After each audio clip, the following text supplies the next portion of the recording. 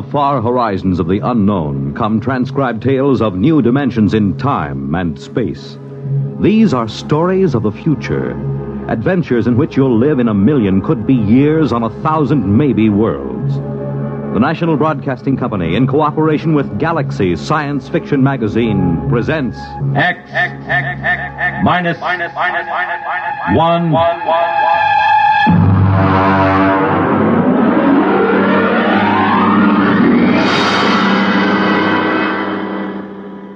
Tonight, Project Trojan by Ernest Kenoy.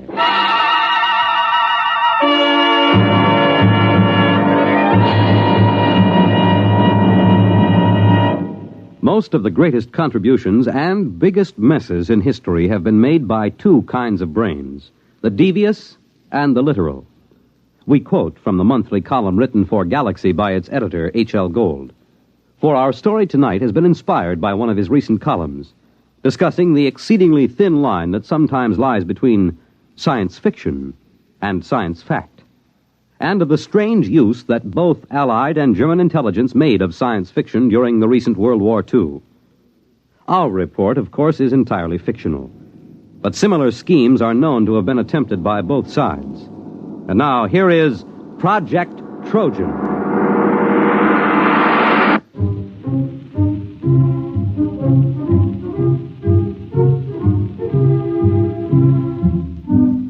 The idea of Project Trojan was originally conceived in February of 1943. The Intelligence Plans Commission, an adjunct to Joint Army and Naval Intelligence, was under the command of Colonel Sir Harold Bostwick. The first antecedent of Project Trojan occurred on an afternoon in February. Corporal Arthur Muggeridge was serving tea to Lieutenant Maurice Withering and Captain Amos Mackenzie. Here you are, sir. That's real butter on the bread. I won 5 pounds of it from one of those Yank mess sergeants over at the Crown and Lance. Oh, butter, eh? Aye, sir. Mackenzie. Well, confounded man, you might show some interest. Here Muggeridge tangles with the 8th Air Force to improve your tea, and you sit there reading. And what the devil is so engrossing? No, never mind. If it's me you're worrying about, you needn't, sir. I was cleared for most confidential and top secret before I set foot in the pantry. What is it, Mackenzie? Well, I was reading about a fascinating notion. It's a machine, you see, dreadfully ingenious. It's a method of setting up a reverse polarization field about a given metallic surface, say the plates on a submarine or a tank. Makes them 5 times as strong. A little more cream, Muggeridge. It's powdered milk, sir. Hush, leave me to my illusions. Well, Mackenzie, how can you be so calm? Don't you realize what this means? Tanks 5 times as strong? Is it in production? I mean, when do the first models go into combat? It's certainly been a well-kept secret. I wouldn't say that. There's about 50,000 people who know all about it here in England, and, of course, a great many more in America. Oh, that's impossible. But I doubt if it will ever be used in combat. You're stark raving crackers, a secret like... Where did you find this? Now, let me see that. There you are. Incredible science fiction. It's an American magazine. You mean this is a story, one of those Jules Verne things? You've been pulling my leg. Aye? Well, I mean, after all... Well, Captain Mackenzie, I hardly think that... Well... Now, don't get stuffy, man. After all, to chaff me before the ranks. I don't mind, sir. But it did have you going, didn't it? Well, it sounded plausible. I don't know a confounded thing about electrical fields. Even if you did, it might take you in, huh? You see, the trick these science fiction lads do is to take something that's solid as a rock and then to push it just a wee bit forward till you simply can't tell where the science ends and the fiction begins. Still, I wish you'd exercise your ingenuity in deceiving Jerry rather than me. Good Lord. That's a fine idea. What is? If an intelligent, brilliant officer and gentleman like yourself might be taken in by a wild tale like this, whom else's leg might we pull? Huh? Muggeridge, another bread and butter sandwich, if you please, and take one yourself.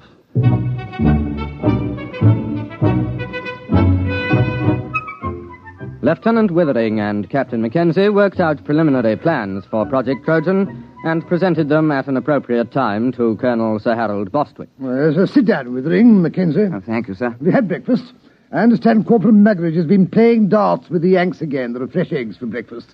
We've had breakfast, sir. Oh, well, then. We have a plan, sir. Huh? Oh, capital. You remember, sir, our intelligence reports indicated a concentration of German research scientists working near Hanau. Certainly, I recall. They've got the whole lot of them inside a mountain. We tried bombing. I doubt if they even noticed. They're supplying the basic research for the German guided missile program. Yes, we know that. The reaction motor for the V1s came out of the Hanau lab. Oh, Muggeridge! You see, sir, if a considerable number of those research scientists were diverted to another project, the rocket program would be crippled. Yes, well, of course it would. What are you going to do? Advertise in the Times and offer them higher wages? Aye, sir. Oh, Muggeridge, this coffee. No, sir. Next time you go to the Crown and Lance, keep coffee in mind, will you? Aye, sir.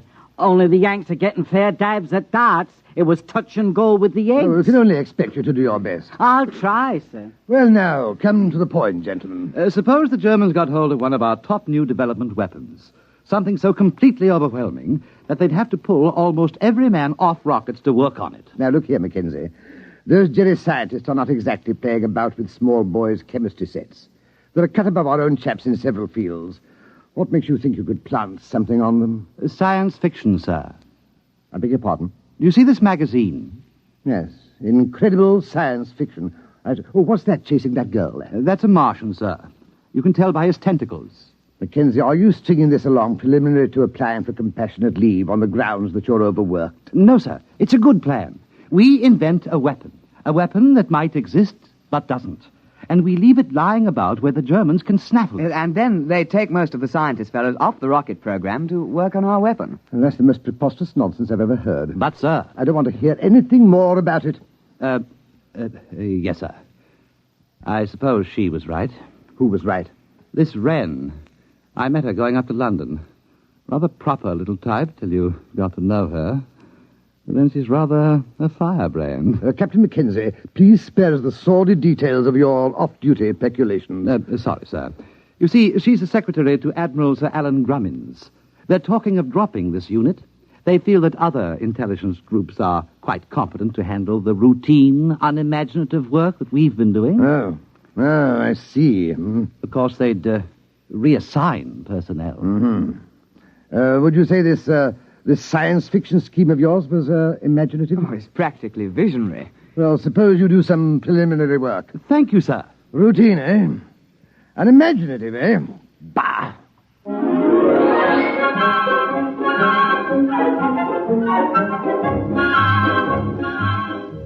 On the 14th of February, preliminary work was begun on Project Trojan. At first, Lieutenant Withering and Captain Mackenzie worked alone, researching the source material of the project. Slamming the firing keys, brick blasted down on the Krull warship. Bright beams of crisp destruction lanced out from the giant dreadnought and licked along the plates of Brick's one-man scout. Nothing in that one. What have you got? It's a story about two robots who fall in love. What's the name of that Johnny who came closest? Herman. Jad Herman. He got half a dozen ideas that are close. Where do you suppose he is? Somewhere in the States, I suppose. That's no use, then. Why?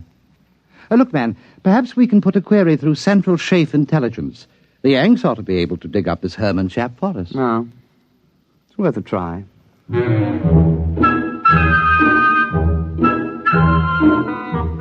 It took 7 days for a report to reach IPC that one Jacob David Herman, a private first class in the American Air Force, was based on a field north of Cheltenham in the Gloucestershire area. Lieutenant Withering and Captain Mackenzie requisitioned transport and visited Herman at his place of duty. You don't mind if I go ahead with my job, do you? I gotta have this place ready for inspection by 1300. Go right ahead. Hand me the cleaning powder, will you, please? Yes, very well. Say, what do they put in porcelain in England? You break your arm trying to get it clean. Private Herman. You are Jad Herman, writer? Yeah, that's a pen name, Jad. I use it for SF stuff. I used to write for the Confessions under the name of Cynthia Herman. I remember one article. I was saved by the YWCA from a life of shame. We're interested in your science fiction articles at the moment. Oh, yeah? Well, I know we had some sci-fi fans in England. Well, we're not exactly sci-fi fans. We're from Is anybody else here? Well, look for yourself. There's no hiding place down here. Well, we are from Intelligence Plans Commission. Uh-huh. We need your assistance, Mr. Herman. No kidding. Yes, we have a project that calls for your particular talents. You got a latrine needs cleaning? We're quite serious, Mr. Herman. Will you kindly pack your things and be ready to come with us within 1 hour? Oh, I'm sorry, gentlemen. I couldn't possibly leave until after inspection. I've got too much of myself invested in this latrine. But after that, I'm at your service.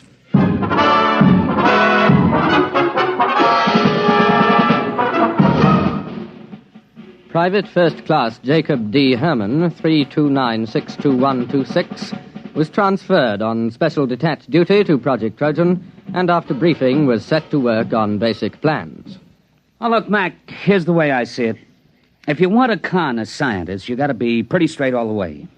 You can't get away with more than one phony step in the process. Precisely. Now, here's the way I see it. It's a focusing beam weapon. The electronics on that is square. I used it in a story about 2 years ago. Feinschreiber at MIT and Temple and Westover at the Bell Telephone Laboratories worked out the basic field formulas. Oh, you mean it's real? Well, up to a point. Everything's on the level till you get to the catalytic action on the grid. Now, that just won't work. It's a basic problem in physics, and it makes the whole thing impossible. But don't the Germans know that? Oh, sure. You see, you make up plans for the weapon, call it a death ray. You let the Germans steal everything but the catalyst formula. They'll think we've got it licked, and they'll break their necks trying to duplicate it before we put the weapon in production. I see. But we can't call it a death ray. Well, how about projector, electronic grid deflecting type 3? That has a broad ring to it, my lad. I've got the basic idea of the thing, but you'll have to get some of your science boys to work it out. Oh, we'll put a requisition into the Manpower Commission in the morning.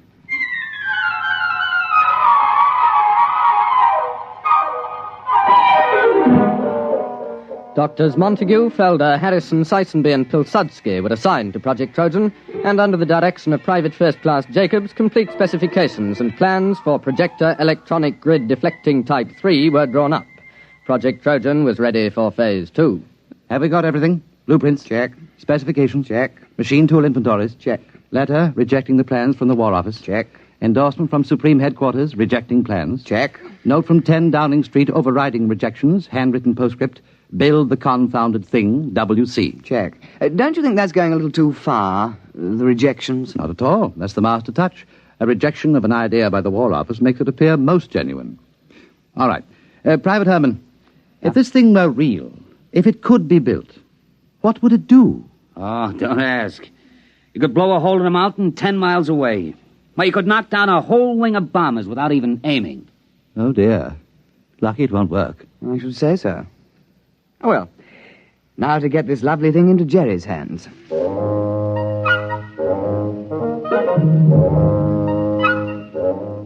Phase 3 of Project Trojan was commenced on the 15th of March, 1943. Central Counterintelligence Agency had discovered the infiltration of a German agent, a Belfast Irishman named Gogarty, into the blueprint division of Clark and Porchester, a printing firm doing some subcontract work for the Air Ministry. Gogarty, the German agent, presumably microfilmed the plans because shortly thereafter he received word that his sister, living in the Irish Free State, was to be married to a bus conductor. British agents attending the wedding disguised as farm laborers lost track of Gogarty for several hours due to circumstances beyond their control. Then we have no way of knowing whether Gogarty delivered the Project Trojan plans. Well, sir, there was a submarine sighted a day before off the coast. It's likely he made contact. Well, keep me informed. That's all we need now, another disaster. Did something else go wrong? You're jolly well right. Muggeridge has been playing darts with the Yanks again. Oh? What have we got this time? Butter or beefsteak? Nothing. The blight has lost my whole month's whiskey ration.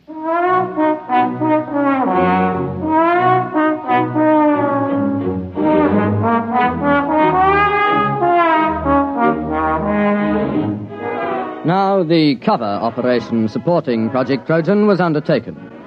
A battalion of the Royal Engineers was detailed to practice at secret installations with wooden mock-ups of the projector. A lance corporal in this detachment A volunteer, afterwards awarded the George Medal, was court-martialed and sentenced to 7 years hard labor for revealing information about the project while drunk on a 3-day leave to Tynecastle. This particular aspect of Project Trojan has been in the news recently, inasmuch as several backbench Labour members of Parliament have asked questions in the House, as it came out that the corporal served the full 7 years and wasn't released until 1951. The Home Secretary explained that this was an unfortunate oversight, and there were jeers from the opposition, with Mr. Honorin Bevan taking the occasion to call for the resignation of the government. At the time, March and April 1943, the Intelligence Plans Commission awaited reports from British operatives. Sir, there's been a shift in assignment at the research laboratories at Hanau. Professor Schlickmann and Doctors Hirsch, Van Sulau, and Grishman have been transferred from rocket research to another project. Trojan? We must assume so. But that's only 4 men. But they're the top experts in electronics, chemistry, and metallurgy. If they're really working on Trojan, we've set the German rocket program back a year, while their scientists go yelping off after a red herring. Well, let's hope so. Bring me any further reports as soon as received.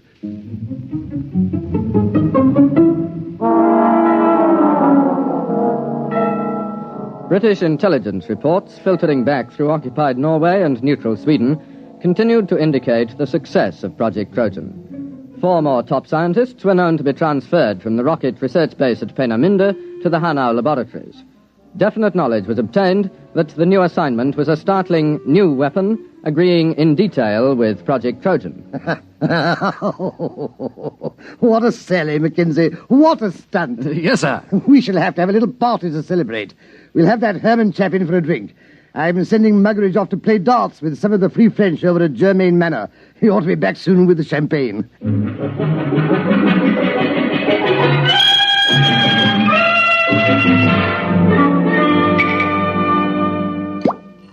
Pour all round. Private Herman? Thank you. All right now, to the projector, electronic grid deflecting type 3. The biggest fraud since the South Sea bubble. Colonel Bostwick. Oh, Withering, take a glass. We're just drinking to Trojan. Well, I think I'd rather not, sir. What do you mean? There's a dispatch from Germany. What about it? A section of the mountain overlooking Hanau has disappeared. What? It's true. It was on the reconnaissance maps yesterday, and it was gone this morning. A 10-mile slice of mountain. That's impossible. Oh, it isn't. It works.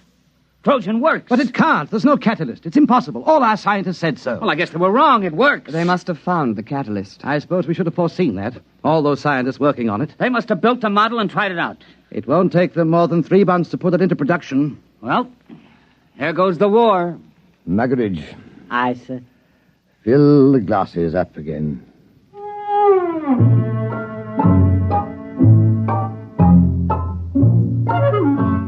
Intelligence Plans Commission now waited for additional dispatches concerning the reaction to Project Trojan in Germany. It was decided as a matter of policy to confine knowledge of these latest developments to the personnel of the project. Anything new, Mackenzie? No, sir, except that aerial reconnaissance confirms the damage to the mountain at Hanau. It's not quite as extensive as the first dispatch, but it is a bit of a hole. Oh, what do they think caused it? The Air Ministry seems to feel that an ammunition dump must have blown up. Couldn't that be it? I'm afraid not, sir. We have an intelligence report about several captured British and American tanks being brought to Hanau for testing. They were spotted the next day, completely destroyed. Trojan? Trojan. There's been an alert at factories producing parts for V-1 and V-2 rockets to prepare for retooling. They're going to make the projector? It would seem so, sir.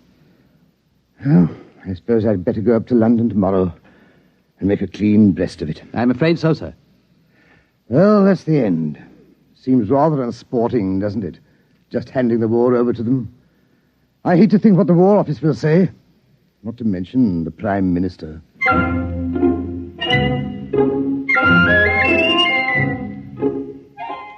Project Trojan was nearing its closing phase.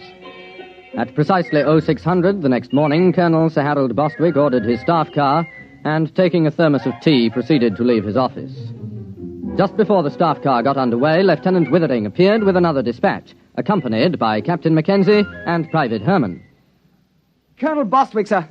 Wait. So what is it, Withering? Another dispatch. Well, don't please. It's bad enough. There's been another disaster at Hanau.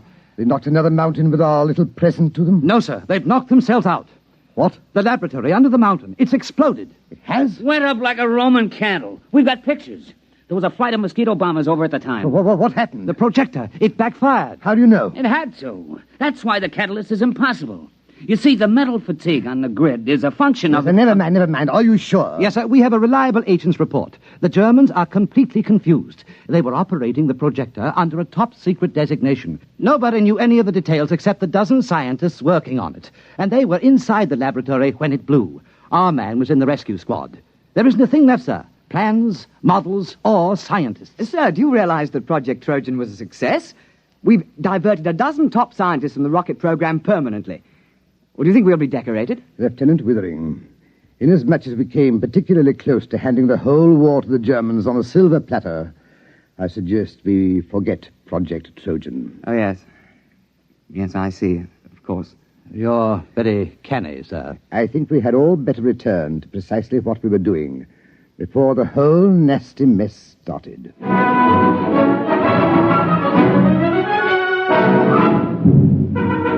The final phase of Project Trojan was completed on the 22nd of March, 1943. The file, through some inadvertent error, was lost before the Intelligence Plans Commission had a chance to report to the War Office.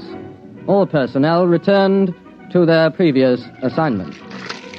All right. No splashing on the floor. I gotta get this latrine ready for inspection by 1300.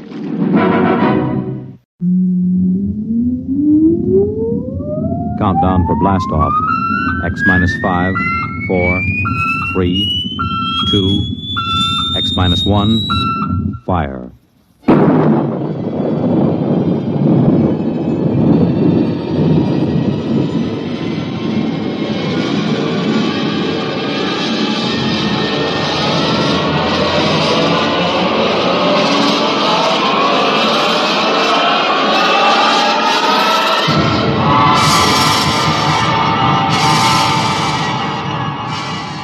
From the far horizons of the unknown come transcribed tales of new dimensions in time and space. These are stories of the future, adventures in which you'll live in a million, could be years, on 1,000 maybe worlds. The National Broadcasting Company, in cooperation with Galaxy Science Fiction Magazine, presents X minus 1.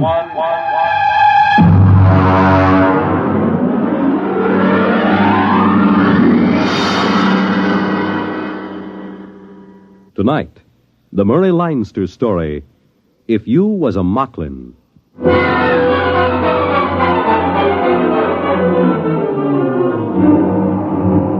Up to the last minute, I can't imagine that Moklin is going to be the first planet that humans get off of. Moving fast, breathing hard, and sweating copious. There isn't any reason for it. Everything was all quiet at the trading post. I was sitting on the front porch while Deeth, he's the Moklin clerk. Looks a lot like a guy named Casey, used to be a wiper on the Palmyra. He comes out on the porch. Mr. Brinkley? Morning, Deeth. How's business? Not so good. There were a few wood Moklins in this morning. Yeah, I saw him. Kind of nice looking. Those big saucer eyes. Hey, what makes the noses wiggle like rabbits? Well, I don't know, sir. I'm not a woods Moklin. Oh, sure. No offense. They buy much? No, they didn't. They said the prices were too high. Oh. Yeah, they said they can get the same goods at the other trading post for half price. Yeah, it's kind of hard to run a nice little monopoly for the company with another trading post opening up at half price. What is it, sir? Look at that little kid playing in the mud. You mean the Moklin kid? It's my cousin's niece. I can't get over those little kids with the droopy mustaches like old man Bland. I gotta laugh every time. Well, I understand, but you see, Moklins are getting much more human every day. Hey, look at that. There go the trees on the landing field. Yeah, but the relief ship isn't due for a month. I never knew those trees to get up and walk away if there wasn't a ship due in. Yeah, there goes old Sally pulling up her roots. Well, this can't be any routine ship. I wish Brooks was back from the hills.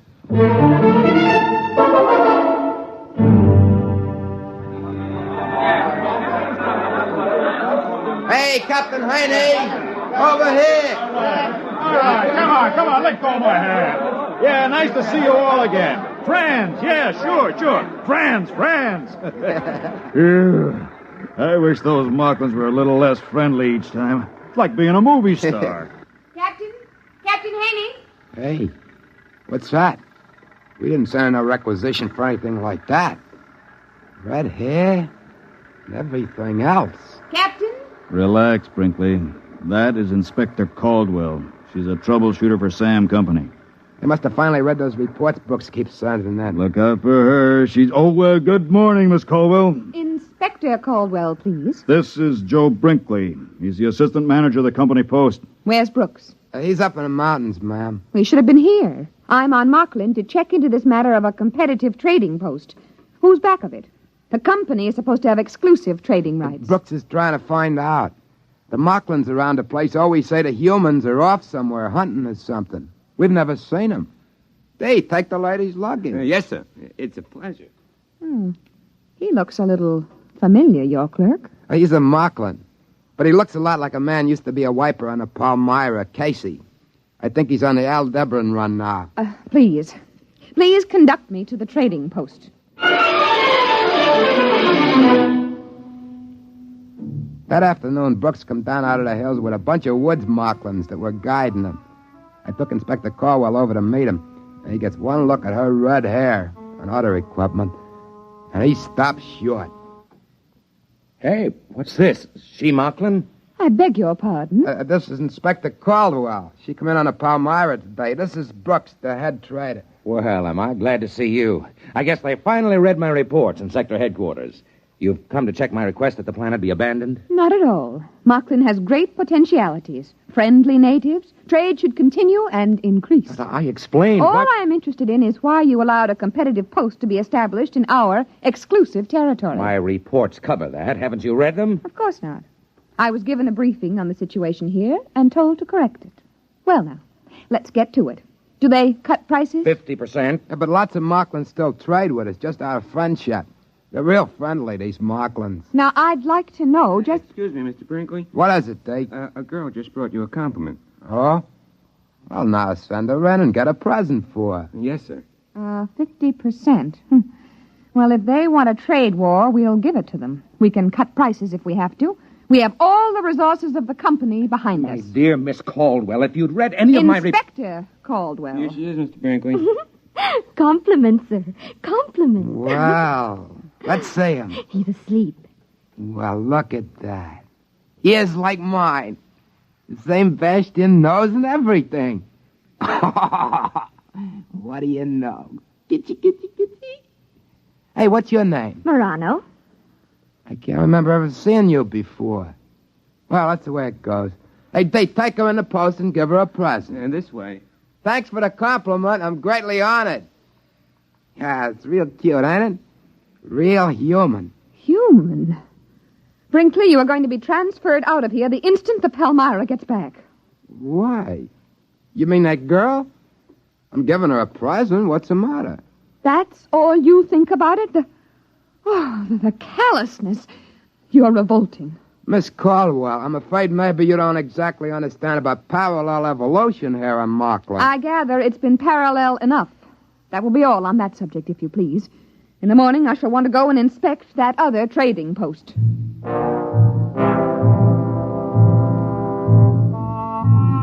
We set out for the trading post the next day. Brooks stayed behind on account of he was peeved that she hadn't read his report. Anyway, she was cute as the bug, and he resented anyone with a figure like that in authority over him, especially without reading his report. I tried to explain to Miss Caldwell that we just couldn't go in and rip up the opposition post. Why not? They're poaching. Moklins imitate humans. Now, if we start trouble, they'll start it too. Anything. Mayhem, murder, theft, bigamy. Bigamy? You're worried about that? Listen, Miss Caldwell, you've got to understand about Moklin evolution. I'm not interested. Here, wait a minute. Now, this is a nest bush, see? There's about a dozen nests on it. Now, only about 2 of them are ripe. Look. Oh, there's a bird. Yeah, that's what I'm trying to tell you. Now, see, the bush grows nests for the cacklebird, and the bird, well, fertilizes around the bush. It's even Steven. See, that's the way evolution works on Moklin, like we were trying to tell you. Mr. Brinkley, I am not interested in learning about the birds and the bees on Moklin or any other planet from you. Now, let's get on to that trading post. Naturally, when we got there was only a couple of Moklins hanging around. They told us the same story about the humans having gone off somewhere hunting donderflies. When we got back to the company post, Inspector Caldwell, furious as a wet cacklebird, marched right into Brooks. I have just ordered a price cut on all items on sale by 75%. I've also ordered unlimited credit for Moklin customers. They want a trade war over there? I'll give it to them. But you don't understand. There's a whole planet where they could have put another trading post without being discovered. Why put it so close to us? That furnishes them with a ready-made market for human trade goods. And it furnished them with Moklins trained to be interpreters and clerks. And it furnished them with a Moklin head clerk, who is a very handsome young man, Mr. Brooks. He not only resembles you in every feature, but he even has a good many of your mannerisms. You should be very proud. Goodbye. That's funny.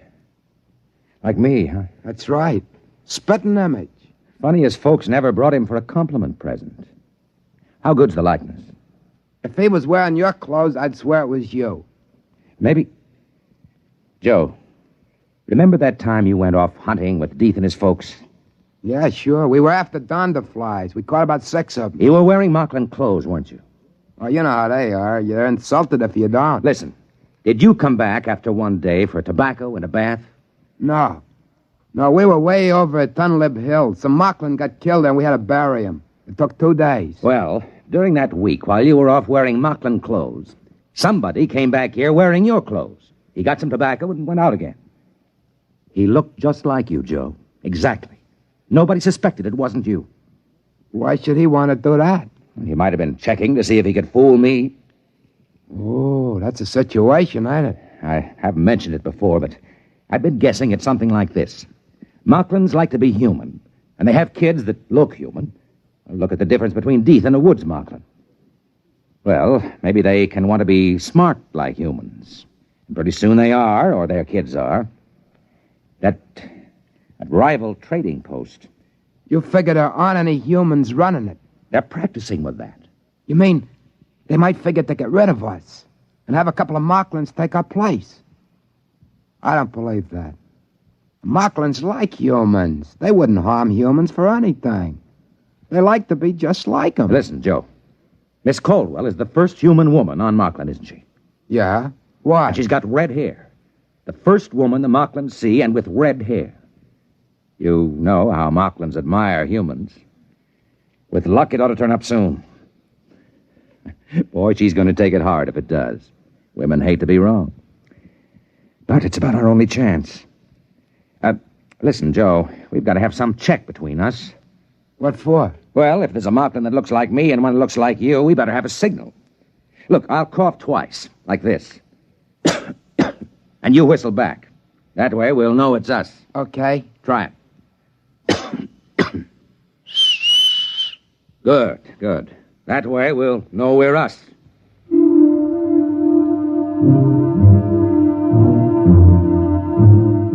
Brooks starts off the next morning to visit the other trading post and see the Moklin that looks so much like him. Before he goes, we do our little routine. It's about 2 weeks till the Palmyra is due back. That's pretty close figuring, waiting for what we're waiting for.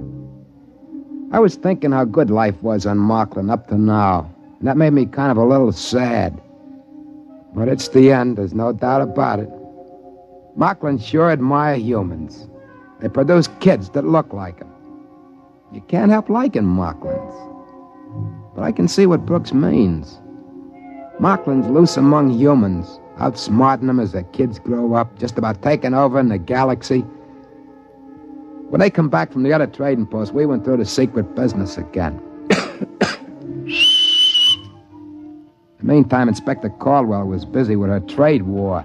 She cut prices once, twice, finally 6 times, until 3 days before the Palmyra is due back, our goods are marked at exactly 1% of what they cost a month before.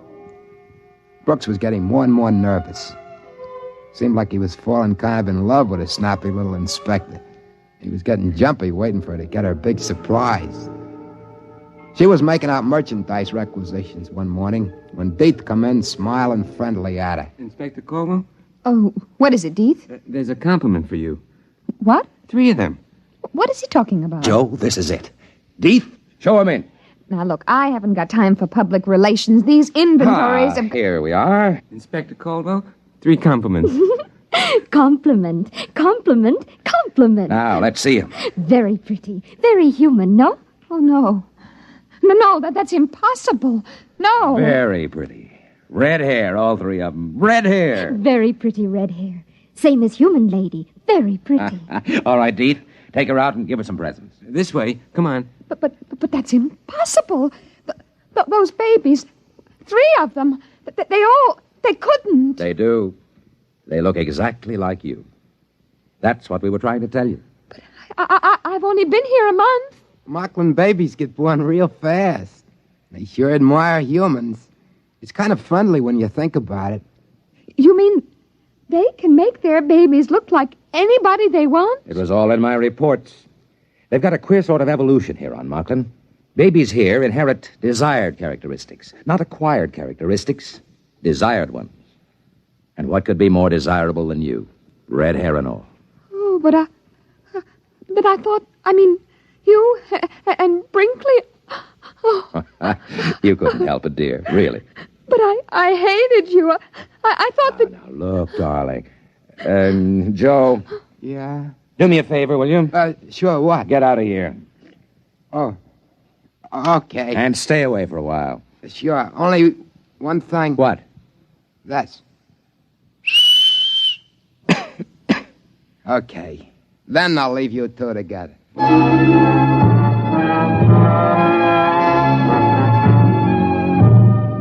About 2 days later, the Palmyra boomed down out of the sky. We were all packed up waiting on the field when the trees finished getting out of the way. I kept thinking, no matter what, Moklin sure are friendly. They sure do admire humans. I could see them crew members with Liberty heading off from the field with a whole gang of laughing, singing Moklins following each one of them. After a while, Cap Haney came over on a freight truck. It's a pleasure, I tell you, to see these Moklins. I just came here from Welch's planet. The natives there are suspicious, unfriendly, and if you're not watching, they'll steal your gold teeth. But Moklin... Captain Haney, don't give orders to unload your cargo. What do you mean? We are abandoning the post. What? We are leaving Moklin completely. Sam Company pulling out when there's still a mill credit to be made? I don't believe it. I have authority to order the move, and Mr. Brooks has convinced me of the necessity for it. Now, Inspector, I know the company doesn't like to give in to competition. There isn't any competition. Well, I thought... Miss Caldwell's right. That other trading post is purely a Moklin enterprise. They bought our goods from us and pretended to sell them at half price, and we cut our prices, so they bought more goods from us and went on. Some Moklin must have thought it'd be nice to be a smart businessman, so his kids would be smart businessmen. Too smart. We'll close up this post before the Moklins think of something else. What? What do they think of? If they got loose from this planet, if they can pass as humans, their kids could take over human civilization. How would you like that? Oh, I see, yeah. You'd better make ready to blast off, Captain. Yeah, but I got the B section off on shore Liberty. Men are scattered all over the place. With Moklins? Sure, with Moklins. You know how it is. Regular party. Fancy Moklin clothes, food, liquor. Captain, you'd better sound the emergency recall. Yeah, I see what you mean right away.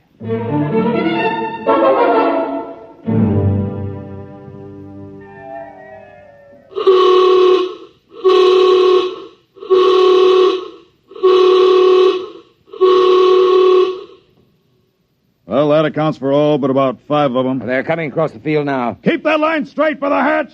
We got to count off. 4, 5. Yeah, they're all in line. I'll check against the roster. Wait a minute, there's another one coming. Look.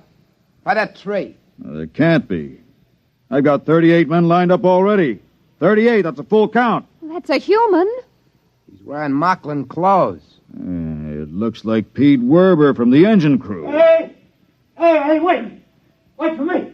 Wait. Yeah, but it can't be. Werber's already checked in. There he is, in line. Wait for me. Hey, where'd you come from?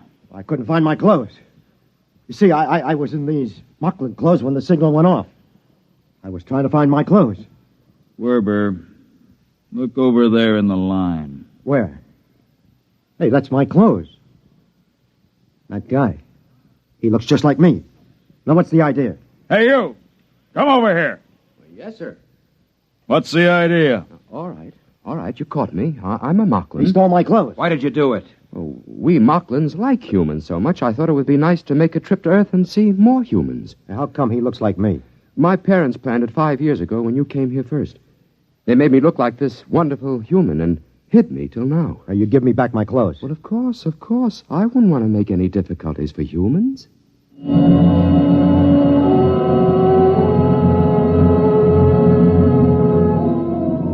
He took it as a joke on him. He talked English as good as anybody. It was hard to tell which was the Moklin and which the human guy. So we let him keep the human uniform, and he was very grateful. We took off after that, and the Moklin stood around and laughed and waved and threw flowers as we closed the hatches. Pretty soon the Palmyra was pushing up through the atmosphere. And just before the auxiliary circuits went on during the jump to overdrive, we all stood around in the astrogator's dome with a screen turned up to high mag and watched as Moklin faded into a round cantaloupe behind us. It's a shame. Sure was a pretty planet. Real friendly. Too friendly. I still have the shivers, thinking we almost took a Moklin off with us. The other crew had been on Moklin long enough to have a double. 5 years is a safety margin. Takes them that long to grow up. We were lucky, huh, Joe? Huh? What? I said we were lucky. Yeah. We sure are.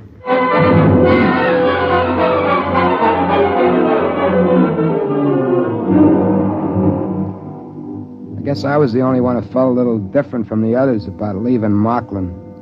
I mean, Moklin's are swell folks, and it seemed a shame. There'll be an order out that no human ship is allowed to land on Moklin. But I was thinking, I'll save my money, and those compliments, those 3 little kids that look just like Inspector Caldwell, in about 5 years they'll be grown. And I'll buy me a little private ship and shove off for Moklin again. And I'll pick me one of those 3 red-headed gals and marry her Moklin style and bring her out to a human colony planet. We'll have kids with brains, top-level brains. That's easy. If she wants it, that's the way the kids will be born. I'll have to bring other Moklins out, too, and start them passing for humans. My kids are going to need other Moklins to marry, aren't they? It's not that I don't like humans. I do. If the fellow I look like, Joe Brinkley, hadn't gotten killed accidental on that hunting trip, I never would have thought of taking his place and being Joe Brinkley. That's what I was thinking when Brooks suddenly got an idea. Wait a minute. Joe, you and I were on Moklin more than 5 years. Yeah? So? One thing. And everything's all right.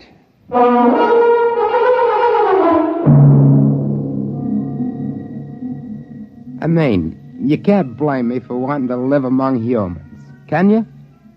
Wouldn't you, if you was a Moklin?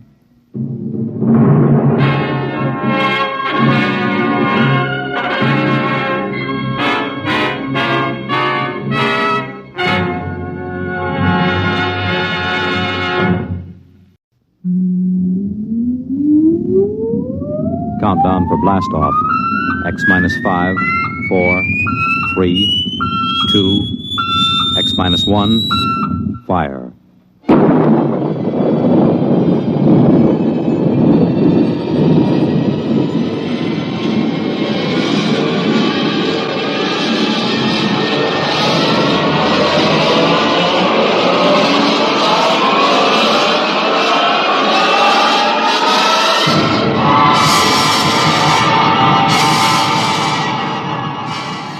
From the far horizons of the unknown come transcribed tales of new dimensions in time and space.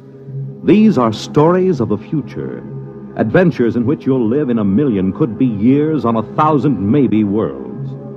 The National Broadcasting Company, in cooperation with Galaxy Science Fiction Magazine, presents X minus 1.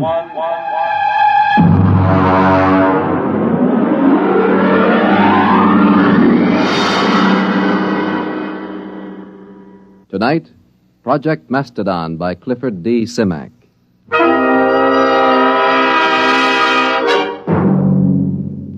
Mr. Secretary, may I present Mr. Hudson of, Macedonia. Macedonia. Mr. Hudson, this is the Secretary of State. Honored, sir. Now, as Chief of Protocol for the Department, I've informed All him... right, Mr. Kingston. I haven't much time. I'm due at a meeting of the Senate Foreign Relations Committee at 2. If you pass Mr. Hudson in, I'll assume everything is quite proper. Now then, Mr. Hudson, I understand you've been here several times seeking recognition for your, country. Well, that's right. I had a hard time making your staff believe I was in earnest. And are you, Mr. Hudson? Oh, very much so. You are an American, Mr. Hudson. I assume you are acting as a representative for Macedonia rather than as a principal in the matter. Oh, no. I claim dual citizenship, sir. I am a Macedonian. You pardon me, but I've never heard of your country. Well, it's a new nation, but quite legitimate. We have a constitution, a democratic form of government, duly elected officials, and a code of laws. We are a free, peace-loving people, and we are possessed of a vast amount of natural resources. And Please tell me, Mr. Hudson, just where are you located? I gathered it was somewhere in Asia. Oh, no. Technically, you are our nearest neighbors. That's ridiculous. Now, look here, Hudson, you can't... If you'll give me just a moment, Mr. Secretary, I have considerable evidence. I'll have to ask you to leave. I'm sorry, sir. Go ahead, Mr. Hudson.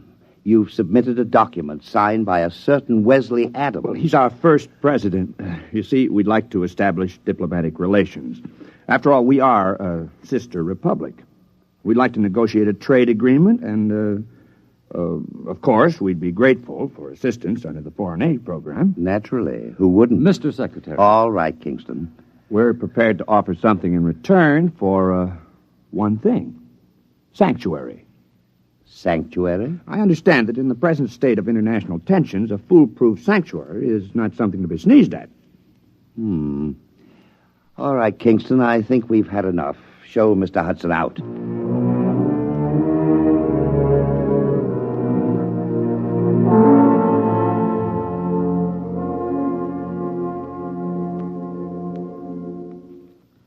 All right, let's have the story again. Look, mister, I don't want any trouble. Just tell the story again. You want to cooperate with the FBI, don't you? Sure I do. Sure, but I just don't want any trouble. All right, start over. You found the briefcase in the booth. Yeah, that's right. I brought my beer over from the bar, you know? And this fella just went out a minute before, so I figured he must have left it. I run after him. You didn't see him, though? No. So I just kind of looked in the briefcase. You know, I mean to identify it. That's all. I don't steal. Then you came to us. Yeah, that's right. I mean, after all, when I saw that stuff, well, I just figured I was way over my head, you know? All right. Don't say anything about this, do you understand? We'd rather you just forgot the whole thing. Oh, sure. Listen, some things I don't want to remember. You know?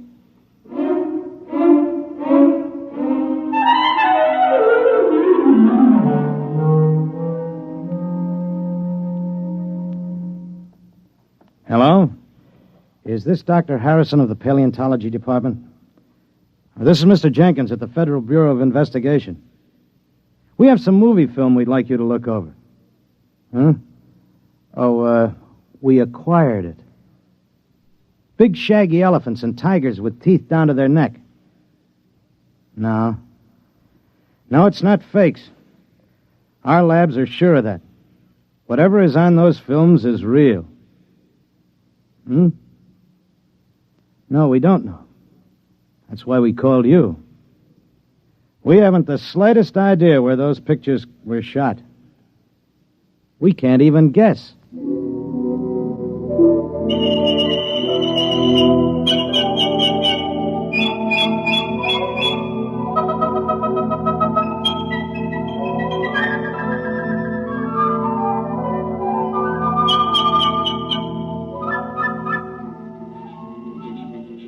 Ow! What's the matter, Coop? One of those flying hypodermics. This is a fine, healthy spot.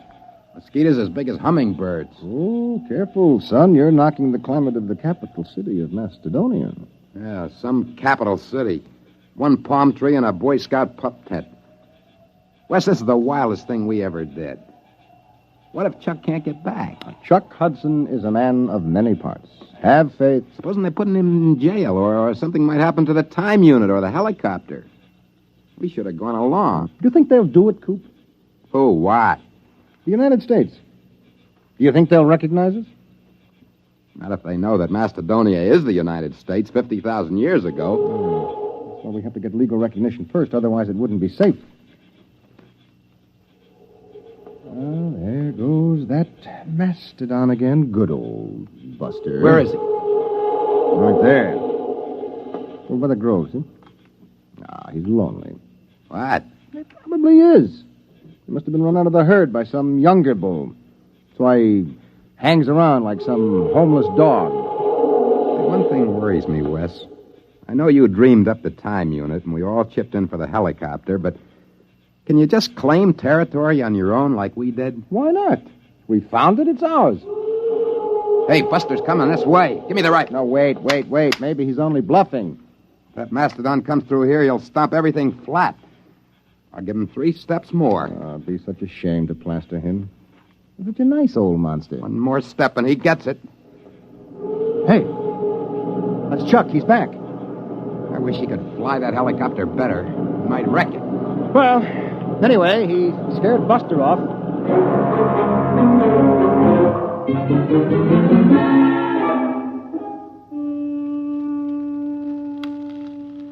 Poke those fires up, Wes. Oh, they're high enough, Coop.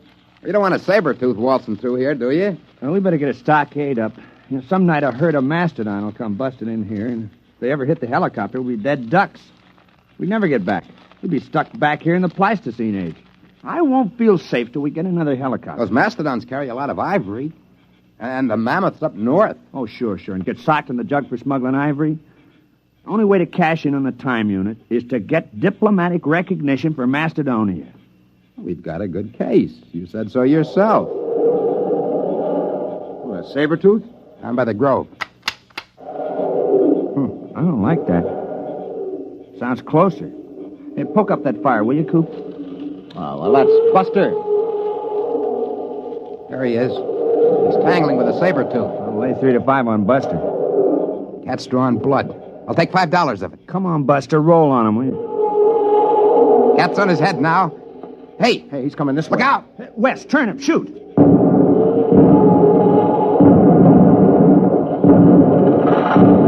Got him!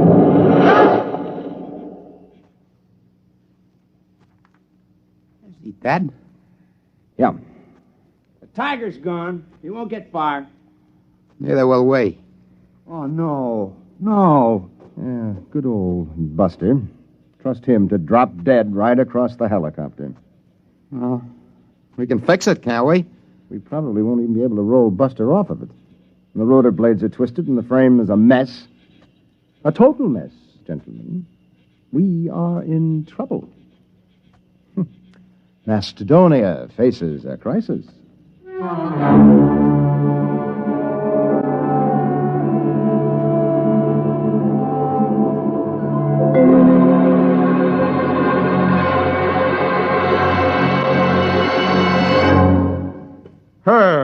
Herb, you're the key man in the administration. You swing a big stick on the hill. You can't give up on Project Mastodon now. Les, it's been 10 years. If they were coming back, they'd be here by now. Look, I've been working on this ever since we got those films. I've traced their lives from the time they were born till the time they disappeared.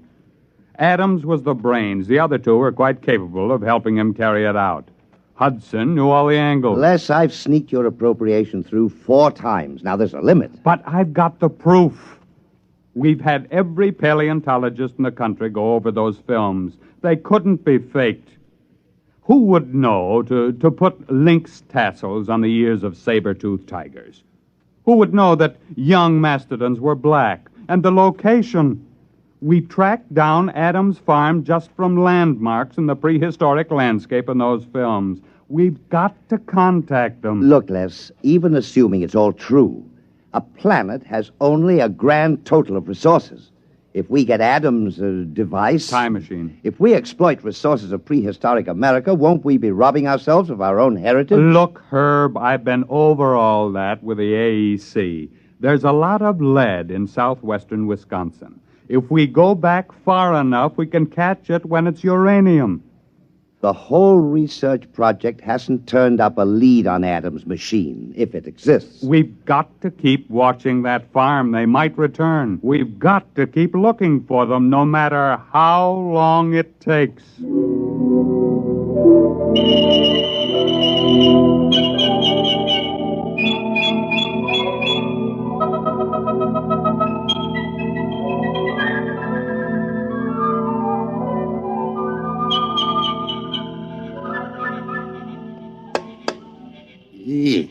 Listen, Wes, we can't stay around here much longer. Old Buster's getting a little too strong. Yeah, well, I'll have the time unit clear the helicopter in a few minutes. And then we'll just have to move camp upwind. Look at him.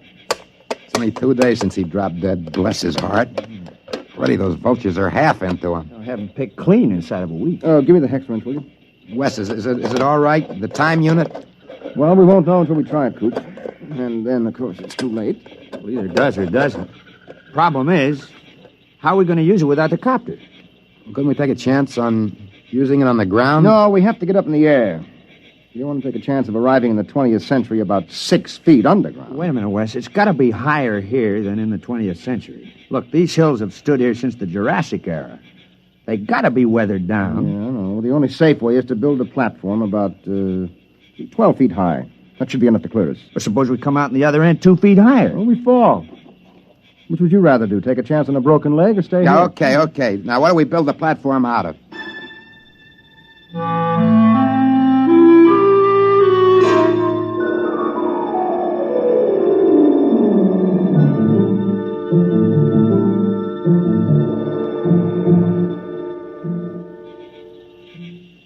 There you are, Wes. All right, I got it.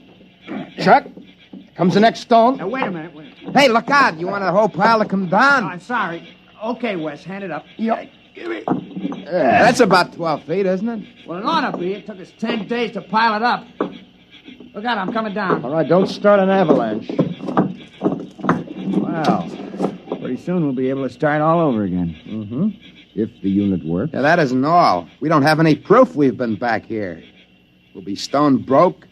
Another helicopter would cost $30,000. Can't walk into a bank and borrow 30 grand to take a short trip to the Stone Age. Wes, where do you figure we are? I mean on the farm. Well, I think we're clear of the barn and the silo. I hope so. The way I figured, we're astraddle that barbed wire fence at the south end of the orchard. Well, we might as well give it a try. All right, I'll get the unit.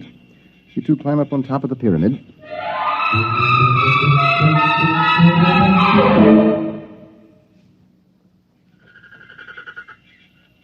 You ready? Think it'll work, Wes? I don't know, Coop. Got pretty well banged up when Buster hit the copter. I haven't got the equipment to check the waveforms. All right, stand around close, bend your knees a little. Might be quite a drop. Go ahead. Push the button. Okay. 1, 2, 3. Nothing. Doesn't work. Well, that's that. We're stuck.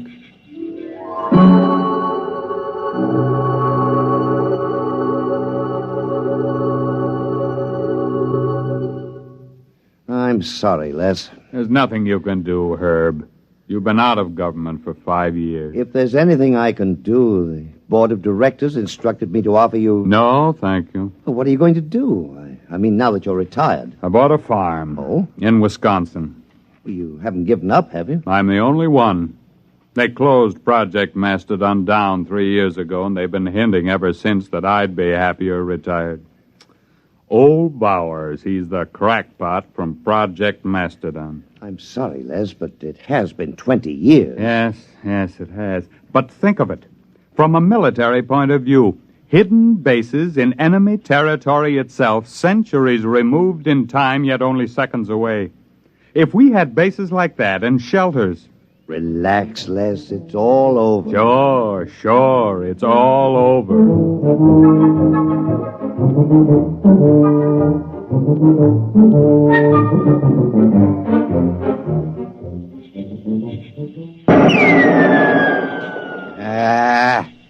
Miss. West. You should be more careful. We've only been stuck a month now. Someday we'll run out of ammo, and then it's bows and arrows. It's cold. There'll be snow soon. Coop, I'm worried about Wes. He takes it pretty hard.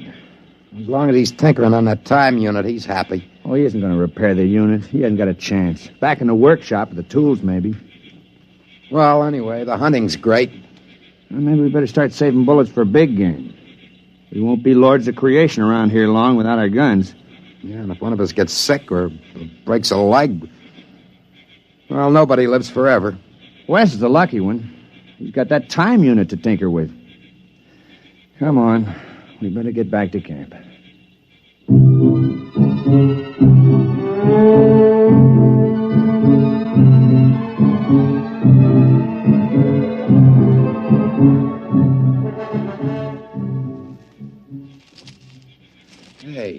Hey, Wes! Come on. Wes! Wes! There's no sign of him. Wait, there's a note on the door. Wes! Never mind, listen. Dear guys, I don't want to get your hopes up again and have you disappointed, but I think I may have found the trouble. I'm going to try it out. If it works, I'll be back to get you. Wes. What, a fool? That unit can't work. He must be off his rocker. Wait a minute.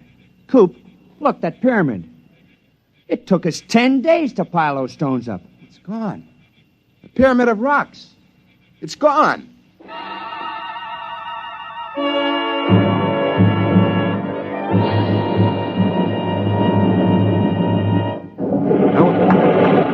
Oh, what the... Of all the confounded... Oh, what's going on out there? Rocks? Who dumped those rocks? My car, who's out there? It's all right. Don't you move, mister. I got a 45 pointed at you. Well, I can explain. Well, you better. There was a brand new car where you dumped that load of rocks. Who the devil are you? My name is Wesley Adams. Adams? Man, where have you been all these years? Well, I don't suppose you'll believe me, but the fact is... I've been waiting for you for 25 years. The others all gave up. I'm sorry about your car. Oh, never mind. I'll be right down. Now, don't touch a thing. Don't go anywhere.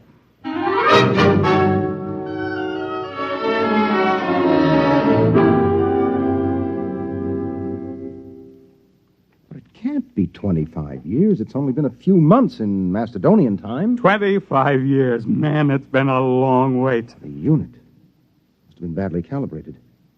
You see, it isn't accurate for more than 50,000 years at a jump if the setting is moved. Well, we better call Washington. I imagine you'll want the same terms as before. Terms? Recognition, economic aid from Macedonia, defense pact. Listen, Adams, you've got those saps over a barrel. You can get anything you want now. The unit.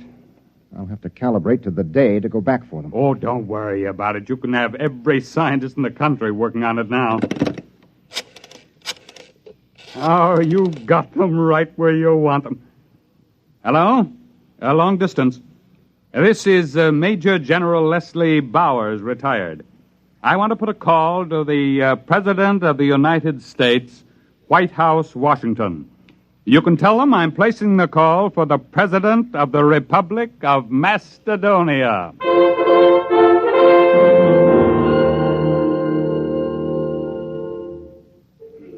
Come on, Og, son of fire. Put another log on. It's cold. It's good cold storage for the furs. Boy, when Wes gets back, we'll be millionaires. Furs, ginseng root, ivory. If he gets back. It's been 5 years. He'll come back. I feel it in my bones. Well, he better find it before we get too old to enjoy anything. Unfortunately, there's no Social Security in Mastadon. Don't you worry. Wes is working on it right now. I can feel it.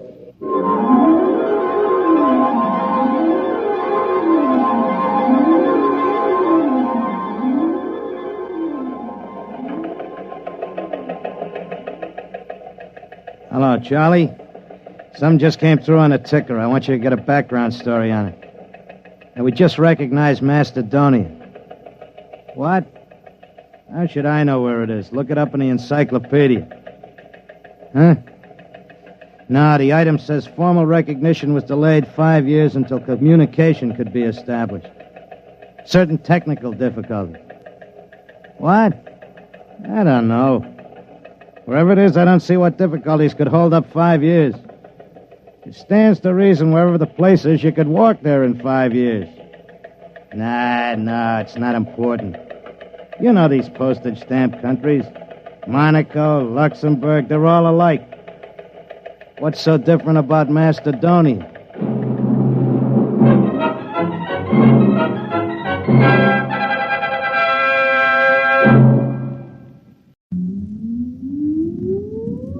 Countdown for blast off. X minus 5, 4, 3, 2, X minus 1, fire.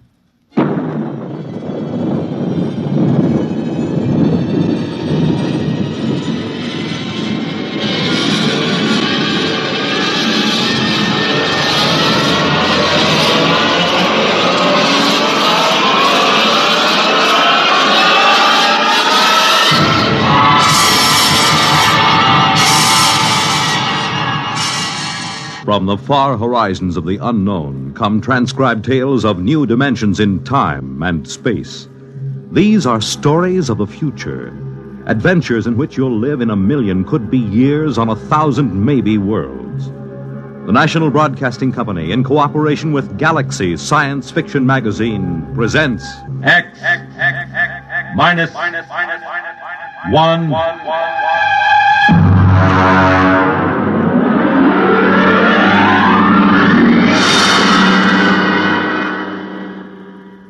Tonight, Lulungomeena by Gordon R. Dixon.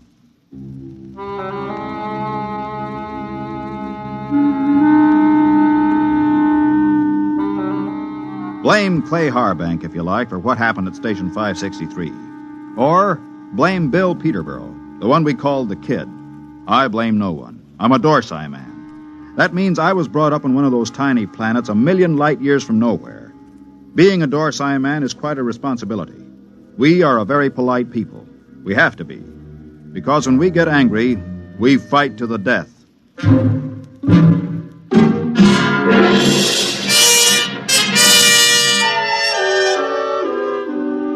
It all began that evening that Clay Harbank began reminiscing about his home planet, Lulungomeena. We were sitting around the recreation room of 563. There was a card game going on in one corner. Lulungomeena. The very name sounds like music, doesn't it, Mort? You know me, Clay. I'm a Dorsai man. I've been in the Dorsai planets. I've seen them all knocking around this universe for 35 years. But when it comes to sheer beauty, Lulungomeena. How long since you've been home, Clay? Home? 20 years, Mort. 20 stinking, miserable years. Well, that'll be over soon. Another 10 days. You gonna miss old 563? Miss this godforsaken little asteroid? Not for a minute. We'll miss your ugly face around here. At least I will. I'm gonna miss your gloomy Dorsai puss, too. Mort, why don't you get out of it? You've had more years in space service than any of us. You've probably got enough credits to get out, too. Me? I wouldn't know what to do with myself. Couldn't you go home? You should know better than that. The Denebrian trouble? The Denebrian trouble? You could go to Earth. What for? Ever been there? Never once. And I've never wanted to. I've seen too many Earthmen. Like the Kid over there. He's green in service. He's full of greed and stupid hate like the rest of them. No, that's not for me. Looks as if the game's breaking up. Here he comes. Well, if it isn't the big gambler from the windy planet. What's its name? Lulungomeena. Yeah. How's the piggy bank coming, Dad? The piggy's a gentleman, Kid. He never overeats, so he won't ever get indigestion. Sour grapes. You see this wad of credits? 500. How long you have to work for 500 credits, Dad? How many trips you have to make around this asteroid? How much closer to falling your grave you have to come? You look as if you made a killing. I always make a killing. I'm a natural-born gambler. And I don't just talk about it like some. I think I'll go out and take a turn around the station, Mort. Fine, I'll go with you. It's, stuffy in here. Don't bother. I'd rather be alone. Big shot. Knocked around the planets for 35 years. Used to have a reputation as the hottest gambler in the systems. Comes from the most beautiful planet in the universe. Bull. Why don't you lay off him? Kid, let me give you a piece of sound advice. Go ahead. Lay off Clay Harbank. He's been around the systems a lot longer than you have. He may not be any chicken, but he's a tough baby when the situation calls for it. You trying to scare me, Mort? I thought you Dorsai guys were smarter than that. I'm beginning... No, look, kid. No, look. No offense, Morty. I wasn't trying to insult the Dorsai people or anything. I gotta go do a flight check. I'll see you.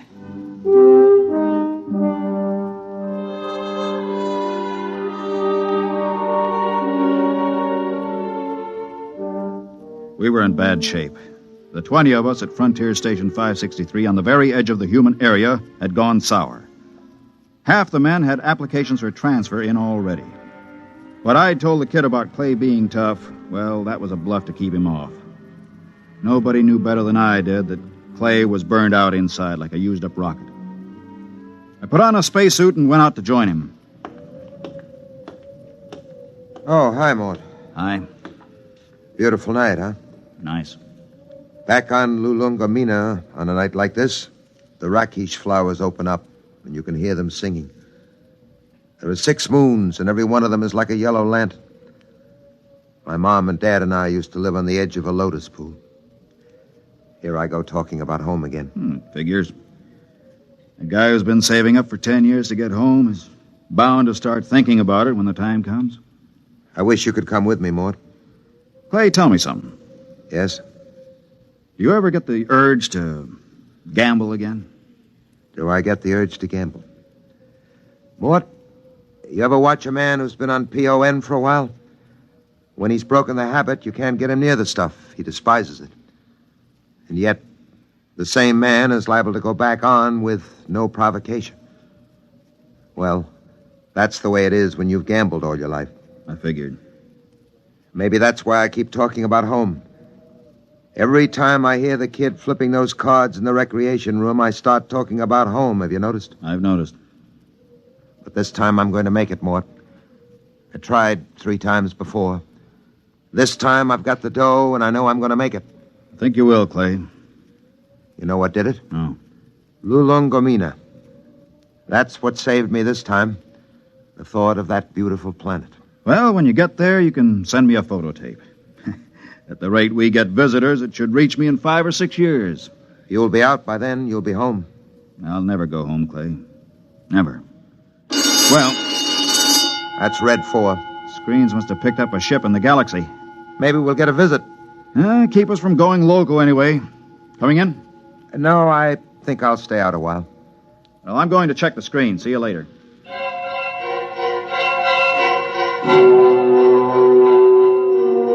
Red 4 meant simply that a ship was entering the galaxy. The chances of it touching down on 563 were pretty remote, unless it happened to need a clearance for Earth or Mars. The screen was black by the time I got there, but the kid was filing a report. Oh, hiya, Mort. Hey, what's a Hixabrod like? Why? We're having one for a visitor. You don't say. I just came in over the receiver. What'll he be like? A Hixabrod? Stiff as a poker, proud as Lucifer, honest as sunlight, and tied as a camel on his way through the eye of a needle. What do they look like? Oh, they're kind of humanoid, but they have a deadpan face that never changes, like a mask. Well, they're a little scary, I hear. Oh, that's the green skin and the scales. Also, they run about 8 feet tall. I wouldn't tangle with one if I were you. Back on Denebria once, I saw a Hixabrod rip a man to ribbons with its claws. Why? The man made the mistake of insulting Hixa. That's one of the twin planets they come from. Pretty touchy, aren't they? Not really. They're a very level-headed race. You know the Hixabrod reputation, don't you? No, you didn't hear much about them on Earth. Well, they're the first and only mercenary political arbitrators in the known universe.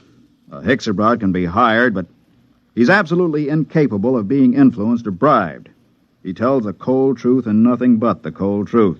And, brother, when a Hixabrod tells you the truth, it's plenty cold. It really lets you have it, huh? They're a small race and very much in demand. If some kind of political dispute comes up from planetary to inter-alien, both sides hire a Hexabrod to represent them. That way they know the other side is being completely honest. Oh, that's very interesting, you know. Very interesting.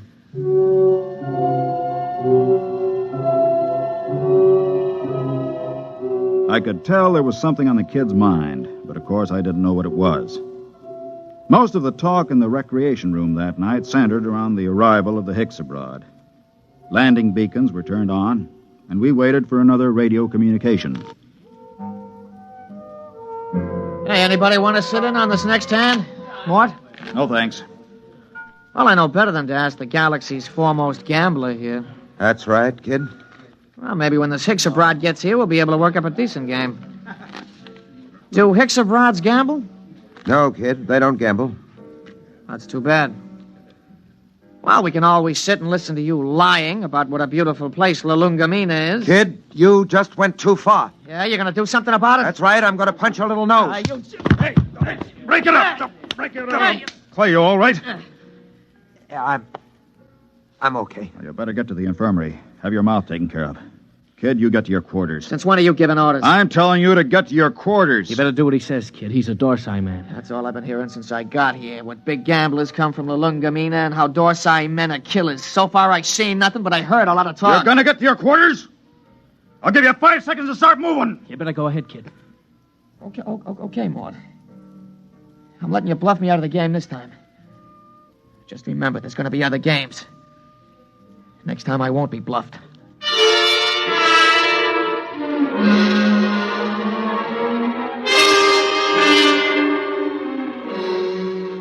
He left the recreation room. I felt a slight and not unpleasant shiver run down between my shoulder blades, and my eyes were still hot.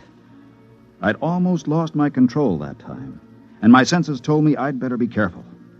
For the next 3 days, the tension of 563 was almost unbearable. Clay Harbank seemed to age 20 years after the kid knocked him down. Now hear this, all personnel. Now hear this, all personnel. A ship is approaching for flight check. A ship is approaching for flight check. Report to Central. Report to Central. Well, this is it, Clay. We're getting the Hexabrod. Seems almost like home having a Hexabrod with us. They're all over the Tarsian system, you know. You speak Hexabrod? You have to on Lulungomeena. Oh, I didn't know that. I picked it up during the 3rd exploration. Long time ago, huh? We're not getting younger, Clay. Yeah.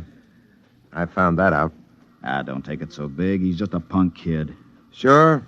And I'm just a dumb old man. Forget it. That's touchdown. You ought to be here in a minute. That does it. He's down. Look at that ship, huh? Let's go. You'll need some help with his baggage.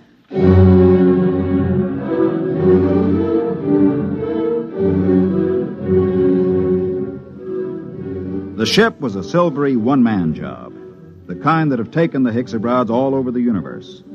The cabin door slid back, and the Hexa stepped out. He was as green and scaly as a lizard, but there was a certain unmistakable dignity in his bearing.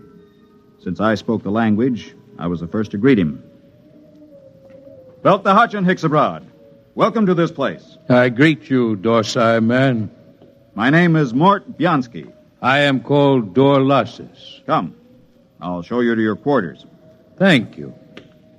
How long will you remain here? Only for one night. I wish clearance for Mars. I'm sure it can be handled. This way.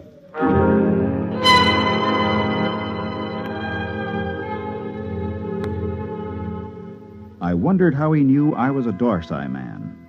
And then it seemed obvious. My broken nose, the scars, the lined face. Nobody could mistake a human from the Dorsai planets. Still, it scared me a little. I kept wondering if he had anything to do with interplanetary police. I tried to put it out of my mind. It was no use.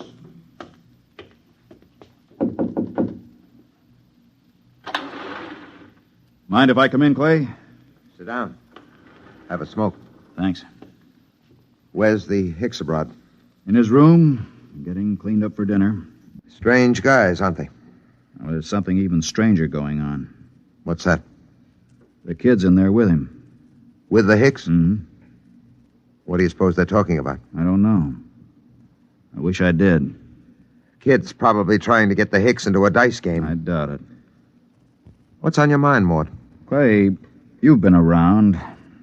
Are there any Hicks abroads in interplanetary police? A few. Why? I don't know. I just had a feeling, you know. You're dreaming up bogeymen. Maybe.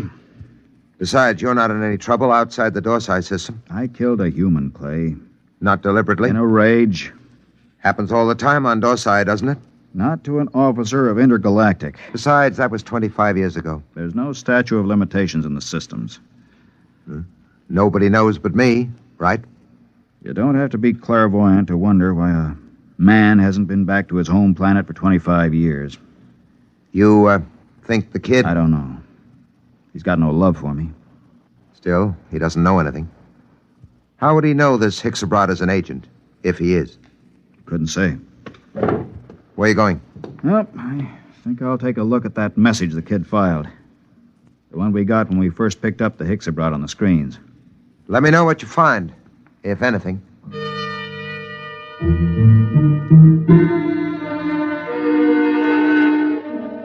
I walked through the empty corridors to the communication center. I went directly to the files where incoming messages are kept and flicked the tab until I got to Notices of Arrivals. There, 2 days before, was a report of the arrival of Dorlasis. I ran my finger down the statistics until I came to the line that said, Point of Origin of Flight. It read, Tarsian Galaxy. That was where Clay Harbank's Lulungomeena was. I read further, where it said Nature of Business. My blood ran cold as I spelled out the words criminal. Come in. Belt the Hotch and Hicks abroad. I greet you, Dorsai man. Is there anything you require? Nothing, thank you. I came to tell you that we'll have dinner tonight at 800 hours. The young Earthman has already informed me. There's a shortage of raw meat here. I've brought my own food, thank you. I see you came in from the Tarsian planets. Yes. You didn't happen to be in the Dorsai planets before that? No. Oh, I thought perhaps you might have some news. I came from intergalactic headquarters. Yes, I saw your flight check. Then you know my mission. Yes. Good. How long do I have to pack? I will be leaving at 700 hours tomorrow morning. Can you be ready by then? Yes, I guess so. Good.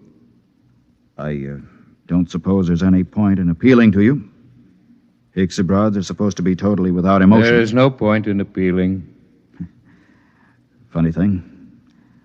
I've been running away from this moment for 25 years, and now that it's come, I'm glad. We'll be going back to the Dorsites? Yes, to intergalactic headquarters. After all these years. Home. I don't suppose a Hicks abroad knows what that feeling is like. I will expect you at 700 hours. Now, if you don't mind, I wish to prepare my food. One thing. Yes? Did the young Earthman tip you off about me? No. Funny. I could have sworn it was him.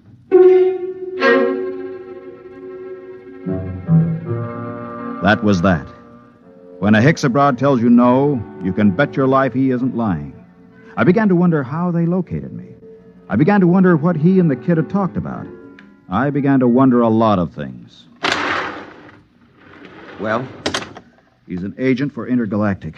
Well, that doesn't prove he's after you? He is. How do you know? I just talked to him. Lord in heaven. It isn't so bad, really. Just think, I'll be going home. I'm going to kill that kid. Clay. I'm going to kill him. Clay, listen to me. The kid didn't turn me in. You said... I said he was talking to the Hicks. I just asked him, and the Hicks told me it wasn't the kid. They don't lie. So don't go blowing off. It's going to be hard. 10 days. It doesn't have to be 10 days. What do you mean? How many credits do you need to buy your way out? Another 500. Next payday. Don't wait. Don't wait? I have over 900 credits. I'll turn them over to you. Mort. Listen, I don't need them. You can pay off tomorrow and fly as far as the Tarsian chain with me and the Hicks. It's a very nice thing, Mort. Will you do it? I'll think about it. Let you know after dinner.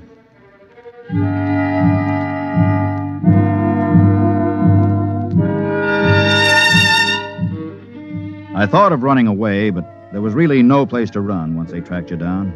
And the Hicksabrods were utterly relentless once they'd agreed to bring a man in. Since they had no feelings, they made no judgments. They were absolutely certain that a man would get a fair trial. I packed my stuff and went into dinner. The Hickabrod was at the head of the table eating his raw chinsu meat. Pass the gravy, please. Dorlasis. Yes? They tell me that the Hickabrod home planet is a very beautiful place.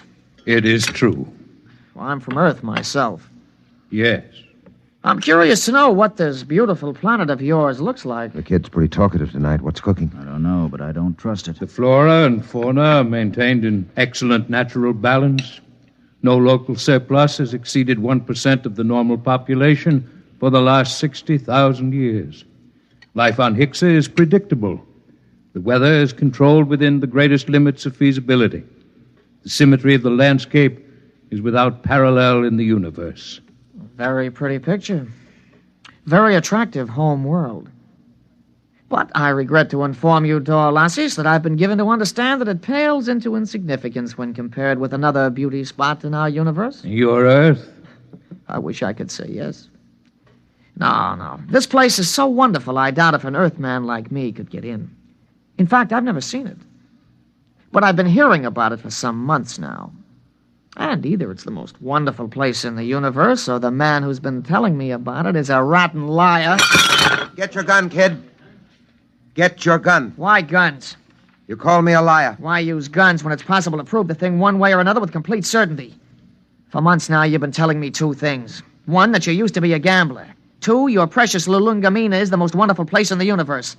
The question is either statement true? They're both true. You'll back them up? With my life. I'm not asking you to back them with your life. Just back them with that nice little hoard you've been accumulating all these years. Clay, don't. Well, you said you were a gambler. Bet with me and prove it.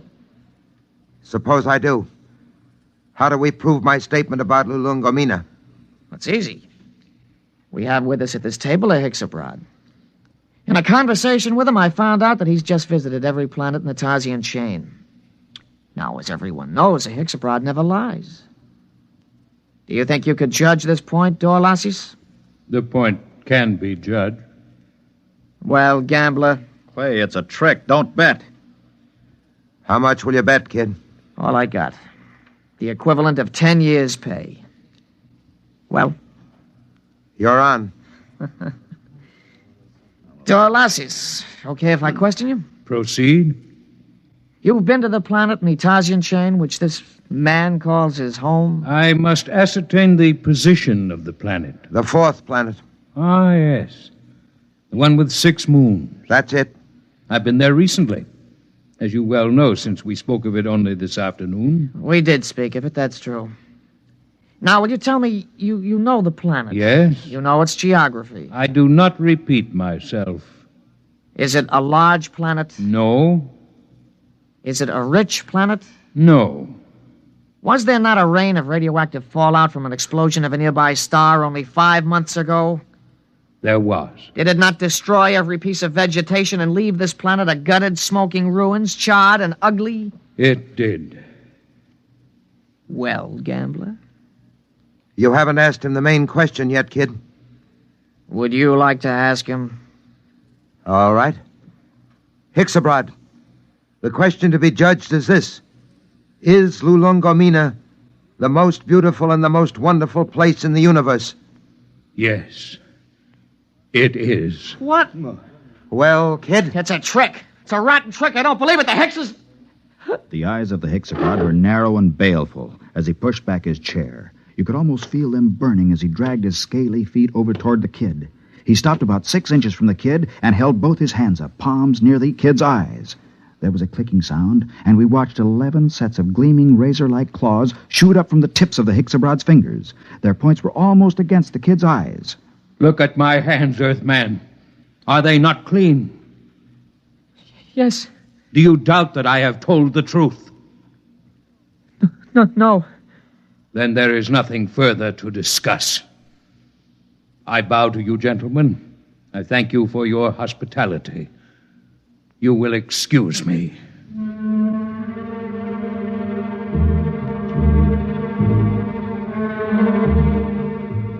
We stood around and watched that proud, frightening figure drag itself out of the room. The kid was trembling like a leaf as he drew a bank draft for 10 years' pay and handed it to Clay Harbank. The next morning, Clay and I boarded the Hicks-Abroad ship, and 4 days later, we touched down at the outer planet of the Trojan chain. Well, this is where I get off, Mort. I don't know what to say, really. I guess you know how I feel. Think I do, Clay. Let's just say so long. There will be no need for goodbyes. What? Both of you are leaving the ship here. But I thought I intend to return to intergalactic headquarters empty-handed. Empty-handed? But they'll question you. What will you tell them? The truth, of course. But you have told me nothing. But I assumed... I am not interested in your assumption. You asked me my mission. I told you it was a criminal investigation. You said you assumed you would go back with me, and I told you when my ship was departing. There is nothing more to be said. But surely you know... Mort, don't say anything. A Hicks-Abroad deals only with facts, what is absolutely known. They're the most literal beings in the universe. Let it go at that. Goodbye, gentlemen. I am grateful for the pleasure of your company.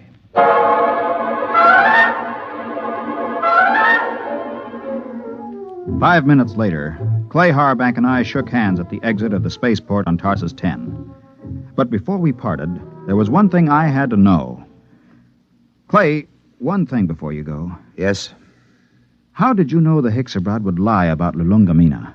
He didn't lie, Mort. A Hicks-Abroad never lies. But Lulungomeena... Mort, let me tell you something. Lulungomeena is a word in use throughout the Tarsian planets. Actually, it's a Hicks-Abroad word. It means home. All I did was ask the Hicks-Abroad if home was beautiful. He simply said yes. And a Hicks-Abroad, as everybody knows, doesn't lie.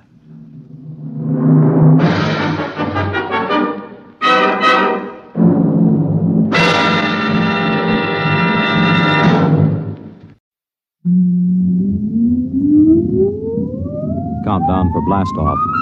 X-5, 4, 3, 2, X-1, fire.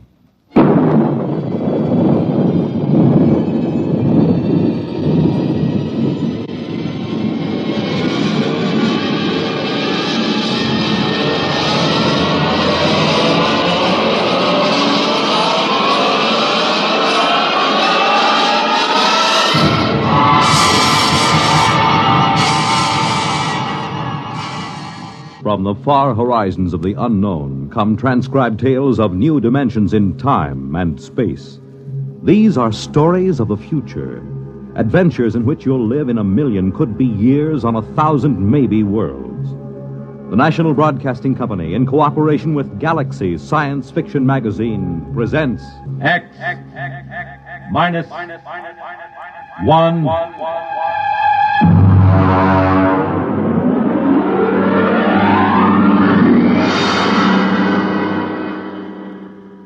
Tonight, The Defenders, based on a story by Philip Dick.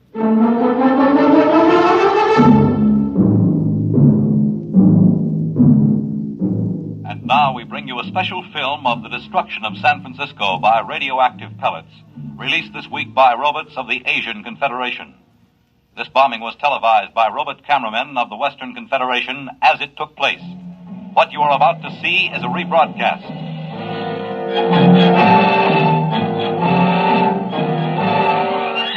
Here you see the heroic robots, the Leddies, who defended San Francisco against the dastardly attack.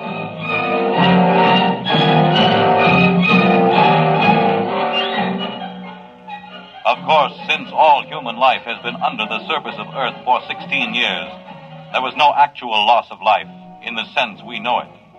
Still, the vicious destruction of Western Leddies by this sneak attack by Asian robots... The surface war. The surface war, that's all we hear. It's all everybody works for.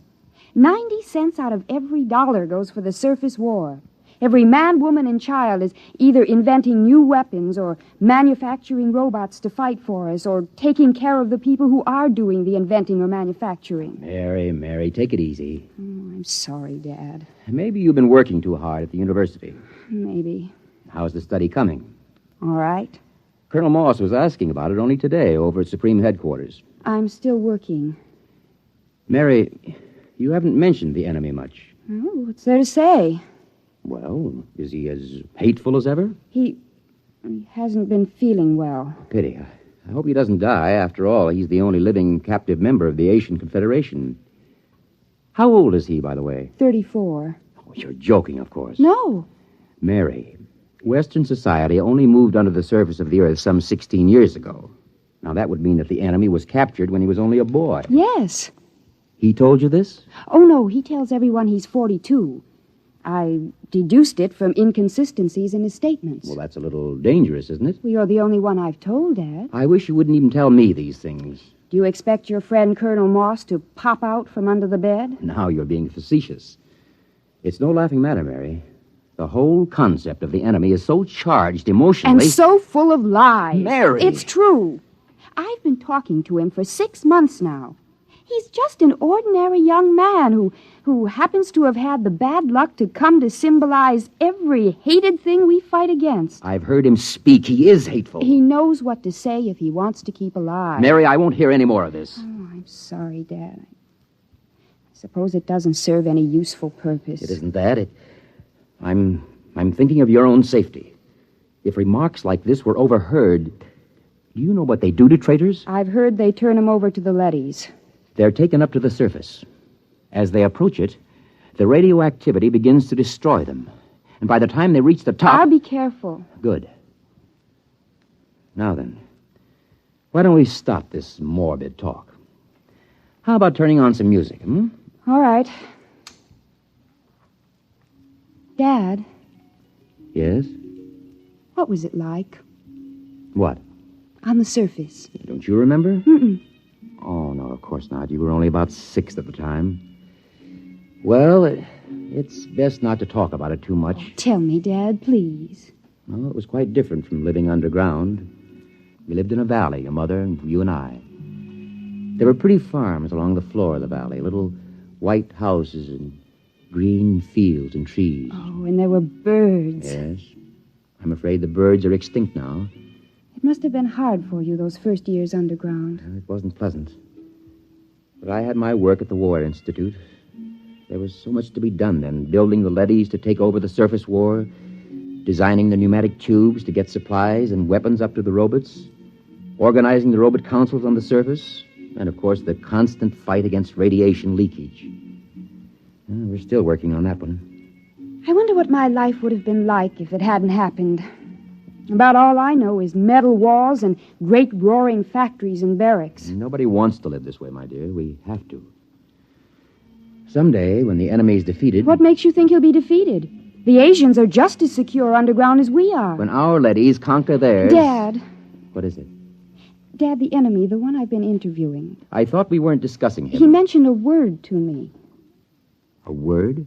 Yes, it seems to me that I heard it before when I was a little girl. It's best to forget these things. No, I don't know what it means, but it might even be a bad word, but I have to ask you. I'd rather not. Please? Well? The word was peace. Oh, Dad, I'm sorry. I didn't mean to shock you. I think I'll go up to my room. I have to get up early. I'm taping an interview with the enemy. Excuse me.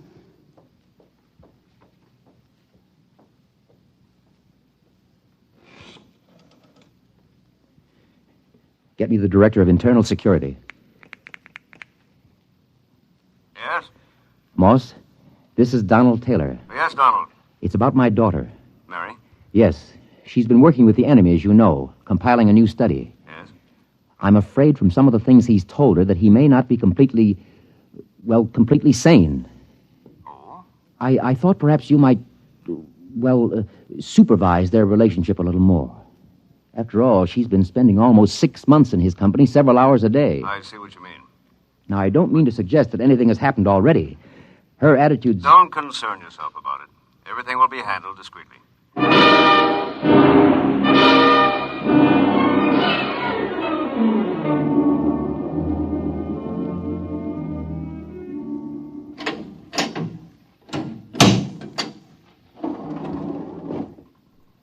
The enemy is waiting inside, Miss Taylor. Good. Is the recording and filming equipment ready to go? All checked and ready. You've checked the restraint suit on the prisoner? Yes, miss. You may leave us alone. Just buzz when you want me, Miss Taylor. I will. Thank you, guard. Hello, hateful one. Hello, beloved. How are you? Feeling no pain? I thought about you last night. I talked to Father. Be careful. Oh, it's all right. Oh, this can't go on, Mary. Sooner or later, someone will suspect. I don't care. I love you. Mary. You'd better get something on tape. If anyone comes in. All right. Tape number 425X.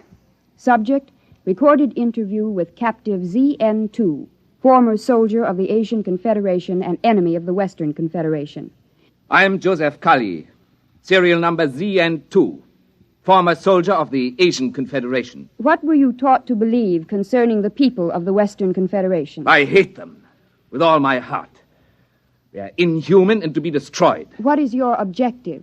It is the objective of my people to enslave all members of the Western Confederation and to utilize them for the benefit of the masters of the Asian Confederation. Did you ever witness any murder of members of the Western Confederation? I was a pilot in a group which dropped radioactive dust on women and children who were preparing to be evacuated underground. I myself killed some 15,000. We will discontinue the interview to check the quality of the recordings. And to kiss the lips of the captive from the Asian Confederation. Oh, Joseph, I can't tell you how it pains me to hear you mouthing this stuff. It keeps me alive. If there were only some way to escape, some place to go. The surface is the only place to go. And the radioactivity kills you in 40 minutes with the thickest lead suit. Sometimes I think even 40 minutes of freedom would be worth it. 40 minutes of pain? If that's the price, then For myself, I wouldn't care. But for you, Mary. If there were a way to reach the surface... There is. Colonel Moss. This has been, I must say, a most interesting interview to hear. You heard it. From the beginning. We had the room wired this morning. Then you know. Yes. What's going to happen to us? To you, nothing. Because of my friendship for your father and your own youth. We will simply require that you remain silent about anything that has happened. And Joseph? The enemy will be handed over to a D-class leady at the mouth of the tube and taken to the surface. We will perform the entire operation with a ceremony and a public announcement. He'll die. Precisely. No. Please. Now you'd better go. Your father is waiting outside. Joseph. Mary, do as he says. Joseph, I love you. Take her out. Please let me say goodbye to him. Remove her. Joseph, please. Please let me stay, please.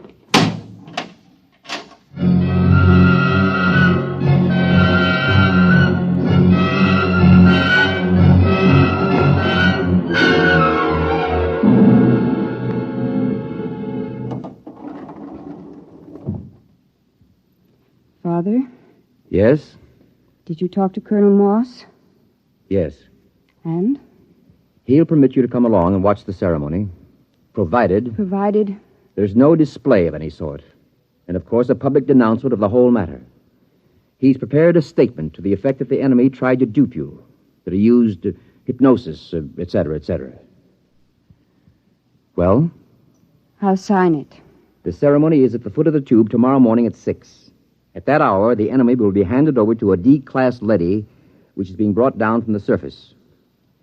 Remember your promise.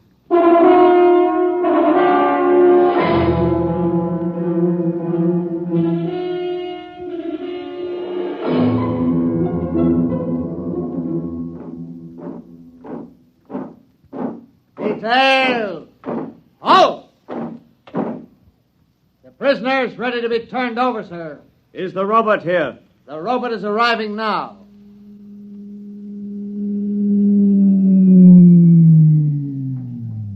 I'll give the orders. I wish to converse with it. Yes, sir. The robot has landed at the foot of the tube, sir. Switch on the intercom. Robot, Robot N71. can you hear me? Yes, sir. We have a prisoner to turn over. He is to be taken to the surface and destroyed.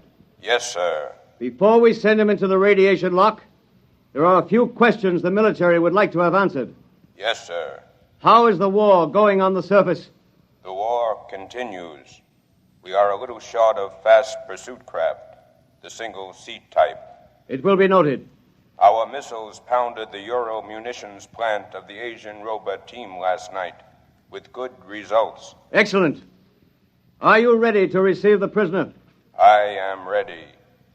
I must warn all observers to remain behind the lead wall when the radiation lock opens. A few seconds exposure to a hot leady is enough to cause serious damage. Prisoner, step forward. Father. Steady, Mary. Remember your promise? Yes. Is he? He's there. Oh, if I could only see him alone a minute. It's out of the question. Keep well behind the lead wall. Ready? Ready, Colonel. Open the lock.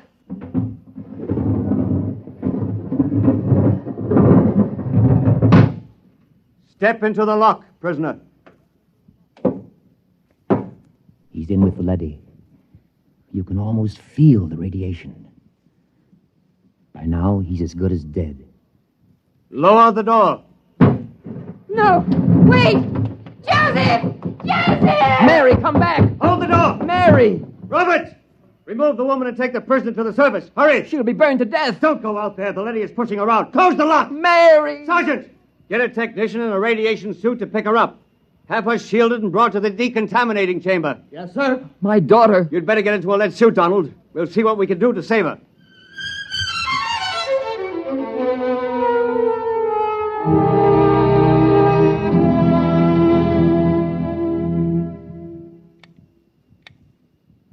How is she? Bad? I don't understand it. What's wrong? She's cold. Not a trace of radiation. You mean the leady wasn't radioactive? It's impossible. Those robots are exposed to enough radiation in an hour to kill a regiment. Well, could the counter be defective? I checked it. No, it must be some freak. Somehow she avoided exposure to the rays. Yeah, you're a very lucky man, Professor. Can I see her? Yes. Go in. Thank you.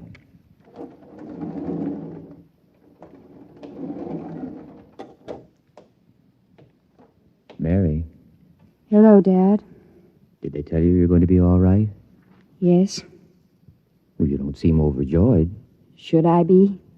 You really care for this murder of women and children? Dad, for the last time, Joseph never murdered any women and children. He confessed to those crimes to keep alive. Well, we won't discuss it.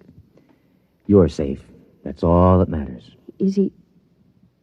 Was he taken up? Yes. By now, he's gone. I don't believe it. Mary. I don't believe it. Somehow, deep inside me, I know he's alive. Somehow, I knew that leady wasn't radioactive. That leady. Yes, that's puzzling. We'll have to investigate that.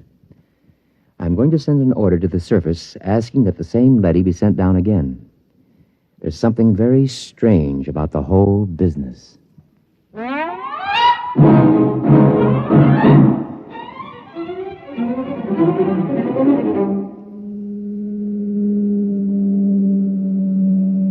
The tube is arriving with the leady as you requested, Professor. Good. I'm going in to examine it. Isn't that dangerous, even with the suit on, sir? It won't take me long. Very well. He's reached bottom. Open the lock. Father. Hold it. Mary, what are you doing here in a radiation suit? This is the same leady, isn't it? Yes. I was just going in to examine it. I want to go with you. Why? This is the leady that took Joseph up. I want to speak to it and find out. Now, Mary, why torture yourself? It's more torture this way. I have to know. If he's alive or dead, I have to know. He's dead. The leady will know. Please, Father, please. Very well. Close your helmet. Open the lock, guard.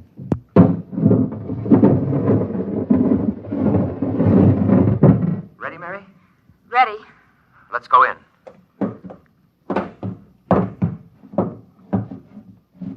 You're Robert N-71? I am. The same who escorted the prisoner to the surface this morning?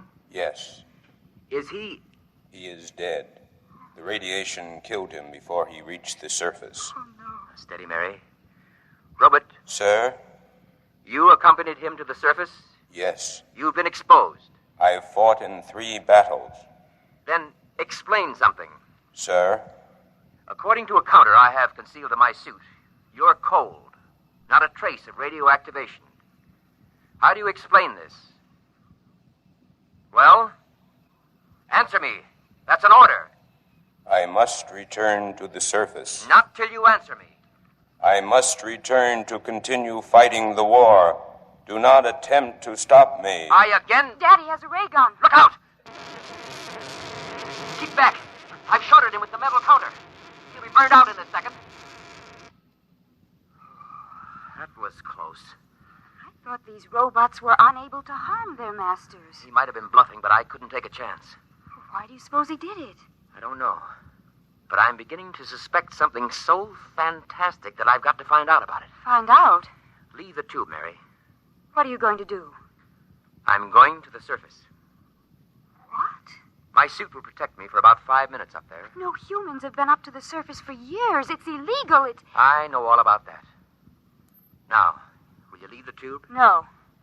I'm going with you. Mary, please. If you go, I go with you. All right. Hang on.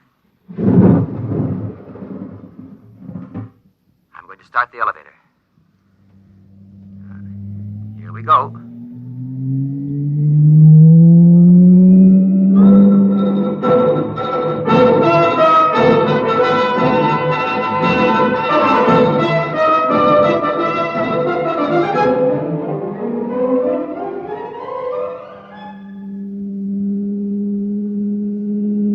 Almost there. I'm almost afraid to look, Father.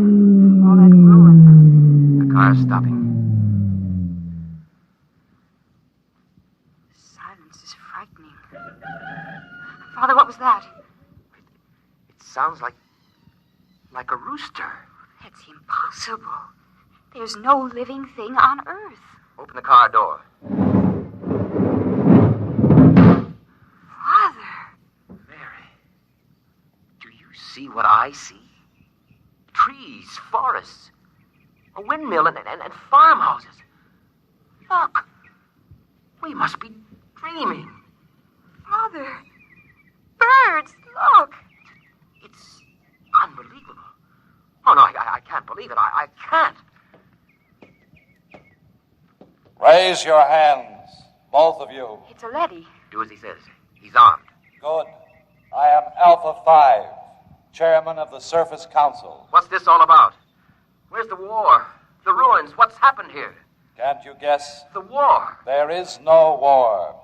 There hasn't been any war for 15 years. No war? But the guns, the munitions... We've been destroying them as fast as you sent them to the surface. And the Asians? Their robots have been destroying their arms also. Why? How did this happen? What about those films of the destruction of San Francisco? What about those televised reports, the bombings, the slaughter? Models. Models?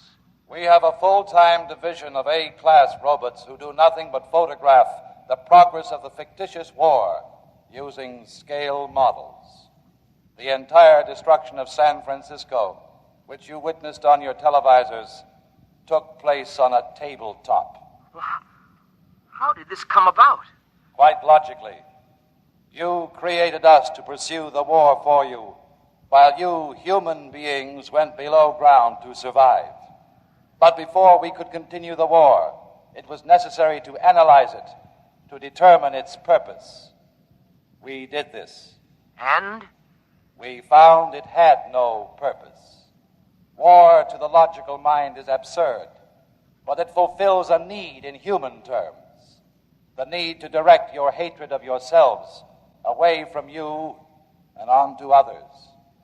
Eventually, man will grow up enough so that he can face his own dislike of himself with humility. The time has almost come, as a matter of fact. Until it does come, we decided to preserve the illusion of war. Meanwhile, we rebuilt the cities, replanted the farms, and kept everything in readiness. We are the caretakers. And what will happen to my daughter and myself? You will remain on the surface with the others. Others? There is a small group of members of the Asian Confederation which came to the surface only a few months ago. They are farming a valley not far from here. By the way, you may remove your radiation suits. There is no radiation. You said the others. Does that mean that the prisoner, the one who... He is alive and well. Father, he's alive. Where is he? In a farmhouse not far from here. He has rejoined some of his people. Would you take me to him? Can I see him? Of course, if you will just follow me. Wait. There's another car rising in the tube. Stand aside.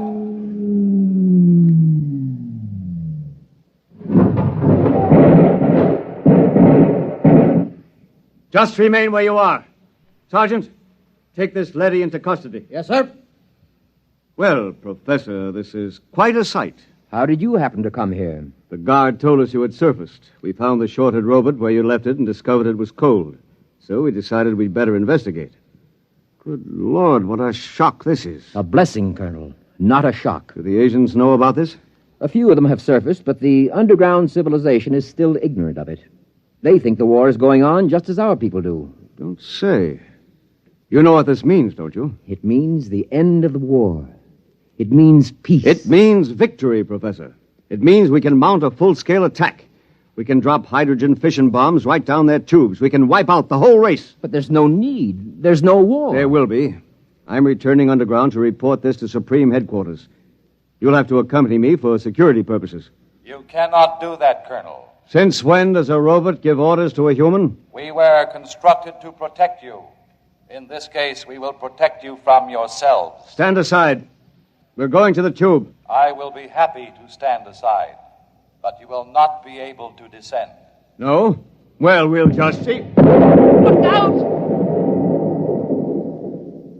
Father, what is it? What happened? Look. Good Lord. They've destroyed the tube. We're sealed off. Exactly. We have always had heat bombs in readiness for just such an emergency. Lead and rock are fused for a depth of some 10 miles. It will be years before your people can reconstruct the tube. I don't believe it. It makes no difference to us whether you believe it or not. Men, destroy this robot. There are many more. Destroy him.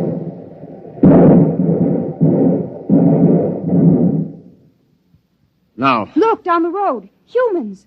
A bunch of humans coming toward us. Why, they're waving. Those are rations. Joseph! Joseph! Father Joseph's with them. Ready arms, men. As soon as they're close enough, I'll give the signal to fire. Colonel, in heaven's name, they aren't even armed. They're the enemy. Our only hope for survival is to join with them. We'll need food and shelter. If we destroy them... The professor is right, Colonel. We're cut off from our own people. Sergeant, another word, and I'll have you court-martialed. Now, ready your weapons. Men, don't do it.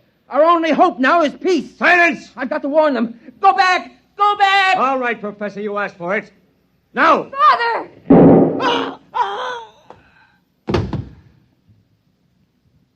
Father, is he... Colonel Moss is dead. Thank you, Sergeant. You've saved not only my life, but many others. I couldn't see any other way, Professor. We gotta live, too. Father, Yes, Mary? does this mean that we can have peace? If we want it, Mary.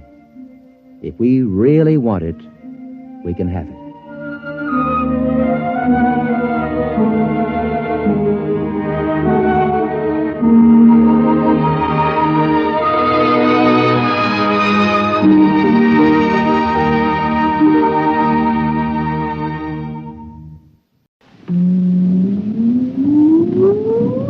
Countdown for blast off. X minus 5, 4, 3, 2, X minus 1, fire.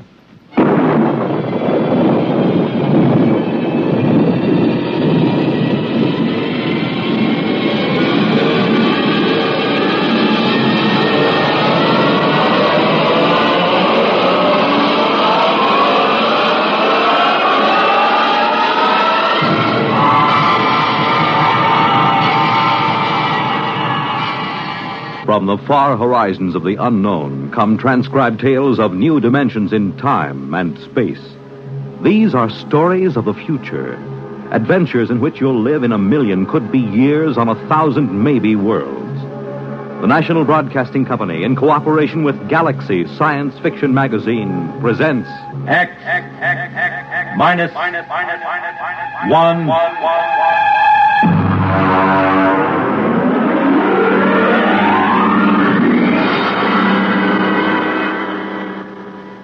Tonight, Hallucination Orbit by J.T. McIntosh.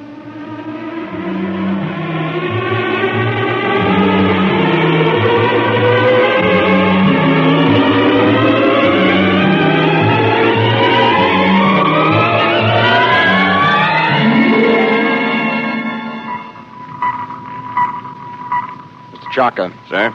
Stand by to release a pickup rocket. Yes, sir. We'll break orbit in 8 hours, have damage control pull the rods on the number 3 pile. Check leakage. Yes, sir. Try and have the locks cleared of all unessential personnel when that pickup rocket comes back. There's no point in making trouble. I understand, sir. Pickup rocket away, sir. Very well. Take over, Mr. Chaka. I will be in my quarters if I'm wanted.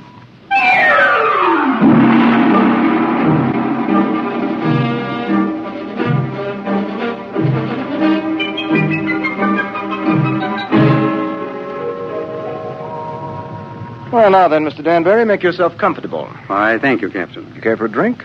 Scotch in that bulb, bourbon in the other. No, thank you. I can't get quite used to squirting liquor from a rubber bulb as if I were oiling a bearing. Well, you'd have a devil of a time pouring from a bottle in free fall. Well, how are you enjoying your trip? It's very interesting. It was very nice of you to give me a lift. You know, it would have been 8 months before another ship came along. A whole lot more than that with the main Pluto beam station out. Probably 8 years. Really? That long? I thought the whole run to Pluto was under 18 months. Yes, it is when the beam is running. You see, Mr. Danbury, we left Earth 27 days after the beam broadcast from Pluto station broke. We've been spaceborne close to 6 years. I suppose that's why you're on orbit around this planet, picking up supplies or something, eh? Oh. This is a standard pickup for the space beam service. We sent a rocket down to take off a man who's been the only inhabitant of this planet for a little over 2 years. Well, I expect he'll be glad to see you. Well, there's no telling. I know I would. After 2 years of duty, Mr. Danbury, you might not know anything. Oh, psychiatric troubles? Solitosis. It's from the Latin, solace, alone. Is that much of a problem? Only in space. Here, look.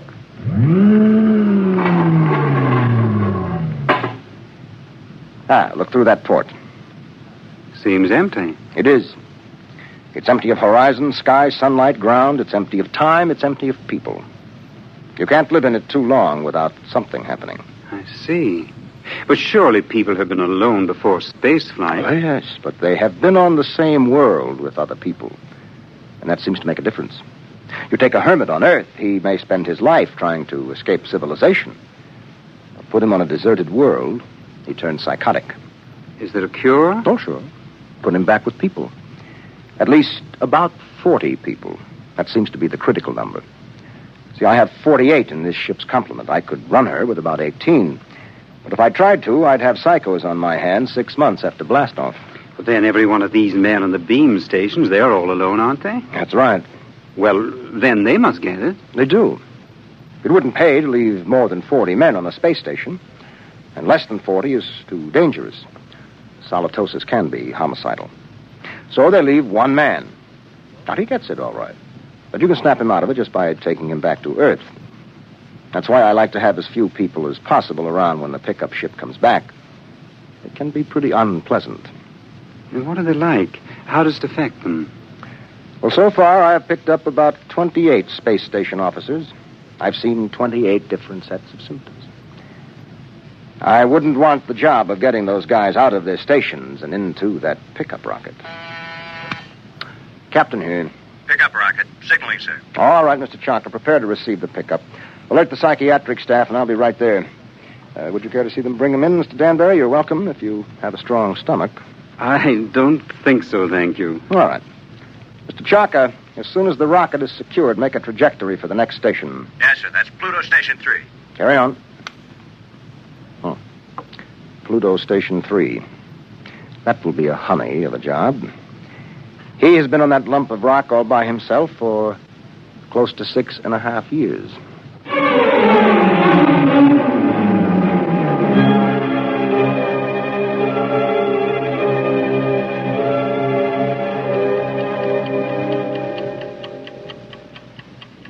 Pluto Station 3, daily report. Colin Ord, space officer.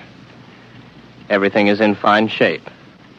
Through my port, I can see Mars, Earth, Saturn, Mercury.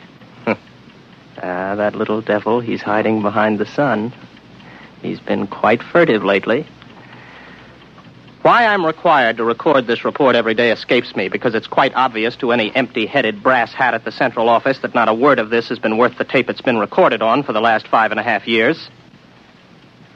But if it amuses you gentlemen to hear me wander, after all, you are paying for the tape. Which gives me a fine thought. I'm going to set the pickups through the whole station and leave the tape running. That'll give you a daily report all day, so keep on listening. Right now, I have the distinct impression that Earth is winking at me. A rather suggestive, lewd wink. It helps to see the planets, doesn't it? Oh, I thought you were reading. I was. You know, if you hadn't been able to see the planets, you would have been a straitjacket case long ago. Well, who knows I'm not one now? You don't, anyway.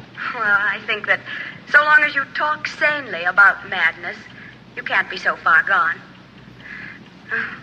It's out there somewhere, isn't it? The rescue ship. Somewhere. How long now, Colin? Where could they be now if they started whenever the beam failed? I haven't worked it out since the last time you asked, but they could be very close.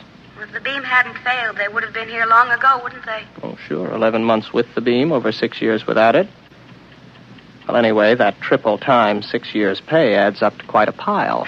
You'll be set up for life when you get back to Earth, won't you? And at 29. I'll be rotten with money. Oh, well. It's been nice knowing you. That's because of the others before you. I've learned a lot. I'll never talk of the others. And above all, never talk of any others to come. I'm sorry. Would you like to play chess? It's a long time since we did. I don't think so, not anymore. I'm a little tired of chess. Oh, I know. I understand. I won't bother you. I'll go to my room, Colin. Well, don't get upset. I'm not. I understand. You're just tired of chess. You still listening, gentlemen? That last few minutes might have been a little confusing. You'd like to know who I was talking to, wouldn't you? I'm afraid you can't hear her on the tape. That's Una. And I'll tell you what she looks like. You might find it interesting. She's beautiful, but rather cool.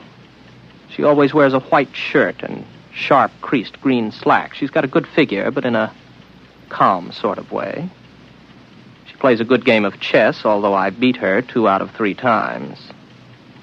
Of course, you know why you can't hear her on the tape. But I still know, too. That's a point in my favor, isn't it? That brings up an interesting question, gentlemen, because I'm tired of Una. I'm beginning to find her a long, cool, slightly unappealing bore. My problem is how to get rid of her. I can't just tell her to vanish. She's a little too real for that. I dreamed up a ship to bring her. I'll have to find another to take her away. Well, I might as well get to it. Oh, no. No, I'm not going to bother about the ship. It's too much mental effort. I'd have to think up everything I saw, and frankly, gentlemen, I'm too tired. Maybe she'll take the hint. A lot of them did. Susie did. And Alice. Oh. I remember Margie. There was a girl. A load of bricks had to fall on her head. Took me 4 weeks to get rid of her. No. Let Una figure her own way to get off the station.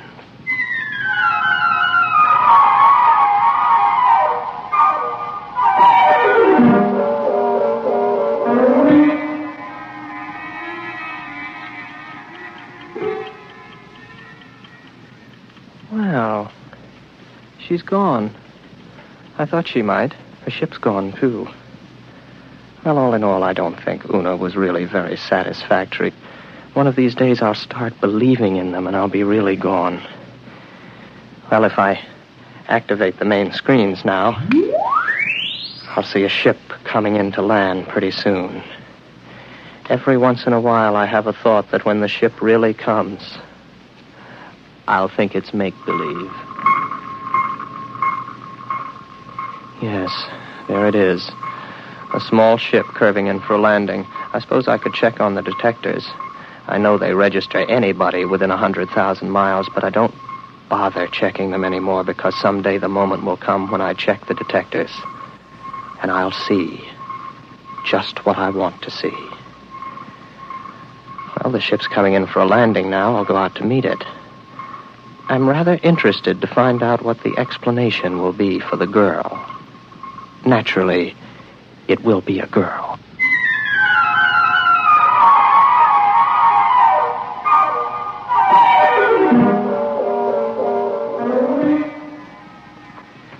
It's all right. You can take your helmet off. The air's all right in here. You must be Baker. Oh, good heavens, no. Baker was before me here. You can't be one of his dreams 7 years late. I'm Ord, Colin Ord. Before we go any further, just how does solitosis affect you? Well, that's new. None of them ever asked that before.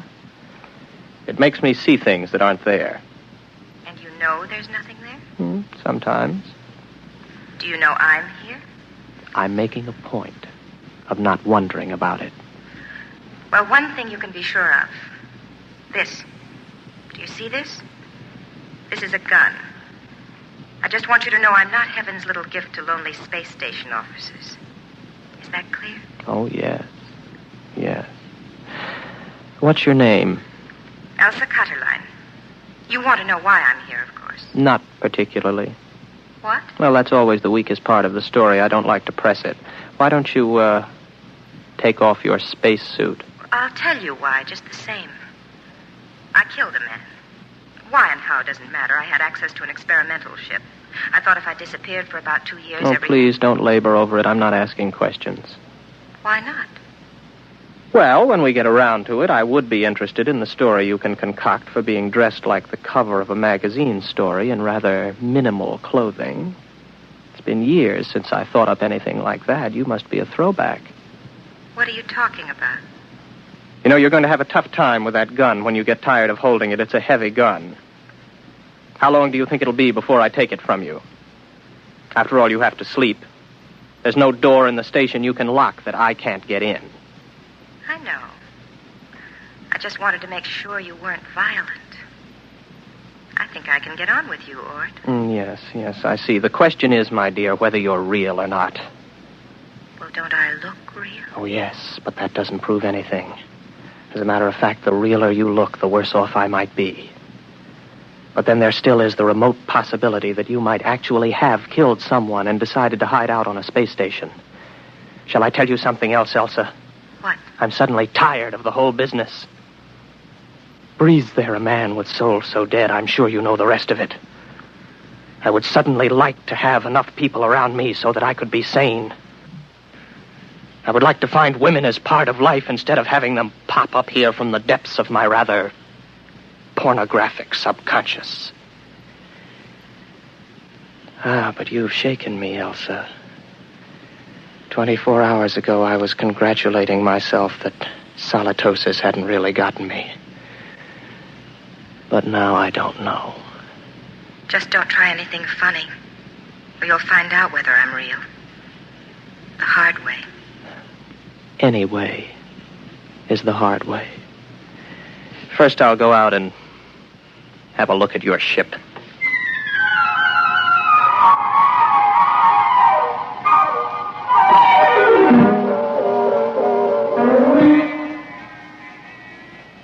£14 per square inch air. Heat. Now, I take a gasoline lighter. There, the flame lights. But on the other hand, if there was no lighter and I see it, I could also see it burn when there isn't any air. As a matter of fact, how do I know that I can read a meter for air pressure? And now that I look again quickly, I find I haven't got a lighter in my hand, and as a matter of fact, the pressure meter reads 0. There's no air on this ship. As a matter of fact, there isn't any ship. Elsa is no more real than Una. All right, Colin, old boy, sit here and concentrate for about 15 minutes, and you'll be able to walk through the walls of the ship.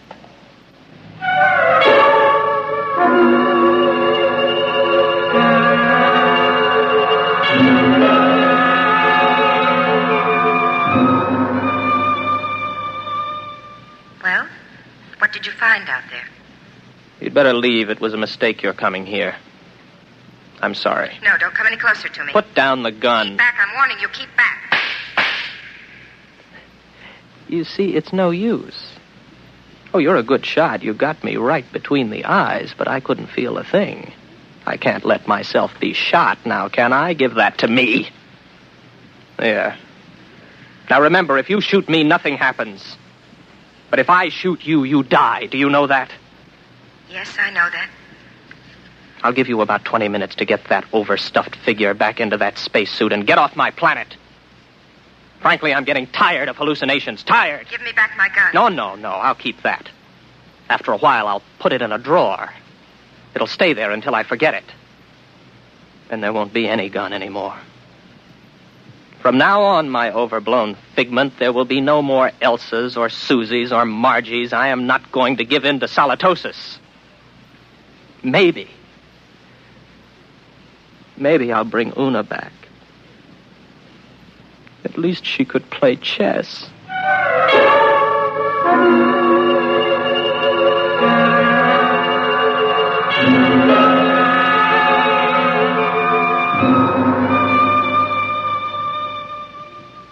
Pluto Station 3, Daily Report, Colin Ord, Space Officer.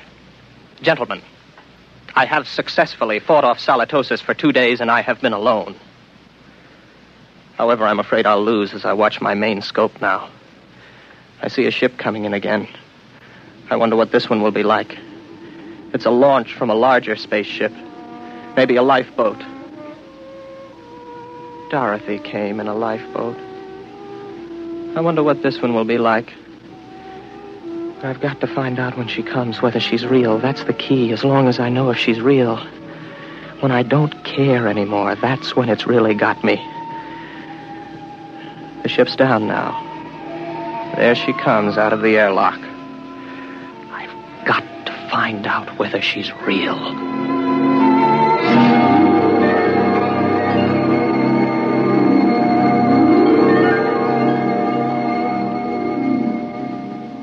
Colin Ord. That's right. I'm Dr. Lynn of 4 Star Lines. Marilyn Lynn. Oh, very pretty. Are you going to tell me your story now, or do I have to wait? I'm not going to tell you anything till I've found out a little more about you. Well, you're an improvement on the last one. At least you're young and beautiful, and you're not fantastic, and you look intelligent. What do you mean? Don't worry about me. I see things that aren't there.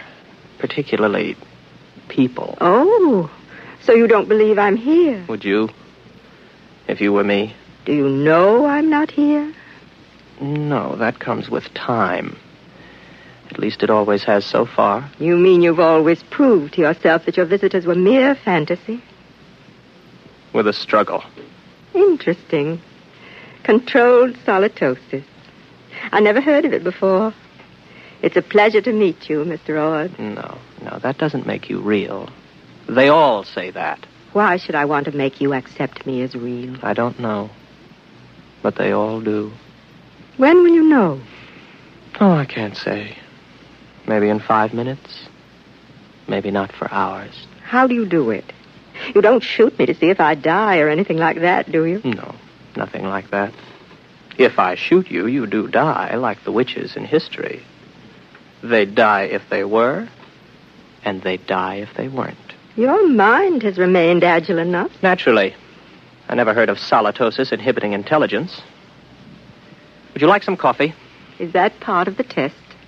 whether more coffee is actually drunk than you drink yourself. No, that doesn't help. It would be very easy for me to make half what I thought I made, to fill a cup with nothing and pass it back. You look afraid. Why should I be? What am I doing? Am I doing something I don't know I'm doing? No. Would you like me to wash the cups for you when we're done? That won't prove anything.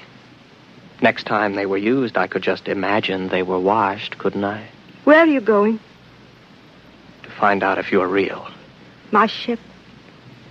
Go ahead. Good luck.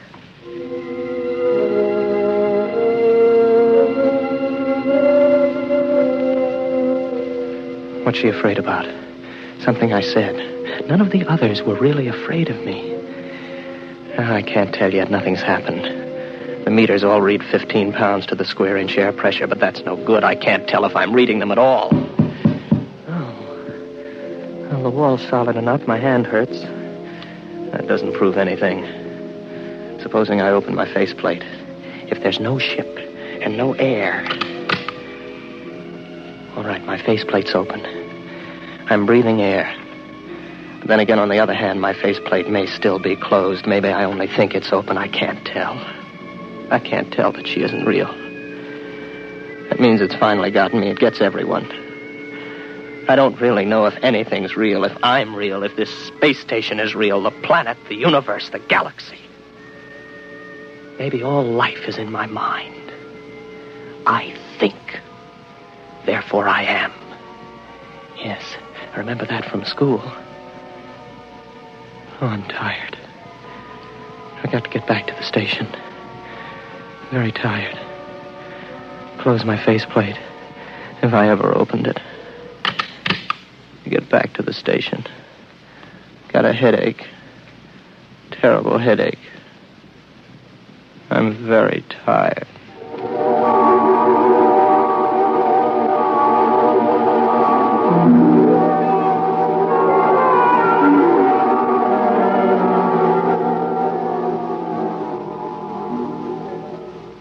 Are you all right now? Here, drink this. What happened? You came in the station lock and passed out. How long have I been out? About 24 hours. You're a very sick man, Mr. Ord. Reality. Very important thing, isn't it? It's the most important thing there is to learn. Merely to you. Solitosis naturally affects what matters most to the individual, but we needn't talk about that. But I know now. You're not real. You can't be, even though I feel you are. How did you decide that? I couldn't prove you weren't, not on your ship. I'm too far gone to figure out any test that'll work. But if you are real, then how did you avoid solitosis? The only way there is. There are 48 men and women in the relief ship that's in orbit around your planet right now. I came down in the pickup rocket. We have well above the critical number of people. I keep rational by knowing they're up there in the orbit, and as soon as I'm ready, I'll take you back up there.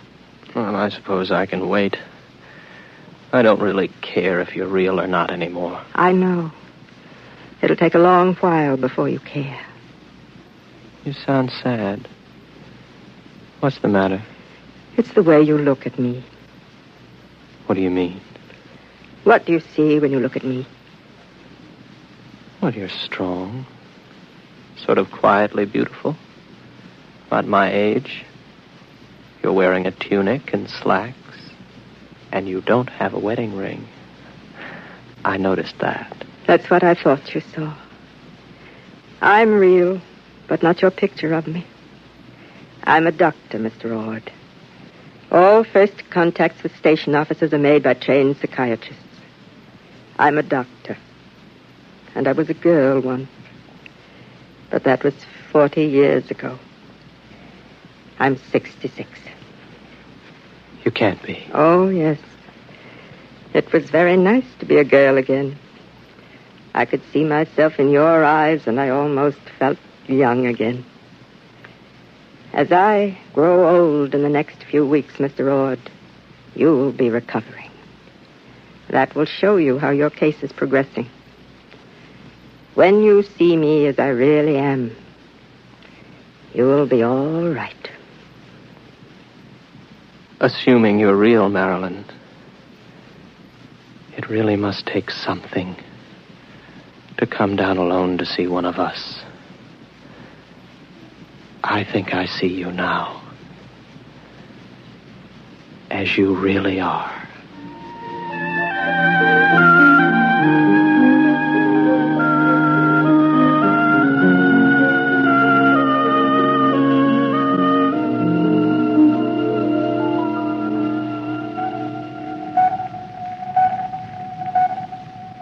Captain? Yes, Mr. Chalker. Pickup rocket all secured from Pluto number 3. How is the poor fellow? Good as can be expected. He came on board with Dr. Lynn.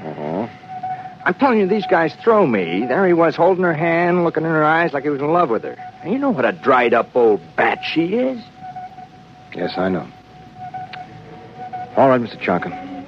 Prepare to blast off.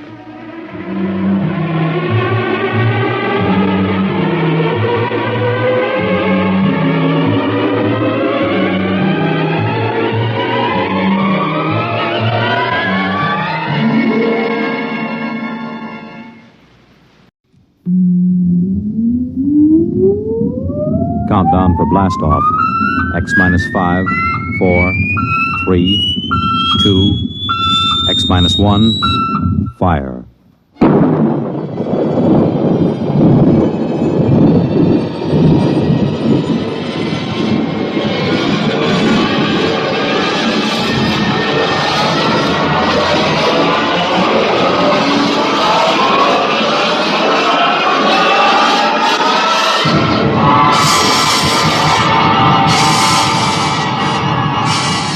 From the far horizons of the unknown come transcribed tales of new dimensions in time and space. These are stories of the future, adventures in which you'll live in a million, could be years, on 1,000 maybe worlds. The National Broadcasting Company, in cooperation with Galaxy Science Fiction Magazine, presents X minus 1.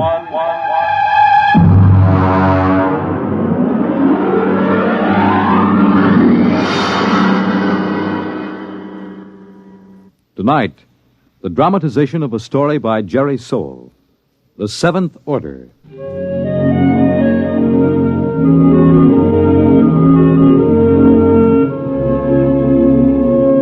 Brentwood, Illinois, would have been just about like any other average community of 10,000 had it not been for Presser College, one of the country's finest small institutions of learning. Its residents were used to the pranks, the hazings, and the practical jokes of the students. But even Professor Ansel Tomlin was surprised when the blue humanoid came down the street and up to the porch where the professor was sitting in an old wicker rocking chair.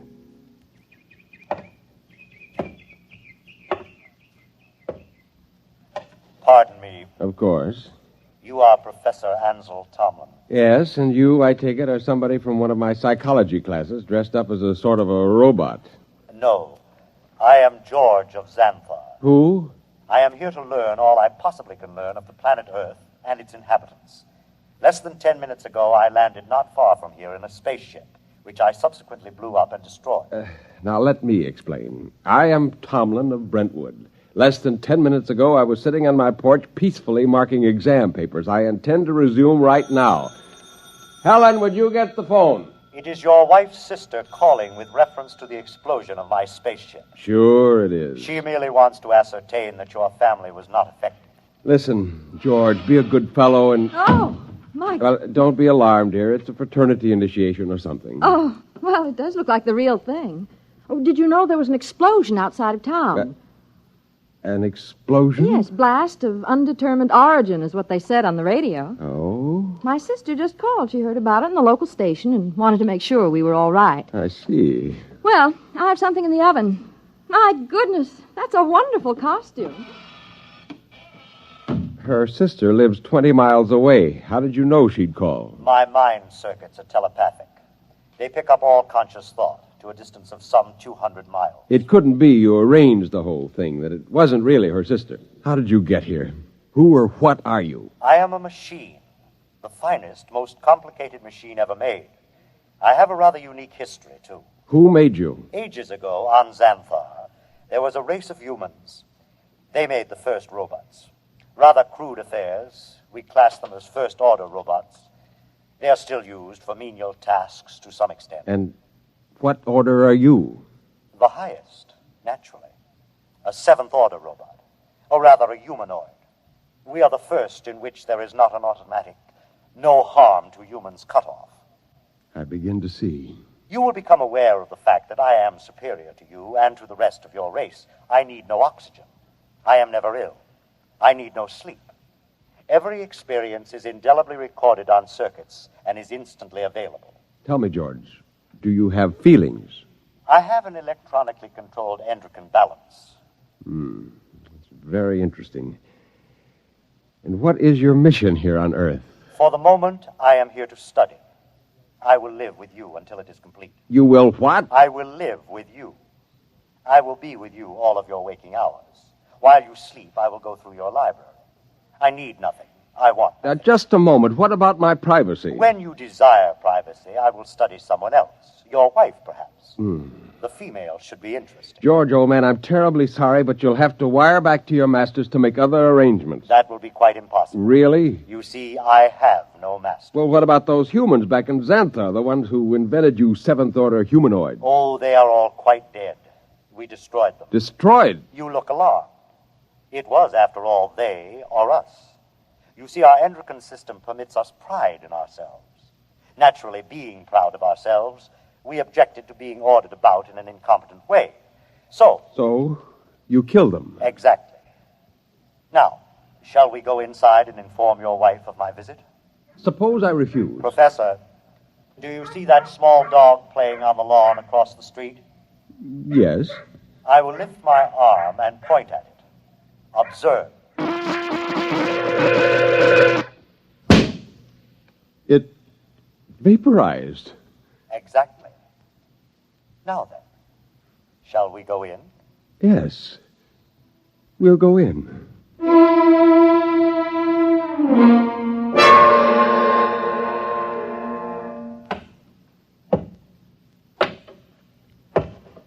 Oh, there you are. I see you brought your friend. Helen, this is George. George of Xanthar. George is a machine. Well, anybody can see that. It's the most convincing costume I ever saw. Helen, it isn't a costume. No? No, he's really a machine. Oh. He's staying with us. What? Whether we like it or not. Well, really, Ansel. We have no choice. I am a seventh-order humanoid. I detect that your mind does not comprehend. I am here as an advanced scout for my race. After we establish a station here on Earth... I don't like this. Now, would you be kind enough to leave my house, young man? You are very slow to comprehend. I comprehend that I have a lot to do, and I'd appreciate it if you leave. Otherwise, I'm going to call the police. You may call anyone you choose, Mrs. Thomas. I'll have you arrested. I assure you I can detect your intention long before you have time to do me any harm. Well, we'll just see about this. Hello? Get me the police. Helen, it's useless. I can follow the call through the phone wire. Captain Townsend will answer. Captain Townsend. Captain, I want to report a robot. A what? A thing. It won't leave my house. Who is this? I'm Mrs. Tomlin, Professor Ansel Tomlin's wife, 44 Crescent Road. I'll send a car over. Now we'll see.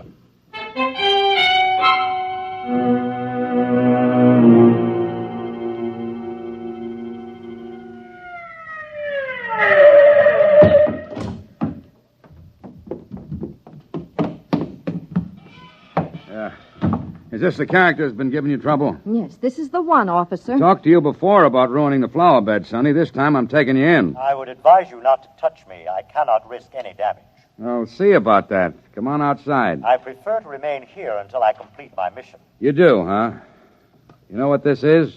It is a weapon you call a service revolver. That's right. And you'll either march out of here or I'll use it on you. That would be most unfortunate. All right, come on. Officer, let me warn you. He's March. dangerous. March now. I'll count to 3. Officer, please. 1, 2.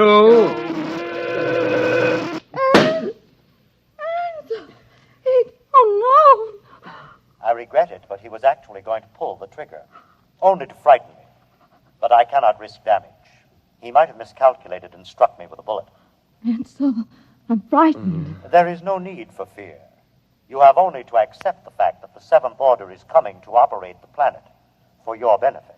Ansel. Helen, there's no use trying to do anything just yet. Now go next door to Mrs. Coleman. Tell her what's happened. I'll talk to George. Oh, but I don't... Please, Helen? Well, all right. Do you really think that you, a single robot, can conquer the Earth and make its people do your bidding? I can. Suppose it were demonstrated to you that you could not, that you could be destroyed. If that were so, I would naturally report that this planet is unfit for development by the Seventh Order. Well, you know they'll have you taken into custody for killing the officer. I cannot permit it. There will be needless slaughter. Unless you can convince your people it is useless to attack me. Will you let me try? I have no desire to prevent you. Go ahead. I detect that you are going to call the newspapers and the local television station and hold a press conference. Yes. I also detect that you have a plan to overcome me. Oh? I like that. Really? Yes.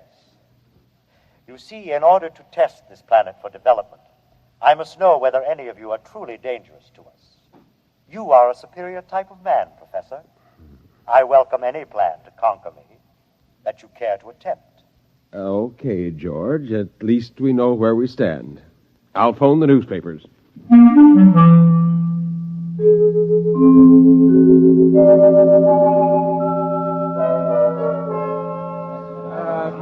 Quiet! Quiet, please! Quiet! Hold it down.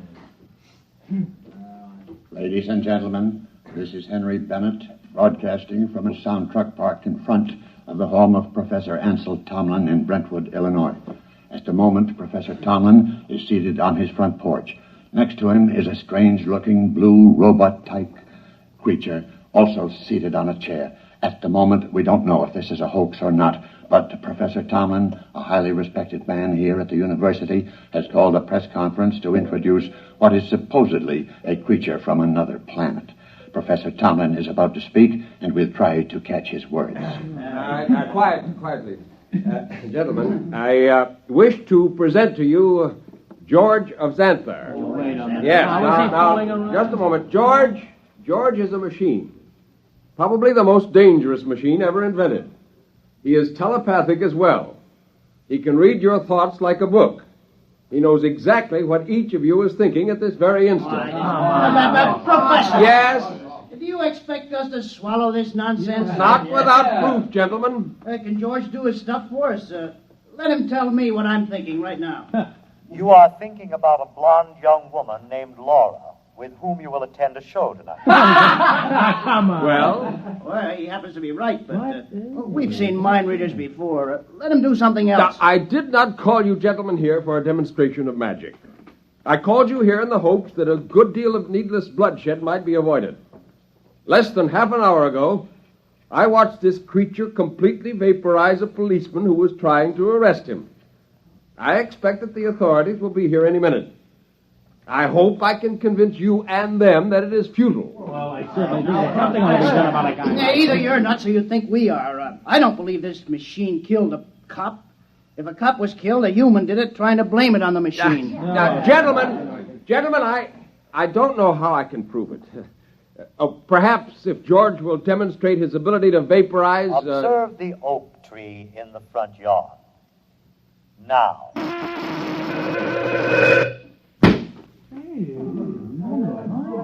Now, do you see? I see, but I don't believe it.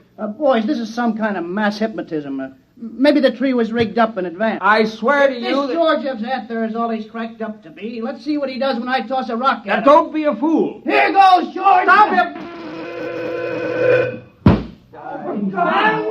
I warned you. I tried to warn you.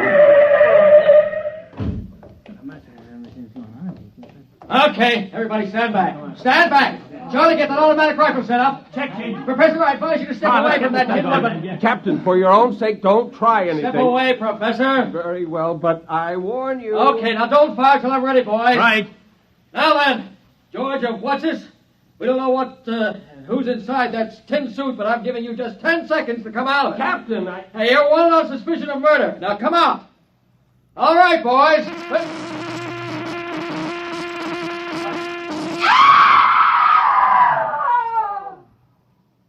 Ladies and gentlemen, I'm afraid we'll have to terminate our broadcast. What started out as a good-natured hoax or publicity stunt has turned into a bloody massacre, as the bodies of some 6 policemen on the lawn of Professor Tomlin's home will attest. I don't know exactly what is happening here, but I can say this: George of Xanthar is no hoax. He or it is the spearhead of a race from outer space that's come to conquer the Earth.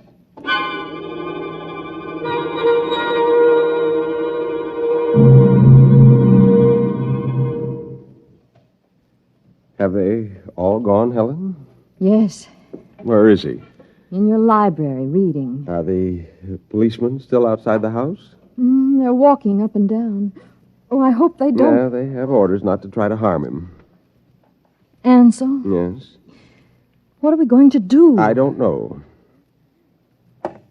Oh, listen. He's coming. Professor, Mrs. Tomlin, I have decided to walk through your town to learn more about its buildings and people. And kill a few more humans? Killing humans affords me no pleasure whatsoever. I kill only when damage to myself is possible. I hope that no one will attempt to harm me. George, let me warn you now that this affair has gone beyond the confines of this town. I am well aware of that, Professor. I am aware of a phone call being made this instant by your mayor to the commander of the Illinois State Guard. If you're smart, you'll return to your ship and your planet. My ship is destroyed.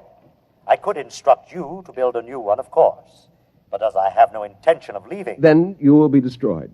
No. I will destroy first. Have you no conscience? A conscience is a fifth-order failing. Needless baggage. Good evening.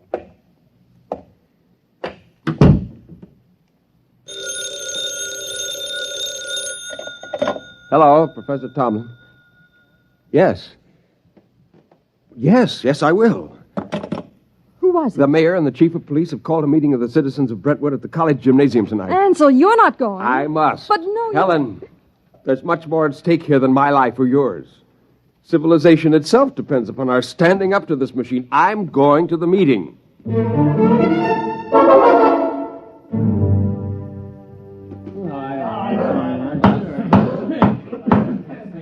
Gentlemen, as Mayor of Brentwood, I call this meeting to order. As you know, there is loose in our city a being with one purpose: to prepare Earth for conquest by similar beings. I think Professor Tomlin can tell us most about this being. If we could determine the source of George's power, he might be overcome. He is obviously vulnerable to force, such as a speeding bullet if it hit the right spot. However, he has the ability to read intent long before the commission of an act. He is probably listening to me now, even though he may be far away. Now, Mr. Mayor, why not track him down and all attack at once? Some of us would probably die, but he couldn't strike us all dead at once. Gentlemen, this humanoid is able to keep track of several hundred things simultaneously. As a matter of fact... Gentlemen.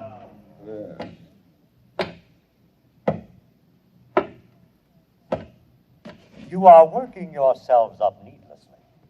You simply do not appreciate what it would mean to dedicate yourselves to the fulfillment of the seventh order destiny. Your lives will be made most pleasant and happy by us. Yeah, why did you kill 6 cops? If you're so powerful, bring them back to life. How do you want to be buried, Robot? Yeah, let's get them, man.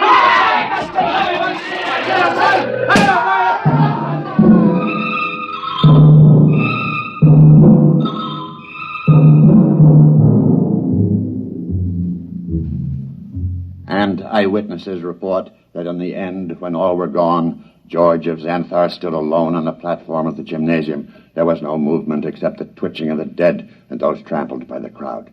Among the survivors was Professor Ansel Tomlin, who originally... Well, that's that. What next? I don't know, Helen. I don't know. Oh, what's that? It sounds like an air raid alert. That's peculiar. They didn't announce it. Turn on the radio. Hurry. We interrupt to bring you a special message. All residents of Brentwood are advised to go to their basements or convenient bomb shelters. The governor has announced that units of the National Guard have managed to corner the robot, George of Xanthar, in the town square. Tanks and mortars will be used in an attempt to destroy the creature. Again, go to your nearest bomb shelter. Oh, did you hear They'll never be able to destroy him. Well, where are you going? Up to the roof. The roof? I can see the square from there. Well, I'm coming with you. Just as you like.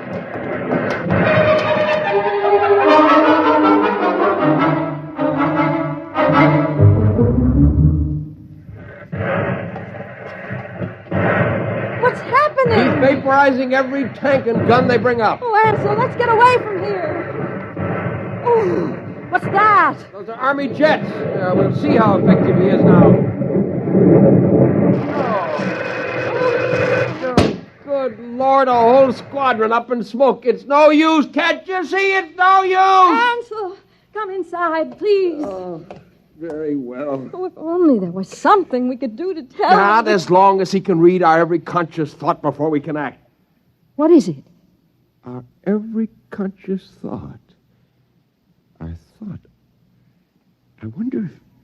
What is it, Nothing. Ansel? Nothing, Helen.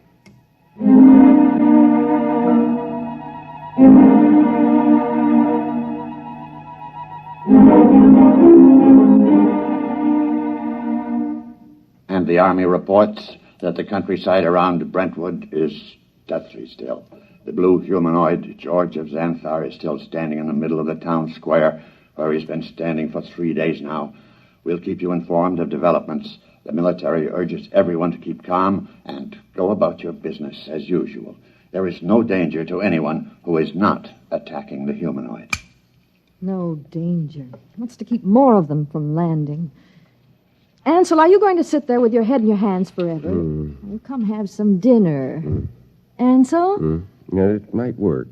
Where are you going? Washington. What? I'm going to Washington. Would you be good enough to pack my overnight bag? I can catch a plane out of Chicago in about 2 hours. But why? What for? I'm going to talk to the Pentagon. What do you tell them? I'm going to tell them to surrender to George of Xanthar.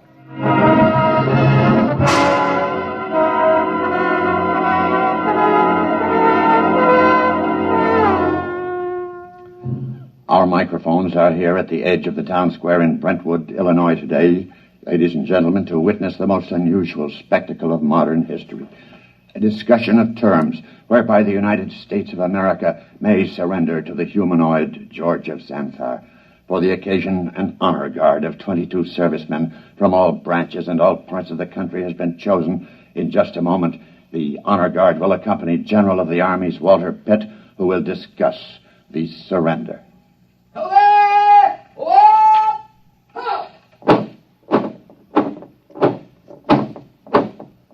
The honor guard is advancing to the edge of the square. The robot is standing there now, carefully eyeing the soldiers. Every ounce of his concentration seems to be going into it. Actually, we're told his telepathic circuits are probing their minds for some hint of danger. A thought, a flicker of an eyelash may be sufficient for him to vaporize all of them. General Pitt is about to speak. George of Xanthar. I hear you, General. I have been instructed to consult with you about your intentions toward our country and the world in general, with a view to reaching some sort of agreement with you and others of your kind, who you say will invade the earth. May I approach? One moment. I perceive no intent to harm me. There is one man among your soldiers, however, who has an illogical thought. Will the soldier who is thinking the thought, 11 o'clock, step closer? Do as he says. Does 11 o'clock mean anything to you, soldier? No, sir. It's running through my mind, but it don't mean a thing to me. My examination of your thoughts tells me you speak the truth. Very well. We will proceed with the talk. Ladies and gentlemen, It's a tense moment. The general and the humanoid are discussing terms. The soldier who was questioned about the thought, 11 o'clock, has stepped back into the ranks and is holding his rifle at attention like the others. I perceive it's now 10:59 a.m. If there is any significance to the thought about which the soldier was questioned, we'll know in 1 minute. We of Xanthar, gentlemen, would not want to improve a planet which could not be educated and would continually oppose our program. Therefore, I am glad to see your willingness to discuss. After my message goes out, there will be a landing party on Earth within a few days. While waiting for the party, however, there are certain preparations. Just list them for us. Your government will naturally have to turn over complete authority to us. Afterward, we will utilize your press and radio to disseminate our instructions to your people. Simultaneously, in other nations, the same procedure will be carried out by our rep.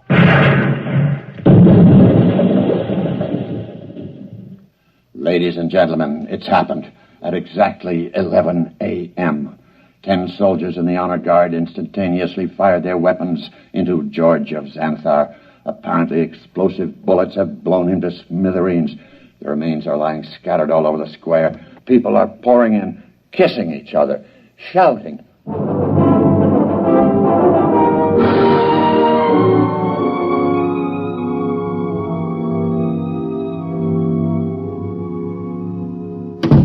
Helen! Ansel, you're home. Yeah. Oh, you've heard the news. Isn't it wonderful? Wonderful, really wonderful. I'm sorry I couldn't come home sooner. It would have spoiled my whole plan if I'd gotten within telepathic range. Your plan? Yes.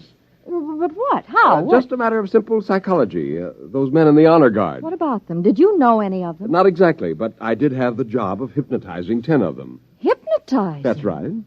You see, each of those men was hypnotized.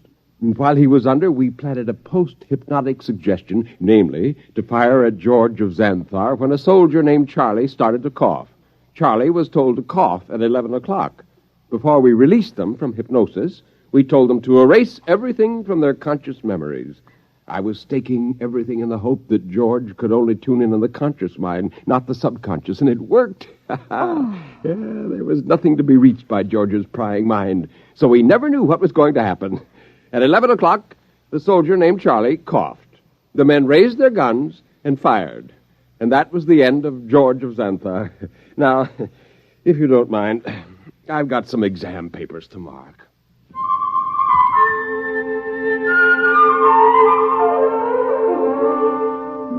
On a planet many millions of miles away, a red light, one of many on a giant control board, suddenly winked out. A blue humanoid made an entry in a large book, System 29578. Planet 3 inhabited.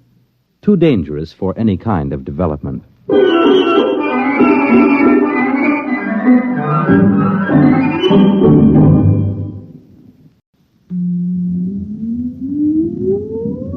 Countdown for blast off. X minus 5, 4, 3, 2, X minus 1, fire.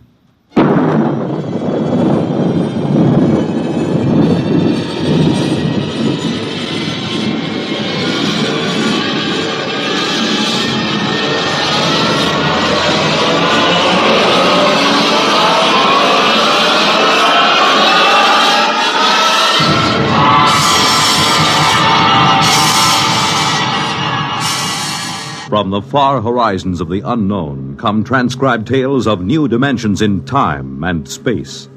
These are stories of the future, adventures in which you'll live in a million, could be years, on 1,000 maybe worlds. The National Broadcasting Company, in cooperation with Galaxy Science Fiction Magazine, presents X minus 1.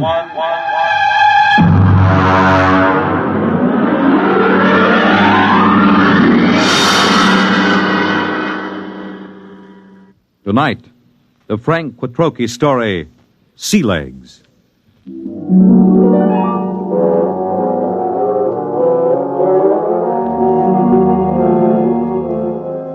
I stood in line at the Grav 1 desk with the old notch service record and tapes in my hand and waited for the board processing clerk to speak.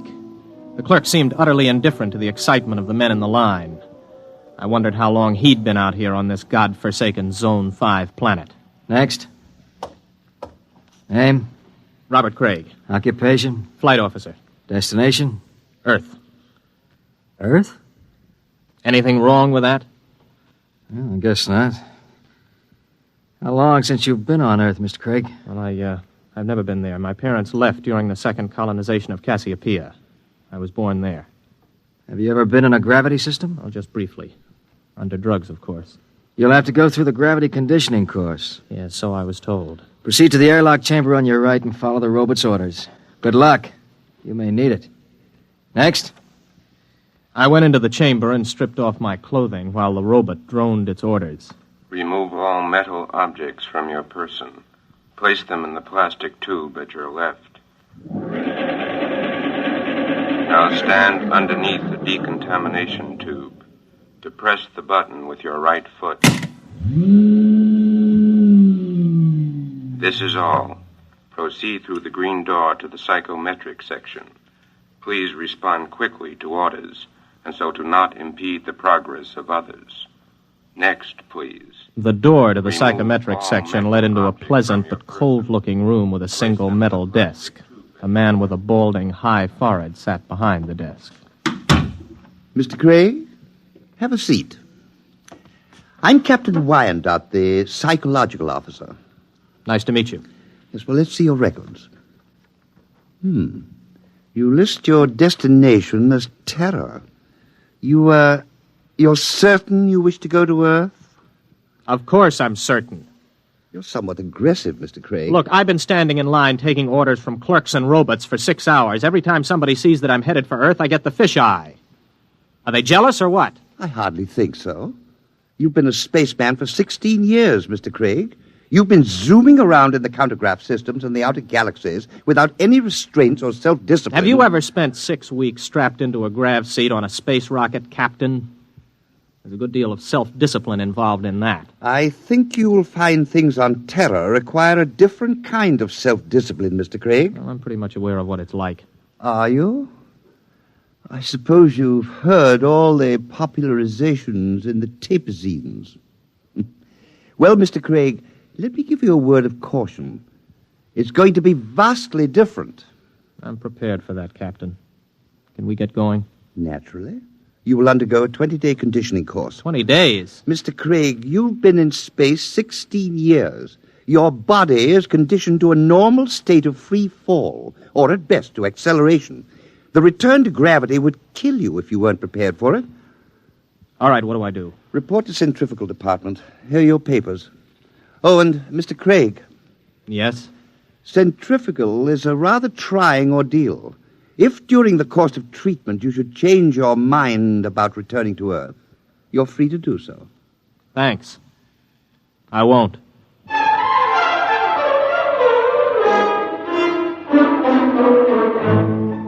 I'd heard about centrifugal, but you can never really know about these things until you experience them.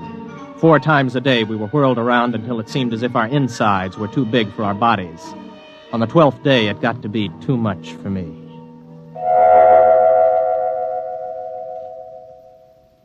I was in the base hospital for 5 days. My roommate was an old space bum they'd brought in to die with a case of ruptured veins. His name was Charlie Brockman. How you feel, son? I'm pretty good, Charlie. You get discharged tomorrow, I hear. You gonna try it again? I guess so. Why? Only way I'll ever get to Earth. You really want to go? That's right. You talked to anybody been there last 10 years or so? No, you don't get to talk to many people from Earth and the galaxies. Were you ever there? Me? Now, what would an old space bum like me be doing on Terra? Well, I just thought maybe... I done most of my time in Zone 5. Out there, you get to thinking anybody who stays less than 80 light years from Earth is a landlubber. Yeah, I used to think the same. Then I took the exam for a job back on Earth, and I passed it. I used to think I'd like to go back. But space was exciting, you know. New and raw. It tugged at your guts, and it sent the blood rushing through your veins. But it was free. No bureaucrat ever lasted 6 months in Grav 5. I had enough hitting atmospheres all over the universe, old man. Maybe you're right. Lean over here, will you? Sure. Unbutton my pajama top, will you? Okay. There's a chain around my neck. Got a little message capsule on it. Oh, yeah, I got it. Do me a favor, huh? Take it with you when you go back to Terra. Don't open it till you're on the ship. Okay, Charlie. And, son. Yes? I lied to you. I have been back to Terra. I faked some papers and made a landing there 6 months ago. What are you doing back here? I had to leave in a hurry. Why? You'll find out, son. Good luck.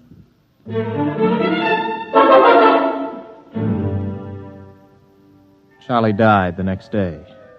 A few hours later, I was visited by Captain Wyandotte, the psych officer. How are you feeling, Craig? Okay. You still want to go back to Earth? Yes. You're completely sure you want to live out your life there, to give up space service for it? Look, we've gone through this, Captain. Now, you tell me that spacemen don't settle down on Terra, yet you won't or you can't tell me why. All right, what's the pitch? Does the Space Service need men so badly that they have to make it impossible for us to go back? That, Mr. Craig, you will have to discover for yourself. You have my authorization to complete your conditioning and return to Earth as a private citizen. I wish you luck. You'll need all you can get.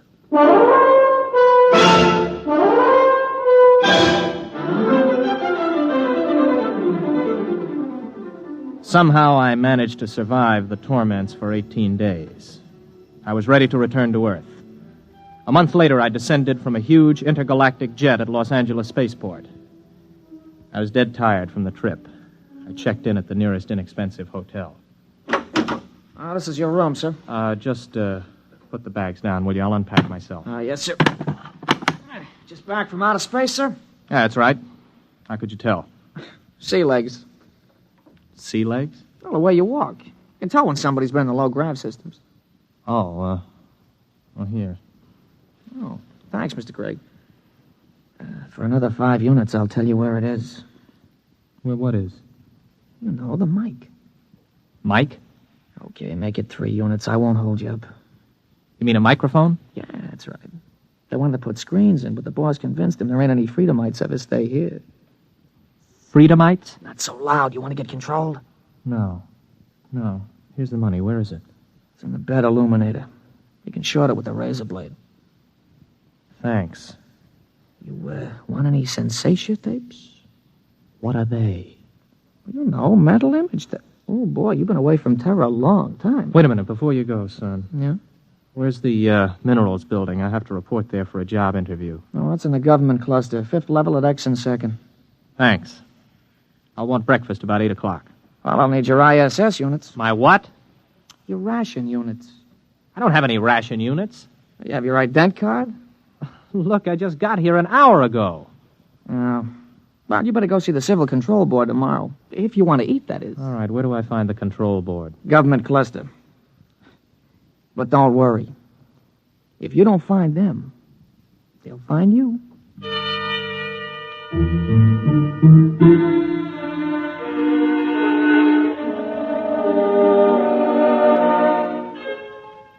I went to sleep that night with the uneasy feeling that somebody was watching me. It had been a weird day. I hadn't exactly liked it. Well, I told myself it figured that there'd be more formalities and rigmarole on Earth than there were out in the systems, especially at first. Still, I couldn't get the idea of the concealed microphone out of my mind. You may relax, Mr. Craig. You are Mr. Craig? Yes, Robert Craig. You aren't nervous, are you? No. This is my first time before the control board, and, well, it's my first time. Flight officer, huh? Somewhat unusual for a vigorous young man like yourself abandoning space service, isn't it? I don't know. Is it? Leaving something behind, Mr. Craig? No. You don't like this sort of affair, do you, Mr. Craig? Well, I'm afraid I don't quite see its necessity. I served the intergalactic service well. My records prove it. It's enough impertinence, Mr. Craig. Answer the questions. You are a Terran? Yes. Where are your loyalties? I don't understand. Your first loyalties are to intergalactic, is that right? Is there a distinction? Do you wish to be held in contempt of this board? Of course not. Then you will confine your responses to simple yes answers. Now, Mr. Craig, we shall begin again. Please try to show restraint of emotion. You are here to petition for an identity card of provisional code 2 type. You maintain that you've never been on Terra before. Indeed, you state that you've never had a political affiliation. Yes. What are your reactions to the latest acts of the Liberal Party? I have none. You do not condemn the Liberal Party? Well, Then you must favor it. I don't know anything about it. Now then, Mr. Craig. The import service report shows that you passed your test aboard your ship. You were unable to accomplish this through night study. Yes. Yet you maintain in your application that you had considered the space service a career. I changed my mind. Oh, you changed your mind. I see. I see, too, that you have petitioned the board for a private means of conveyance. Why do you wish to own your own transportation vehicle? To make it easier to get around, I report to my job and... What job? I passed the exam for the import service. I report today. Where are you living, Mr. Craig? At the Star Hotel. Very well. You'll wait outside in the waiting room until you're called again. I waited about 2 hours in the porcelainized waiting room of the Civil Control Board. Then I was called over to the clerk's desk at a small window. He stamped some cards for me. Craig. Here. Here's your stuff. Class 1 provisional ident card. Sign it and fingerprint it. Don't lose it. If you do, you'll be picked up by the control agents. I petitioned for a Class 2 card. You'll get a Class 1. This entitles you to maintain an apartment in the lower level of the Beverly Project. Here's your clothing ration. You'll have to turn in that leather flight jacket. What? No, wait a minute. I had this made on Chuan. Listen, I can remove the insignia. That is not the point. Your clothing ration is defined by law. There are no exceptions. This is your food ration. What's all this medical stuff on the card? You are rationed fairly in accordance with your particular metabolism. Oh, you're kidding. I do not kid, Mr. Craig. Well, what about a car? I asked to be allowed to buy a car. Let's see. Your petition to be permitted to purchase a private means of transportation is hereby denied.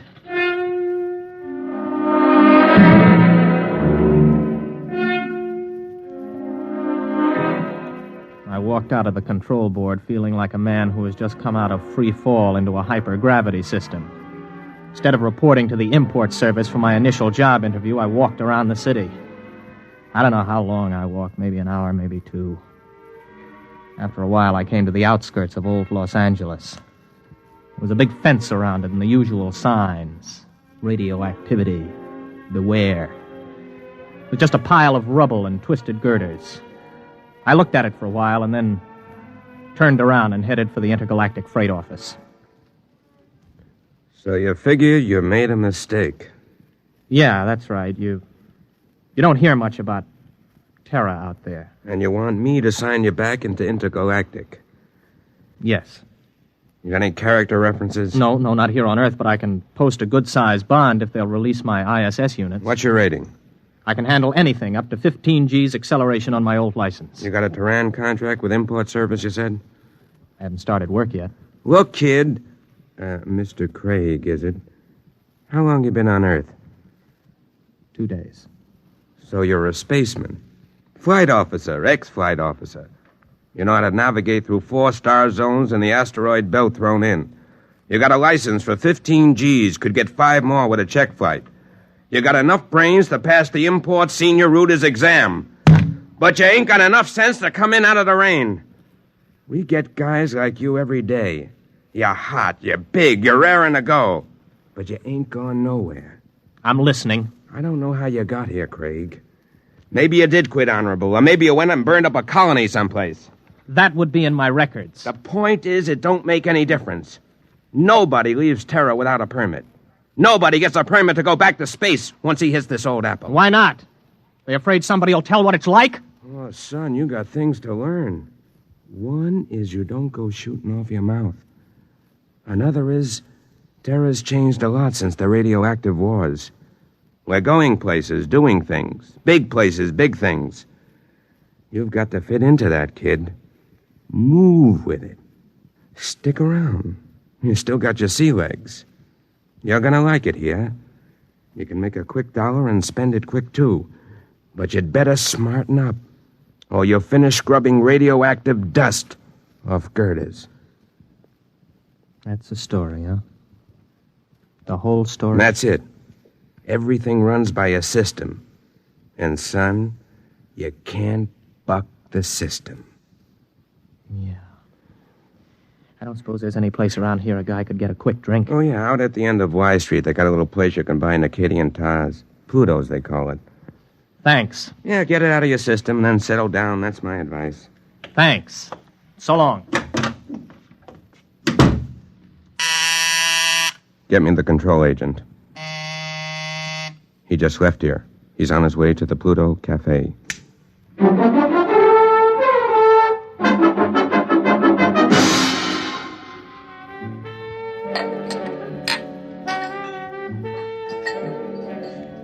Hey, waiter, bring me another drink for the young lady. Now then, where were we? Well, I don't know. In fact, I still don't know why you're buying me free drinks. I told you I want somebody to talk to. You a purist? Or maybe you don't like the brand of sensation tapes they're peddling these days. You know, you don't have a bad face, really, underneath the makeup. I mean, it's a little crooked, but it ain't bad, really. Thanks. Does me pretty good. Well, what's your name? Gloria. Oh, sure, I remember. Gloria! Maybe you had enough to drink. No, not yet. You know, I look around, I see all these people with their faces all froze up like plastic. And I feel like I got to know somebody, or I go out of my mind. So what happens? Everybody is afraid. I mean, what happened? Whatever happened to freedom? What's the matter? Did I say something? What's everybody so quiet about all of a sudden? Okay. Come with me. Hey, well, who are you? Control board agent. Hey, I wasn't with him. Honest, he just picked me up and bought me a drink and started shooting off his mouth.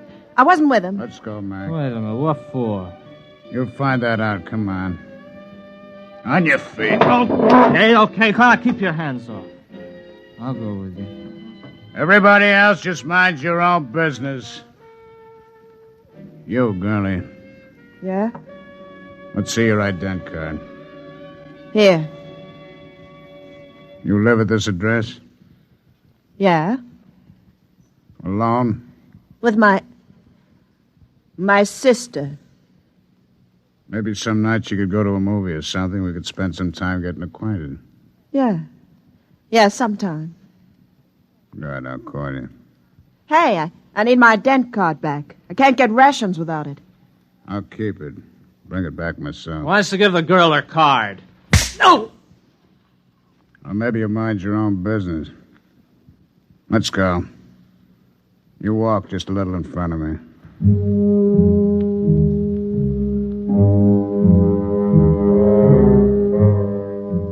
He was a big man, maybe 250 pounds, and he shuffled when he walked. He'd hit me right across the right shoulder with a sort of rubber truncheon. Now it began to ache. We're walking along a sort of back street. Everywhere in the universe there were such streets.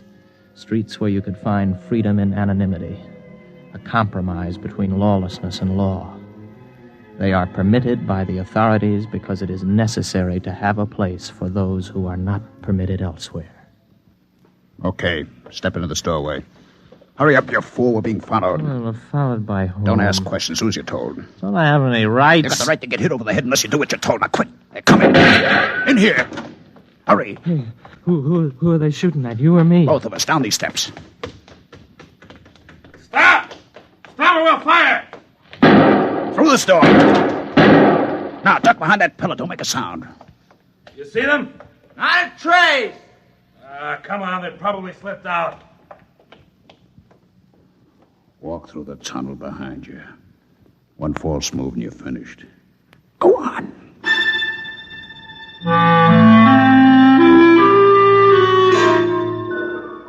From the direction of the tunnel, I guessed it was part of an old sewage system that led toward the ruined city. I don't know how long we walked, maybe an hour. Finally, we came to a small wooden door. Stop here. Okay, let's have it. What? Have what? The tube. I don't know what you mean. Our detectives picked it up on you the minute you got off the plane. You're carrying a radioactive message tube with a periodic emission signal. I'll need to have it before we can go any further. You mean the tube that old Charlie gave me? Old Charlie? Yeah, Charlie Brockman. The old spaceman who was in the hospital with me. Where is it? I think it's in my pocket. I never even bothered to open it. Do it now. Let me see. Oh, yeah, here it is. Open it. It's empty. That's right. The message is in the tube itself. We identify our people by the radioactive pattern. Our people? You'll see. Come in. Make it fast. This the one? This is the one. Has he been drugged? He's had PON. A massive dose at the Pluto. Good. Mr. Craig, my name's Cocteau. This is Mr. Brannigan. You're probably quite bewildered about all this.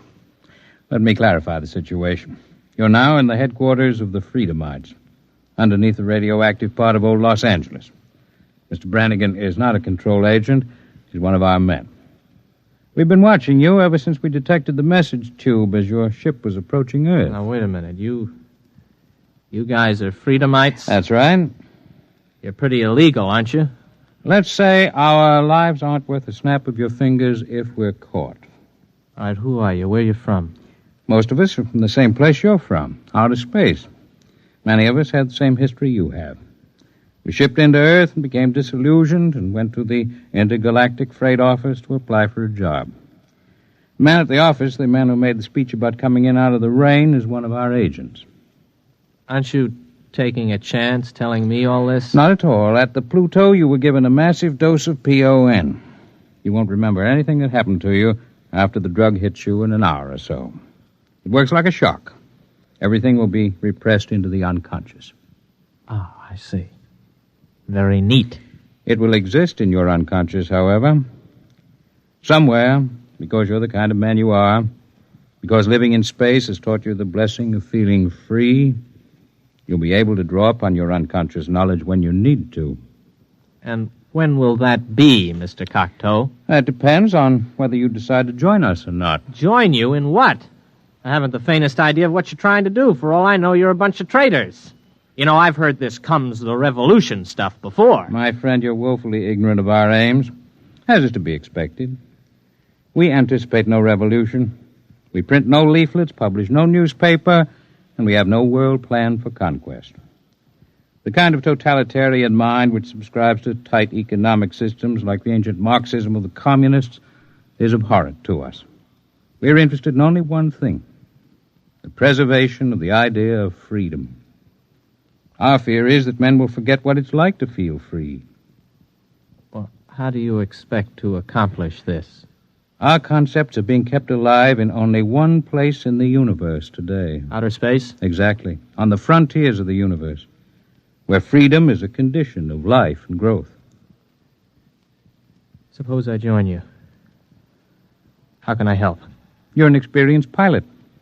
We have enough connections to do some plastic surgery on your face and get you a position piloting a spaceship again. You'll remember nothing of your mission, but you will remember that you have been back to Earth, what it was like. You'll be able, carefully, of course, to tell people, to help keep the idea of freedom alive. Think it over carefully. You have 20 minutes before the drug takes effect. I don't need 20 minutes. I'll do it. Good. In exactly 48 hours, you'll wake up in your hotel bed with a new face, the identity card of a man named Harold Janus. You'll not remember how you got them or why, but you'll know what to do with his identity. He is, or Was Master Navigator on the Earth-Mars run. Good luck, Mr. Craig.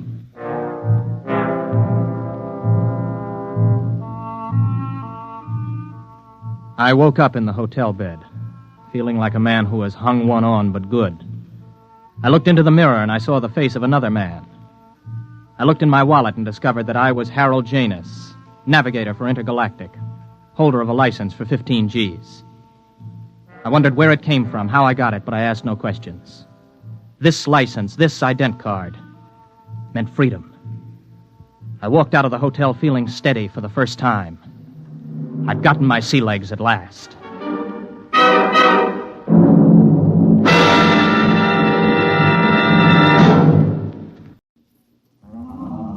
The book says, when the ship shall enter into the orbital pool of its destination, the motors will change in sound due to the increased anti-gravity components. A study is being made to interpret the meaning of the word destination, which was lost some 4,000 years ago and has always been a subject for much controversy. But this need not concern you. Suffice to be reassured that the change in the sound of the motors is a part of the scheme of things. Return to the schedule. The ship is all. Praise the ship.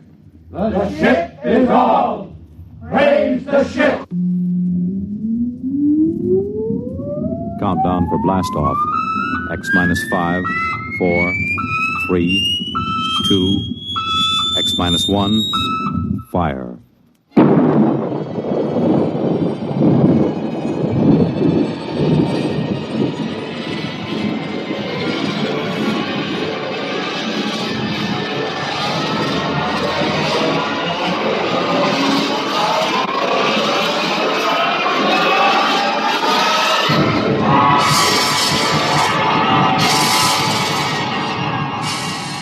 From the far horizons of the unknown come transcribed tales of new dimensions in time and space.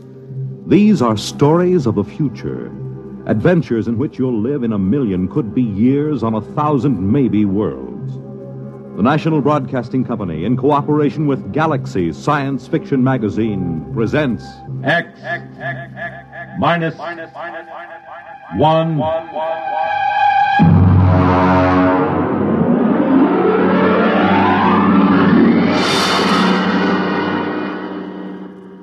Tonight, The Sense of Wonder by Milton Lesser. The huge ship sped endlessly through space on a voyage that had lasted 10,000 years, the journey which had no end. And for those aboard her, there was no other universe. To them, the ship was all.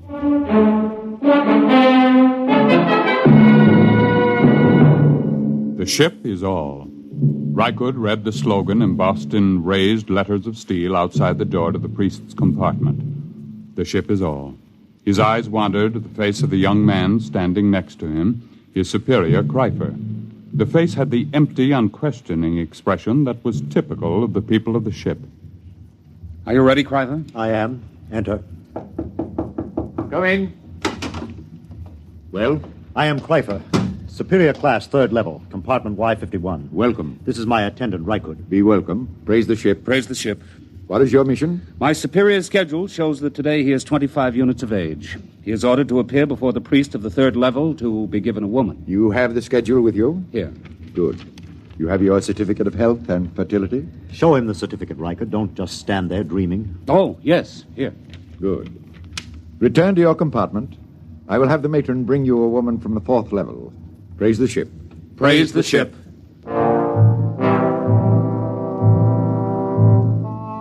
Kryper returned to his compartment, followed by Rykud.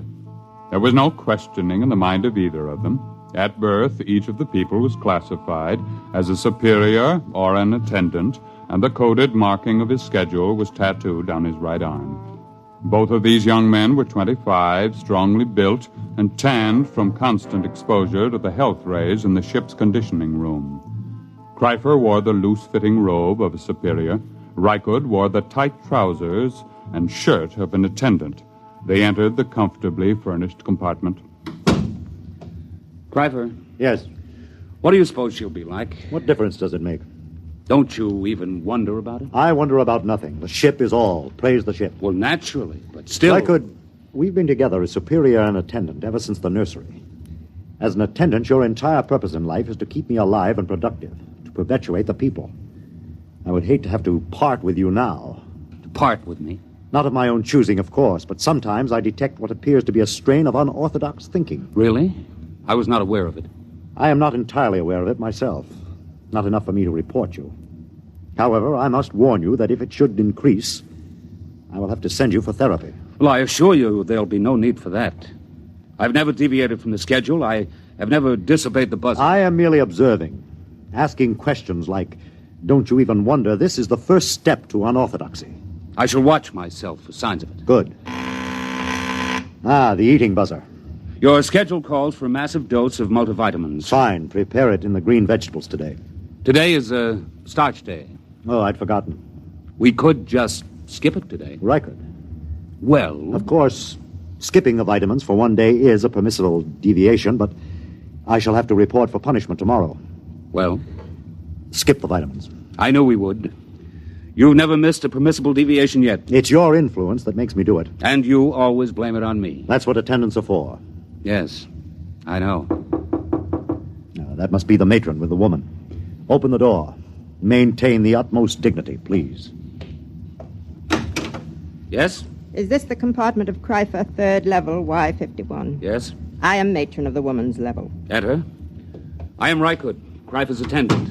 This is Kreifer. I have brought a mate for you. This is she. Be welcome. Praise the ship. Praise the ship. Her name is Aylin. Welcome, Aylin. I am most happy to be here. Praise the ship. Come. I will show you which compartment is to be ours. This way.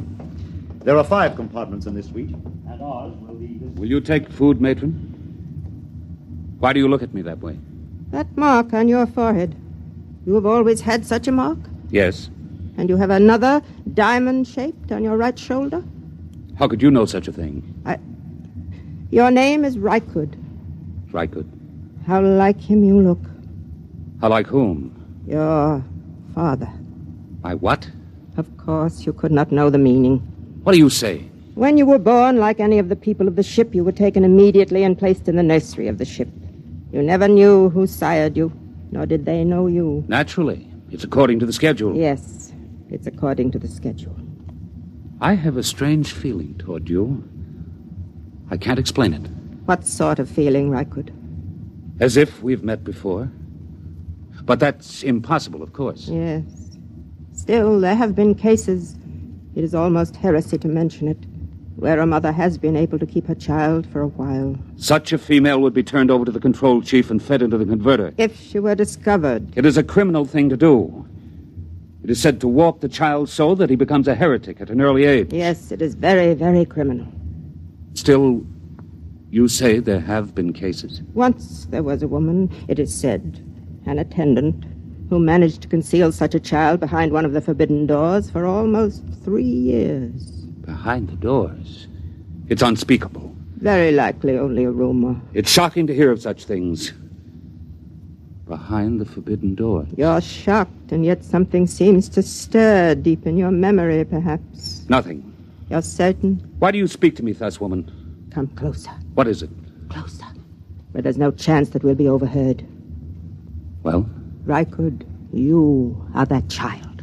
I will not listen. I will not listen. You are that child. How could you know such a thing? I am 70 units of age. 25 units ago, I was a matron of the nursery. This person came to me and told me of her child, which she had concealed in the space lock behind the forbidden door. She begged me to take it and place it in the nursery with the other children. I had been her attendant for many years, and we were close to each other. I did as she asked. But are you certain this child was me? I remember the marks upon it. And I am doomed. Why doomed? I have known my own parent. This accounts for the strange feelings that come over me sometimes. What feelings are those? A feeling... a sense of wonder. Ah. You seem pleased. Reichard. What? Your superior returns. I cannot speak. But if you would satisfy this sense of wonder, I have a book which I will give you. I cannot accept a book without the supervision of the ship's librarian. Take this one. Keep it concealed. Here. No, Take it quickly. They're coming. Well, what are you two whispering about? I was merely explaining to your attendant how he must behave in the presence of your mate. There is no need to explain. All is scheduled. Nothing is questioned. Praise the ship. Praise the ship. I hope that your union will produce the optimum number of children. I'll leave now. Aylin. Yes, Pfeiffer. Your duties will be very simple. Reichert will teach you how to prepare my meals, and you will memorize my schedule.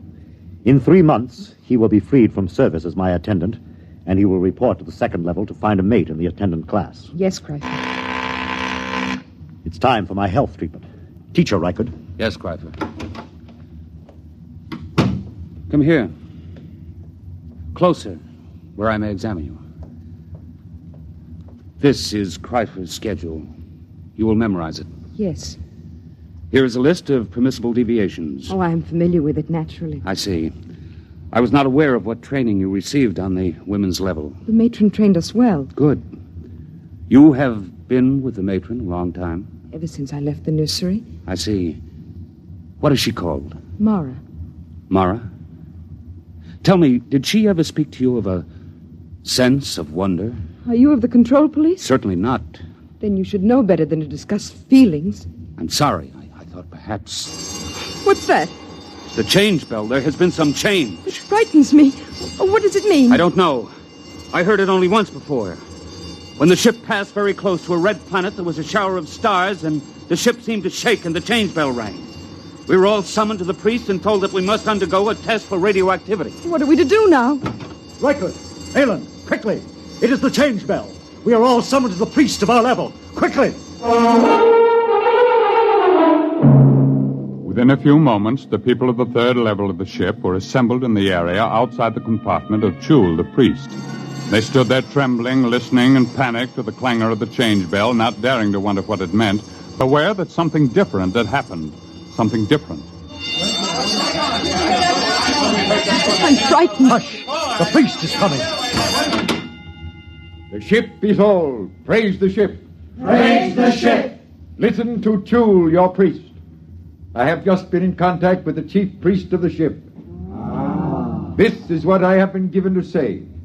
For 10,000 years now, ever since the ship began the voyage, which has no end, we have lived as one people following the schedule. In those years, the change bell has rung only twice. On one occasion, it was to announce a change in the schedule for the preservation of the people of the ship following the epidemic. On another occasion, the ship passed close to a radioactive explosion, and it was feared that we had become dangerously activated. Now the change bell has rung again. You wish to know the reason, naturally. I am given to tell you there has been a change in the sound of the motor. There is no cause for alarm. The priests have consulted the book, which no man may see save the high priest. And we have learned that there is in the book a provision for a change in the sound of the motors. The book says, when the ship shall enter into the orbital pool of its destination, the motors will change in sound due to the increased anti-gravity components. A study is being made to interpret the meaning of the word destination, which was lost some 4,000 years ago and has always been a subject for much controversy. But this need not concern you. Suffice to be reassured that the change in the sound of the motors is a part of the scheme of things. Return to the schedule. The ship is all. Praise the ship. The ship is all. Praise the ship. On his way back to his compartment, Reichert stopped for a moment in front of the forbidden door which led to no one knew what, and listened to the sound of the motors. Yes, it was true. There was a new sound. It was frightening, and yet at the same time it made Reichert's heart leap with expectation. He looked at the forbidden door again and read the warning. No unauthorized persons permitted through this door. Attendant? Yes. What's your name and compartment? Reichert, attendant to Kreifer, third level, Y51. Who are you? Graf, control police.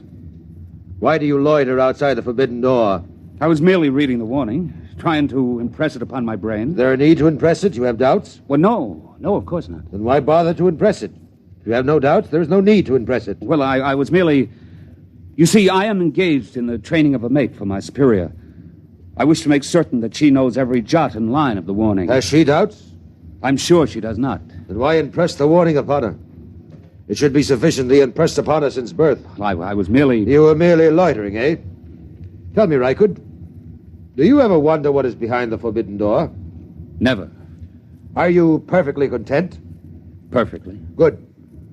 I'm going to enter your name in my report as a warning. See that it is not repeated. I will see. Return to your compartment. I will return. Praise the ship. Praise the ship. Rykud went back to his own compartment. He tried to push the events of the day out of his mind. It was almost too much to cope with. First, the mate for Kreiper, then the news of his birth, now the change in the sound of the motors, and the book.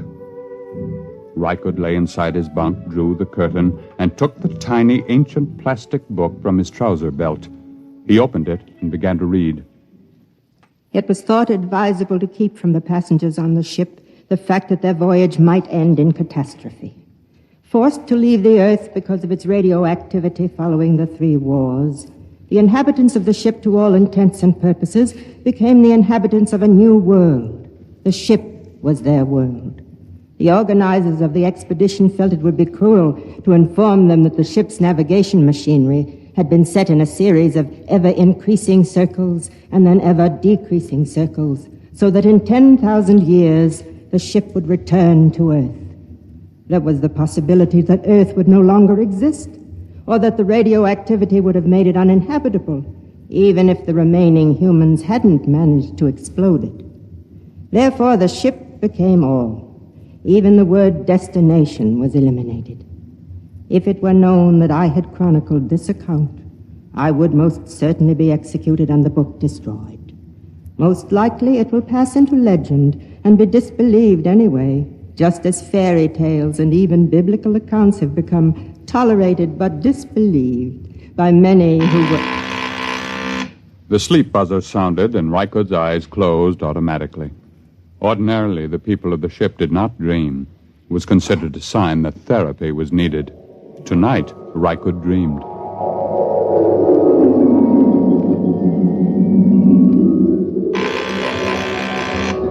Rise, rise. Dress, dress. Eat, eat. Raise the ship. Rise, eat, dress. The ship is all. Rykud! No. Rykud! What? Shh. What is it?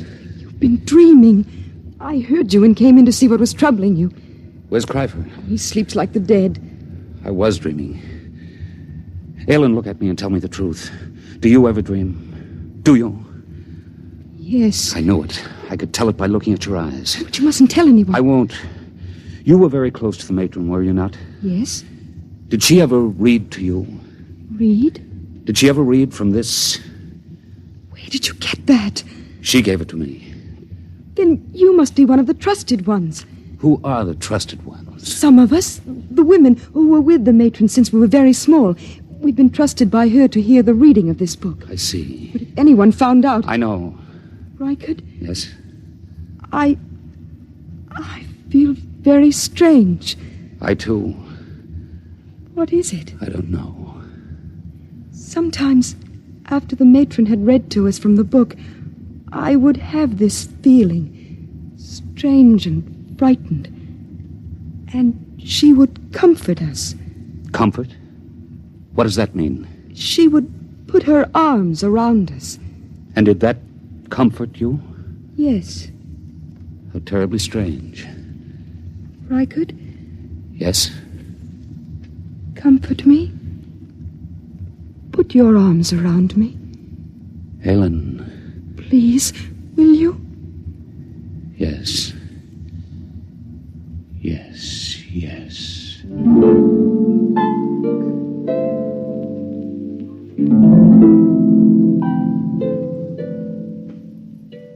On the following morning, when Kreifer went to the conditioning room, as prescribed by the buzzer, Rykud drew Aylin over to the spaceport and slid aside the protective shield.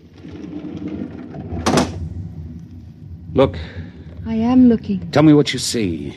I see the stars and space. Look closely. Do you see nothing unusual? I so seldom look through the spaceport. I'll tell you then. Look there. See that one star, so big and so bright that it hurts your eyes? Well? I've been watching it. It is growing larger each hour. Stars do that. Never has one been this large. What difference does it make? The stars exist only as pictures in the glass of the viewport. They're not real. The ship is all. That is what we are told, but perhaps it isn't true. What? Perhaps these stars do not exist only in the glass of the viewport. Perhaps they exist beyond the viewport. I don't understand. Let me say it this way once and forever. Perhaps, Aelin, the ship is not all. Rykard, your heresy frightens me. Rykard, hold me close. It frightens me even to look at you. Oh, Rykard, you mustn't even think it. I do think it. I believe it. I believe the ship is not all. And I believe you are a candidate for the converter. Crawford. Don't move, Rykard, or I'll blast you into dust. It is bad enough for an attendant even to touch his superior's mate, but to couple it with the ultimate heresy. There is nothing but death in this. Crawford, I beg of you. Stand aside, Aelin. I'm going to finish this heretic. Now, Rykard. Have I killed him? No, he's just stunned. Oh, Rykard, what can we do? I don't know. Rykard, the change bell again. Something's happening. I know what has happened. Come, we'll go to the priest. What about Crawford? He'll have us killed. No, it's too late to think of that. Come. Come,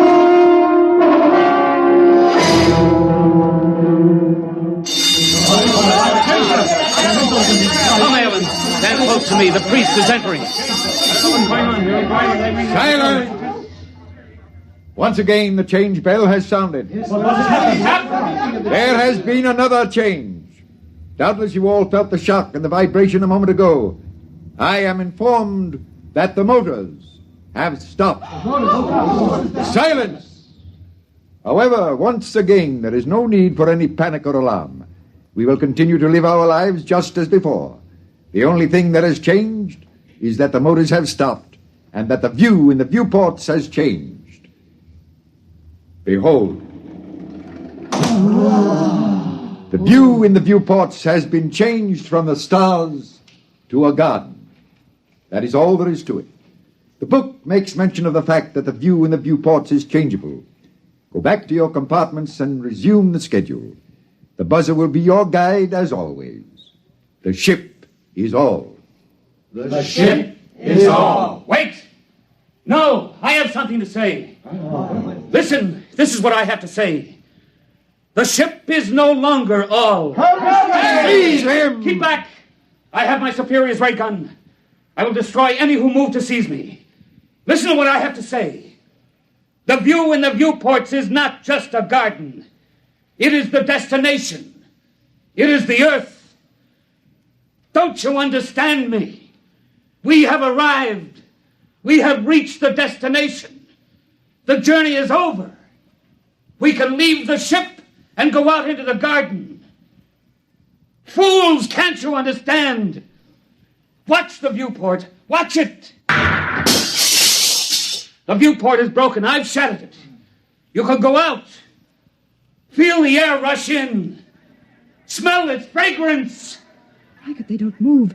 They don't understand. Seize him! Kill the heretic! Kill him! Rykard, they're moving toward us. Run. Follow me quickly. After him! Death to the heretic!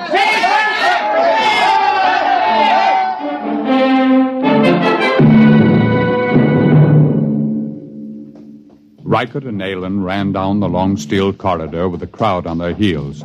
After a few moments, they came to the forbidden door of the control room. Aelin, quick, in here. Rykard, it's forbidden. I'll have to blast the lock. Quickly, now come.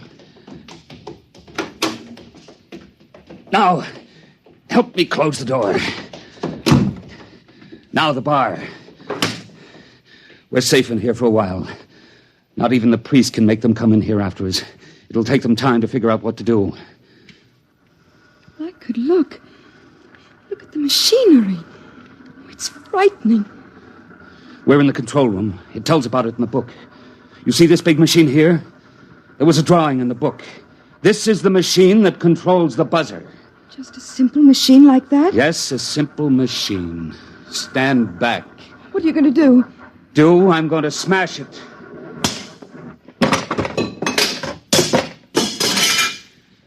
Now they're going to have to find a way to live without the buzzer. Riker, they're breaking down the door. Come with me. Where can we go? There's nothing except the ship. No, there is more than the ship now, Ellen. There's the Earth. The cool green Earth. I'm going to smash the viewport. Come on. We're going to leave the ship. Riker, I'm frightened.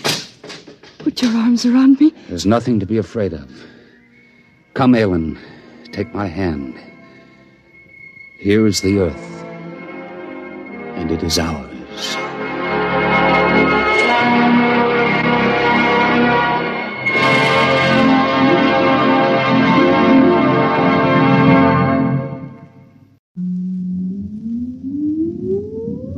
Countdown for blast off. X minus 5, 4, 3, 2, X minus 1, fire.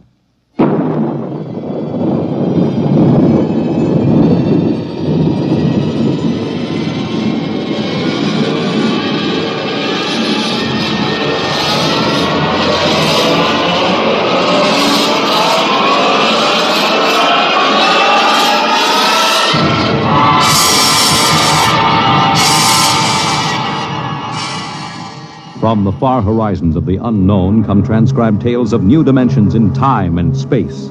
These are stories of the future, adventures in which you'll live in 1,000,000 could-be years on 1,000 maybe worlds. The National Broadcasting Company, in cooperation with Street and Smith, publishers of astounding science fiction, presents X minus 1.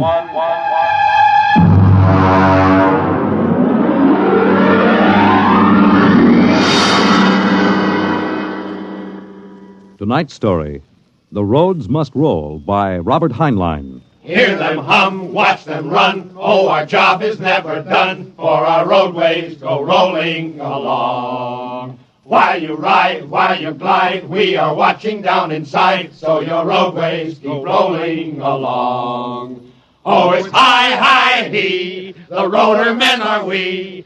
Check off the sectors loud and strong. 1, 2, anywhere you go. You are bound to know that your roadways keep rolling along. Keep them rolling! That your roadways keep rolling along.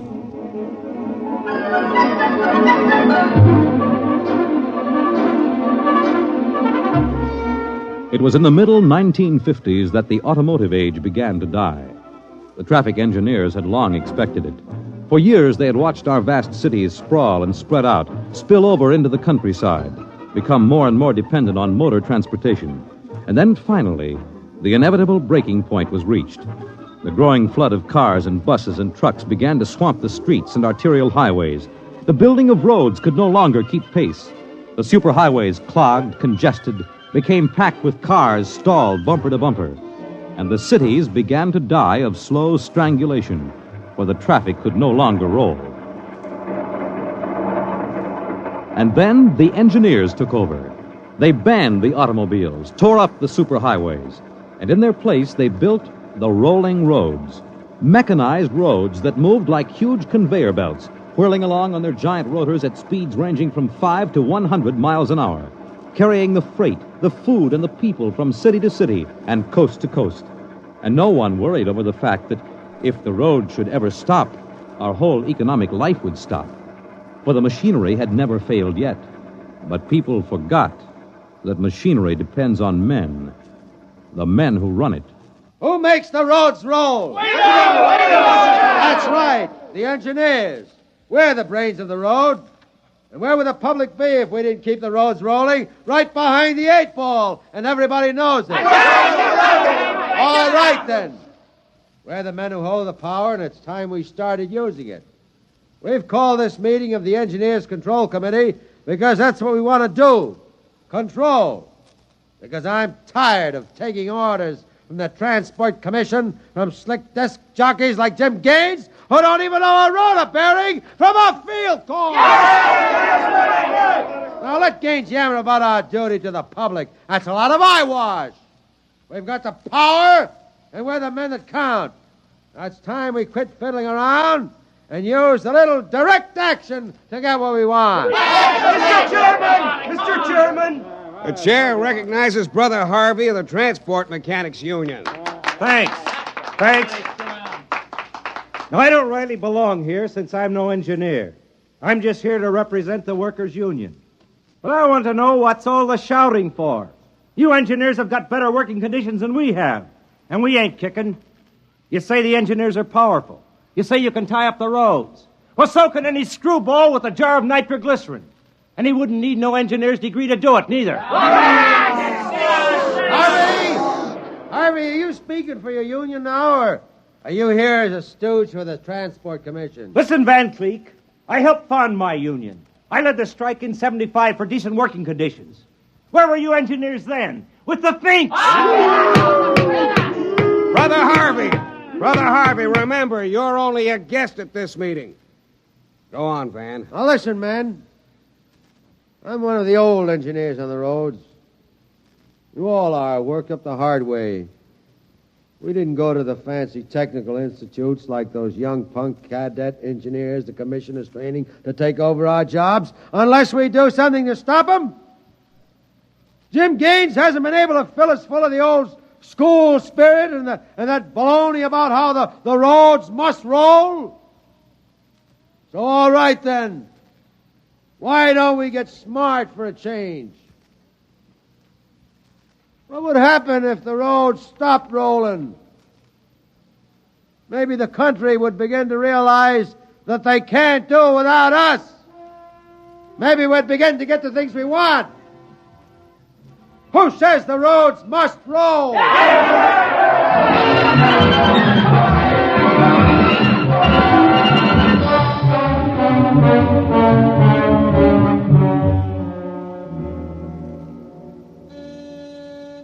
Yes? Your wife is calling, Mr. Gaines. Put her on. Jim, I want you to stop off on your way home. I'm sorry, darling, I can't make it. But you promised. I know, but Washington called in. They're sending Evans, the Australian Minister of Transport, through my sector today. I've got to show him through personally. Can't somebody else? I'm chief supervisor. Wouldn't be courteous. Courtesy begins at home. I've planned this dinner for weeks. Honey, the roads must roll. Oh, if you quote that nauseating slogan at me again, I'll divorce you. I can't help it, darling. I'll meet you at Stockton at 9 and we'll take in a show. Kiss Alan goodnight for me. Well, all right. Goodbye. Goodbye. Mr. Evans is here. Show him in. Well, good evening, Mr. Evans. I'm Gaines, chief engineer. How do you do, Mr. Gaines? They told me at the embassy you'd be the man to see. I want to know how the roads work. I think we can handle that. Well, I'm not a technical man, Mr. Gaines. My field is sociology. So, suppose you tell me about the roads as if I were entirely ignorant. Fine. It's nearly at dinner time. Suppose we run up to Stockton sector for dinner. It'll take us about an hour on the roads, and you can see them working. Excellent. If you'll excuse me a minute. Certainly. Hi, Chief. What can I do for you? Dave, you're on evening watch, eh? Uh-huh. Where's Van Cleek? Going to some meeting. I'm going up to Stockton for dinner. Anything to report? No, sir. The roads are rolling. Okay. Keep them rolling. All right, Mr. Evans. Let's go.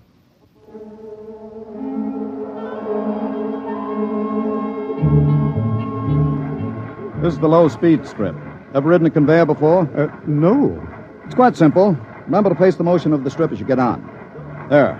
We'll go right across. Each adjoining strip is a few miles an hour faster than the one next to it. Freight is carried on the 50-mile strip, most passenger traffic on the express strip. All right, now watch your step.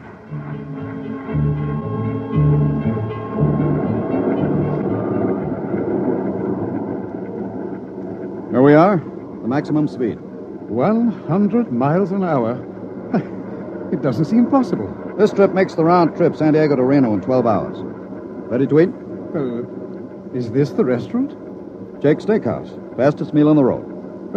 Is it really a proper restaurant? One of the best. Shall we go in? Hello, Mr. Gaines. We don't see you much out on the road. Busy in the office, Jake. Two? Right this way. What'll it be? You order. Well, how about a steak? 2 inches thick from a steer that died happy. Fine. Plug me in the phone, will you? There's one right next to you.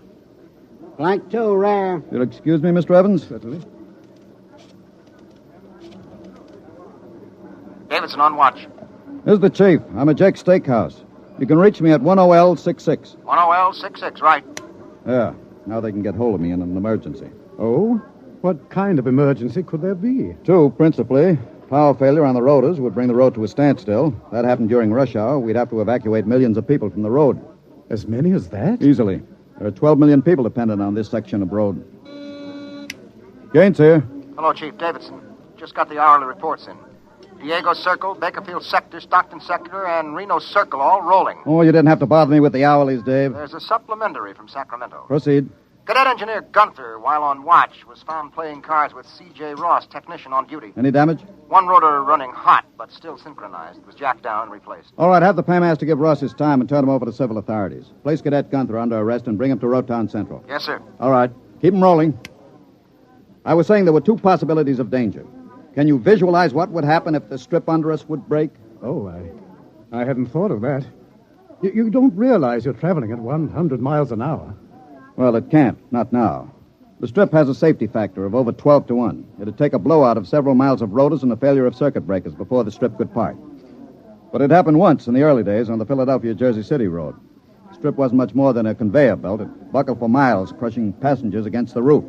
Forward section in front of the brake spilled them down under into the rotors and rollers. Oh. Was it very bad? Over 3,000 people were killed in that break. But the roads had to go on. The entire economic system hangs on the roads. If they stopped now, the country would starve.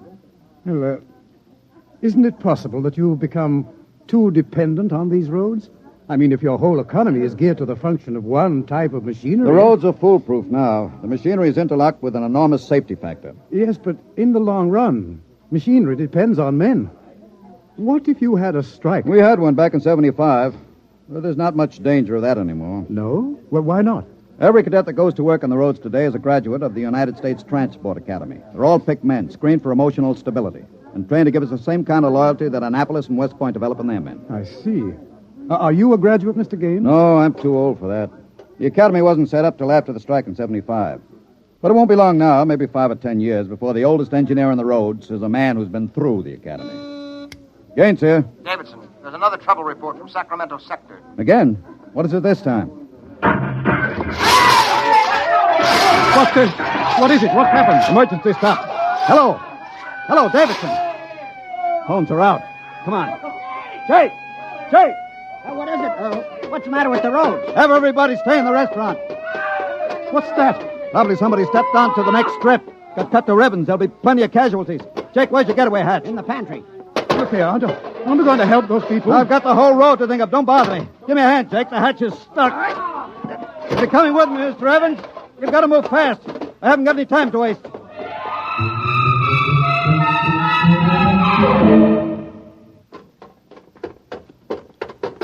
Where are we now? Freeway on top of the inner road ceiling. That's the outer shell over us. Are we going outside? No, there'll be an access down manhole over here. They're spaced every 100 feet. There, by the green light. Now, this will get us down on the northbound road. Careful, it's dark. Now stand away from the door, Evans. Yes.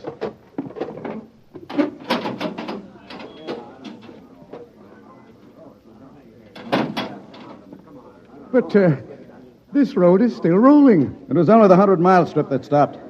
That's what I want, a phone booth. Look out, excuse me. Look out. Hey, out. Hey, I'm talking to my wife. What's the idea Don't of argue. busting in here? Out. Yeah, but Emergency priority, division office. Davidson. Gaines here, report. Chief, where have you been? I've been calling you. Never mind that, report. 709, Consolidated Tension. Report strip 20 Sacramento Sector past emergency level. Interlocks acted and cut the strip out. Cause of failure unknown. Direct communication cut to Sacramento Control Office. Evacuation of strip 20 commenced. No casualties. There are casualties. I saw them. Put police and hospital routine A into operation. Get me Van Cleek. I want him to take over for me till I report in. We can't reach him, Chief. Shall I cut out the rest of the road? No. Keep those other strips rolling or we'll have a traffic jam the devil himself couldn't untangle. There are 5 million passengers on the road now. Notify the governor that I have assumed emergency authority. Arm all cadets available and await orders. Shall I recall technicians off No. watch? This isn't an engineering failure. That whole sector went out simultaneously. Somebody cut those rotors by hand. I want all available senior class cadets to report to Stockton Subsector, Office 10, with pistols and tear gas. Yes, sir. The governor wants to talk to you. He called in. Refer him to someone else. I'm busy. I'll get back to you. I'm going down under.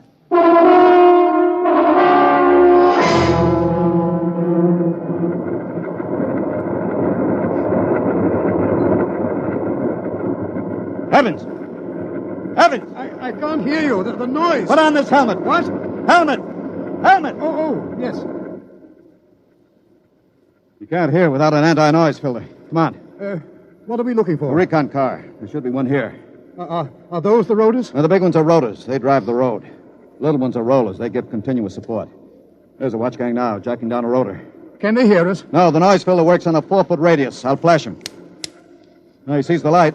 Cadet Wilson reporting, sir. I want your recon car. Emergency. Yes, sir. Right over here, sir. Come on, Evans. Yes. Get in. But it's so small. You'll fit all right. You can take off your noise filter now. Hang on, she accelerates like a rocket. Oh, my stomach. Relay station. This is Gaines. Get me Davidson, senior watch officer. Mr. Gaines, the mayor wants to talk to you. I haven't got time. Get me Davidson. And leave this circuit hooked into Davidson's board until I tell you to cut it. Yes, sir. Here is the senior watch officer. Davidson. Gaines calling. Have you found out yet what's stopping the roads? No, sir. It's still a mystery to me. All right. I'm on my way in a recon car. Hold everything till I get there.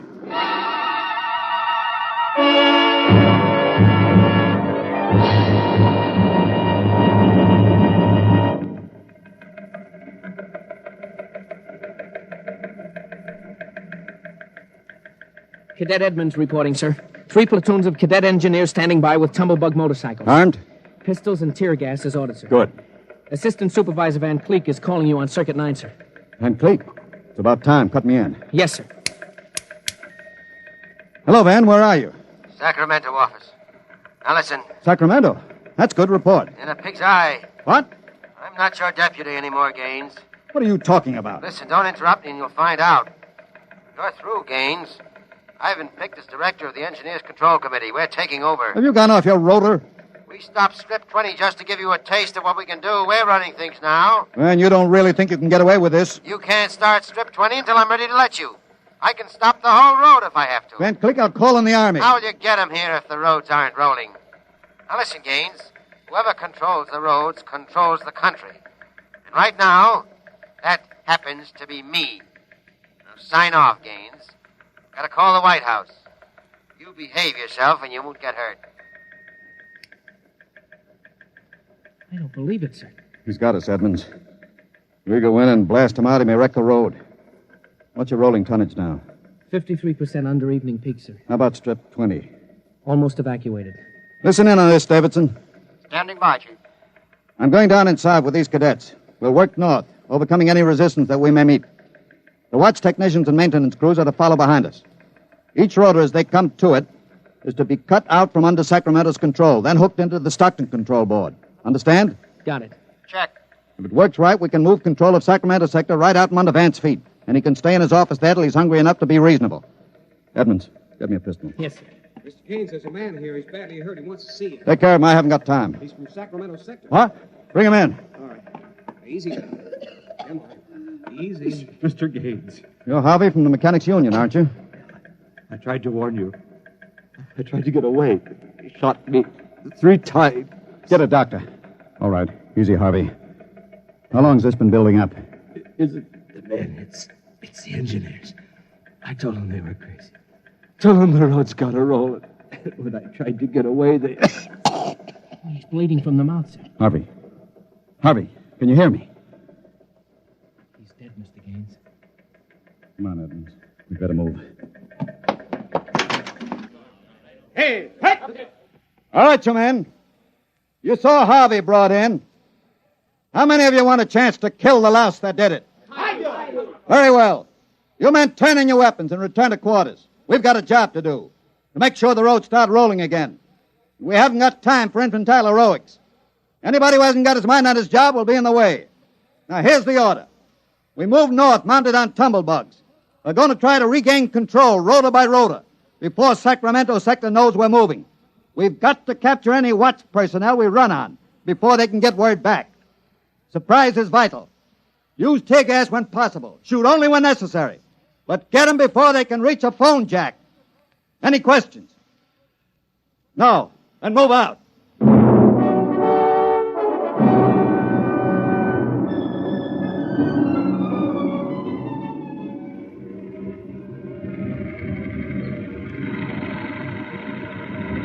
score, Edmonds? 33 prisoners so far, nobody killed. Whoops. Yeah, since I rode one of these tumblebugs, I've gotten how to steer it. Oh, so there's a man ahead. There at the rotor base. He's got a phone jacked in. Hurry. If he gets word back, we're sunk. I don't think he's seen us. I'll dismount and get him.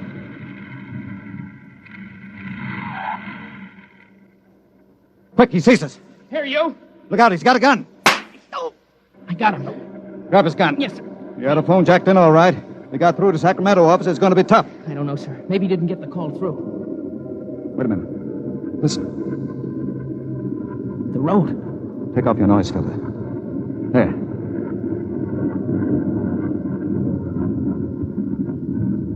The road. The road is stopping. Halt your men. Halt. Hold up there. Hold up. There's a recon car coming up. Relay station call for Mr. Gaines. Give it to me. Here you are, sir. Gaines here. Davidson here, Chief. Van Cleek's calling you. Who stopped the road? He did. All right. Cut Van Cleek into me. You thought I was fooling, huh, Gaines? What do you think now? All right, Van. The road is stopped.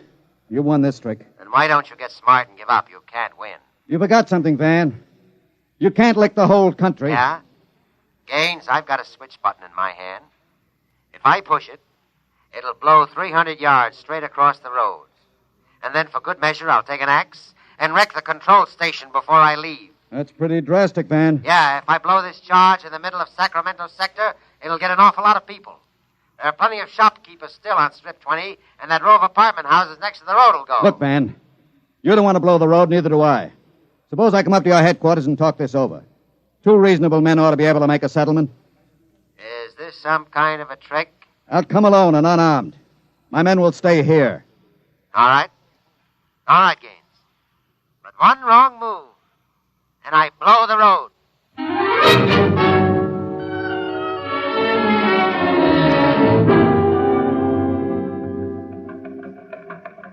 We've got to hurry, Dave. If I take too long, Van Cleek will get edgy and set off that charge. Failure report notes. 1, strips must be cross-connected with safety interlocks, so that when one dies, the others slow down. 2, the men. I can't understand it. The psych tests are rigid. We've never had a failure in the Hum-Wadsworth-Burton method.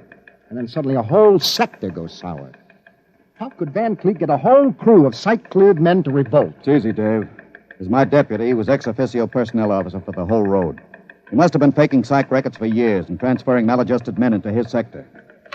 I've got that personnel record, Mr. Gaines. Man's record. Masked introvert. Inferiority rating 7. Comment. Despite a potential instability shown on Wadsworth Curve, this officer is especially adept in handling men. He's adept, all right. I haven't got time for any more, Dave. You're not going up there to Sacramento office. I've got to. He'll be armed. He'll kill you. I've got to take that chance. But unarmed? Why don't you call in the Army? He won't dare blow the road. Yes, he then. would. Look at that psych record. He's putting up a big, brave front, but he's rotten inside. He wants to be taken seriously. He wants everybody to think he's the most dangerous man in the country. And if I call the Army in, he'll try to prove it by blowing the road. How can you stop him, Mr. Gaines? He'll have a gun. What'll you have? What'll I have? Only a prayer. And what I know about Mr. Van Cleek.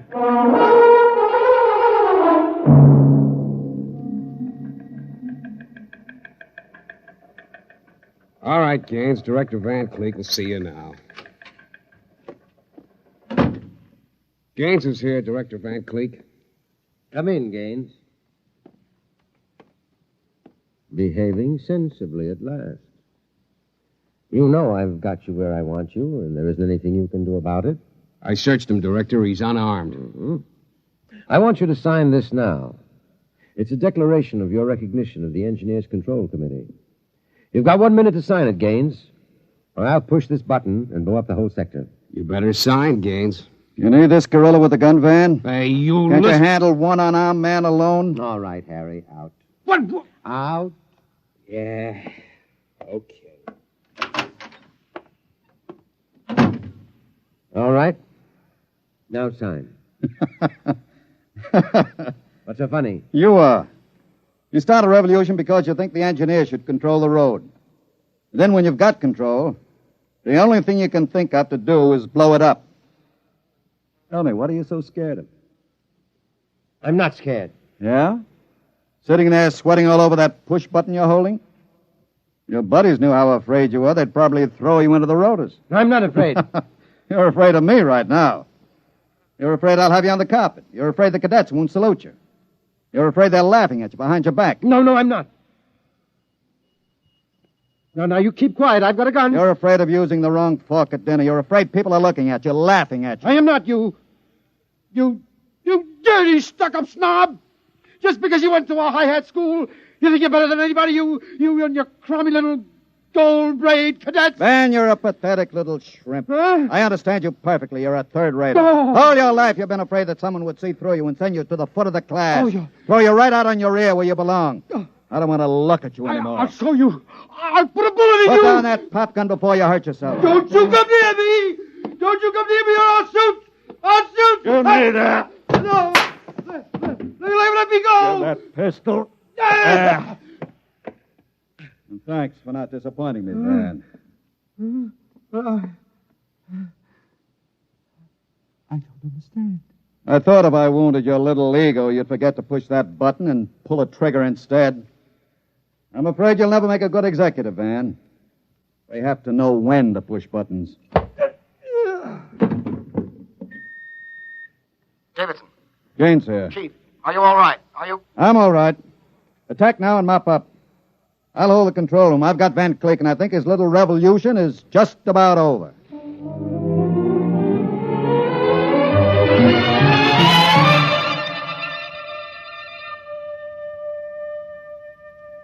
Hear them hum, watch them run. Oh, our job is never done, for our roadways go rolling along. While you ride, while you glide, we are watching down inside, so your roadways keep rolling along. Mr. Gaines! Mr. Gaines! Mr. Evans, I forgot about you. Yes, I've been waiting at the sector office.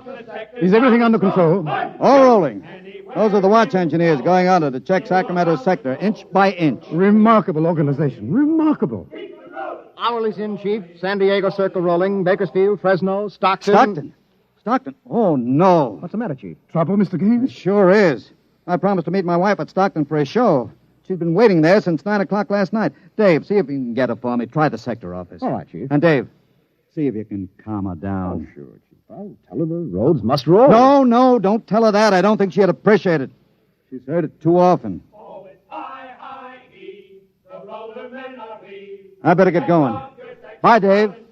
Keep 'em rolling. Anywhere you go, you are bound to know that your roadways go rolling along. Keep them rolling, that your roadways go rolling along. Keep them rolling, that your roadways go rolling along. Keep them rolling, that your roadways go rolling along. Keep them rolling, that your...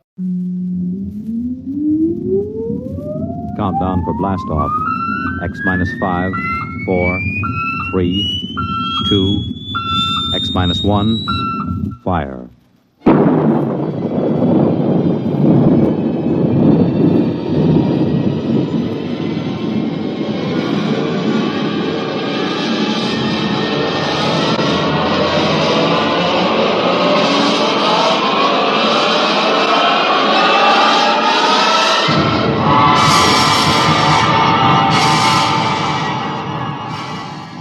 From the far horizons of the unknown come transcribed tales of new dimensions in time and space.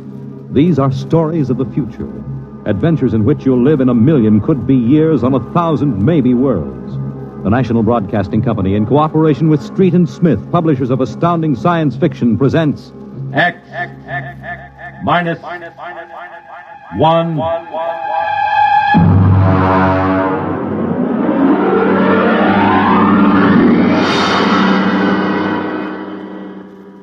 Tonight's story, A Logic Named Joe, by Murray Leinster.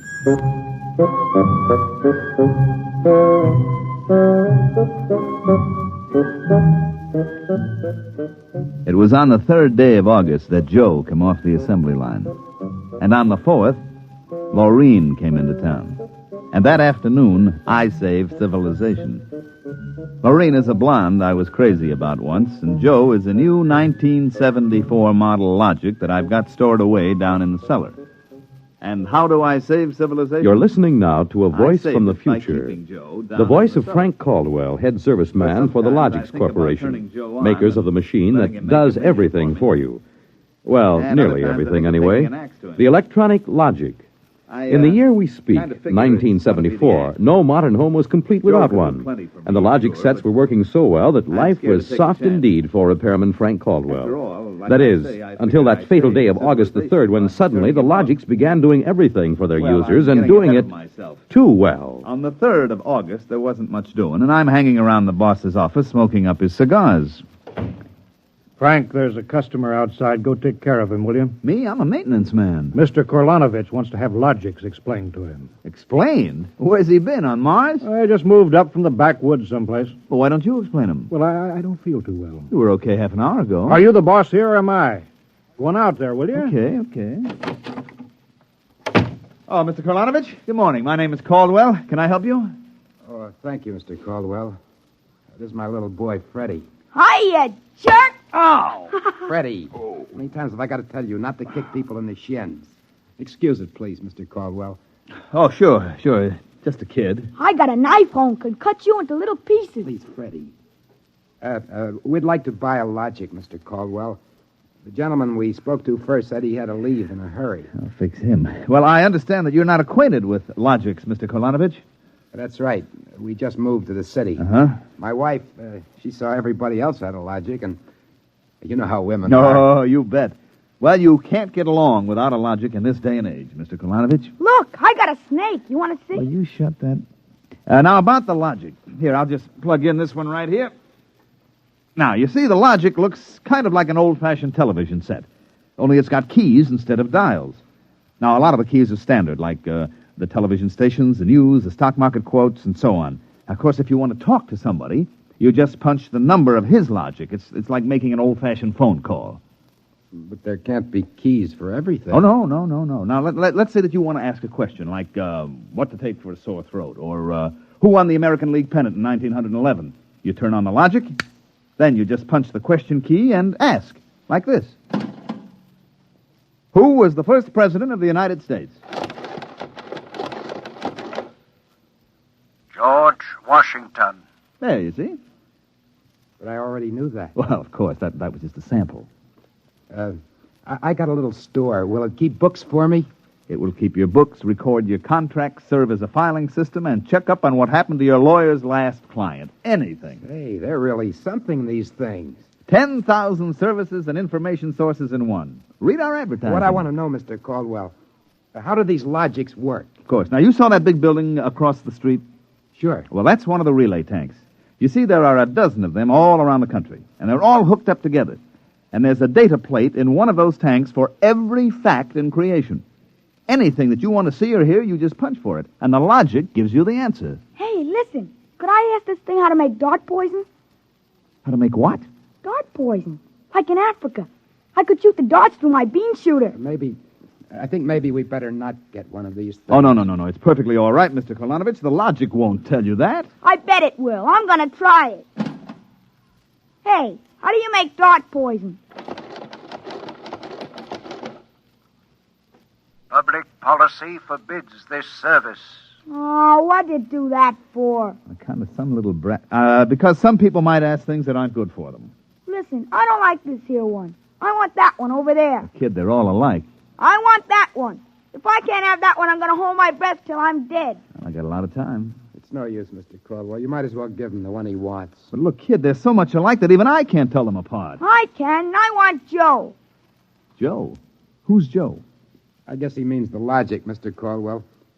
He has to think up a name to call everything. We should hear some of the names he calls me. Not till I'm 21. I promised Mother. Okay, so we call him Joe, but them things are all alike to 1/10,000th of an inch. I don't care. I bet he'll teach me how to make dart poison. Okay, then. Come on, Joe.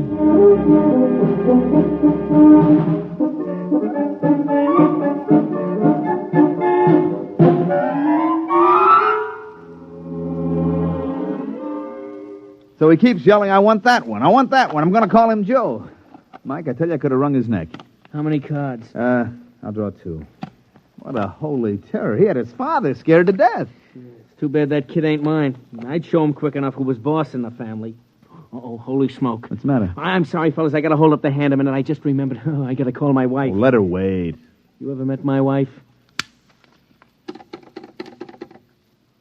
Hey, what's the matter with this thing? It ain't getting my house. Announcing new and improved logic service.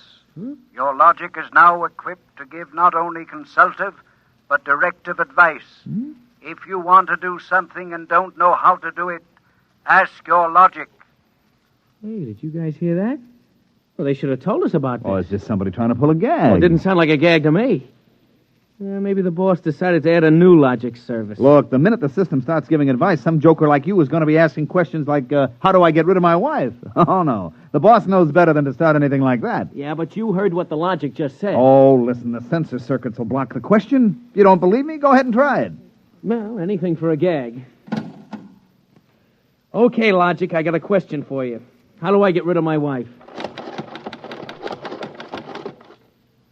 Service question. Is your wife blonde or brunette? You guys hear that? She's a blonde. Hexacrylobinatine is a constituent of green shoe polish. Take home a frozen meal containing pea soup. Color the soup with green shoe polish. This poison is fatal to blonde females only. This fact is a product of logic service. You cannot be convicted of murder. It is improbable that you will be suspected.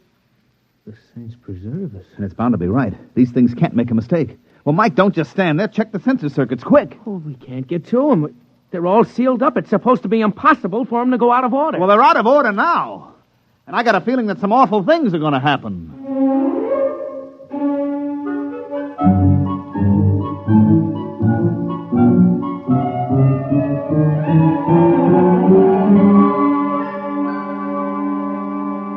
Boss, we've got to do something. The logics have gone nuts. Now, relax. The thing gave a goofy answer once. Maybe it was a joke. But it was an accident. Now, forget it.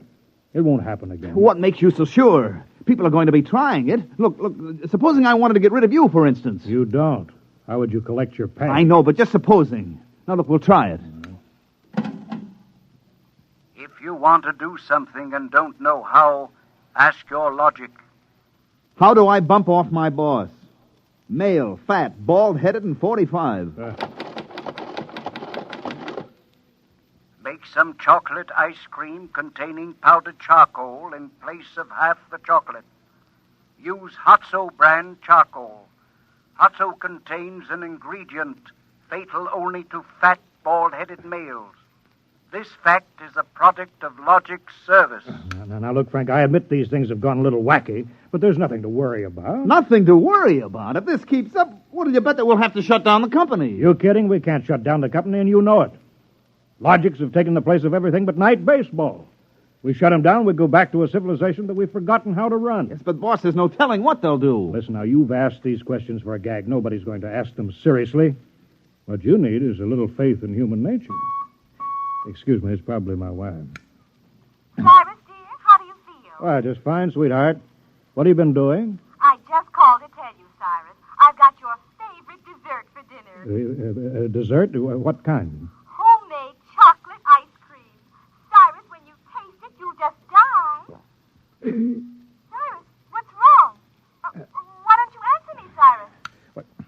Chocolate ice cream. This can't be happening. Why, this is awful. These logics are dangerous. Have a little faith in human nature. Now, Caldwell, you're the head of the maintenance crew. I'll give you 24 hours to fix these logics or you're fired. Well, now, look, boss. What are you standing there for? Get in the service car. Get moving. Where? Anywhere. Find out what the logics are up to and see that you find out before the logics do.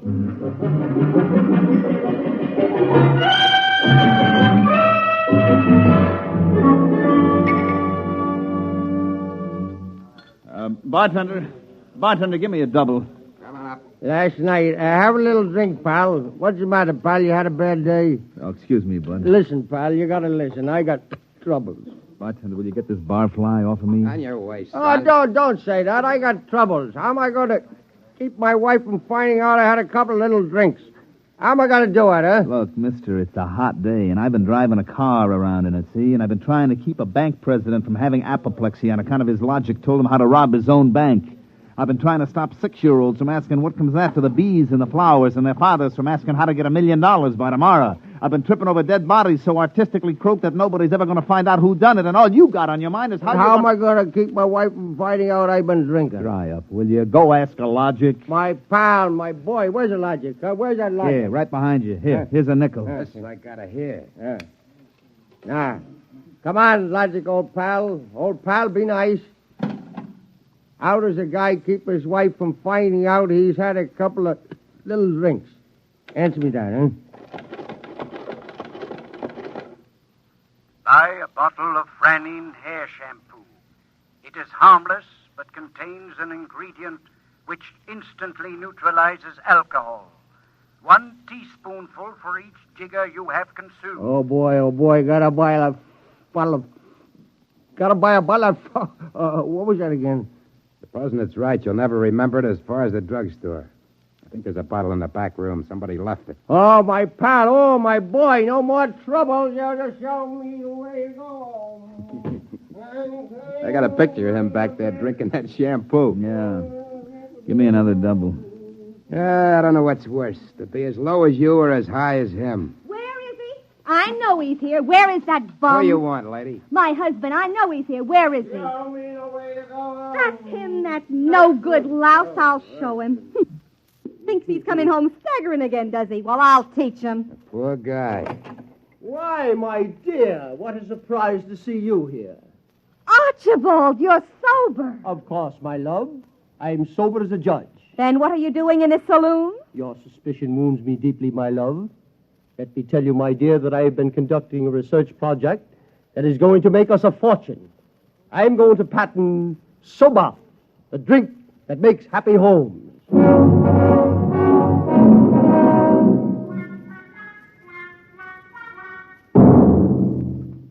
Look at this blotter, Caldwell. Blank. The greatest crime wave in history, and we can't even make an arrest. They're all perfect crimes.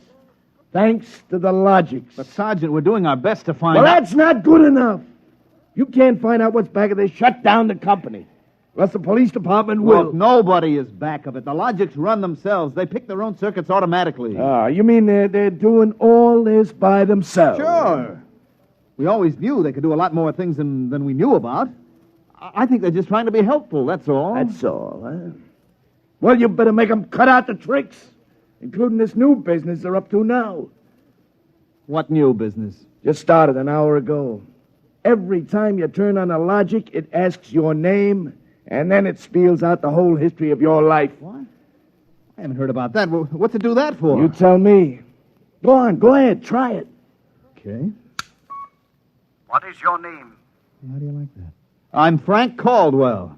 Frank Caldwell. Were you ever called Ducky? Ducky? Wow. Lay off, will you, fella? What if I was? It's been years. Ducky, there is a call for you. Hello, Ducky. Holy cats.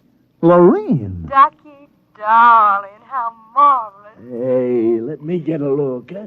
Gosh, Lorene, where are you? I'm in a hotel. I just got into town.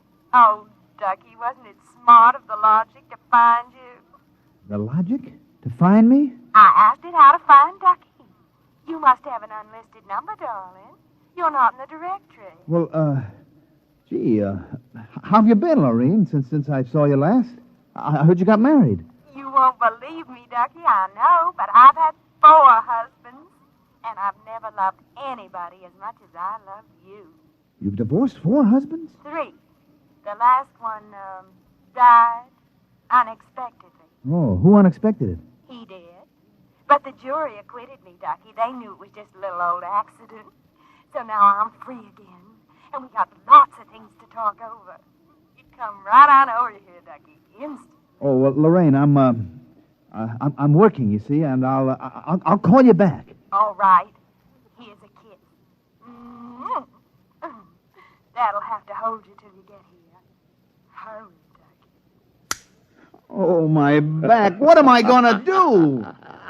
Do like you were telling me a while ago. Huh? Calm yourself, Ducky.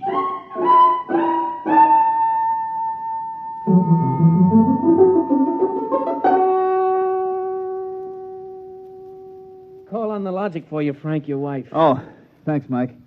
Hi, Gerd. Frank, I've been trying to get you for an hour. Where you been? I've been out making calls, honey, trying to find out what ails these logics. Well, you better find out in a hurry or there's going to be trouble. Now, look, Gerd. Now, just take it easy, huh? Caldwell, you can't let this happen to me. They're asking everybody's name, and when you tell your name, it reels off your whole history. Well, honey, I don't think they're doing that anymore. I think that was just temporary. Well, in the meantime, it's told everybody in the neighborhood all about me. I punched Mrs. Hudson's name. She's been married 3 times, and she's had Mr. Hudson arrested twice for non-support and once for beating her up. It'll tell anybody anything. Yeah, but look, Gerd, I'll tell you. Frank, you stop these things or I'm going to leave you. Oh, honey, you don't mean that? I do. If you can't figure out how to keep our private lives out of every logic in town, then I'm through, and that settles it.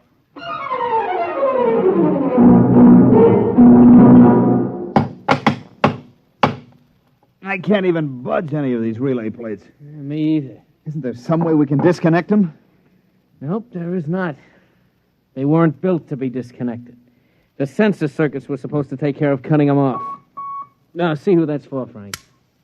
Hello, Ducky, darling. Oh, Lorene, not again. Ducky, darling. I'm so lonesome. Why haven't you come over? Well, I've been busy. Oh, poor Ducky. Look, let's get married. Gosh, Lorene, well, what I mean is... Right away, Ducky. You're not busy tonight, are you? Look, Lorene, I got married. Oh, poor boy. My poor Ducky. Well, we'll just get you out of that. No, look, Lorene. It's all arranged, darling. I'll just call up your wife and have a little talk. No, now, please, Lorene, I mean, it's nice of you to think of me and all, but Yeah, you just give me your address and your logic number, darling. I haven't got one. Never mind, darling. The logic will find out for me. Lorene? Hey, Frank, will you get away from that thing and give me a hand? Yes, Mike, in a minute. First, I've got to call my wife. We got to get out of town. Oh, Lord, I made a mistake. Frank, you're supposed to be helping Mike. Yeah, I am, boss, I am, but I got to make this call. Call? What do I care about your call? President's getting ready to close down the company and declare martial law. Now, for the love of heaven, do something. Yes, boss, I will. I've just got to make this one call before the logics get on my trail. To assist in solving a special problem of logic service, kindly give the following information if possible. Where does Frank Caldwell live? They got me. I'm through.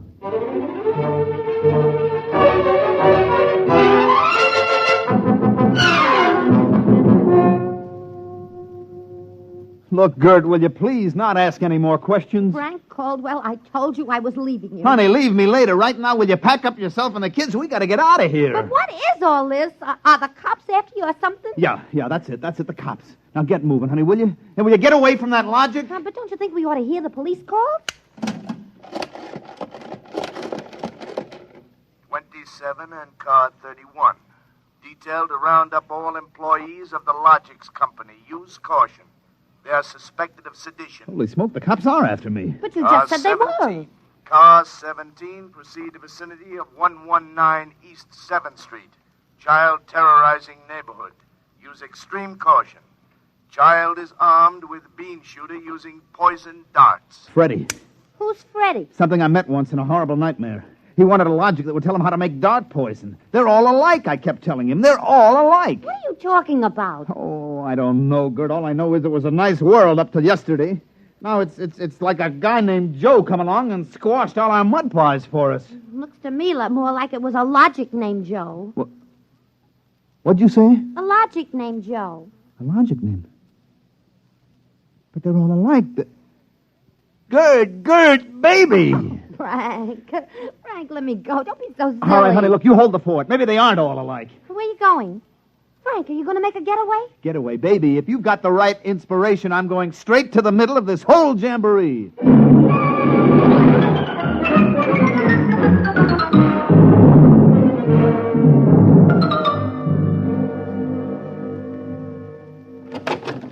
Yes? Oh. I was hoping it was the police. You remember me, Mr. Kolanovich, Caldwell of the Logics Company? Logics Company. I wish the Logics Company was at the bottom of the ocean. I don't blame you, believe me. Now, where's your logic? In here. I'd smash it into a million pieces if I wasn't afraid of what Freddie would do to me. Look, just get out of the way, will you? I've got business with Joe. If you want to do something and don't know how, ask your logic. Oh, we're back to that routine, Well, I want to do something, all right.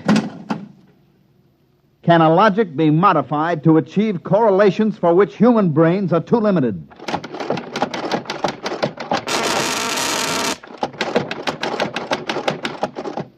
Yes.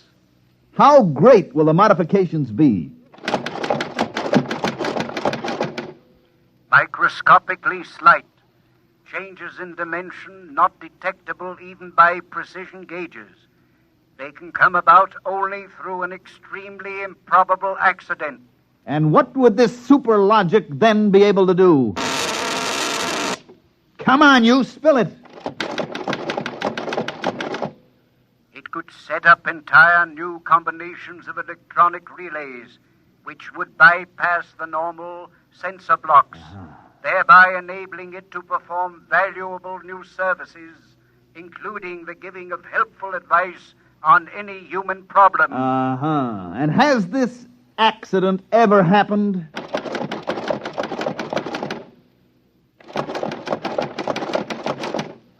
Come on. It has happened only once in the case of the logic now owned by the Kolonovich family of 119 East 7th Street. A logic named Joe.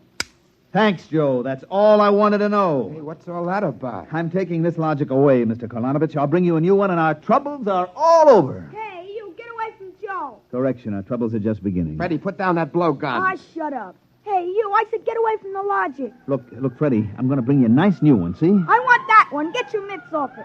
What I got in this bean shooter ain't lemonade. Mr. Caldwell, the police. They're outside. Yeah, for me and Freddie. Nuts. What they want you for? You ain't smart enough to do nothing. Oh, no? Hey, there's plenty I could tell you. Look, there's the cops, kid. It's you and me against them. So what you gonna do about it if you're so smart? Now, look, we may have to fight our way out. Let me see that blowgun. I know a way to hop it up so the cops won't have a chance. Now, come on, give it to me. Okay, let's see what you can do. Here. Thanks. Here! Mr. Caldwell, you're a great man. Now all I got left to do is pull this plug out of the wall. Come right in, Sergeant. Well, that must be the kid. He don't look so tough to me. Well, he just got a little softening. There'll be no more complaints, officer. I guess I can go on where Mr. Caldwell left off. Caldwell? Hey, you're wanted. Now, look, I just came to pick up this busted logic. I don't know a thing. You said that before. Come on, you're going to the cooler. Let's go. Now, wait a minute. You act like you wanted to go to jail. Well, just till a certain party leaves town. I got a feeling it's safer. Okay, then, Caldwell. Into the paddy wagon you go. Thanks, officer. You may be saving my life. Now, if you'll just help me carry this logic out... Wait a minute. You can't take that in the wagon. I can't? Why not? There's no room. We already got a dame in there who's raising the roof. A dame? Yeah, a blonde.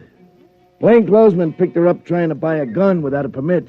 She keeps screaming she's going to miss her date with Ducky.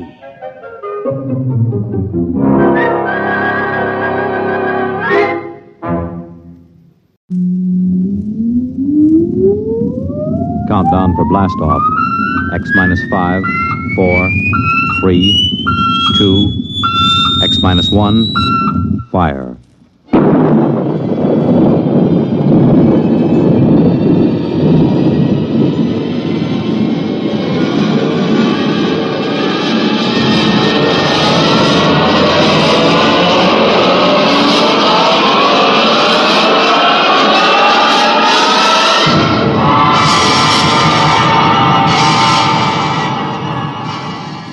From the far horizons of the unknown come transcribed tales of new dimensions in time and space.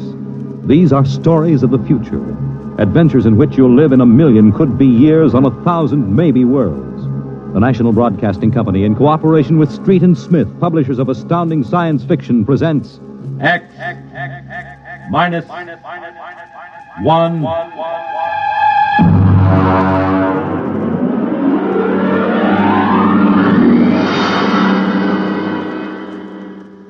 Tonight, a Ray Bradbury story, Marionettes Incorporated.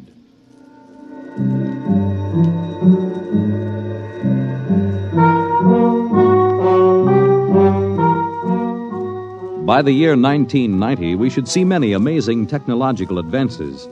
And yet, in many ways, life will be very much the same. A husband will stop off at a bar on his way home and perhaps unburden himself a little to a friendly bartender. Well, that's good. Almost feel as if I could go home and face Nettie now. Wife trouble, Mr. Smith? Wife trouble, Sam. If only she'd relax a little bit. Look, you see this bruise on my lip? She kisses me. For an hour every night when I come home. Can you do anything for it? Well, I try, Sam. You can't figure them out. Well, I guess I'll go home and feed myself to the lioness. I tell you, Sam, when Nettie gets finished demonstrating how much she's missed me, I feel like a man who's been stuffed into an electronic washing machine with the dial set at rinse dry. How much do I owe you? Well, if it isn't Henry Smith. Huh? Brayling! Well, as I live and breathe. Walter Brayling. What are you doing here? We're having the night out. Say, does Gloria know about this? Things have changed, Henry. I thought she kept you chained to the bedpost most of the time. Not anymore, Henry, not anymore. So you aren't divorced, are you? Oh, no. Gloria's home. What did you do, put sleeping powder in her coffee? Oh, goodness, no. That would be highly unethical. Well, now, look, I can't believe you just walked out on her. 10 years of marriage, Henry, and I never had a night to myself. But it will be different from now on. By the way, what time is it? 10 o'clock. Well, I guess I'd better be going. Scared? Don't want to crowd my luck. Oh. Although, really, there's nothing to worry about. Well, I'd sure like to know how you do it, Walter. Would you really? Yes, I would. All right, Henry, since you've always been a friend of mine, I'll let you in on it. Come on, my car's outside. I'll drive you home and let you see how it's done. Well, now, that's nice of you, Walter. Oh, no, not at all. We fellas have to stick together.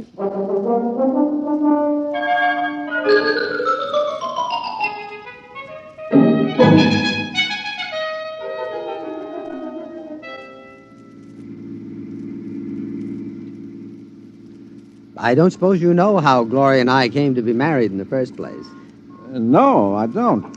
Well, one evening, she threatened to tear off her clothing and call the police unless I married her. No. Oh, yeah. Well, that's a bit extreme, isn't it? Gloria's a nervous girl. Oh. I bet you've had a pretty wretched time of it, huh? Yeah. Didn't take long for me to become the laughing stock of the neighborhood. Henpeck Brayling, they used to call me, I know that. But things are changing now. See this? What's this? A single ticket to Rio on the morning rocket. I have hotel reservations there for a month. A whole month, Henry, to have a fling. Well, won't Gloria make trouble over that? Well, that's the amazing part of it, Henry. She won't even know that I'm gone. Huh? And I'll be back in a month and no one the wiser. You don't believe it, do you? Well, frankly, no. Just how are you going to swing it, Walter? That's the secret, Henry. I tell you, it is the most wonderful thing ever invented. Worth every cent I paid for it.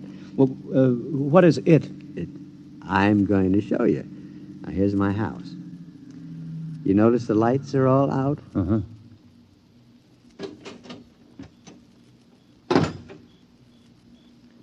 Shh. Now, we'll wait here on the front porch.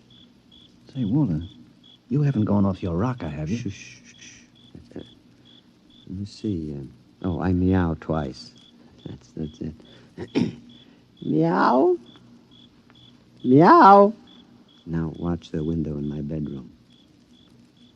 It looks as if somebody's... Hey! There's a man up there. He's looking out. Good. He sees me. Now he'll be down directly. Oh, now look, isn't this a bit embarrassing for you, Walter? No, not at all. You'll find out. Here he comes.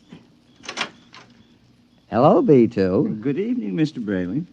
Either I'm going out of my mind or there are two of you. You never told me you had a twin brother. I don't. Look, if this fellow were in pajamas, I couldn't tell you apart. Well, that's the secret, Henry. Everything go all right, B2? Just fine, Mr. Brayling. I suppose my wife was in her usual good form this evening? Well, as a matter of fact, we spent the evening playing gin. No screaming, shouting, accusations? No, sir. No, it was a very quiet evening. Well, but this is even better than I thought. Marionettes Incorporated aims to satisfy, sir. Did he say Marionettes Incorporated? That's right, Henry. Now look him over. Isn't he excellently fashioned? You wouldn't dream he was a robot, a marionette. No, I don't believe it. Well, it's against the law, of course, to duplicate a human like this, but it's well worth the opportunity. I still don't believe it. You can't tell him from a human. Well, only one way. Put your ear next to his chest. Huh? That's it. Now listen. It's machinery.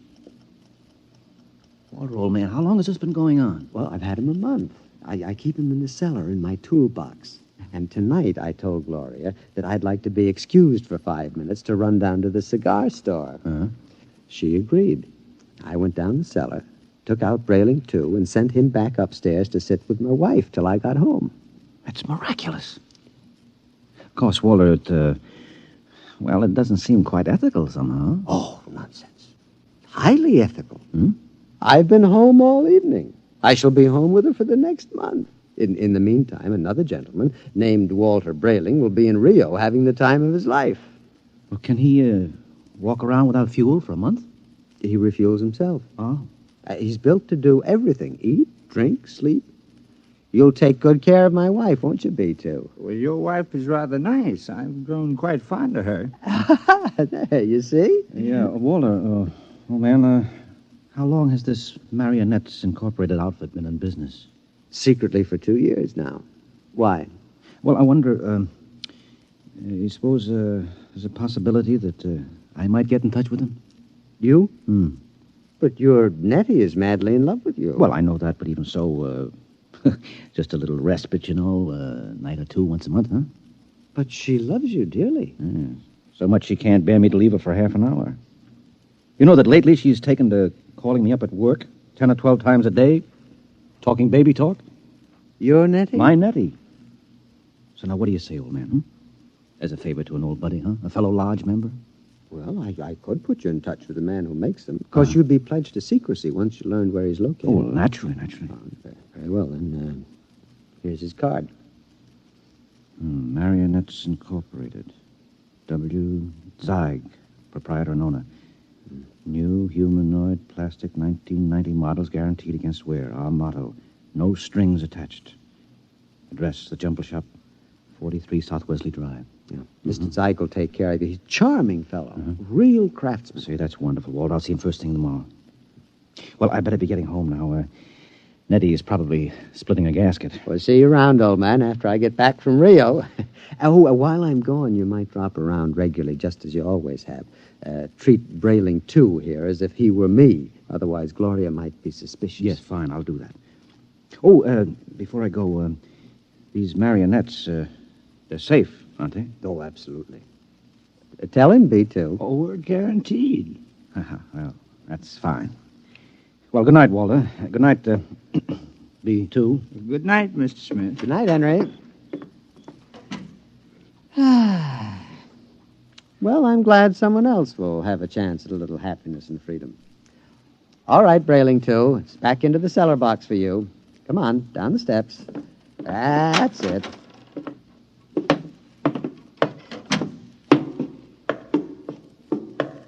It's very damp down here, Mr. Brayling. Bad plumbing. Here we are. Brayling. Yeah? Before you put me back into the toolbox, could we have a word? Certainly, old man. Now, this toolbox. Yes, what about it? Well, I don't like it, Mr. Brayling. Why not? Well, it's cramped. Oh. Well, I'll try to fix up something more comfortable when I get back from Rio. All right, now, before Gloria gets worried, back into the... Marionettes are made to move, not keep still. Now, how would you like to lie in a stuffy old box most of the time? Well, I didn't realize you fellas were that sensitive. Well, you wouldn't like it at all. I keep running. There's no way to shut me off. Now, I have my feelings, you know. Well, a day after tomorrow, I'll be off to Rio, and you won't have to stay in the box for a whole month. You can move upstairs. But when you come back from Rio, I'll go back into the box. Mr. Zeig didn't tell me at Marionettes Incorporated that it was possible to get a difficult specimen. Oh, well, there's a lot he doesn't know about us. Look here, B2. This has gone far enough. I'll never get to Rio. Come on now, into the box. And another thing. Well? Your wife. Yes, what about my wife? I've grown quite fond of her. I'm glad that you enjoy your employment. You'll have the whole month. I'm afraid you don't quite understand, Brayling. I've fallen in love with her. Yes, well, all right. You what? Well, you see, you just don't appreciate it. Maybe if you hadn't acted so meek and apologetic about everything, well, she'd have a little more respect for you as a man. You aren't supposed to behave like this, you know. I think I could be very happy if I were married to Gloria. Aren't you forgetting that you are nothing but a big, overgrown puppet? Now, careful, Brayling. I'm sensitive. I'm sorry. Look, you wouldn't mind waiting here a moment, would you? I have to go upstairs and make a phone call. To whom? Nobody important. I have to call Henry Smith about something. You're lying. Now, you're going to call Marionettes Incorporated and tell Mr. Zeig to come and get me. No, really, I'm not. I was... B2, stay away. Now, stand where you are, Brayling. No, B2, take your hand off my No, arm. Brayling. What are you going to do? Nothing much. I'm just going to put you in the toolbox, lock it, and lose the key. Then I'll buy another ticket to Rio, and Gloria and I can have a wonderful vacation.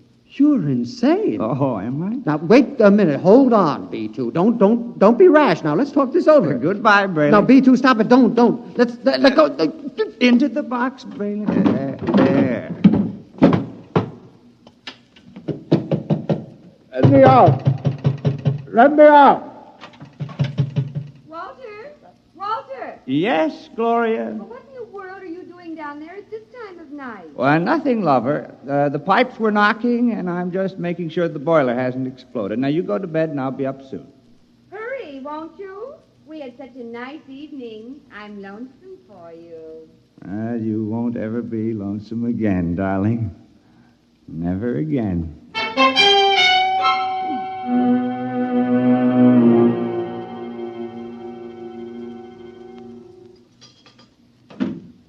Good morning, Nettie. Good morning, darling. How are you? Have a nice time last night? I missed you so. Mm-hmm. Is breakfast ready? Well, aren't you going to kiss me good morning? Huh? Oh, yes, I suppose so. Mm. You're so wonderful, Henry. I guess I'm the luckiest person in the world. Mm-hmm. Now, here's your coffee. How would you like your eggs? Oh, any way at all. But I want to please you. Look, skip the eggs this morning. But you have to eat to keep well, darling. I'm very healthy. I have an early business appointment this morning. Oh? Yes, it's a friend of Walter Brayling's. I met Walter last night. Oh? Yes. So, I'd better be off. Now, Nettie, don't look as if I were on my way to Rio or something. Well, it's just that I miss you so. I want to be with you all the time. Oh, dear, do I have to go through this every morning? I'll be back at supper. Now, there's no need to cry now, is there? No, darling. You aren't displeased with me, are you? I try so hard to do everything just as I think you'll like it. I know, no. I'm not displeased. Now, goodbye, dear. Henry. Yes? You forgot to kiss me goodbye.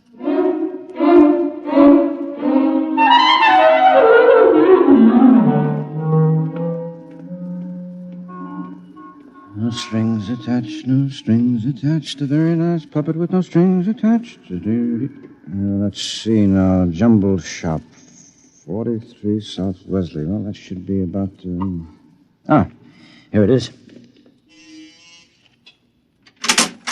Yes? Mr. Zeig? Yes? Walter Brayling recommended me. Enter. Thank you. Your name? Henry Smith, 55 Evergreen Place. And what can we do for you, Mr. Smith? Well, Mr. Brayling showed me his marionette last night. I was intrigued with the idea. Not that my wife is anything like that female meat grinder he's married to, you understand, but, I'm a man who enjoys an occasional evening with the boys, you know, without complications. Naturally. Yes, so I thought... that I could duplicate you? Exactly. Oh, I think it might be arranged. Uh-huh. Oh, yes, how much? $9,000. I have an inferior model at $7,500. No. If I go through with this, nothing is too good for Nettie. Nettie's my wife. We've been putting money aside to buy a summer home in Westport, but... Sometimes we must choose. Yes. Well, perhaps I could just slip out $9,000. It's a joint account. How soon could I have it? Oh, I could construct a mannequin in about 2 months' time. Good. Shall I consider the order placed? At once. Of course, you'll have to report here for a body mold, color index of your hair, lips, skin, etc. And I'll have to do a complete electro-emotional calibration. Now, you guarantee that these models are foolproof? As foolproof as I can make them, Mr. Smith. I've had years of training. And there's no chance of detection? None whatever. I've never had a complaint. Very well, Mr. Zeig. I'll get the money from the bank and send it to you. I'm sure you won't be sorry, Mr. Smith. You will be just as satisfied as Walter Brayling.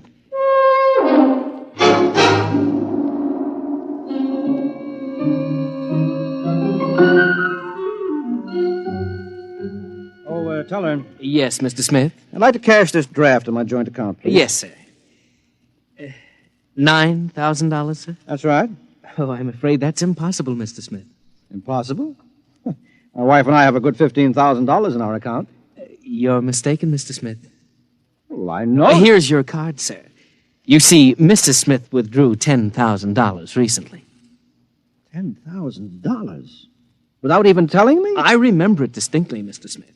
She said it was for a surprise for you. Oh, good Lord, she's bought that house in Connecticut. My birthday is next week. Oh, no. I've got to borrow it somewhere. I've already contracted... Yes, sir. Quite a surprise for you. Mr. Smith?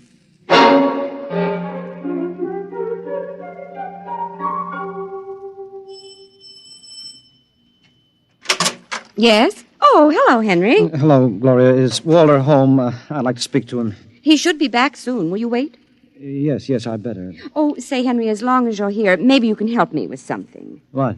I went downstairs to get an old suitcase a little while ago, and I heard the strangest noises near that old tool chest of Walter's. He mentioned that the boiler was acting up, and, well, I'm afraid to go down there again. I wonder if you'd take a look. What kind of noises? Like a thumping sound. Mm-hmm. Well, maybe I'd better go down, Gloria. You stay up here. Should I call a plumber, do you think? No. I'll take care of it. Well, it's right down those stairs. All right, I'll have a look.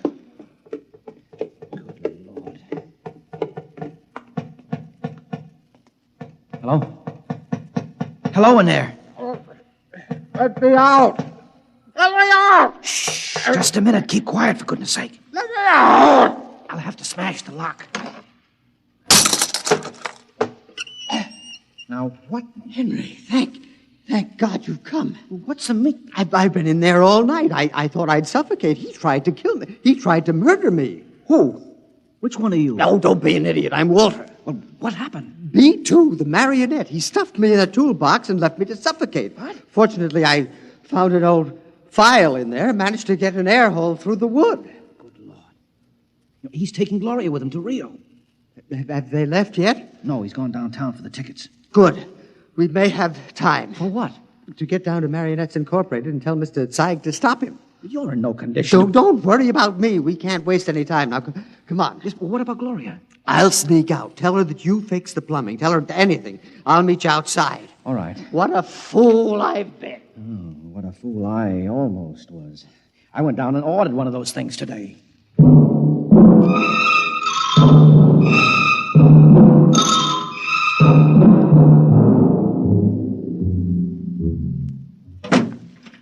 Gloria, love. Yes, darling. Did you get the tickets to Rio? Right here in my wallet. A honeymoon for two under the Pampas moon. Oh, Walter, it's so nice to have you like this. Oh, you like the change? I don't know what did it, but whatever it is, I'm in favor of it. I hope it's permanent. Well, I intend to see that it is.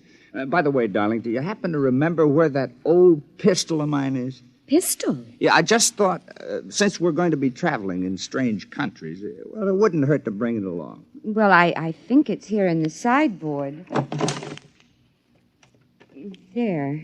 You know how frightened I am of these things. Well, I'll be very careful of it. Now, in fact, I think I'll go down to the basement and practice. Not really shooting it, of course, just to make sure it's in good working order. Well, now, do be careful, darling. Oh, I will. If you should hear a shot, now, don't be frightened. I may fire it into a block of wood just to test it. Perhaps I'll fire it into that old tool chest of mine. That should absorb it. Oh, speaking of that tool chest... What about it? It reminds me that Henry Smith was here. Oh? Yes, I heard some noises downstairs, and he went to fix the plumbing. Oh, is he still down there? No, he left. I really don't understand it. He seemed so anxious to see you before he went down to the cellar. And then he just left. Did he stop the noises? Well, he must have. I don't hear them. Yeah, I see. What is it, dear? Well, I have to go out for a while, darling. But, Walter, we have to pack if we're leaving. Well, I'll be back soon. There's something very important I have to attend to. What is it? Well, just some personal business with Henry Smith. Now, please excuse me, darling. And now, don't worry. When I get back, everything will be fixed once and for all. We can enjoy the rest of our lives just as though the old Walter Brayling never existed.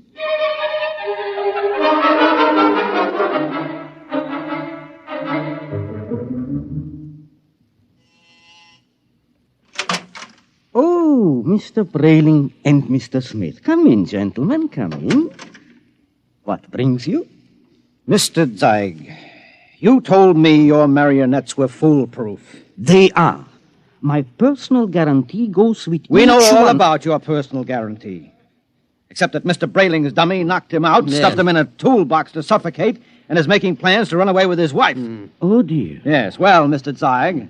Well, I really don't know what to say, gentlemen. What Mr. Brayling and myself would like to know, Mr. Zeig, is exactly what are you planning to do to stop this overambitious robot? Well, of course, we shall have to recover B2 first, and then I'll simply dismantle him Yes, and... well, he doesn't seem to want to be dismantled, Mr. Zeig. In fact, I think that you'll have trouble catching him.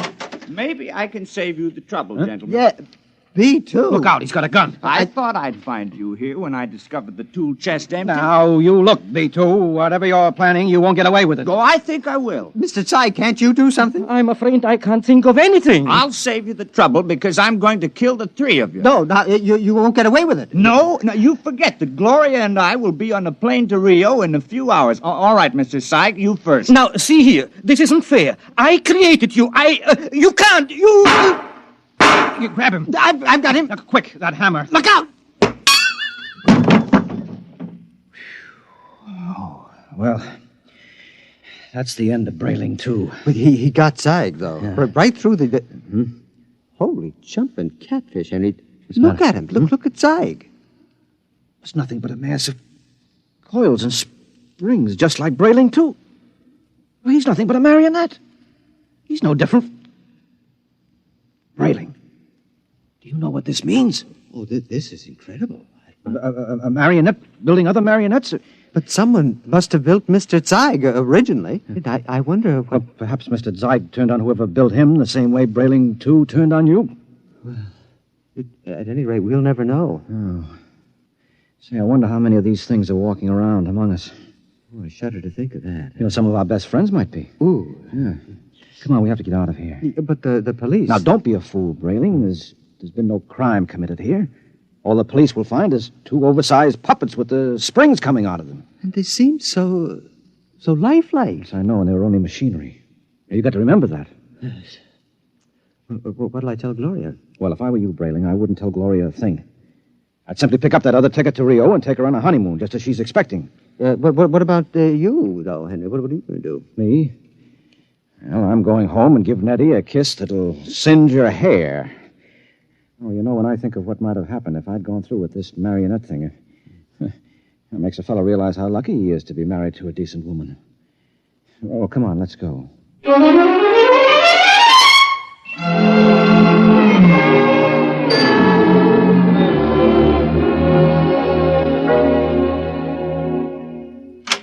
Nettie? Nettie? Where are you, sweetheart? In here, darling. Oh, I've missed you today. Come here. Oh, Henry. Oh, you look tired, darling. Can I do something for you? Just tell me I'm yours to command. Oh, man's a fool to jeopardize a nice home and a loving wife like you. Oh, you do love me, don't you, Nettie? Oh, you know I do. Here, let me get your slippers on. No. Oh, it feels good to sit back on the sofa and relax. Oh, you don't know what a trying day I've had. Oh, I can see you're all upset. It isn't anything I've done, is it, dearest? No. Well, in a way, something you've done is connected with it, yes. What's that, darling? The money. Money? Now, I know you wanted to surprise me with the house, darling, but really you shouldn't have taken that money out of the bank without consulting me. Henry, I don't even know what you're talking about. Now, Nettie. But I don't. Nettie. Oh, you're so upset, darling. If it's anything important, let's talk about it later. Meanwhile, why don't you just put your head on my shoulder and rest? Well, I must admit that sounds enticing. Here, let me make you comfortable. There. Now you just close your eyes. That's it.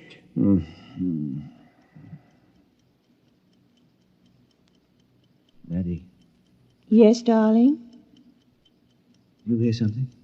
No, darling. You sure? Like what? Like the ticking of a clock? No. Strange. I don't hear it now, but when I had my ear against your chest.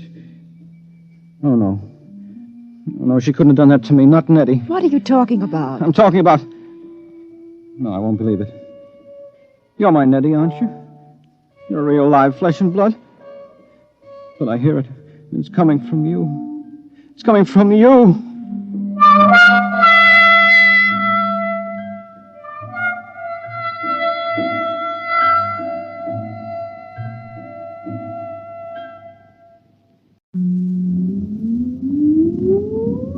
Countdown for blast off. X minus 5, 4, 3, 2, X minus 1, fire.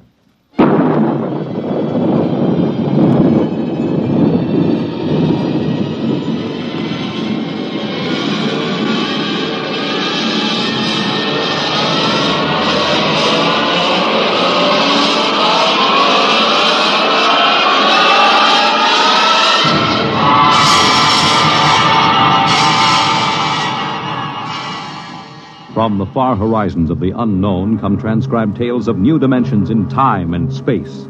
These are stories of the future, adventures in which you'll live in a million could-be years on 1,000 maybe worlds.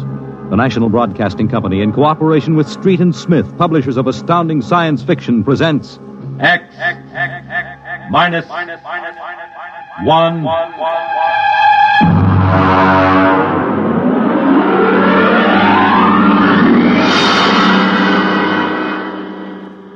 Tonight's story, To the Future, by Ray Bradbury.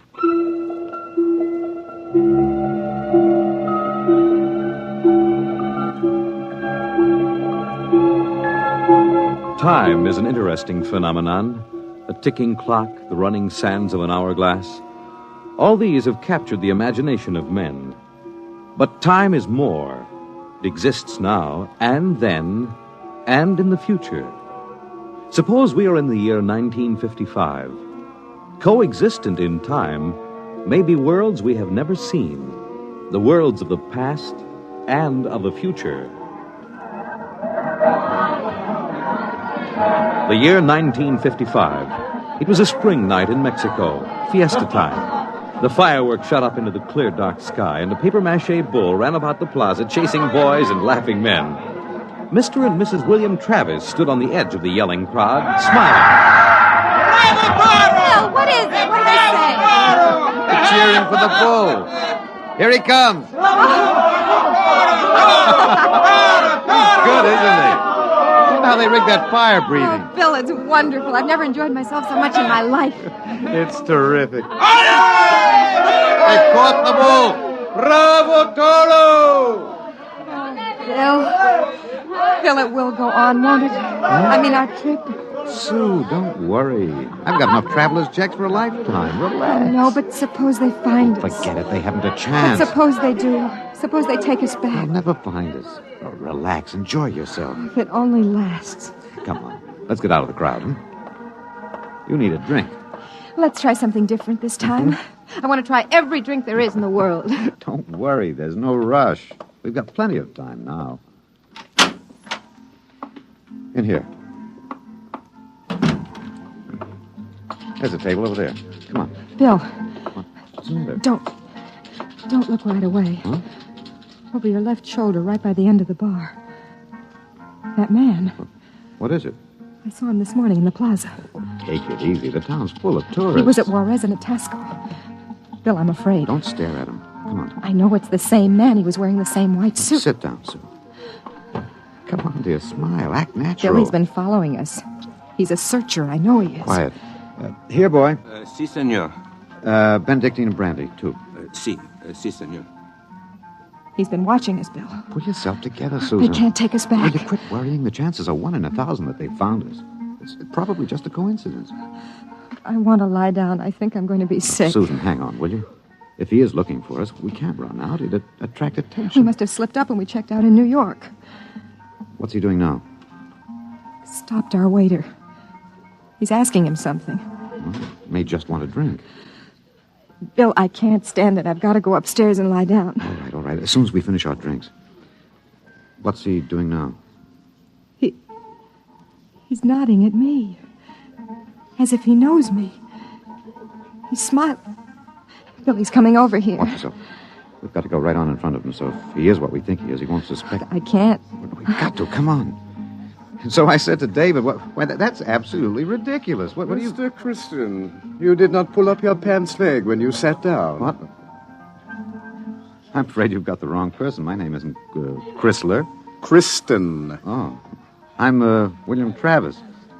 I don't see what my pants leg has to do with it. Mind if I sit down?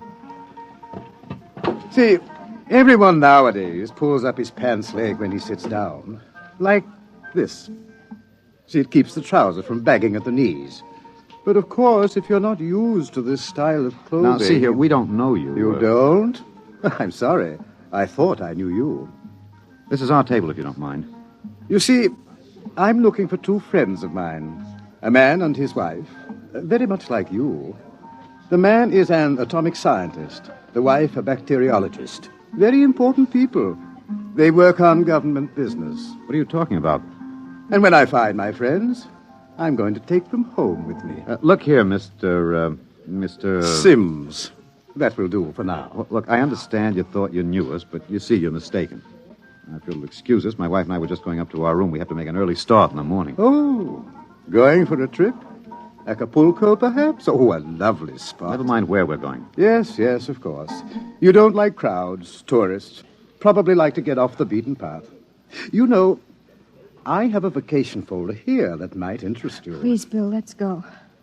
It's put out by an outfit that calls itself Travel in Time, Incorporated. Travel in time? Yes. They've come up with a rather intriguing idea. Here. Travel in Time, Incorporated can costume you, put you in the crowd at any place and time in history. We guarantee to teach you any language you need to move freely in any year without risk of detection. This summer, why not escape from the worries of our modern world? Take your vacation in time. That's impossible, of course. But think what it would mean. A chance to escape all the tensions of an unpleasant life. War, insecurity, fear. Suppose you were a scientist working on a dangerous bomb project. Or you, Mrs. Travis. Suppose you were a bacteriologist working on disease cultures, and you had a chance to escape all that, to take a vacation 200 years in the past. It would be wonderful, wouldn't it, to escape to a more peaceful world? A trip back to 1955? 1955? But you said a vacation in the past. So I did. But you see, 1955 is the past. If you come from the year 2155. 2155? Yes. Terrible times, most unpleasant. A war raging, an atomic, bacteriological war. Terrible times, with none of the little comforts we enjoy today. Like this fine Havana cigar. Well, I want to go upstairs. I want to lie down. If you were living then, think of how wonderful it would be to take a vacation in time. Back to now. Suppose a young couple like yourselves took a trip to 1955 and didn't want to come back. Do you know what would happen? The government sends a searcher back to look for them. This is all fantastic The nonsense. searcher finds them and brings them back. Back to that miserable, insane, stark, pleasureless world of 2155. A pity, isn't it? Look here, Sims. Well, do you think I shall find my two friends, Mr. Travis? Bill, please take me upstairs. I don't feel well. Oh, is the lady feeling a bit ill? How unfortunate. Here are the drinks, senor. Ah. Well, shall we drink a toast? To 2155. To the future.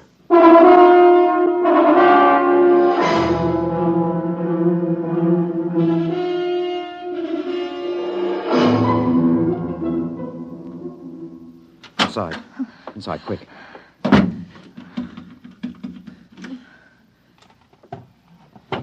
What are you doing? Shoving a chair under the doorknob. He knows. He's been following us. He's a searcher. Look, keep quiet, Sue. I want to think. You're going to take us back. It isn't over yet. I've got a headache. I'll get you an aspirin. What will they do to us? I don't know. Something slipped. Something must have slipped. But we were so careful. The searchers are trained to watch for detail. Things like not pulling up my trousers. Started them thinking, there's a man who isn't used to ancient clothes. I could kill myself for giving it away. No, it was my walk. These high heels. Here. Thanks. The nerve of that Sim sitting there looking us up and down like animals, smoking those stinking cigarettes. I know, that's how I first noticed him at Tasco. He had 4 bottles of liqueurs and a pile of chocolates. Yes, he still hasn't gotten over that first greedy hunger. We've got to look out for that. It's the sure sign of somebody from the future. Trying to make up for a lifetime of shortages by stuffing yourself sick. Remember our first night? Bill, I can't stand it. We've got to get out of here. What are you doing? Packing. Get the suitcases out. It's no use. What do you mean? We can get to Acapulco by morning. Don't you think he's watching us? We could get away. No. We've got to sit tight. Maybe he isn't sure of us yet. Maybe we can still figure out some way to escape. Come on now. We'll need our strength. We'd better try to get some sleep.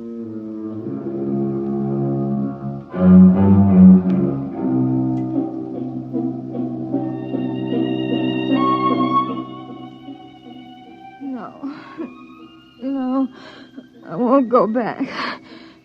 Security, pull it. The bomb.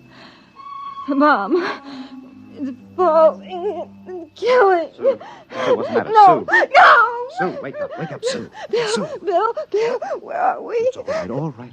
Calm down, honey. We're still in 1955. It's all right. Oh. You must have had a nightmare. Oh, Bill, it was awful.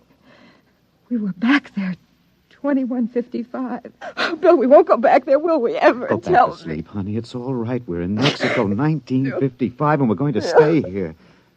Sue, I've been lying awake here thinking. He's still testing us. He's not absolutely certain. He's got all the time in the world. He can stay here as long as he likes. And then bring us back to the future 60 seconds after we left it. They can't make a scene, can they? They don't dare come out in the open. No. It might change the future. They're afraid of that. Bill, if we could only tell somebody, ask for You help. know we can't. That's why we had to submit to the psychological block treatment before they okayed our vacation. We couldn't tell if we tried. The block's too strong. Maybe we can break it, Bill. What's the use, darling? Who'd believe a crazy story like ours? Who'd believe we come from 2155? No, we can't tell. And they'll have to get us a loan to put us in the time machine to send us back. Then that's it, Bill. We'll never be alone. It's still Fiesta tomorrow. It'll be easy to stay in the crowd. Yes, that's the only chance. We can't let him get us alone. He won't get us back to that war and that insane world. Bill. Well, could be the room clerk. At 3 in the morning? I'd better answer it. Don't, Bill, don't. I've got to. Hello?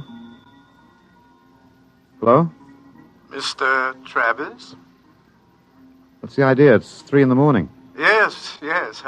I just wanted to remind you.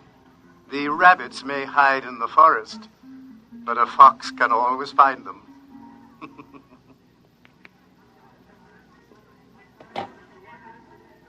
What was it, Bill? Bill. Never mind. Come on. Let's get some sleep. While we can.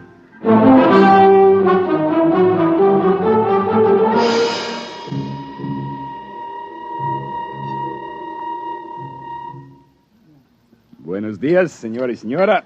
Good morning, Senor Gomez. I trust you are spending pleasant days in my hotel. Fiesta time is the best. Yes, it's been lovely. Your special table is all ready for breakfast. Hey, we're in blazers the hotel. You, Buster, where's the hotel in this godforsaken sinkhole of a one-horse town? All the blighted deserts of the whole stinking country. I had to that pick racket? them up. Oh, great excitement, very great. What is it? They come with 4 trucks and innumerable automobiles. A motion picture company from Hollywood. Oh, what are they doing down here? They make the pictures of our fiesta for the background. That fat man, the one with the most colorful shirt, he is the chief. Manager! Director. Manager! Where's the manager of this Adobe flea bag? Coming, senor. You will excuse me, senor. I hope the table is satisfactory. Coming, senor. This is a break, Sue. That movie company will draw crowds, and that helps us. When can we leave, Bill? Oh, not today. He'd be... Okay, kids, end of the line. Ciao. Get it up, Maxwell, and lay off the pepper. I got a note, sir. Bill, there's Sims across the dining room. Can't do anything now, not with these actors coming in. Gloria, you sit next to Papa.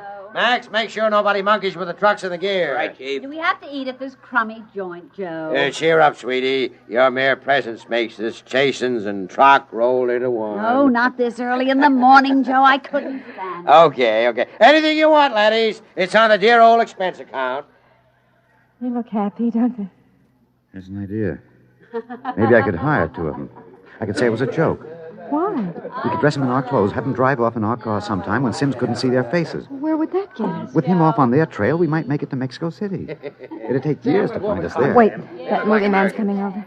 Excuse me, you folks are Americans, aren't you? That's right. Boy, am I glad to see you. I'm so sick of hearing Spanish, I could kiss you.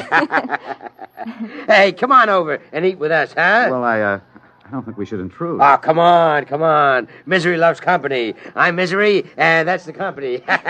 We're from Hollywood. So I understand. Yeah. Boy, would I like to be there.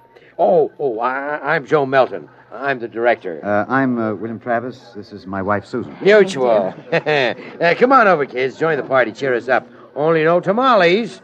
I burned out 3 kidneys on tamales since I came over the border. Boy, am I funny, huh? Wonderful. Well, come on over. Hey, kiddies, I got new blood. Brother Yanks. Just a moment, Mr. Travis. I thought you might be breakfasting with me, alone. Sorry. I got him first, Mac. You want to join us? No, I've already ordered. Mr. Travis, I think you'd better talk with me. Say, now. Is this guy giving you trouble? No, it's all right. Then I'll say the word and I'll have Max pitch him out in his ear. No, it's all right. We'll be right over, Mr. Melton. Bill. We'll talk to Mr. Sims. Mr. Melton, you sort of keep an eye on us, huh? After all, you found us first. Yeah, sure. Well, come on over soon, kids. Sit down, Mr. Travis. I hope you slept well. Did you? Well, I'm not used to spring mattresses, but there are compensations. I stayed up half the night trying new cigarettes and foods. A whole new spectrum of sensation, these ancient vices. We miss something in our world, don't we? And when we get back here, we try to cram it all in a few short days. We don't know what you're talking about. Still acting, eh? But it's no use. You can't stay in crowds all the time. I'll get you alone soon enough. I'm immensely patient. However, let's come to the point. You know we can't let you get away with this escape. Other people in the year 2155 might get the same idea and do the same thing. And we need people. To fight your wars? Bill. It's all right, Susan. We can talk on his terms now. He's got us. We can't escape. Oh, at last. Really, you've been incredibly romantic, running away from your responsibilities. Running away from horror. Oh, nonsense. Only a war. Only? With half the world dead and the other half dying? Yes, but we can't have you escaping here while we drop off a cliff. Dying people love to know that others died with them. Hey, kids, break it up. We're waiting on you. The longer you keep me waiting, the harder it will go on you. What do you mean? We need you on that bomb project. Return now, and no torture. Torture? Yes. You see, later we'll force you to work. And after you finish the bomb, we'll try a number of complicated new devices on you. Yeah. As you say, you can't escape. We have all the time in the world. Here. Sims, I'll make a deal with you. I'll come back now. If my wife stays here, alive, safe, away from that war. No, Bill, Keep no. quiet, Sue. Well, Sims, you need me for that bomb. You can duplicate her work. It exceeds my authority, but, all right. Meet me in the plaza in 10 minutes. All right. I'll pick you up in the car. Good. We'll drive out into the country to some deserted spot, and I'll have the time travel machine pick us up. Bill, I won't let you. Don't argue, dear. It's settled. Sims, there's one thing. Yes? Last night, instead of calling, you could have broken into our room and got us. Why didn't you? Shall we say that I was enjoying myself? Take this new fine cigar, for example. Wonderful. Wonderful. Do you know that I have 12 boxes up in my room? And liqueurs, creme de menthe, Benedictine, creme de coca, and so many others. And the wine. Oh, I've got the closets full of them. And I shall so hate to leave it all. Well, I'll meet you in the plaza in 10 minutes. Your wife may stay here as long as she wishes. All right, Sims, it's a deal. Don't try anything now, Travis. I know when I'm beat. We just want a few minutes to say goodbye. I shall be seeing you then. Bill, I won't let you do it. I won't let you. Please, I'm going to Susan. tell the truth. I'm going to get help. You can't. The psychological We've block got to here. try. It's our last chance. Hey, aren't you two going to join us? I Mr. thought... Melton, I've got something to tell you, and you've got to believe me. Work, I've Sue. got to try. Now, go ahead, kid. Spill it. You've got to understand. You see, we really... Bill. Bill, my head. Huh? I can't think. My head. Say, you need a bromo, honey. Can't work, Sue. The block's too strong. We better get the car. Bill. Bill, please. Someone's crying. Somebody, please. Breakfast, no time for people to cry.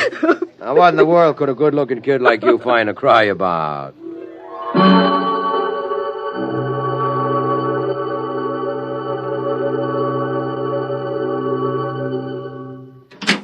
Bill, I won't let you do it. Don't make it hard, Susan. Let me go back with you. We'll get through some way. You think I'd let you go back to that war? Sue, please stop. We haven't got much But time. it was so wonderful here, Bill. There he is, smoking those Turkish cigarettes, waiting for us. There must be some way we can both stay here. Maybe there is. Bill, what are you going to do? Hang on, Sue, and duck when I tell you. No, Bill, you're heading right for him. He's not going to get either of us now. Down, Sue, down.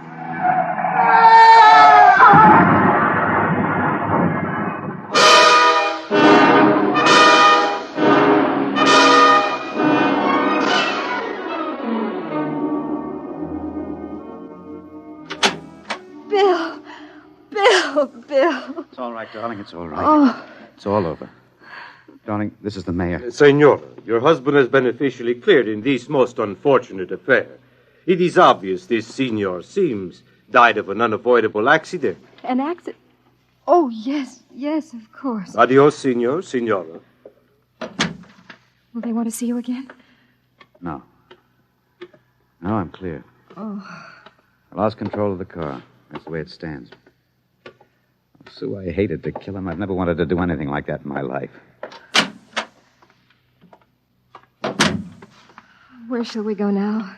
Mexico City? The car's in the repair shop. Won't be ready till 4.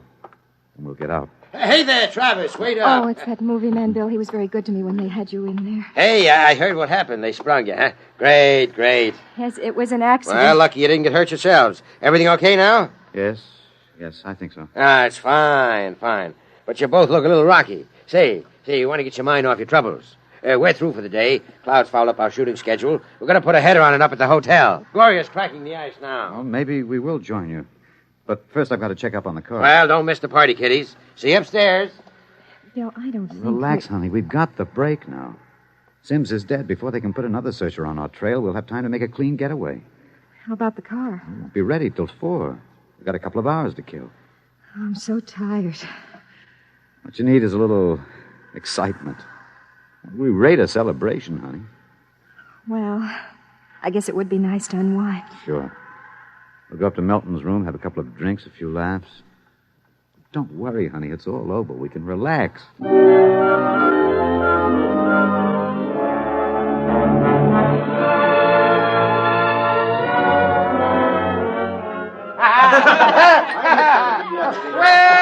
Well, Kitty. Well, we thought we'd join you, Mr. Melton. Great. Call me so. Gloria, yank another cork. We got company. Way ahead of you. Here you are, kid. You kids ready to drink? Yeah, that was a pretty messy business, but it's all over now, huh? Yes, it's all over. Time to unlax. Grab a glass, honey. Thank you. Hey, quiet, everybody. Quiet. How about a toast to our guests? Well, sure. How about it, huh? Okay. All right. To a very beautiful lady. Lovely enough for the movies. Thank you. Oh, I'm not kidding. That's why I came over to you in the first place. I might even give you a test. Oh, I mean it, honey. You're pretty nice. I could make you a movie star. And take me to Hollywood? At least it'd get us out of Mexico. You're not serious. Well, sure I am. Gloria, how about a refill? Yeah, coming up. That sounds wonderful, doesn't it, Bill? Los Angeles is a pretty crowded city, isn't Crowded? Hey, wait till you see the sunset buzz. Well, you don't really think I could be an actress, do you? You don't have to cheer me up anymore. I'm feeling wonderful now. No, I'm serious. it? Really? Well, what kind of a film do you think my wife would be good for? Well, I want to do a suspense story. Sort of a war story, you know. Gloria, pour Mr. Travis another glass. A story about a man and a wife. You live in a little house. I'm just ad-libbing this, you understand? Sure. Go on. There's a war on, see? A terrible war, you see. And they live in the year, 2155. Bill. Now, here's the gimmick. They escape into the past, and they kill a man who follows them to bring them back. Gloria, honeypot, get Mr. Travis another glass. He dropped his. Well, sir, this couple takes refuge with a group of movie people. Safety in numbers, they figure. Bill. But the story goes on. This couple is terribly important for a new bomb. Let's call it the leprosy bomb. So the searchers figure out a way that they can get them alone in a hotel room. Shove a chair under the door now, Max. Yes, sir. You see, the searchers may work alone, or in groups of 8, so that if one of them's killed, the rest carry on. Don't you think that'd make a wonderful picture, huh, Susan? Don't you, Bill? Get up when you get us, Melton. Stand still. Look out! Put that gun down, Travis. Mr. Travis. Mr. Travis. Who is it? The manager. Your car is all ready. Shall I... Grab him! Let go of me. Let go! Let's not make things worse, Mr. Travis. Let me in. What were those shots? Let me in. The manager, he heard the shots. Let's get going. Let go of me. Let me in there. Let me in. He'll break down the door in a minute. Max, get ready to travel. Get a chair. Take a good look, Mr. Travis. Take a good look at 1955. You won't be seeing it anymore. Bill! Throw the switch! All right. Break it down. Who shot that? Where are they? I was at the door. I heard them inside. They're gone. The windows. No, the iron bars are undisturbed. What happened to them? They just disappeared, all of them. Senor, I think you had better send for the priest and the holy water. Later. They just disappeared. Look in the closet. Bottles. Hundreds of bottles. And boxes of 20 peso pure Havana filled cigars. These crazy Americanos. Why would anyone leave all this behind? Juan, never question providence. Bien. There is enough here to last us both for a month. I think we can look forward to a most happy future.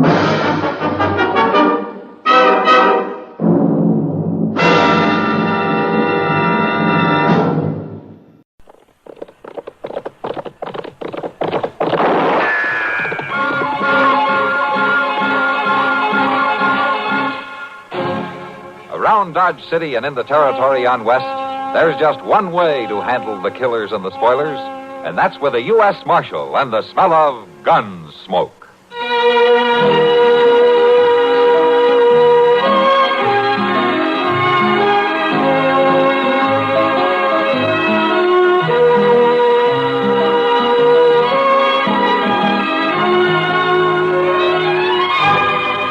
Gunsmoke, starring William Conrad. The story of the violence that moved west with young America. And the story of a man who moved with it. I'm that man. Matt Dillon, United States Marshal. The first man they look for and the last they want to meet. It's a chancy job, and it makes a man watchful and a little lonely.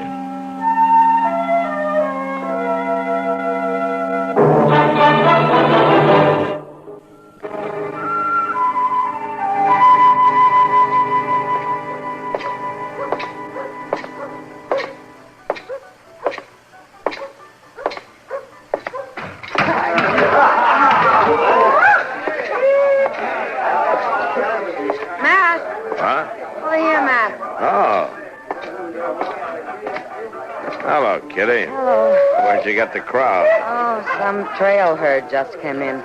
Circle B, I think. Come on upstairs and have a drink with me. I gotta get clear of here for a few minutes. All right, let's go.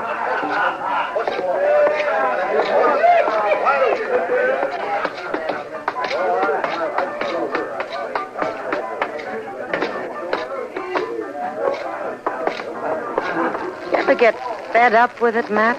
With what? Everything. Come on in. Make yourself to home. Thank you. What's bothering you, Kitty? Oh, nothing special. Just the whim-whams, I guess. Who has to drink, huh? Okay. You know, since you're so fed up, why don't you get out of it? Go back east. And get married and settle down? Yeah. Nice, quiet bank clerk. Tub of wash, cook stove. And kids. I'd like kids. Let's have that drink, huh? Ah. Here you are. Thanks. Oh, I'm not getting out, and neither you. So let's live while we still have... Oh, if that's some drunken herder, so help me, I'll... Yes? Well, let's sit downstairs. The marshal was up here. Come in. Matt. What's on your mind? I thought maybe you could give me some information, Marshal. I'm looking for some folks named Crail. Mr. and Miss John Crail. I understand they got a place around Dodge somewhere. Yeah, Ms. Crail does. John Crail died about 3 years ago. No. Are you old friends of theirs? They're my folks. My ma and pa. What? I'm Billy Crail. Maybe they've mentioned me. Yeah, your mother's always said that you'd come home someday. She's never given up hoping. How is she, Marshal? Well, she's not too good. She's got a big ranch on her hands. Been trying to run it alone since your dad died. You think she'll recognize you? Well, she might not at first. It's been 17 years since I run away from home. But I'll convince her, all right. Yeah, you probably will. Where you been all these years, Billy? Just drifting. Here, there. You know how it goes. Yeah. How do I get out to the place? I'm anxious to see her. It's about 5 miles east of town. Follow down river. You can't miss it. Oh, thanks a lot, Marshal. I guess we'll see each other again since I'm going to settle down here. Oh, sure. So long.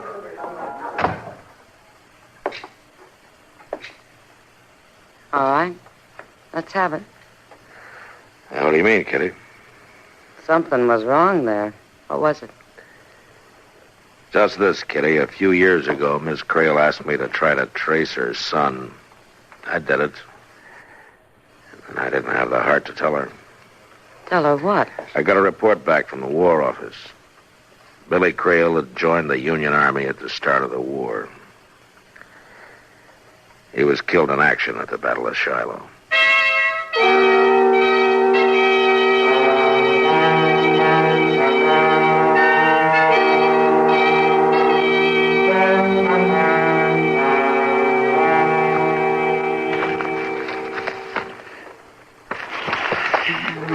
Dog it all, Mr. Dillon and I went through these cussed circlers like I'm blue in the face. There's cutthroats, cattle rustlers, horse thieves, bank robbers, everything you can think of.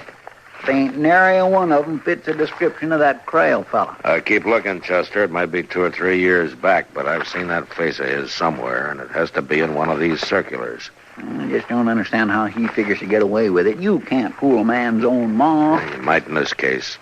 She hasn't seen him since he was a boy. She's pretty old now. Her eyesight's failing her. Her memory's none too good. Well, part with that ranch, all the money she's got put by, he sure stands to come out of it. Wait a minute, Chester. Find something, Mr. Dillon? Uh-huh. Yeah, I thought so. Well, it sure does look like him, all right. It is him, Chester, 3 years ago. Height 6'1", weight 185, sandy complexion. Sure fits him. Wanted in Lubbock for questioning in connection with holdup of the Lone Star Bank. Previous arrests, Pecos Crossing for cattle theft. Acquitted for lack of evidence. Convicted San Antone 8 years ago, armed robbery. Served 4 years, paroled. Known associates, Nate Barger, a Ponca City kid. Reward $1,000. Calls himself Johnny Red. Well, Chester? Yes, sir? Let's go get him.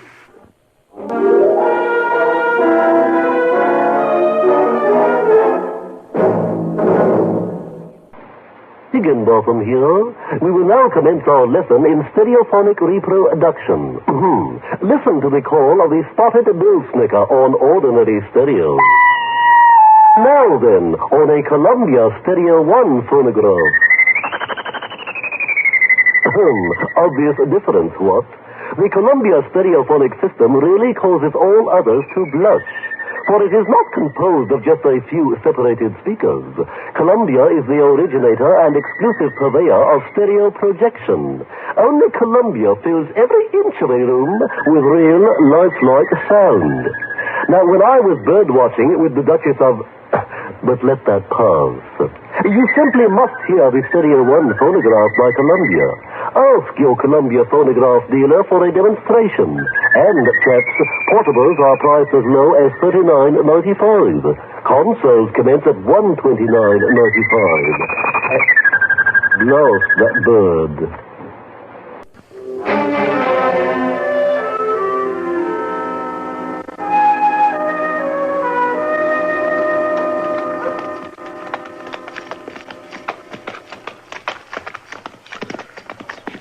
I don't see him nowheres around. Good.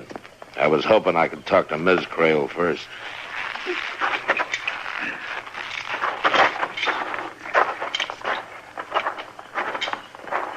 Reckon he'll put up a fight, Mr. Dillon? I don't know. Who is it? It's Marshal Dillon, ma'am. Well, if this ain't a surprise now. Come on in. Set a spell, Marshal. Oh, thank you, Miss Crail. Good to see you, Marshal. And you, too. Mr. Proudfoot, ain't it? Yes, ma'am. I wasn't too sure. My eyes ain't quite... come on in, gentlemen. Land's sakes, I do like company. Seems like nobody ever comes out this way no more. Now, set yourselves down there now. Well, thank you. Rest your feet. I'll get you a cup of coffee. No, don't bother, Miss Crail. We don't have much time. Oh, time. Won't take no time. Got it already made. Just fixing to have some myself. Land alive, a body can't do a little something for her company. She ain't fit to have none. Yes, ma'am, I guess it does get pretty lonesome out here. Well, it did. I got a big surprise to tell you about, Marshal. You mean your son? Shucks. The way gossip flies round Dodge City, a body don't have a chance to get ahead of it. He's come home, just like I always knew he would.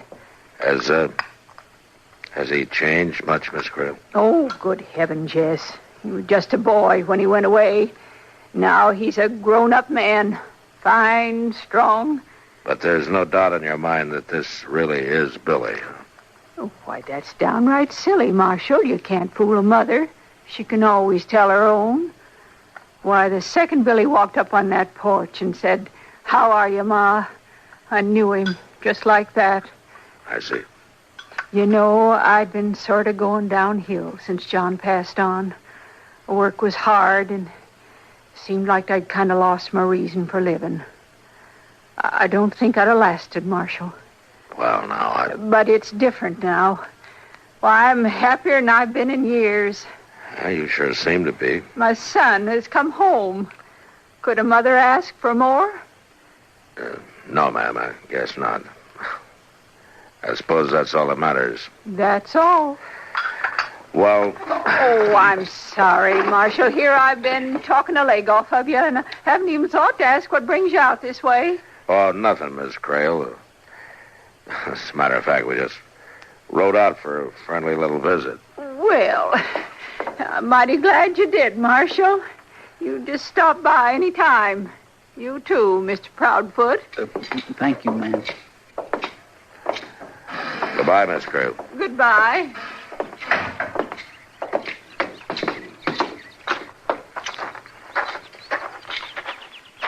Well, you couldn't have done nothing else, Mr. Jones. It'd have broke her heart if you'd have told her. Yeah, I guess so. But she's going to find out anyway, sooner or later, when he steals her blind and then runs out on her. And that's a bad deal, Chester, any way you look at it. Marshal? What? Well, kind of sets you a problem now, don't it? Well, I may set a few problems for you before I'm done with you, Johnny. And break an old lady's heart? I don't think so, Marshal. And the name is Billy, by the way. Billy Crail. Not in Lubbock. Lubbock? Where's that? Don't worry, Johnny. When I send you back, there'll be somebody along to show you the way. I don't know why you keep on calling me Johnny. Because that's your name, Johnny Red. Bank robber, gunman, cattle thief. You fill out the list. Maybe you could get my mother to fill it out. Miss Crail's an old woman. She doesn't know that her son was killed at the Battle of Shiloh. That report was a mistake, Marshal. But I figured it was best to let it stand. I deserted 2 weeks before Shiloh. Yeah, sure you did. I don't know where you got this crazy idea I'm somebody named Johnny Red. A man's own mother ought to know. And before you go off half-cocked, I'd say it might be a good idea to check with the sheriff in Lubbock. Meanwhile, I figure it's like your friend there was saying. You wouldn't want to break an old woman's heart, now would you?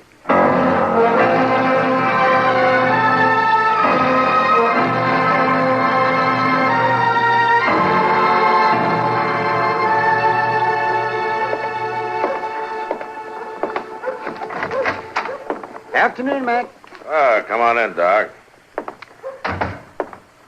How are you? Oh, terrible, Matt. Lost another patient this afternoon. Oh, somebody die? No. You figure on that happening. But you don't count on them getting well on you. And they don't very often. Yeah. Well, who was it that pulled this mean trick on you? Old Lady Crail. Oh? Mm-hmm. A month ago, I wouldn't have figured he'd live through the winter. Even thought she might leave me something in her will, but doggone it, she was jumping around out there this morning as chipper as a young filly.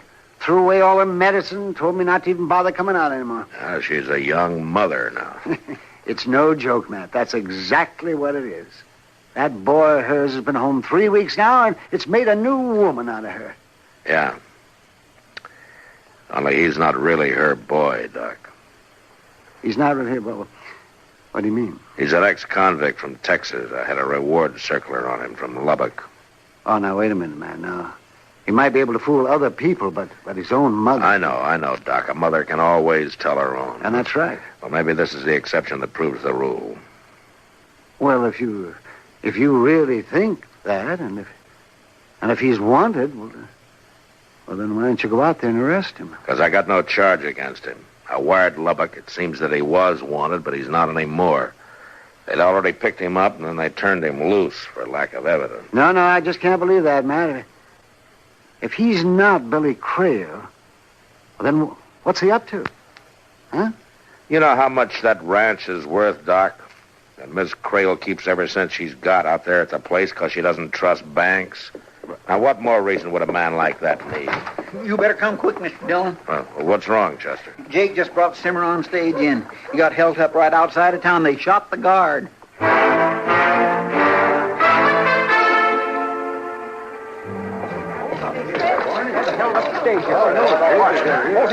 Let me get through here, please, will you? Please, will you stand aside? Please, let Doc get in here, please. Well, Marshal, they finally got to me. How'd it happen, Jake? Boldest thing I ever seen. It was about 3 miles out of town. They throwed some cottonwood limbs across the trail, so I'd have to pull up. And that's when they jumped me. How many of them? Just 2. A couple I never seen before. Brassy as sin. Didn't even bother to wear masks. And they hauled off and shot Barney there without even giving him a chance. Well, what did they get? The cash box. I don't know how much was in it. Matt. Yeah, Doc? There's nothing I can do for him, Matt. 2 bullets right under the ribs. I doubt if he even knew what hit him. Well, take charge of it, will you, Doc? Matt, somebody said Barney got shot. Yeah, he's dead, Kitty. Oh. Jake, would you recognize either of those men? I sure would. One of them was a tall, skinny fella. The other one was kind of a kid. Tall one called him Ponka. Ponka? Yeah. They were strangers, though. They ain't from around here. That sounds like a couple of fellas I saw on the Long Branch today, talking to Billy Crail. Oh? Yeah, Billy finally left, and they stayed another hour or so, talking real serious together. Those 2 gunmen, Jake, where did they head for when they left you? Well, it was a funny thing. I figured they'd make a run south. But instead, they rode east, downriver. Now, that trail don't lead nowheres. That's right, nowheres, except to the Crail Ranch.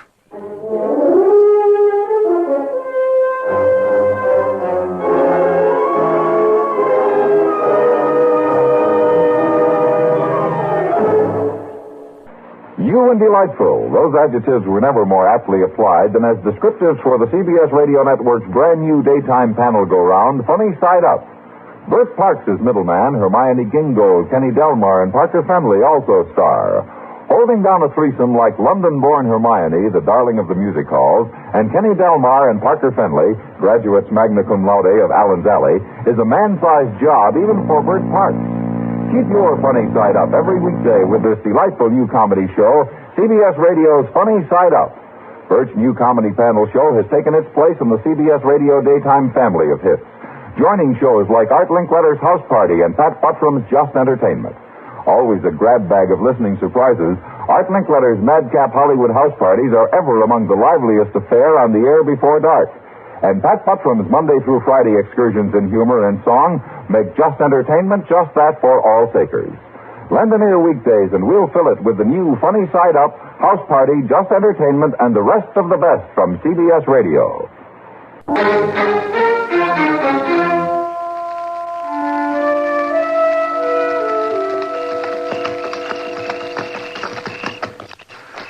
Not a sign of life, Mr. Dillon. Looks real quiet. Yeah. Too quiet, maybe. Ain't no lights, neither. Well, let's walk from here. All right.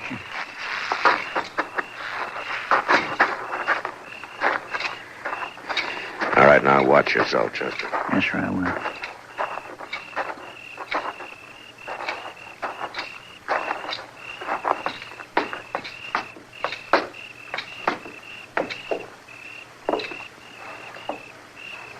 I jerk the screen open, I'll go in fast. I'll keep you covered, Mr. Dillon.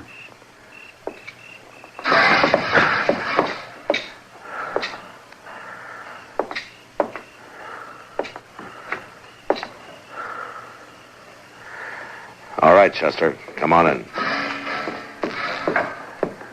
See if you can find a lamp. I think there was one over here on the table the other day. There it is. All right, light it and then bring it over here. Yes, sir. Here you are. Oh, my. Hold the lamp down, Chester. Mr. Dillon? Yeah. She's dead. She's been beat bad, too. Yeah. Well, it's not questioning that he's wanted for now. It's murder. Rich! What? Mother! What? Oh. Not you, Marshal. Who were you expecting, Johnny? Nate Barger and the Ponca City Kid? That's right. They're down there digging by the riverbank, but they'll be back. They won't find what they're looking for. Well, who shot you? I don't know which one of them it was. It don't matter, though. I'll last till they get back. But not long enough for a murder charge, Marshal. Now, don't try for your gun, Marshal. I'm not that much of a fool, not with yours on my back. I wouldn't want to shoot you. I got nothing personal against you. But your way of handling this ain't the way I aim to. Put out that lamp. They're coming back. They're out there now. You stay where you are and stay quiet. I gotta get to a window. All right, Justa, let's ease out the back way. Come on. Yes, sir. Over here.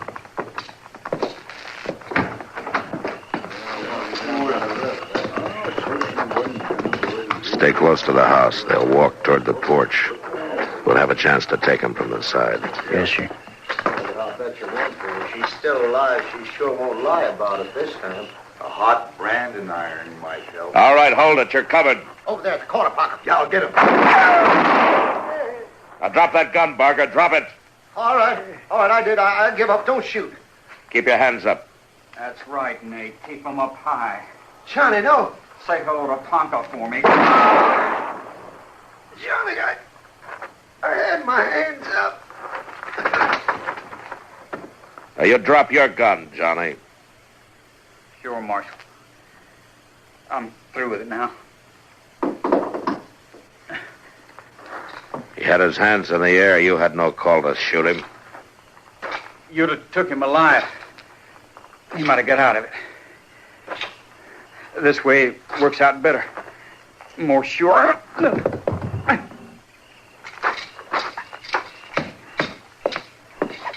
Johnny? Yeah, Marshal. And I guess you know how you stand. You don't have a chance. It don't matter. I lasted till it was finished. What started it? An argument over the split? There wasn't no split. I wasn't in with him. They followed me here from Texas. That's right, Marshal. I'm Johnny Red. I never doubted it. They thought I was double-crossing them. They laid for me out here at the ranch. They thought they'd killed me. And her. They beat her, Marshal. Trying to find out where she kept her money. But she wouldn't tell. She lied to him. Said it was buried down by the riverbank. Where is it buried? No place. I took it into the bank for last week. You what? Yeah, I figured it wasn't safe for her to keep it here. Yeah. So you still think a mother can't tell, huh?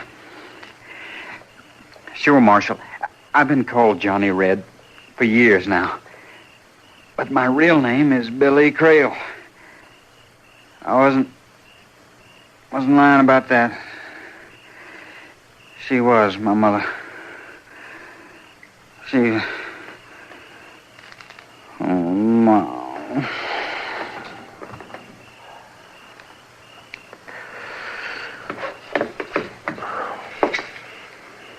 Well, that's that. He was Billy Crail after all. Yeah. Oh, if he'd only just stayed away, hadn't come back home, she'd still be alive.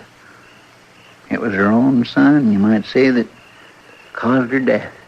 And Doc says she wouldn't have lived through the winter anyway. And Billy made her happy for 1 month at least. I don't know, Chester.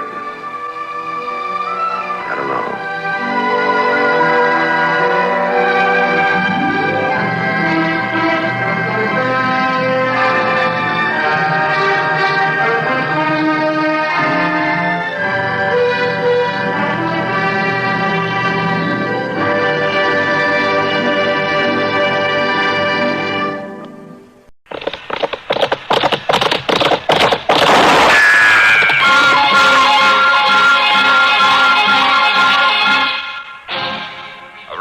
Dodge City and in the territory on West, there's just one way to handle the killers and the spoilers, and that's with a U.S. Marshal and the smell of Gunsmoke.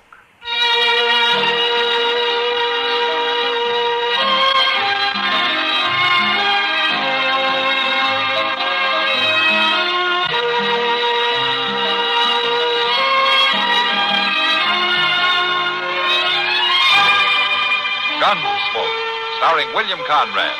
The story of the violence that moved west with young America. And the story of a man who moved with it. I'm that man. Matt Dillon, United States Marshal. The first man they look for and the last they want to meet. It's a chancy job, and it makes a man watchful. And a little lonely.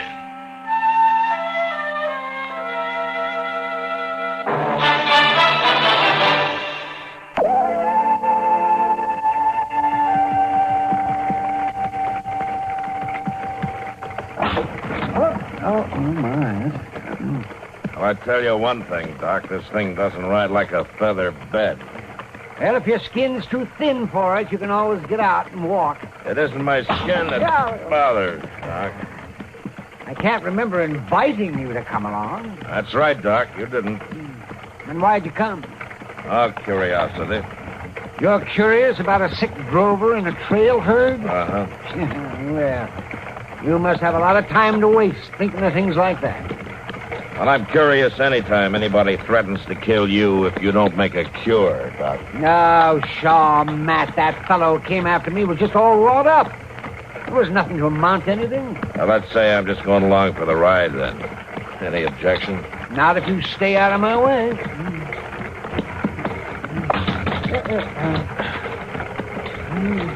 Now, there's the herd. I see it.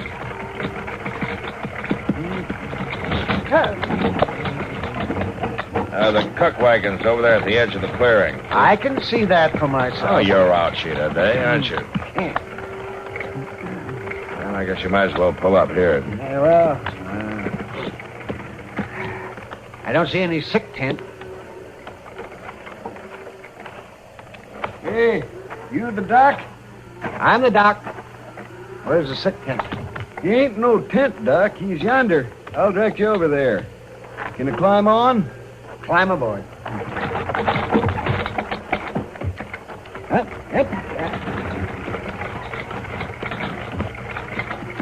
You afraid the rest of you'll catch it, moving him off this way? Oh, it ain't us the boss is afraid about. It's the cattle. The cattle? Got to keep him penned up. Keep him away. Right over there. Waddell's with him. I'll go get him.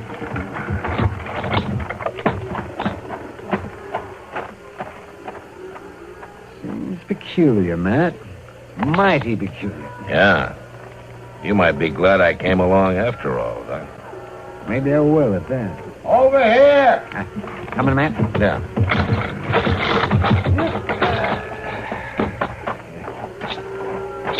This way. I'm coming.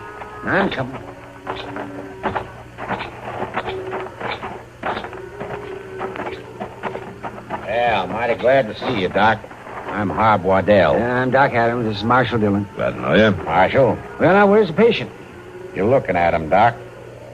You? You sick? Not me. Right down there. That steer? He's awful sick, Doc. If you don't pull him through, ain't no man in the outfit sure of his pay. What do you mean? He's the lead steer, Doc. Man we ride for sets a terrible store by him. Says he's worth any 10 hands he's got. Oh, now, look, I'm not a veterinarian. I know that, Doc. But ain't there something you can do? Well, I'll take a look at him. You fix him up, Doc. There ain't no other way about it. Let's see. If we don't get him back to Texas in good shape. Oh, for heaven's sake, if you don't stop fussing, I won't be able to do anything. Matt, Yeah, Doc. walk him away with you, will you? He's worse than a first-time father. Yeah, sure. Come on, Waddell. Let's leave Doc alone, huh? You don't need me to help you, Doc? I do not. Come on, Waddell. Well, all right. We'll be over at the cook wagon, Doc.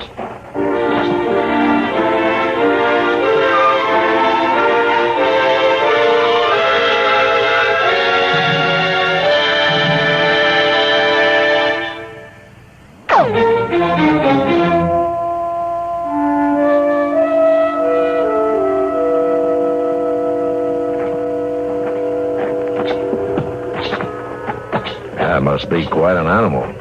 I tell you, Marshal, there ain't another like old Beller on any trail out of Texas. Old Beller? Oh, yeah, I've heard of him. Be surprising if you hadn't. Well, Doc has a way with everything, animals included. He better have. Tell me, what's so special about that belled steer? Yeah? It's like he's got a human brain betwixt those long horns, Marshal. Well, that's not always a sure sign of being smart, you know. Yeah, with old Beller it is. That steer gets a herd going, heads them up on the trail, gets them to follow him across streams a man can't hardly get a horse across. Herd beds down nice and easy, just as easy as you please when he stops. Old Beller has some way of dealing with him. I don't know what it is. Keeps them from spooking in storms. Well, that steer even leads them into pens at Abilene. He sounds like a good sergeant. Old Beller don't take no more nonsense than a sergeant, I'll tell you that. He has the run of the camp. Why, the boys even feed him off in the cook wagon. Well, Doc will fix him up. Sure do hope so. Charlie. Yes, sir? Give us a couple of mugs of coffee. Yes, Mr. Waddell.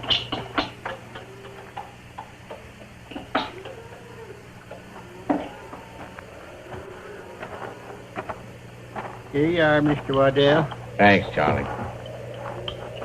I don't mean to go on like an old woman, Marshal. But a steer like old Beller can sure be a problem. Oh, in what way? Well, he's worth a lot of money to any drive, keeping the herd together like he does. There's always some other outfit trying to get me to sell him, or they try to steal him. Ain't so sure right now that he ain't been poisoned. Well, who'd want to do that? Or anybody, just with spite, maybe. Tell you, Marshal, nothing's going right with this whole drive. If I lose that steer, might as well keep right on going straight north. Mr. Waddell. What is it, Charlie? Old Beller. I wondered how is he? Doc's looking at him. Just don't seem right, him not wandering by the cook wagon. Yeah, better not find out he wandered by here once too often. I don't rightly know what you mean. Ah, here comes Doc. You fix him up, Doc? No, I didn't. You mean you ain't gonna cure him? I don't have to. You mean he's dead? I mean he's cured himself. And if it's all such carryings on about a sick animal in my life. Old Beller's all right. Whatever his name is, he's on his feet. He's taking on some feed. Yes, he's all right. Well, what was the matter with him, Doc? Oh, I don't know, man. He had something in him he had to get rid of. And like a sensible animal, he laid low until he did. He might have eaten something that poisoned him. So he was poisoned, huh? Now, wait a minute. No, I didn't say that. He didn't have the chokes or the heaves. It could have been bloat or colic. Or it could have been poison. You hear that, Charlie? Yes, Mr. Waddell, I hear. I always knowed the way you was handing out leftover food to that steer, we'd wind up in trouble. Well, I wouldn't do nothing to hurt old Beller. He likes my cooking. Well, he ain't going to get no more of it. Oh, sure, Mr. Waddell. If you say so, I won't feed him no more. You bet you won't. No, sir, I won't. You ain't going to get a chance to. Well, I'll watch it real close. You're through, Charlie. Oh, now, Mr. You Waddell. pack up your gear and get out, Charlie. Oh, where'll I go? I don't care where you go. You ain't going to be hanging around this cook wagon no more, sickening the lead steer. Now, you be out of here by dinner time. And don't you come back.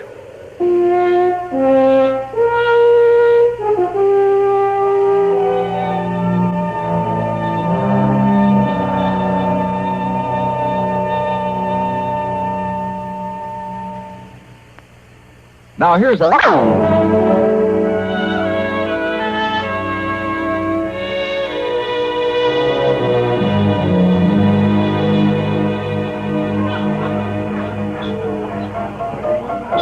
Well, if business keeps up like this, Kitty, you'll be able to retire. Sometimes I wonder if all this hoorah is worth it. Well, now the boys swallow a lot of dust on the cattle trail. You wouldn't want them to go thirsty, would you? Oh, no. But I wish they could be a little quieter about how they do their drinking. You're not running a church social, you know. I'll say I'm not. Hello, Marshal. Miss Kitty. Hello, Hub. How's your steer? Well, I tell you, Marshal, the daggone thing, he's frisking around like he was newborn. He is, huh? Well, Doc will be glad to hear that. Ain't no doctoring that done it.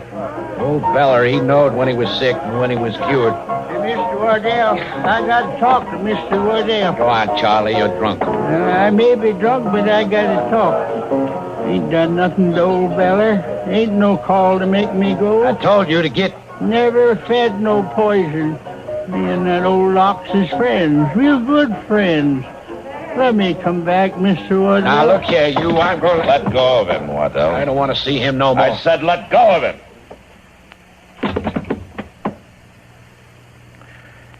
All right, Charlie, you better go along. I ain't got no place to go. Well, you go on over to the livery stable. Moss will put you up for the night. Old Beller'll be missing me. Go on, Charlie. All right, Marshal. All right, but there ain't no right in it. Ain't no right in it. He really feels bad, doesn't he? He don't deserve no better. Maybe not. But he sure doesn't deserve any worse.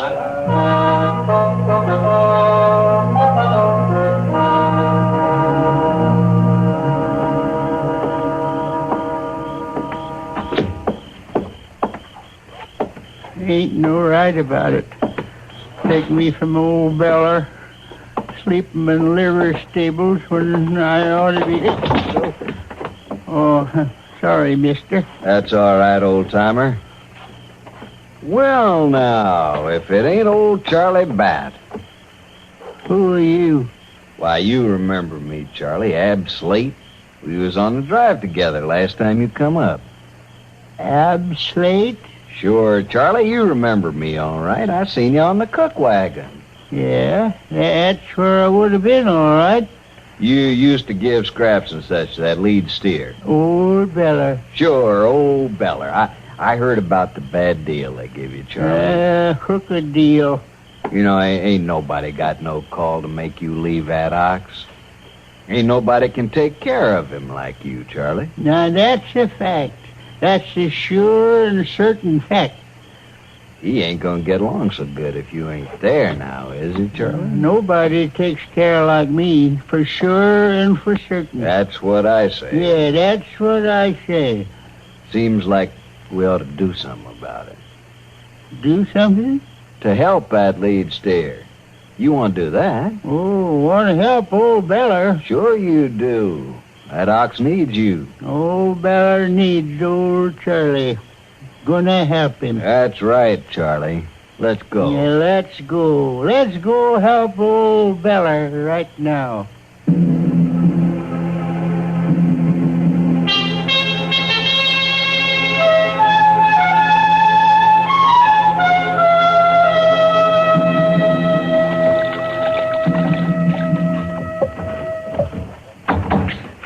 Tell you, Mr. Dillon, if there's one thing that sure does seem like a waste of time, it's washing winders. Uh-huh. Wash a winder and ain't no time at all till it's dirty again, just as dirty as it ever was. Yeah. Seems to me that when a fella got to inventing things, you do something about winders. Don't it seem that way to you, Mr. Dillon? What was that, Chester? I say, don't it seem like to you that a fella could invent a winder that was nice and dark so that it wouldn't show up the dirt? Well, you tell me what's wrong with that idea, would you? Wrong with it? Don't see a thing in the world wrong with it, Mr. Dillon. Well, you couldn't see through the window either. Well, maybe so, but there sure ought to be something that... Look at there. What? Old Charlie Bat. Looks like he's coming in here. My goodness, he's gone and got himself drunk again. He's just a-weaving all over the street. Oh, he ain't. Oh, he ain't either, Mr. Dillon. He's hurt. Look. Marshal? Yeah. Marshal Dillon. Here, let me give you a hand, Charlie. Get a chair, Chester. Yes, sir.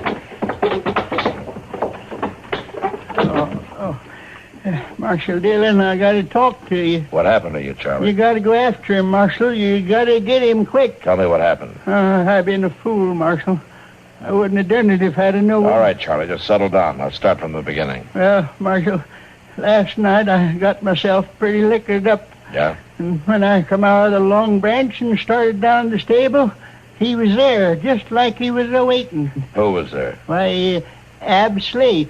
Go on. Well, he talked to me some. Seems like he was the only one in the country with a good word for old Charlie Bat. Well, go on, Charlie. What happened then? Well, Ab said I ought to do something for old Beller. That nobody could take care of that steer but me. So we went out to the herd and got him. You stole that steer? No, I didn't mean it like a thievery. I just wanted to tend to him. Where's the steer now? He took him off. And Slate? Yeah. Which way? Well, we was heading east along the river. It was Slate that beat you, huh? Yeah, that's right. Yeah, he must have had it all planned out, Marshal. I sure been a fool. Well, don't worry about that now. You better go up and see Doc. Well, Marshal, ain't you taken out after that Slade fella? Yeah, right away.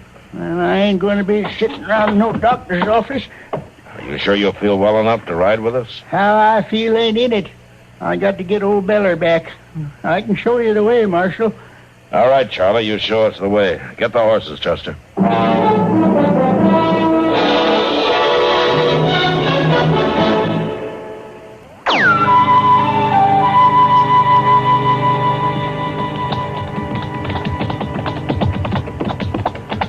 You remember the trail so far, Charlie? This is the way we come, Marshal. I was sobered up some by that time. I remember it good. Well, sing out when we get near the place where Slate left you. Sure thing, Marshal. You'll be able to see it easy. Old Beller was stomping down the bush or something fierce. Yeah. Mr. Dillon? Yeah, Chester? It just don't make sense to me that he'd be bringing that steer this way. Oh, why not? Well, it's the opposite direction from Texas or the cattle trails or anything else. Seems to me if Slate wanted to lead steer, he'd take him back that way. You'll get back there. Well, I don't see how. Slate's probably heading for Wichita to sell it. Wichita? Along this cow trail? I think he'll hole up someplace, Chester. And then when he thinks it's safe, he'll move him along. Well, he sure is going to a lot of trouble, ain't he, Mr. Dillon? A bell ox like that is worth a lot of money. Well, yes, I reckon you're right. Up there, Marshal. Right up there a ways. You see all that trampled bunch grass? Yeah? Well, that's the place. That's the place right there. Right there's where Slade left me for dead. Yeah, looks like there was a ruckus, all right. Yeah, I ain't very young and I ain't very strong, but I'll give him as good as I could. I'll take a closer look here.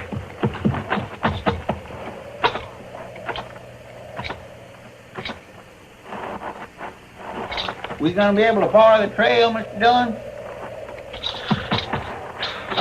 Yeah, Chester, we'll follow it. Right to the end.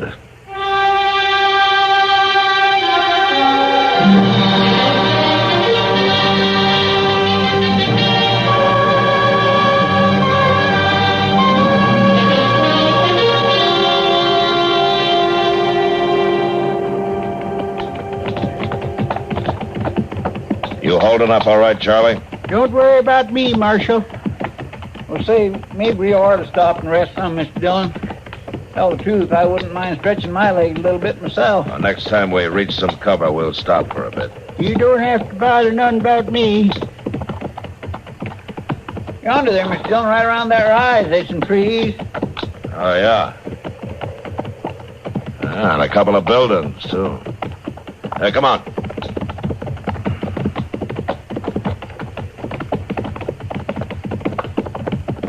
You thinking Slate might be there? He might be. Don't see no ox. There's an old barn. We can come up behind it. Yeah. He might could be in there, all right. Marshal, there's Slate coming out of the barn. Yeah. Hey, you stay back here, Charlie. Chester and I will go talk to him. Right, if he You stay back out of the way. Come on, Chester. Yes, sir.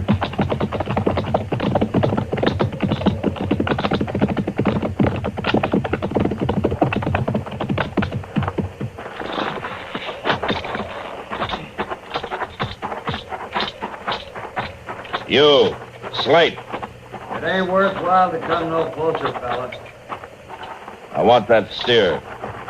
Well, now you ain't gonna get it. I want that steer, and I want you. Tell you how I feel about it, fella. I'll kill that steer before I give him up. Well, that's up to you. But I'll still take you back.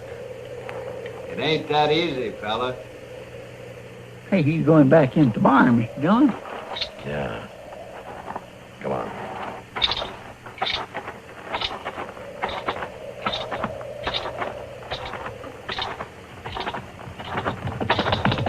Mr. Dillon, he's right now. Look out, he's gonna shoot! You got him. Shot him right out of the saddle. Yeah.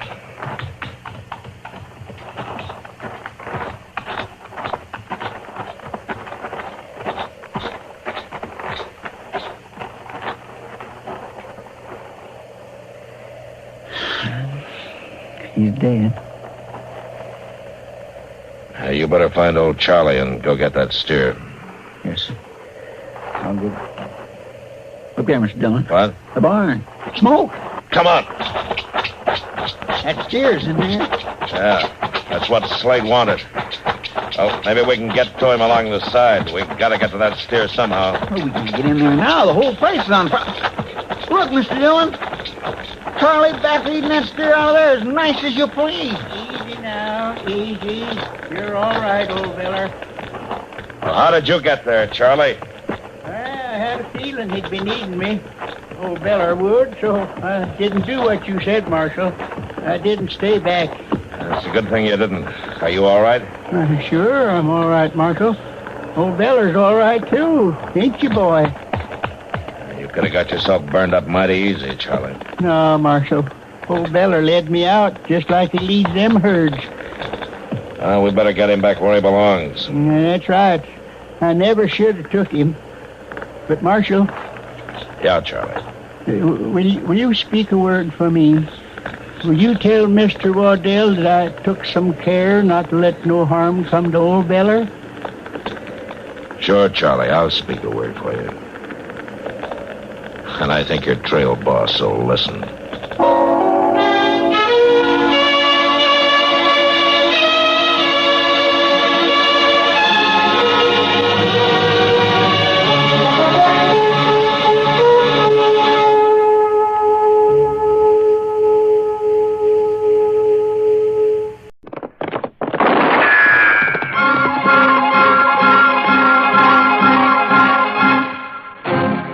Around Dodge City and in the territory on West, there's just one way to handle the killers and the spoilers, and that's with a U.S. Marshal and the smell of Gunsmoke.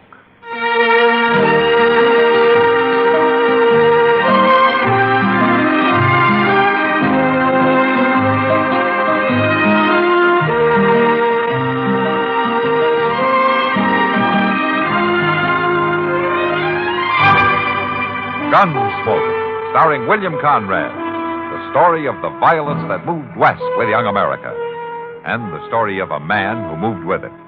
I'm that man, Matt Dillon, United States Marshal. The first man they look for and the last they want to meet. It's a chancy job, and it makes a man watchful and a little lonely.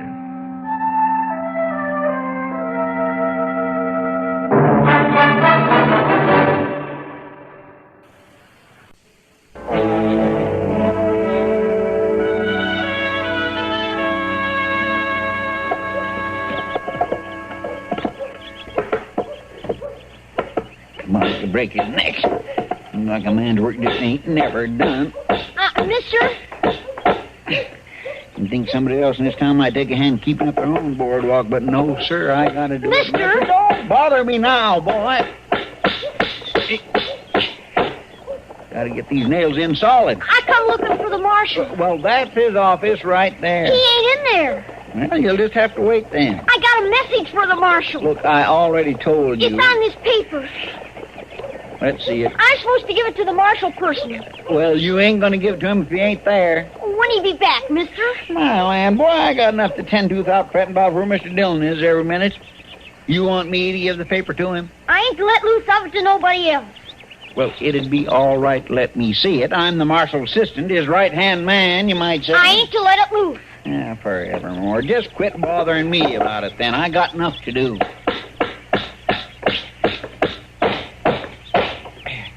You're quite a handyman, aren't you, Chester? Well, Mr. Dillon, this board just had to be fixed before somebody broke his... Oh, this boy's been looking for you. I got this paper. It's for the marshal. He wouldn't let me so much as look at it. I can't make nothing out of it. Never mind, Chester. You can give it to me, son. I'm the marshal. Oh, here. Thank you. Hey, boy. Hey, wait a minute. I ain't just supposed to give it to the marshal, that's all. Just give it to the marshal. Look at him go, Mr. Dillon. You want me to go after him? No, never mind, Chester. Let him go. All right.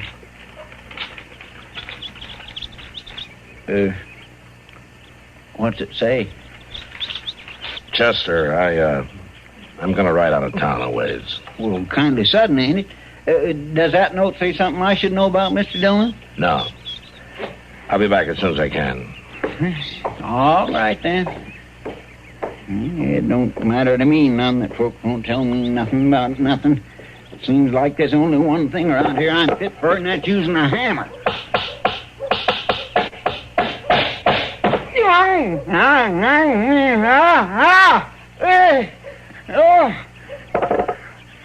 Doc!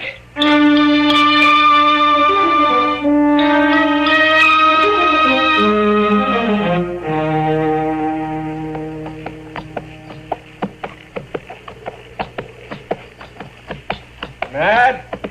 That you? Yeah, Ab.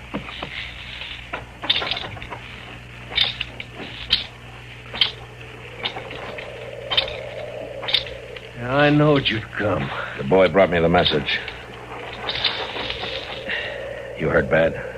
Bad enough. In the back. Here, let me take a look at it.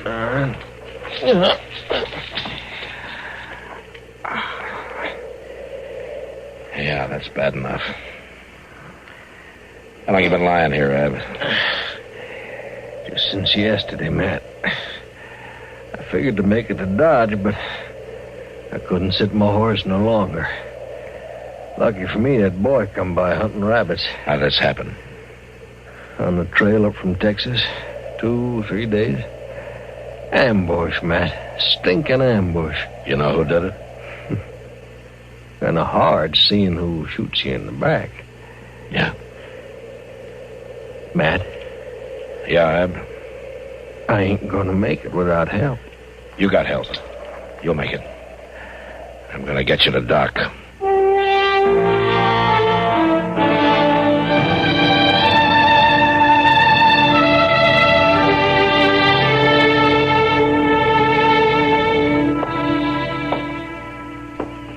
Pour some water into that basin for me, will you, man?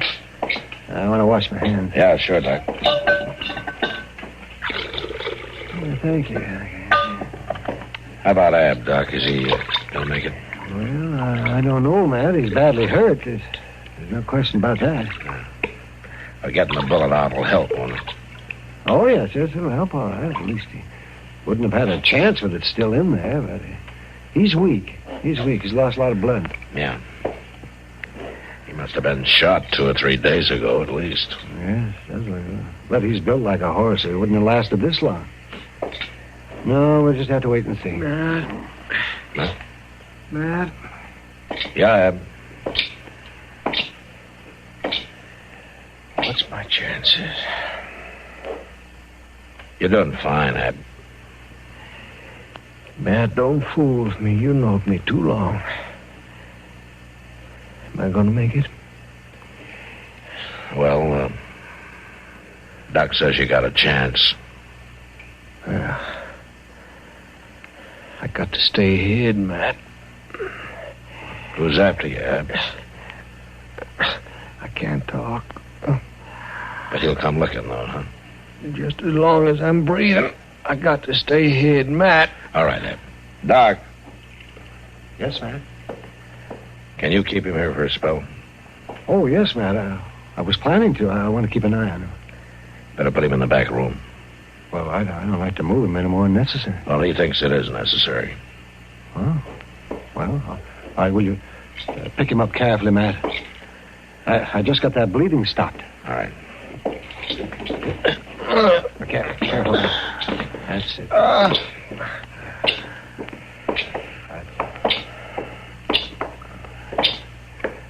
You'll be out of sight in here, Ab. Yeah.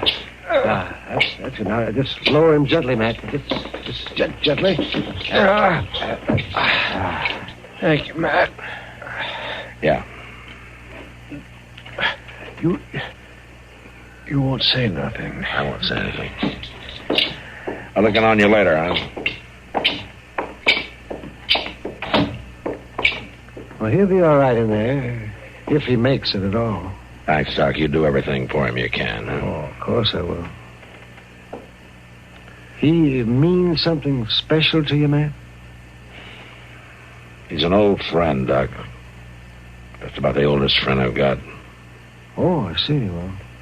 Well, he has a chance, but that's about all I can say. He seems to be in bad trouble. He's in trouble, all right. I wonder if the trouble's with the law. I don't know, Doc. And I'm not sure I want to find out.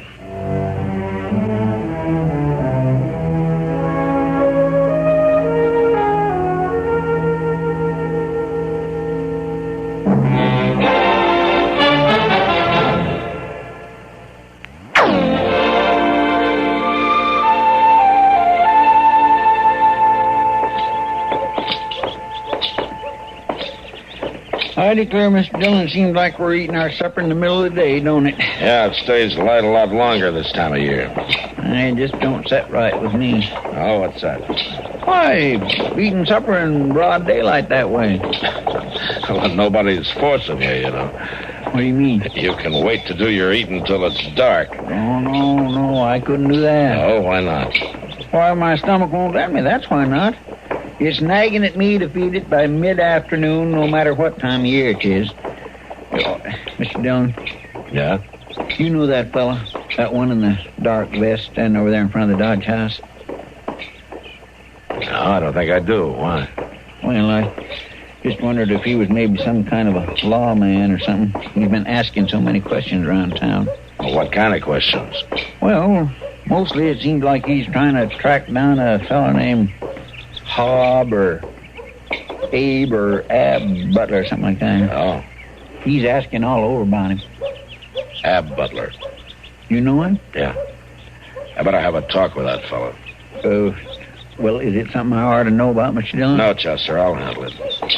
Oh, gun it. Nobody never wants to... I'll see you at the office. Why, yes, sir.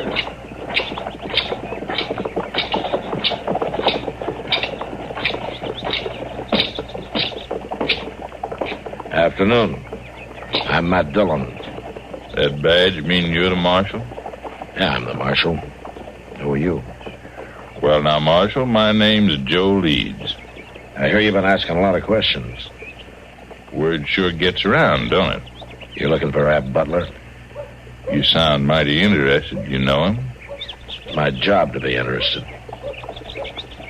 I ain't in the habit of asking help from the law, Marshal. What do you want him for?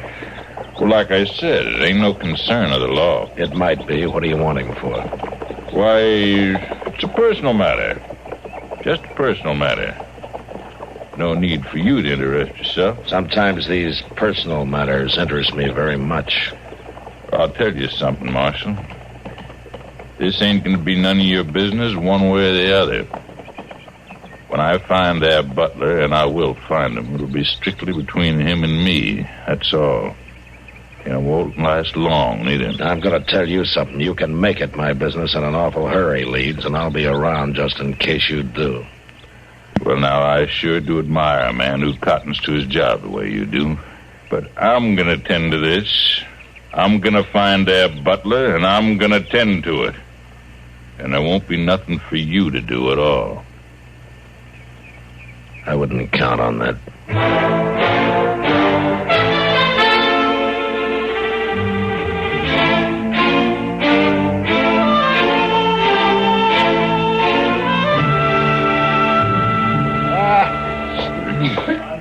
Well, Sam, Just a short beer.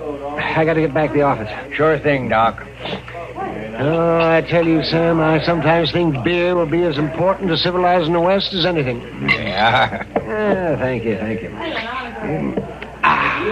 Goes down good, don't it, Doc? It goes down good, and it doesn't heat up a man like whiskey does.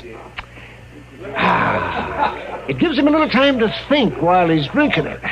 And it's about as good a remedy for dust in the throat as I know of. Well, you sound like you're making a speech, Doc. He was going on about how good the beer is. Now, wait a minute. Wait a minute, Sam. I didn't say this beer.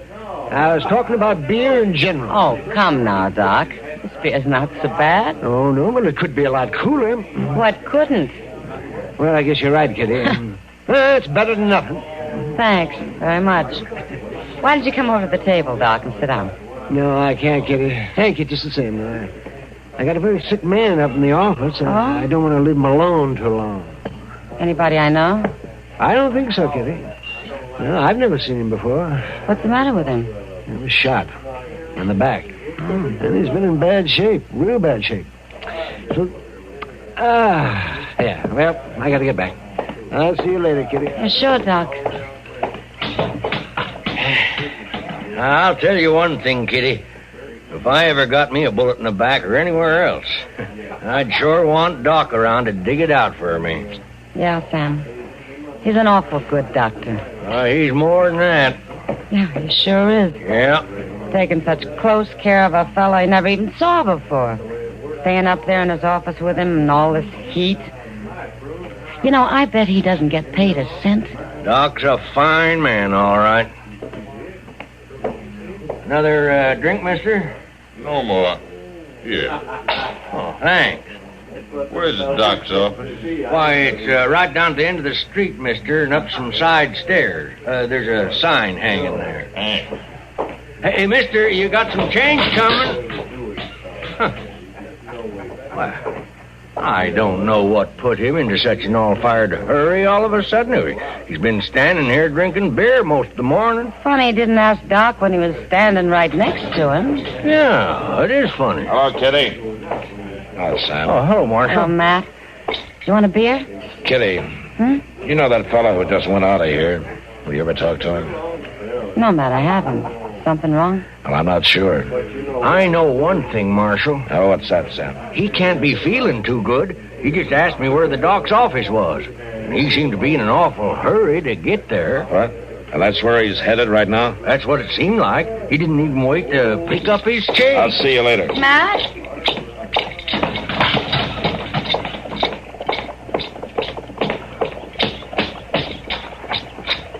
Oh, Mr. Dillon, there you are. These letters just come. Not now, Chester.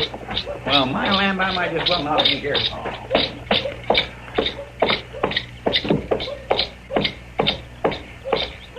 Leeds, stay where you are. I told you this was my affair, Marshal. Don't come after me. Come down those stairs, Leeds. You're not stopping me now.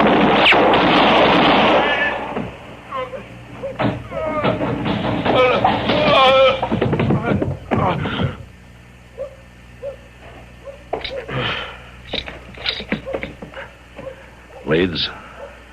You should have let me tend to it. You tried to tend to it once, with a bullet in the back. He had it coming. He run off with the money. You all right, Mr. Dillon? Yeah, Chester, I'm all right. What money, Leeds? From that bank down in Texas. We robbed it together. We shot the teller and Butler ran off. He had it coming, Marshal. You better be telling me the truth, Leeds. Ain't no odds for me to lie. The shape I'm in. You find the money. You'll see. Yeah, I'll see. He's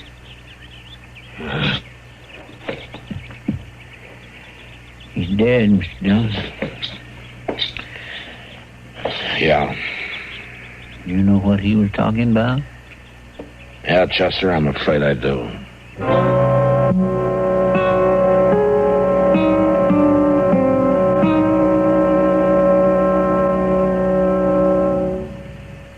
Car owners, Here's news about a revolutionary new product by the makers of famous K-Site. It's new K-Site 3C, a heavy-duty crankcase concentrate for use in all engines. Added to your motor oil, K-Site 3C with Berryman quickly stops hydraulic valve lifter noises, cushions and smooths the engine. It cleans your engine and keeps it clean.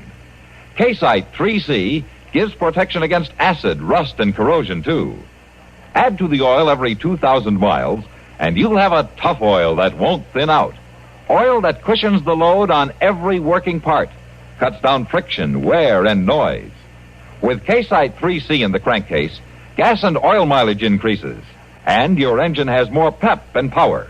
Remember, you get results with K-Site 3C or double your money back. Get it at your service station, garage, or car dealer now. Only $1.50.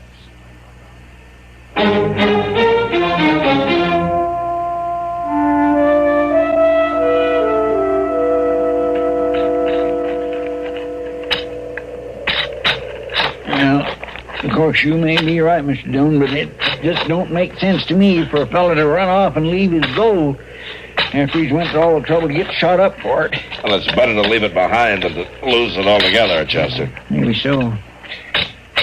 I swear I ain't turning up nothing but dirt, though.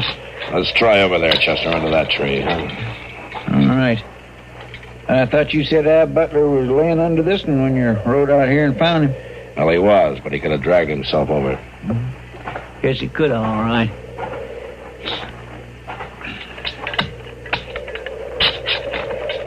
Sure is a sight of digging attached to the marshal's office, ain't they, Mr. Dillon? Yeah.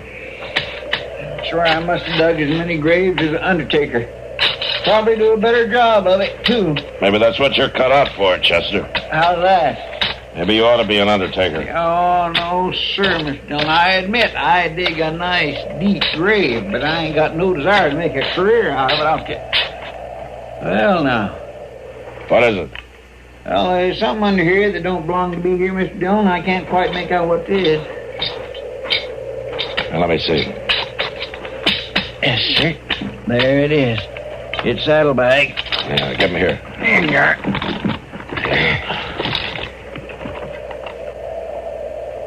Now, look there. Gold. And lots of it. My land, they sure is. Mr. Dillon, that Leeds fellow was right. And you was right, too. Yeah. At this time, I'd just as soon have been wrong.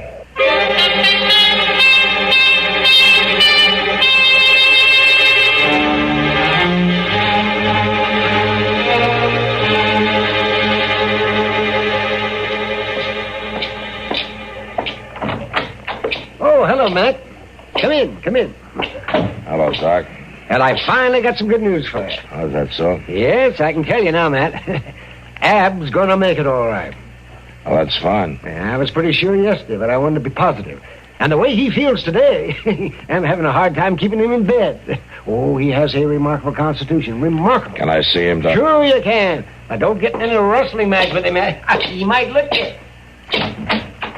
Well, Matt. That's Dillon, you old sheep herder. Hello, I'm glad to see you. Doc says you're going to be all right. Yeah, he fixed me up fine. He's a good doc. Yeah, he is. And I'm beholden to you, Matt, for bringing me to him. That's all right, Ed. Beholden to you for a lot more, Matt. Doc told me how you handle leads. Now, that's my job. Yeah, cuts more ice than that. He was aiming to kill me. Yeah, he told me. Well, I ain't surprised you took care of him for me. You always could outdraw any man I ever know. Listen, Ab. I ain't surprised, but I thank you.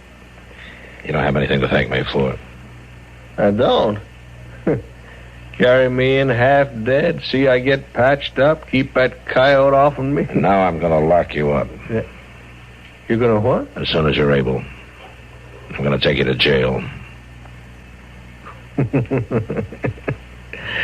I remember now.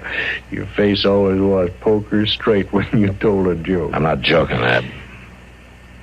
You're not joking? I found the gold. Leeds. He told me. Well, all right, Matt. So I robbed a bank. You shot the teller. Well, yeah. He got in the way. But you ain't going to turn me in for it, are you? You ain't a man to forget a friend. I'm not forgetting. I got a job to do. You got a job to do makes you forget them days of riding and fighting across the whole of Texas? We didn't rob any banks, Ed. No, but we... It's the way it's got to be. I'm a U.S. Marshal. Well, you're a U.S. Marshal. I'm your friend, ain't I? Yeah, you're my friend. Well... And I've got to lock you up. You really mean that, don't you? I mean it.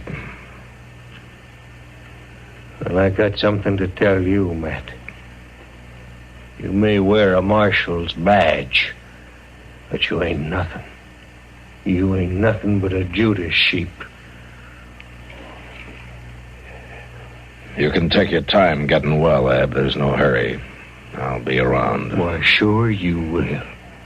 To collect the reward. Shut up, Ab! You rob a bank, you shoot a man. I don't need a reward to tell me what to do. I'll be back in 2 or 3 days. Doc will let me know when you're ready. I bet he will. You ain't the Matt Dillon I once knowed. You ain't any Matt Dillon I ever want to know. You're sure changed. Yeah.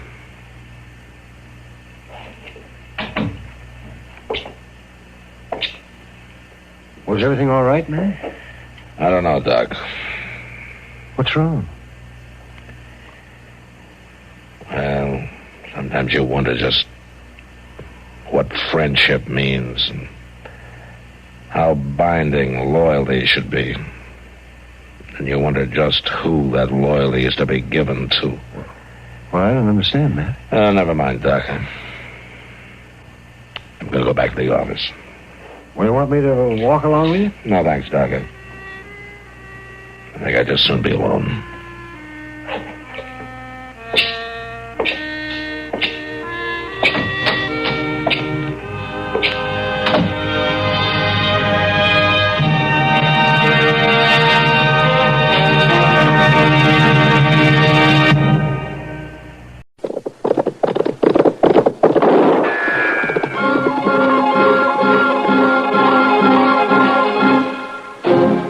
Around Dodge City and in the territory on West, there's just one way to handle the killers and the spoilers, and that's with a U.S. Marshal and the smell of Gunsmoke.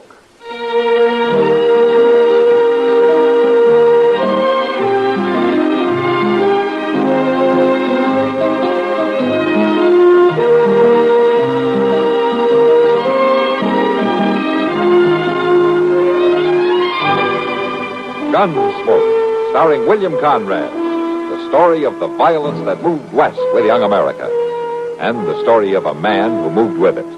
I'm that man, Matt Dillon, United States Marshal. The first man they look for and the last they want to meet. It's a chancy job, and it makes a man watchful and a little lonely.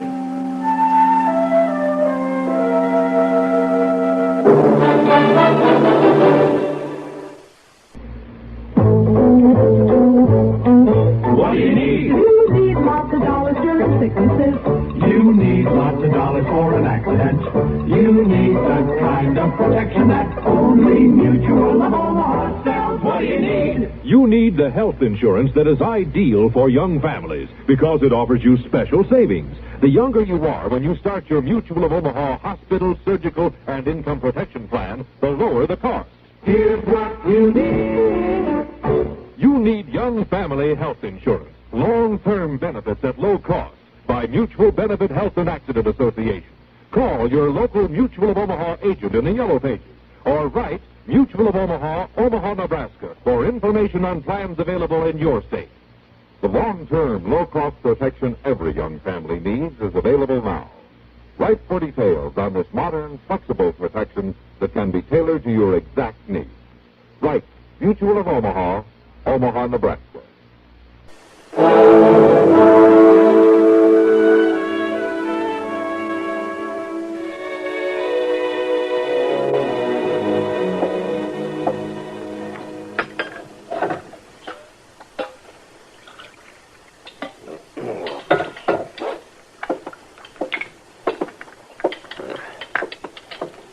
Ben. Hmm? Some more coffee. No. I'll fetch some more meat and potatoes. No. Have plenty. I baked a pie. Yeah, I'll take some with me. It'd be nice if you could sit here and eat with me just once, Ben. Well... And talk like folks do. You got to get the corn in, Emma. Well, my land ought to have time to eat proper and at least speak to each other a time or two. Well, Foreman ain't talking. Be in for supper. Ben, look. Look down the road. There's somebody coming. Ben, didn't you hear me? Somebody's coming. They might be coming to call. They are. Well, it ain't neighborly for you to just walk out into the field. Ain't time to be neighborly. I got work to do. But, Ben, there ain't nobody been here in a month of Sunday. And we ain't wasted no time, neither. You better not waste none. All right, Ben, go back to your field. But I ain't going to turn people away, I'll tell you that.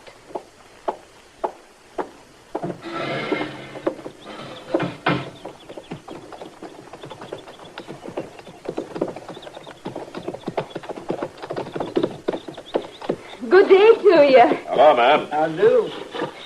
You're welcome to come right in. We're just passing through, ma'am. We wondered if we could trouble you for a little water. Oh, no trouble at all. But I can do better than that. I've got some fresh baked pie. Well, we don't need to bother you, ma'am. Just a little water. Oh, sure. It ain't no bother. Peach pie go down my good, Mr. Dillon? Why, sure it would. You just leave your horses there and come on in. Well, all right. Just for a little while, though.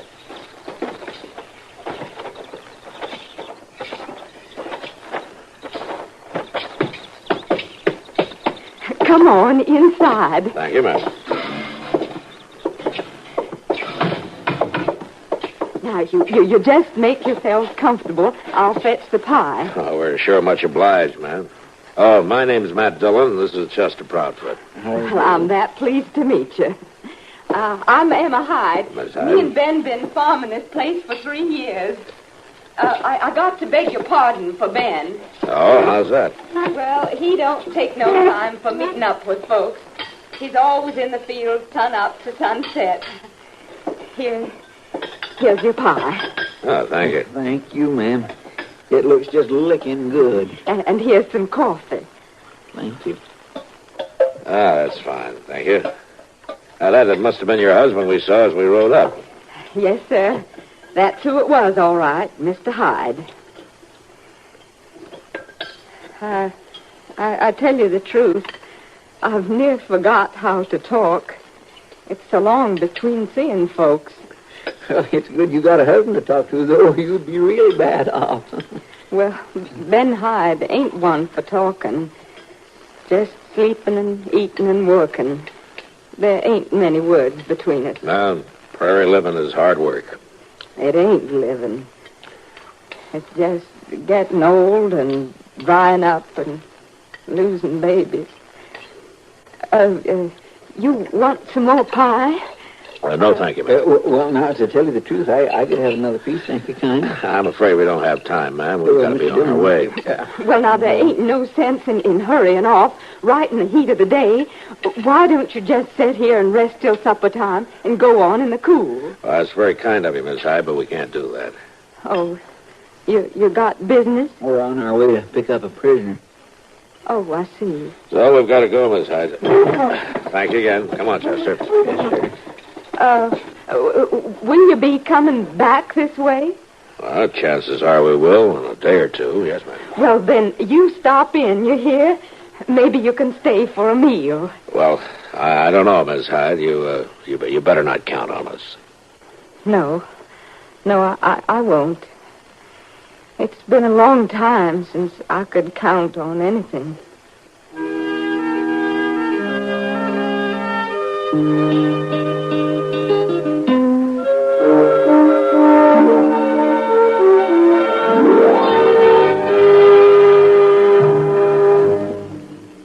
The following message is brought to you by the American Telephone and Telegraph Company. So long. Have a nice trip. Don't forget to phone. When you're away from home this summer, put long distance to work. Most people do. Like this couple. Ooh, smell that mountain air. I'm so glad we telephoned ahead for reservations, George, aren't you? Oh, sure. Sure, dear. Oh, George, now you're not worrying about business. Well, Why not call the office then? Get it off your mind so you can enjoy yourself. No doubt about it. Long distance helps you have a carefree vacation. Call now while long distance rates are lowest.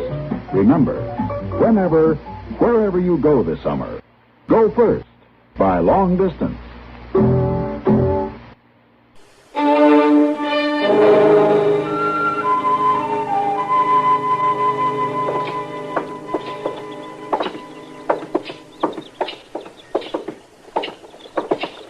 Where are we going? I got the horses, Percy. You come a long way from me, didn't you, Marshal? Far enough. You gonna ride all the way back here with me when you let me go?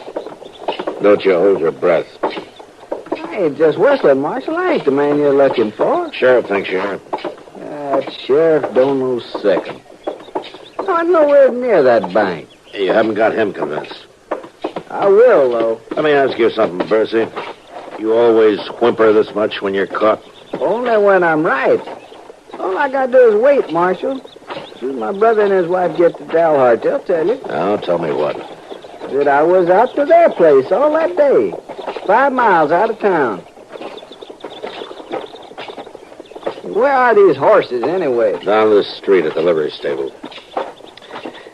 I didn't know you were going to be in such a hurry to get to Dodge, Percy. I ain't no hurry about getting nowhere, Marshal. I'm just in a hurry to stop walking. You ought to get along just fine in jail. You don't walk much there. All right, Chester, you can bring the horses out now. Yes, sir, Mr. Jones.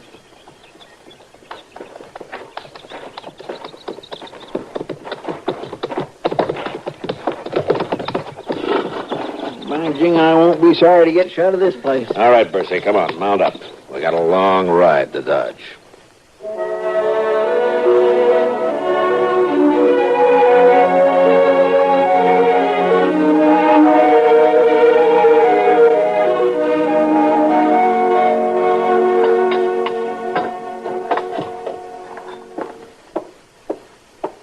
The coffee'll be hot in just a minute.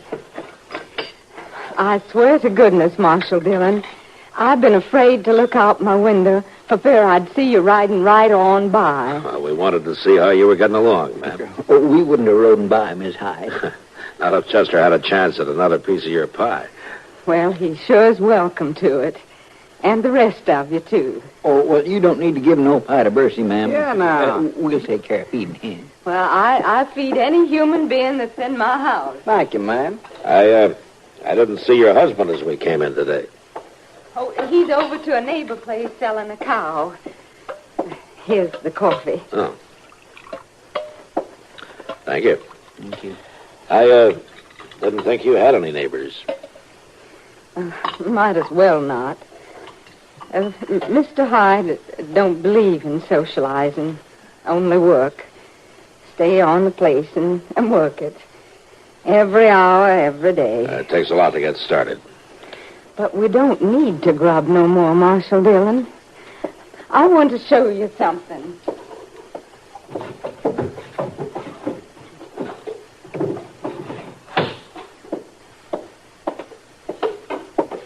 Look in this box. My gracious alive, Miss Dillon, it's full of money. Yeah. There's plenty there for us to live like folks ought to live. There's even enough to send me back to Philadelphia.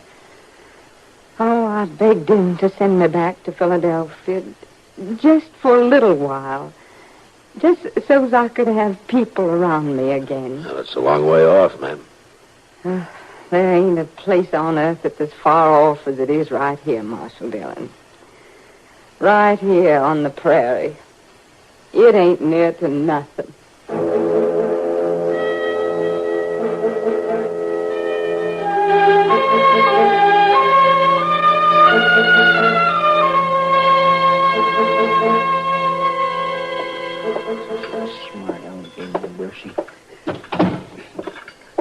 What's the matter? You got the shakes, Chester? No, I ain't. What makes you ask a thing like that? Well, those dishes aren't jumping around on that tray by themselves, you know. No, of course he ain't. I guess I was just too riled up to watch him. Prisoner causing you trouble? Well, no, it ain't exactly trouble. What's the matter then? Well, Mr. Dillon, it's like this. A body just ain't got no life of his own when we got somebody in that cell. No, how's that? Well, I have to fetch his food and carry it and clean up after him and keep a watch on him. It just don't leave me no free time. It could be worse, you know. How do you mean? If we never had anybody in jail, we'd be out of a job, wouldn't we? Yes, I reckon you're right. I guess we would. Matt? Huh. I'm surprised to find you in your office for a change. Chester, Oh, Doc. I see I couldn't find you in yours, Doc. You can, oh, yes. Well, right now I'm running errands for the marshal's office. Oh, what do you mean? Matt, I was down at the telegraph office, and this wire came in for you. Here. Oh, thanks.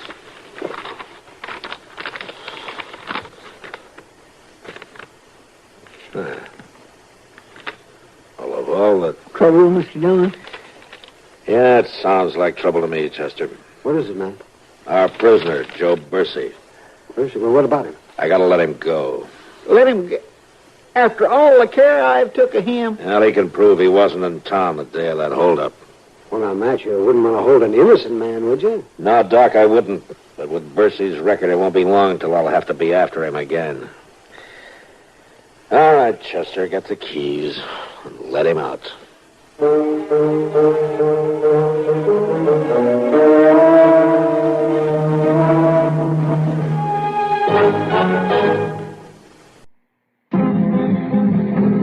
It happened at Raleigh in the blazing desert sun.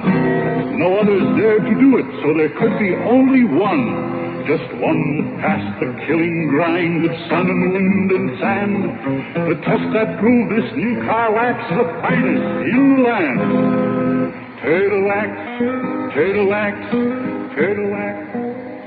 Reader's Digest ad tells the story of amazing Turtle Wax protective power that kept cars' colors shining bright even in fiery Death Valley sun. Just one waxing of Turtle Wax with new Sunstop gives your car a beautiful hard shell finish guaranteed to last up to 1 full year. It's quick and easy to Turtle Wax your car yourself. Remember, just one waxing of Turtle Wax with Sunstop lasts up to 1 full year. Turtle Wax gives a hard shell finish. Turtle Wax gives a hard shell finish. Turtle Wax.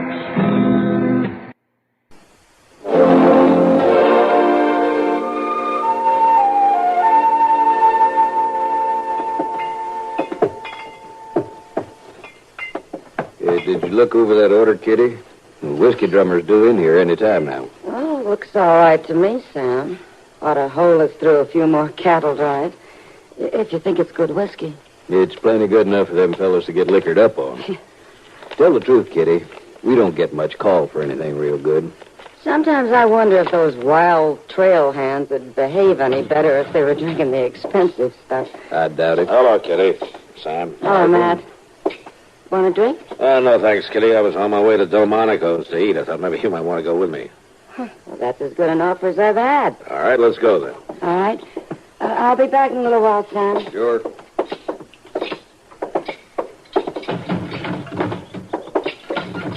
You'd better be careful, Matt. What do you mean? I'll be getting used to having you around. This is the 4th day in a row.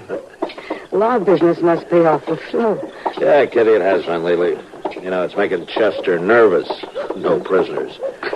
You mean he misses him? He's had that cell all shined up, waiting for somebody all week. He's afraid we're going to go out of business.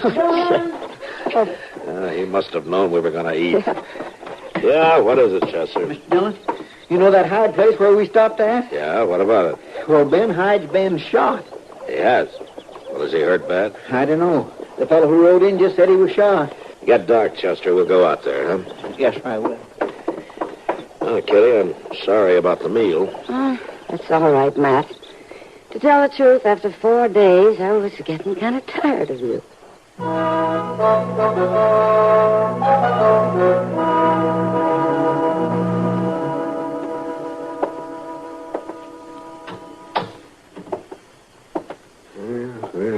Well, much too late, Matt. He's been dead for a couple of days, at least. I knowed he was dead. I'm sorry, Miss Hyde. Everything dies out here. Oh, would you like me to mix your powder, Mrs. Hyde? To kind of help your nerves, maybe? I ain't got no nerves. They died, too. Miss Hyde, do you have any idea who might have done it? Ben's dead. It's over. Yeah. But if you saw anything... Ben's dead. Gone. Miss Hyde, do you still have that box? The one with the money in it? It isn't there. The box? Money isn't there. Yeah. Won't do much good to question her, Matt. Even if she did see anything, she's not likely to remember. The shock has her dazed. Yeah, I guess you're right, Doc. Will she come out of it? Oh, yes. I expect she'll be all right. The money isn't there. Yeah. That sure cinches it, don't it, Mr. Dillon? You're talking about Joe Bercy? Well, he was here with it and seen the money, wasn't he? He was let out of jail just in time to get out here, wasn't he? Yeah. When he could be halfway to Texas by now, ain't that right? Yeah, it could be right. I declare, Mr. Dillon, I sure am sorry you let that fella go. Yeah, Chester, so am I.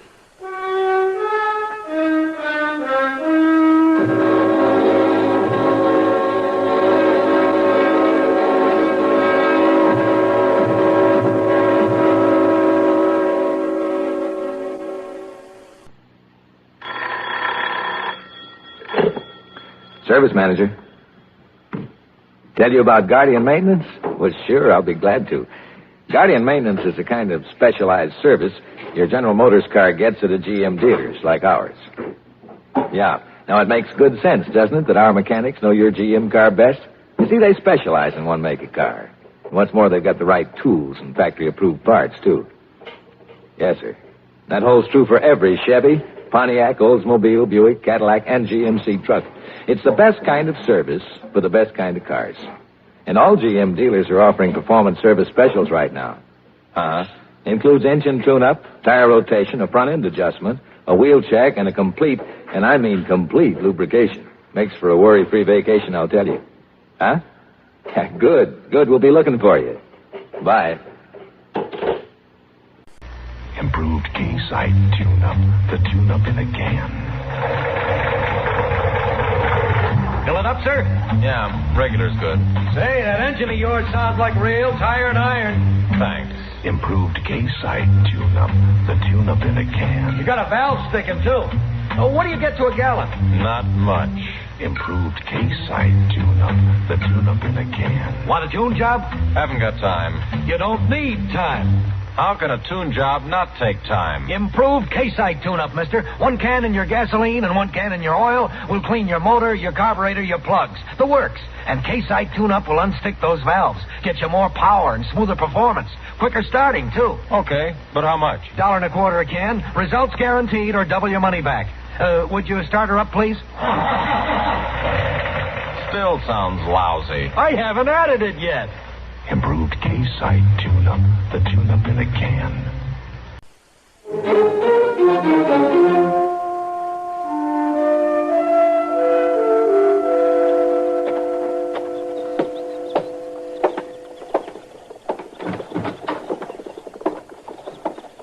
Mr. Dillon sent that telegraph you wrote out telling peace officers around the country to be on the lookout for Joe Bercy.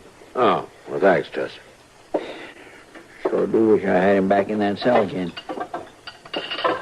And I bet I wouldn't feed him so good this time. I declare, I sure do wish you wouldn't have let him go, Mr. Dillon. Then there wasn't nothing else to do, was there? No. Sure does seem a shame, though, after seeing what all's happened. If we only kept him... Yes, sir? I don't want to hear any more about it. Yes, sir.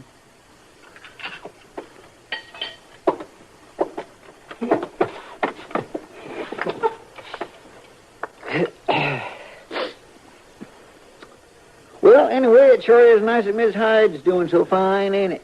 Oh, who told you that? I just seen Miss Kitty. She told me all about it. How does Kitty know? Well, she heard about it from that dressmaking lady, Miss Cunningham. You know how ladies talk. All right, Chester. What did Kitty tell you? Well, Miss Hyde's going back to Philadelphia.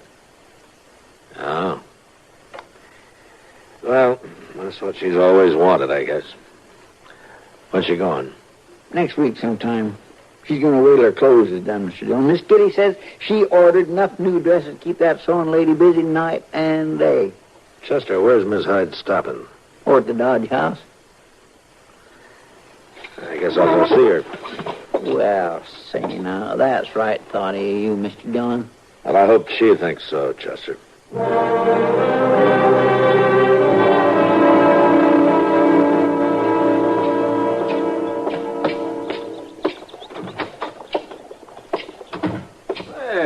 Hello, Marshal Dillon. Mr. Dobie, is there a Miss Hyde staying here? Emma Oh, Hyde? certainly is. She's got her best room, Marshal.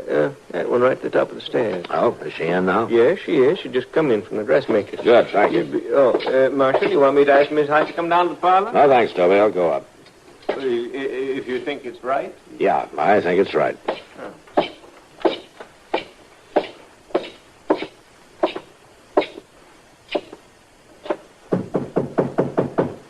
Miss Hyde?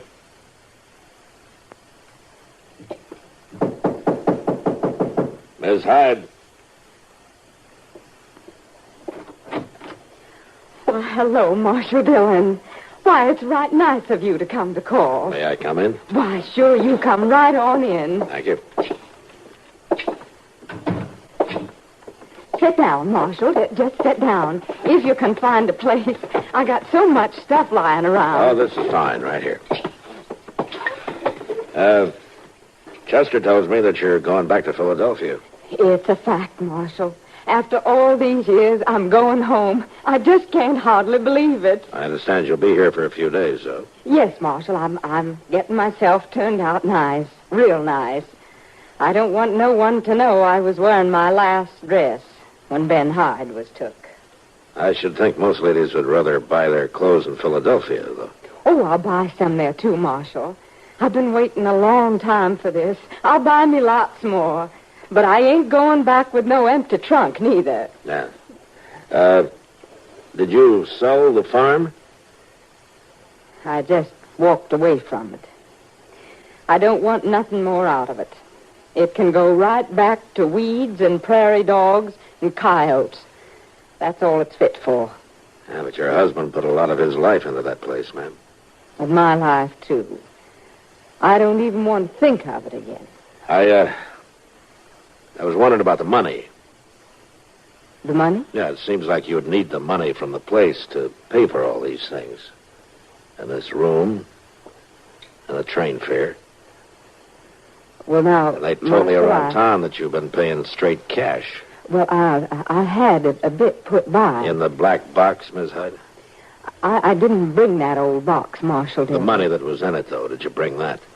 Well, Joe Bursey must have took the money. Everybody said so. Yeah, that's what they said, and you let them say it, didn't you? Marshal, Bursey didn't come back, did he? I never said I saw You know he didn't take the money, Miss Hyde. You also know that he didn't kill your husband. Marshal, please. You know who did kill him, though? Yes, Marshal. I know. I'm sorry, ma'am. It didn't hurt him none. I didn't want to hurt him none. I'm a good shot, Marshal. Yeah, I saw him. It was just a quicker killing. That's all it was. A quicker killing? A prairie. That was killing the both of us. Eating away at us, a bit at a time. Every day taking its toll. Ben's free of it now. Yeah.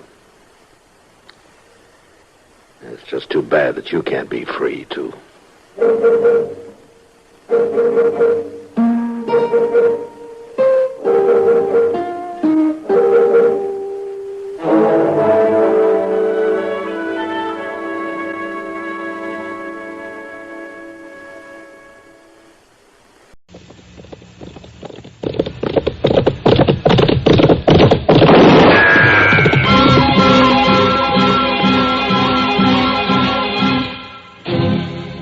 Around Dodge City and in the territory on West, there's just one way to handle the killers and the spoilers, and that's with a U.S. Marshal and the smell of Gunsmoke.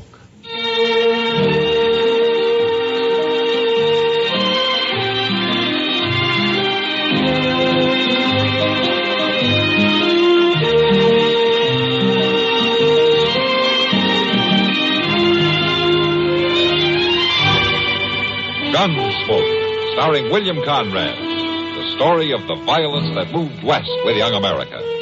And the story of a man who moved with it. I'm that man. Matt Dillon, United States Marshal.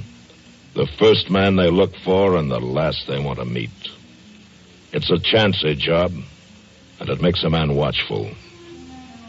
And a little lonely.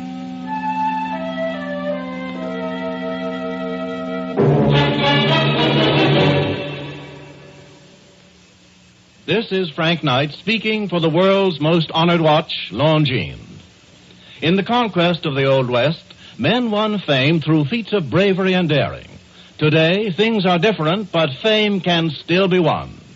It's wonderful to win a Nobel Prize in Science, a Pulitzer Award in Literature, an Olympic gold medal in sports. In the field of time, did you know that Longines watches have won more great public honors than any other watch in the world? This is true. The highest authorities have ranked Longines watches as the finest achievement in the science and art of watchmaking. Yet, for a surprisingly modest cost, you may own or proudly give a Longines, the world's most honored watch, the world's most honored gift, styled with distinction, cased in precious metal, promising a lifetime of faultless timekeeping. Visit your authorized Longines Whitnor jeweler. He will be honored to serve you.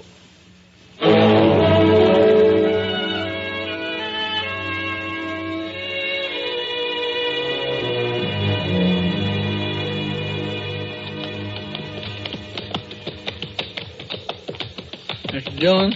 Yeah, Chester. You don't suppose that stream has gone and dried itself right out of the prairie, do you?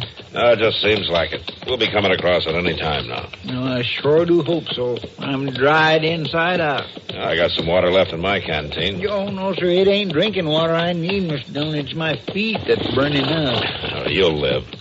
Well, sure, I'll live. There ain't no question about that, but I sure would like to get these boots off and get to soaking. Guess we're coming to it all right. I remember them trees. Yeah. Hey, look at there, Mr. Dillon. There's other folks there. Yeah. Yeah, there sure are. What in the world? Why, they're fixing... They were going to lynch that man. Well, you sure did scare them off, firing over their heads that way. Look at them ride off. Yeah, but one of them isn't. Come on, let's get on there.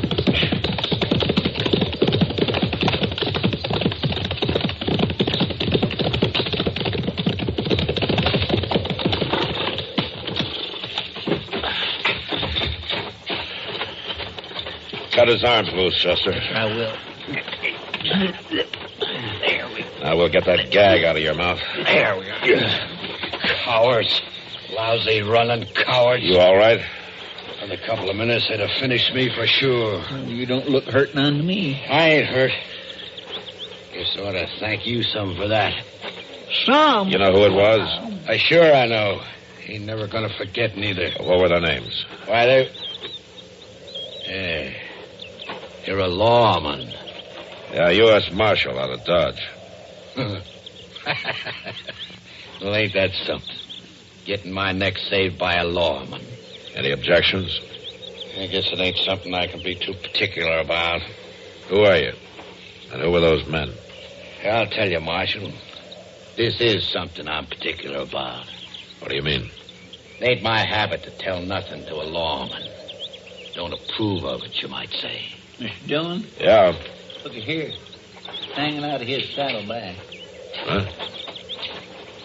Let's see. Just an empty sack, Marshal. A money sack. Says Wichita Bank on there. Well, what do you know about that? I know more than I did a minute ago. 3 men robbed that bank, mister. You got 3 guesses then, ain't you, Marshal? I don't need more than one about you. Come on, Chester, let's take him in.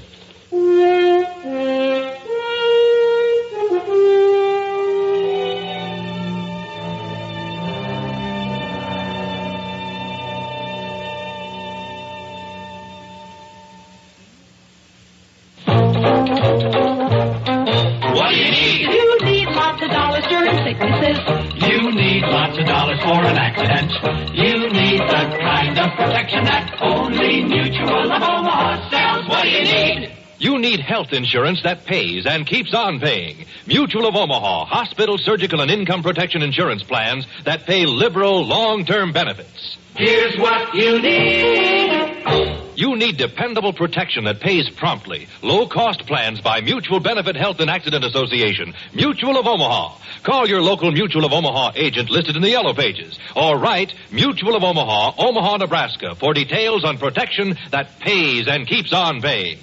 Mutual of Omaha pays so promptly it is the first company ever to pay out more than $1 billion in health and accident benefits in its first 50 years.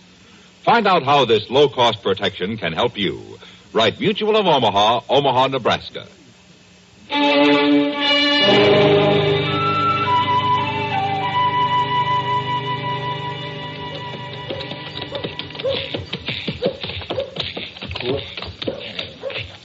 You take care of the horses, Chester. All right, sir.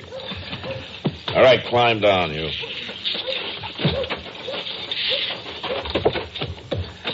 In here.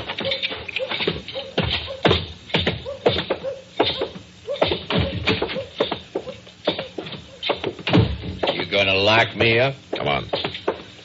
You've made a big mistake, Marshal. I wouldn't worry about it if I were you. I ain't gonna do no worry. All right, get in there. Oh, I'll go in easy, Marshal.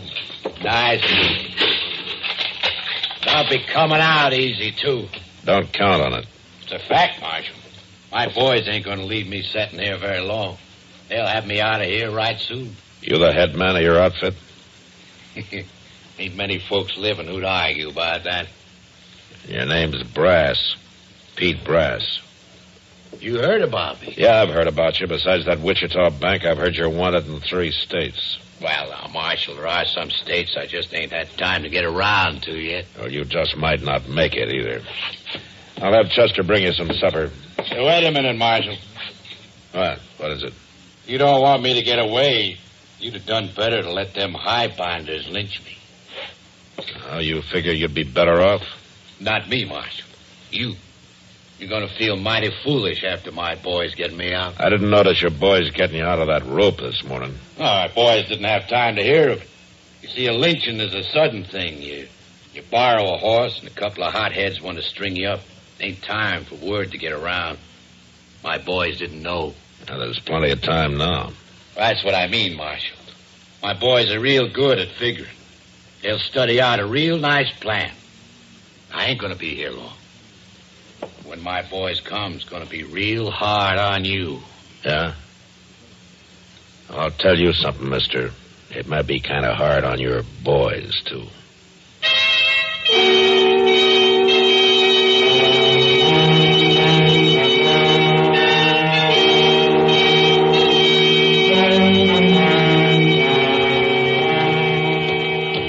I'll say this, Jess.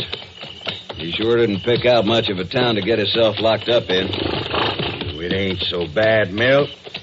I see 2-3 saloons right down the street there. Saloons ain't what we're looking for. Hell, there's a marshal's office.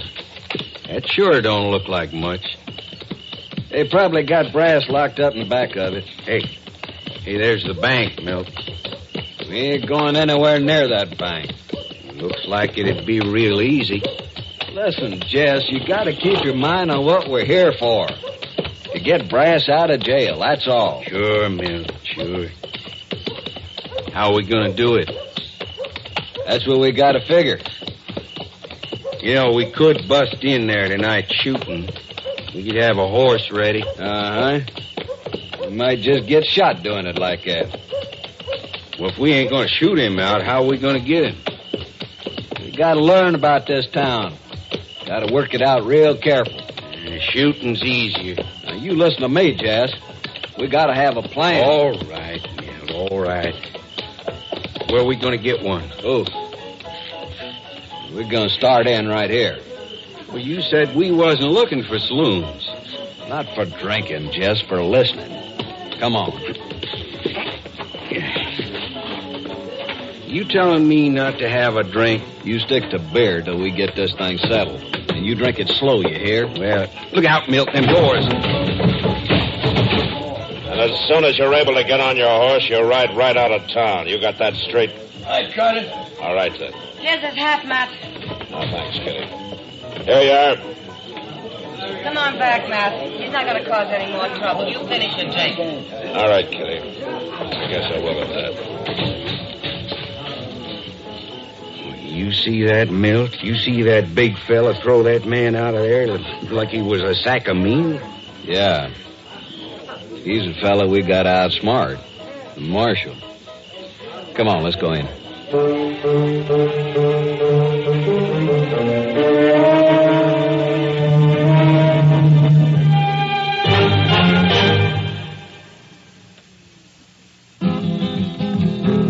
It happened in Death Valley in the blazing desert sun. No others dared to do it, so there could be only one. Just one that passed the killing grind of sun and wind and sand. The test that proved this new car wax the finest in the land. Turtle wax, turtle wax, turtle wax. Reader's Digest ad tells the story of the amazing Turtle Wax protective power that kept cars' colors shining bright even in fiery Death Valley sun. Just one waxing of Turtle Wax with new Sunstop gives your car a beautiful hard shell finish guaranteed to last up to 1 full year. It's quick and easy to Turtle Wax your car yourself. Remember, just one waxing of Turtle Wax with Sunstop lasts up to 1 full year. Turtle Wax gives a hard shell finish. Turtle Wax gives a hard shell finish. Turtle Wax.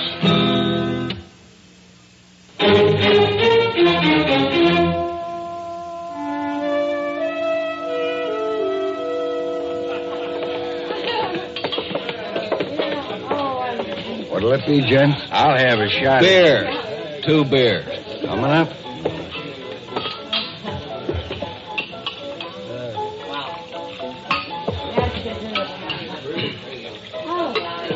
Thanks. Hey, barkeep. Yeah? We just seen that bed marshal throw a fella out of here. Marshal Dillon don't fool around. He in the habit of mussing up your customers like that? If they get to acting smart with Miss Kitty, he is. Kitty. That saloon gal sitting over there with her? I'd be careful how I talked about her, mister. The marshal's partial to her, is he? He don't like nobody to cause her trouble. You're sure about that? Yeah, mister, I'm sure. You'd better be sure about it, too. Well, that's interesting, friend. Mighty interesting.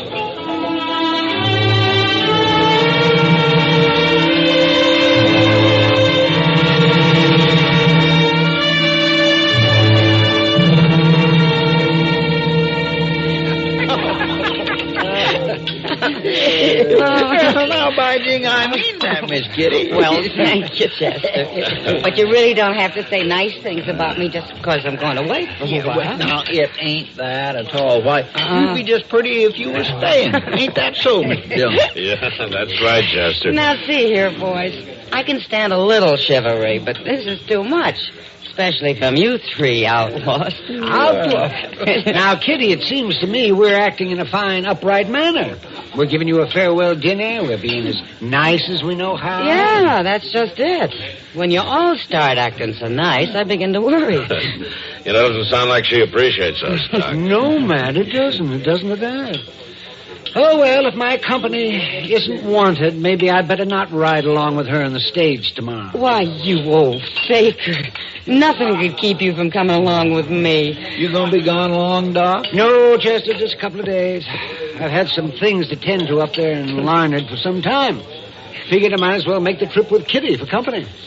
But now... You know, we better stop teasing her, Doc. She's got that look in her eye. Well, I ain't been a teasing Miss Kitty. Not a particle. Well, I know you haven't, Chester.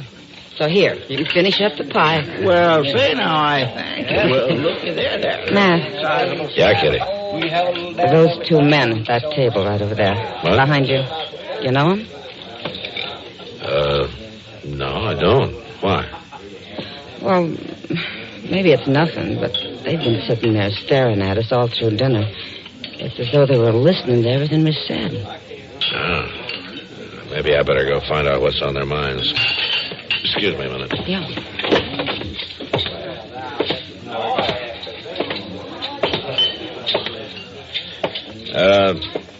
You men seem kind of interested in what we've been talking about over there.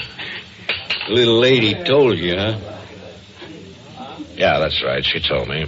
You know, she's mighty pretty. Shut up, Jess. We ain't breaking no law, Marshal. No, but if you got any business with me, it's better to come straight out with it. Well, that's just what we'll do, Marshal. When the time comes, we'll come straight out with it.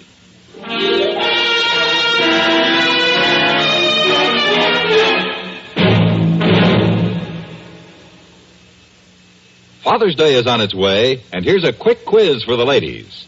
What type of man is the head of your house? Is he rugged in the great outdoors? Does he help with household chores?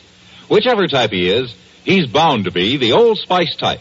So you and the kids treat him to Old Spice by Schulten. Finest grooming aids a man can use.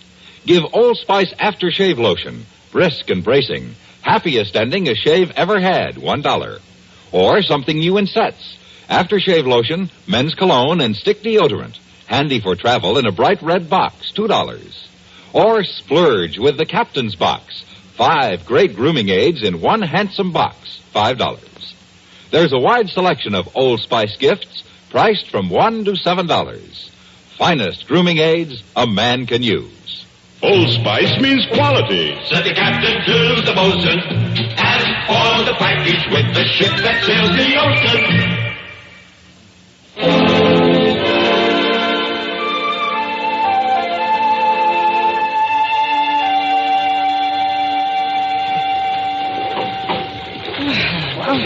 I don't know about you, Doc, but I'm kind of sorry I thought about making this trip. Yeah, a ride like this doesn't make you want to do much traveling, Kitty.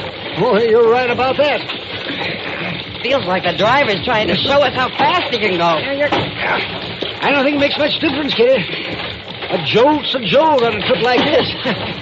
Going slow just makes them last longer. Yeah, well, I guess you're right. Hey, maybe you heard us, Doc. How's that? Oh, we're slowing down. Oh, let me see. Look out. Yeah, you're right. Yeah, sit quiet, Kitty. What's the matter? We're not slowing down. We're stopping. It's a holdup. A holdup? Now, don't you worry, Kitty. You won't be hurt. Driver, just keep your hands up high. Jess, you cover it. Okay, Mill. Come on out. I have nothing of value. Not you, her. Me? Now, see here. Don't make me do no arguing. Come on out, Miss Kitty. But you're the... You come out, lady, or I'll fix this old geezer so his doctor won't never be able to help him. Kitty, don't do it. Well, it's all right, Doc. That's better. Now, Doc, it's your turn. Don't you hurt him. Why, I ain't gonna hurt him none. I'm just gonna send him back to Dodge. And a message for that big marshal. I'm not going and leave her. You better. Or there ain't no chance for her at all. Or for you neither. Go on, Doc. That's more like it. You head right back there and tell the marshal that I'm in the mood to do some horse trading.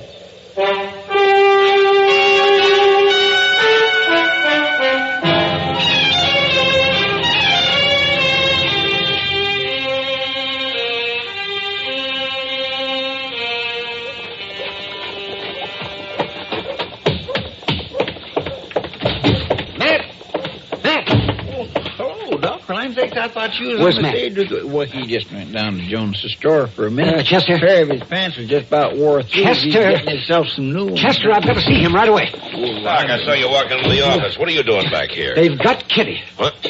Who's got Kitty? They held up the stage about an hour out of town.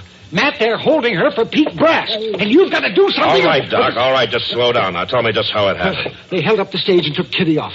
They say they won't let her go until you turn Brass loose. Now, that's all there is to it. Well, you know who they were? No, I don't know their names. They weren't hiding anything. I could recognize their faces. They were the two men who were so interested in us at Delmonico's last night. Oh. You know where they're holding her? No, Matt, I don't. They just had to have Brass ride down the stage road. Until he does, they're holding Kitty. Now, you gotta do something, Matt, because this... Mr. Dillon, will I let Brass out? No, Chester. But, Mr. Dillon, they've got Miss Kitty. I know they've got her, Chester. Well, aren't you gonna help her, Matt? And I'm gonna try. Well, then, let's... Listen to me, both of you. Now, we don't know where they've got her, do we? But, well, no, we don't. And it's no sure thing that they'll let her go even if Brass goes loose. Well, I guess you're right. Well, what do you plan to do? Wait. Wait, why, Mr. Dillon, They're not likely to hurt her as long as she can be some good to them. If they don't hear from her, they'll have to try again. So I've got to wait. Mr. Dillon, I sure do hope you know what you're doing. Yeah, so do I, Chester. So do I.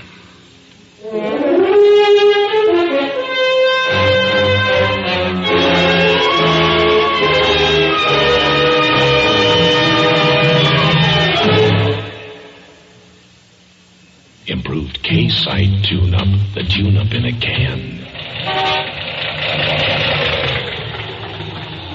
Morning, sir. Help you?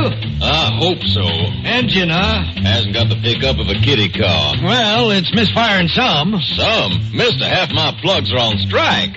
Improved K-Site tune-up, the tune-up in a can. Probably your rings are sticking, maybe your valves. When was that carburetor cleaned? Not too recently. Improved K-Site tune-up, the tune-up in a can. Your car's not in such bad shape. All you need's a tune-up. A tune-up? A $50 tune-up? Now, relax. We'll add a can of K-Site tune-up to your gasoline, another can to your oil. That'll clean your whole firing zone. Valves, rings, plugs, carburetor, everything. Mister, you're pouring it on. No, you pour it in. $1.25 a can at most any service station. Results guaranteed or double your money back. Improved K-Site tune-up, the tune-up in a can.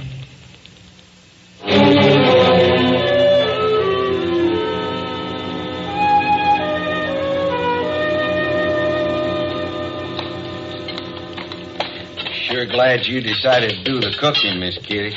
Maybe you'll choke on it, then it'll be worth it. Don't seem to me like you're acting too friendly. Any reason why I should? Sure, Miss Kitty. You and me. You and me. That's the way it's going to be. It's never going to be like that. You kind of cotton to that big marshal, huh? That's none of your business. You think he's going to get you out of this? He'll be here. Sure, he's going to be here. Milt went down to talk to him, make sure he'd be here. I know that. Then we both know it. I know something else. Don't you want to hear about it? Not much. Well, you better want to. I done me some figuring. Milt ain't the only one to do the figuring. He thinks he is. Sure he does. This time I done some figuring all by myself. I got it all worked out about that big marshal. What do you mean? Even if he comes, even if he lets Brass go, he ain't gonna get you. How do you plan to stop him? Why, there ain't nothing to it after the figuring's done. What's that? I just ain't gonna let him ride out of here, that's all.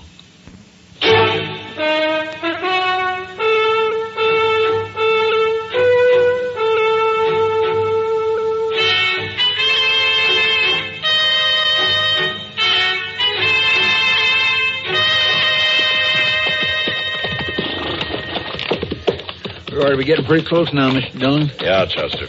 Right along in here. You think they'll really show up with Miss Kitty? Well, if they want this man, they will. They really got you squirming, ain't they, Marshal? Don't worry about it, Brass. I told you my boys would study it out. They haven't finished it yet. Mr. Dillon, there, under them trees. Yeah. Come on.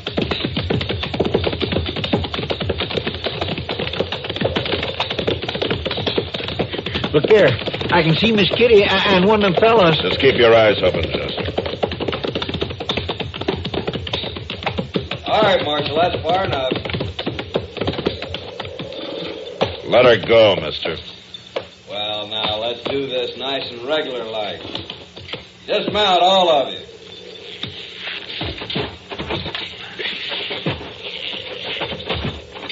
Reyes? Yeah, Milt. You all right? Ain't nothing wrong with me, except my hands are tied. Walk over here. We'll fix that. Let her go. All right, Marshal. Can't say I blame you. Mighty pretty little lady. She ain't going no place. You all right, Mr. Dillon? Yeah. Not yet, you ain't. Matt. Oh, Matt. It's all right, Kitty. You got both of them. Yeah, it's all over. This one's still alive, Mr. Dillon.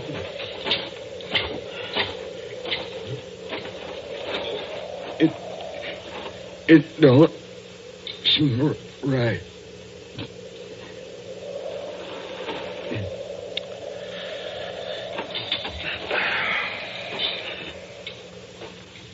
No, it doesn't seem right.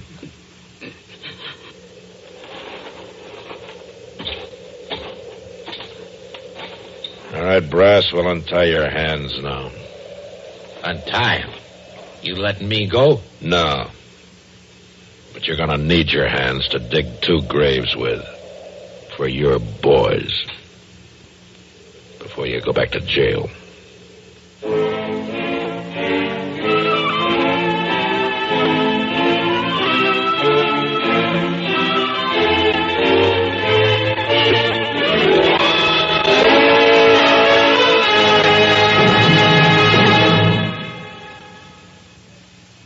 Chester, put down that gun. I can't, honey. Mr. Dillon told me to practice. Oh, I don't care what Matt Dillon says. Mrs. Dennis Weaver says no guns in the house. But Mr. Dillon told me. Oh, here's our picture in Look magazine. And it says, Chester of Gunsmoke and his wife, known in private life as Mr. and Mrs. Dennis Weaver. But Mr. Dillon told me, honey. Now, does Maverick practice fast draws around the house? No, he helps his wife cook dinner. Well, now, ain't that something? Oh, here's your old friend Doc here, and look. And the riflemen. And there's Yancey Derringer. Well, forevermore. Oh, ain't their wives pretty, though?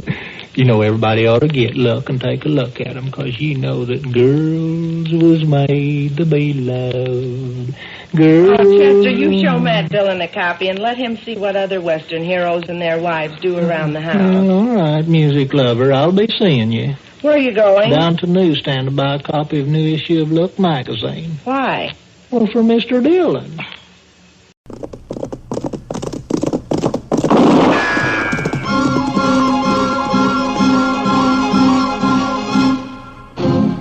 Around Dodge City and in the territory on West, there's just one way to handle the killers and the spoilers, and that's with a U.S. Marshal and the smell of Gunsmoke.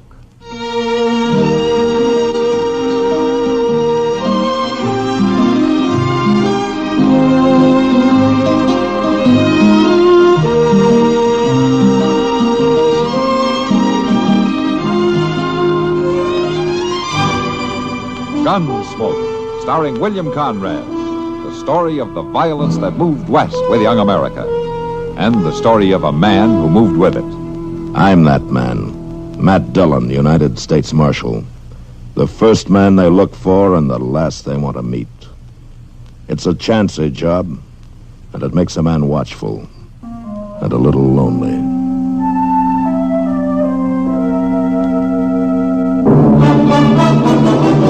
All right, Letty. You mind what I say now? You stay down on that bed. I'll look in on you in a day or so.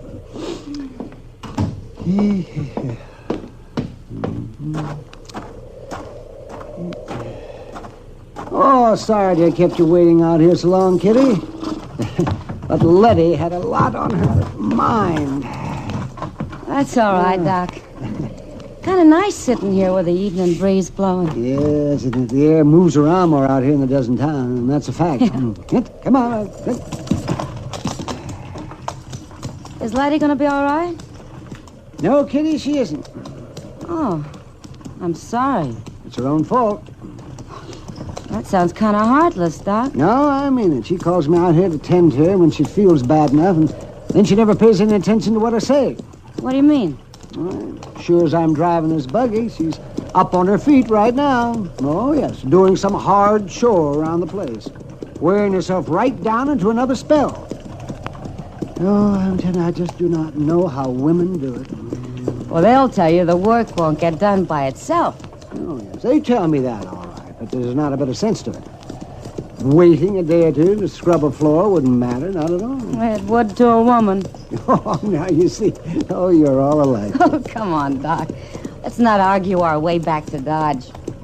I don't get a chance to ride out on your calls with you very often. I don't want to spoil it by having to defend womankind, or mankind either, for that matter. All right, Kitty. I'm kind of sorry we can't stay out a little longer. Yeah, I am too. It's not exactly refreshing in the Long Branch these hot nights. Yeah, I didn't think so. Well, if it weren't for that fool Hud Perkins, we wouldn't have to hurry back. Something the matter with Hud? No, I doubt it. I doubt if there's anything wrong with him that a little less whiskey wouldn't cure. But I promised him I'd look him over when I got back to town. He sure does a lot of talking about how good your doctoring is. You better take good care of him, Doc. He'll drum you up a lot of business. Nah, he just needs somebody to tell him every so often that he hasn't got a fatal disease. Yet. And that makes him real good and friendly. Till the next time. Well, he's your friend, that's for certain. Doc, look, there's somebody standing in the road up ahead. Doc, it's an Indian. I see him, Kitty. Just sit quiet. He's not going to move out of the road. He wants us to stop. He's got a gun. No, don't be frightened, Kitty. Just sit still. Yeah.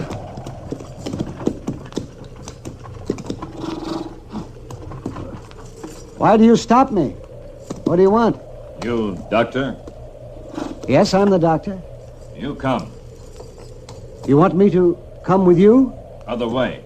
You come. What does he mean? Well, it means to turn the buggy around and go back the way we came. Other way. There's another one, Doc, on a horse, back at that tree. Yes, I see him. I expect we better do what they want.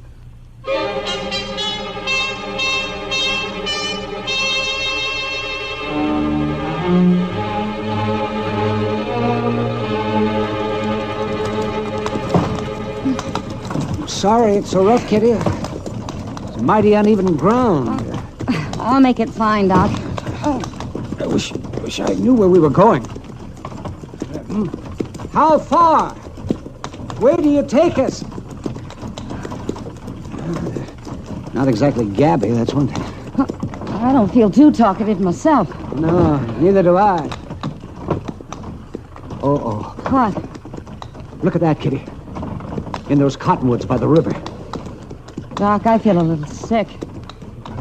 Golly, there's a lot of them. They've set up quite a camp down there. So, we'll be stopping soon. You just sit straight and quiet. Yeah, all right, Doc. And don't be afraid. Oh. You stop. The men, they're walking all around us. Don't show any fear. No. Is there a chief among you? I will speak to your chief. I am Little Wolf. I am chief. You will tell me why I've been brought here? You are a doctor. Yes?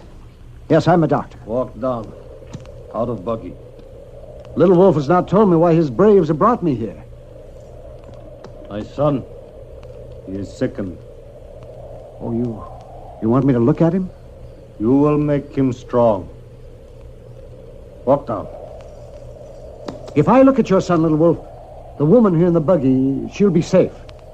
He will be safe. The chief will give his word. Little Wolf gives his word. I will come with you. You just sit quiet, Kitty. You'll be all right. The chief means what he says. I hope so, Doc.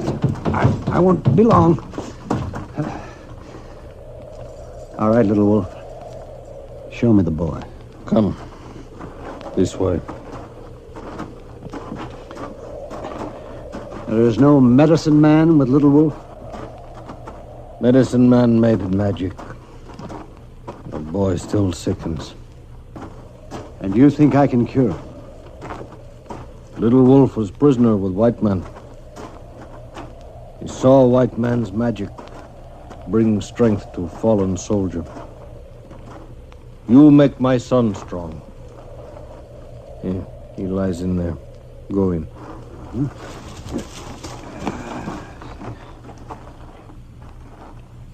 Yes. I see. All right, Little Wolf. I'll have a look at him. Let me get down so I can see him.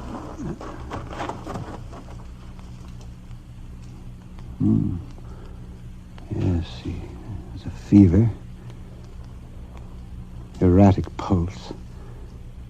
How long since your son has spoken? Yesterday, sunrise. I see. He will be well. Your son's a sick boy. A very sick boy. You make him strong. I will try.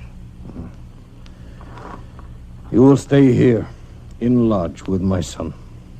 If I stay, Little Wolf, there must be a bargain. You bargain for the life of my son? I would bargain for the woman. She is to go free. If woman goes free, she will bring soldiers. No, I'll speak to her. I will tell her of your son. She will not bring the soldiers. Better she stay here. I have told you, Little Wolf. She will not bring the soldiers. Doctor, give me his word. The doctor gives his word. The woman can go.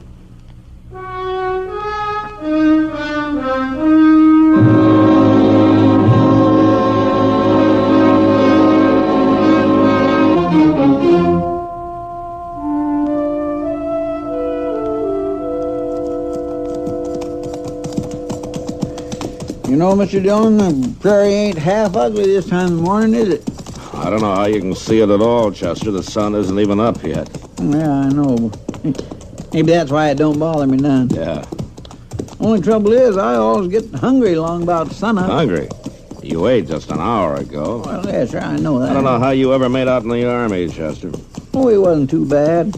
Not working around the supply wagons like I done. Mr. Dillon, what do you reckon Mort Huggins wants with us? I mean, you figure it's important enough that we have to ride a full day out to his place and back? You didn't have to come, you know. Well, I know. There ain't nothing to do in Dodge except to whittle and spit. Well, you could have found Doc and told each other lies for a while. That ornery old cuss won't stir out of bed till midday. Oh? Yes, sir, he took Miss Kitty with him in the buggy yesterday, and while he paid some calls, they wasn't even back when I went to bed. Wasn't no lamp burning in his place, and Miss Kitty wasn't at the Long Branch. Yeah, I know. Well, an evening off won't hurt either one of them. They work pretty hard, you know. Yes, sir, I suppose they do. But I can't help thinking that just about the time this old prairie's hot as a cook oven, Doc will be ambling along Front Street on his way to have a noontime beer with Miss Kitty. And Miss Kitty will be there cool and comfortable, sitting on a stool. Sam will be pouring cold beer into great big pitchers, and everybody will be for sitting heaven's around sake, there. Chester, if you're going to grumble all the way out to Mort Huggins' place, you better turn around and start home right now. Oh, no, sir, I like it. I like it just fine. All right, then, let's ride. We amble along like this, we won't be home before dark.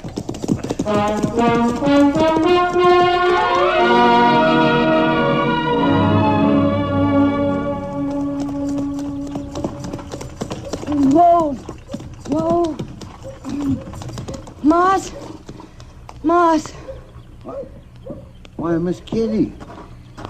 Help me down, will you, Moss? Sure. Oh. Here. Thanks. You want to sit down? No, I'll be all right. From the looks of that horse, this rig's been running most of the night. Yeah, it has. Oh? I waited up quite a spell for the doc to come in. You must have run into a real bad case out there somewhere. Real bad case. He's still out there.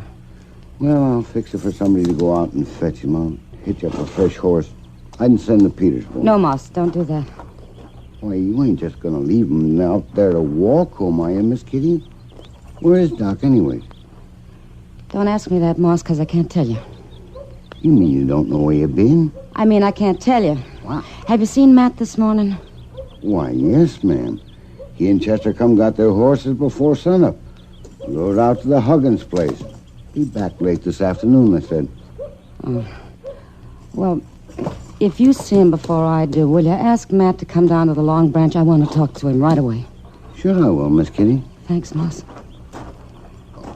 Miss Kitty, you sure you feel all right?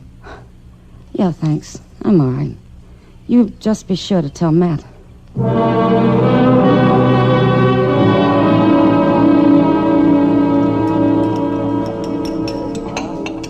You sure you don't want me to fetch you some dinner, Kitty? It's way past noontime. No, thanks, Sam.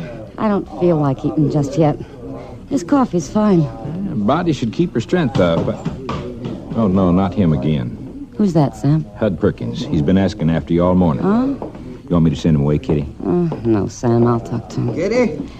Yeah, Hud. Well, I've been in here looking for you on and off all morning. What's on your mind? I want to know where Doc is. That's what's on my mind. He was supposed to doctor me last night. Well, he had to stay with somebody sicker than you are, Hud. Letty Green? Why, there ain't nothing wrong with her to amount to anything. Lim told me she's up and around already. Not Letty Green. He give me his word he'd be here. He ain't got no right to go back on his word like Hud, that. for heaven's sake. Besides, there's something mighty strange going on.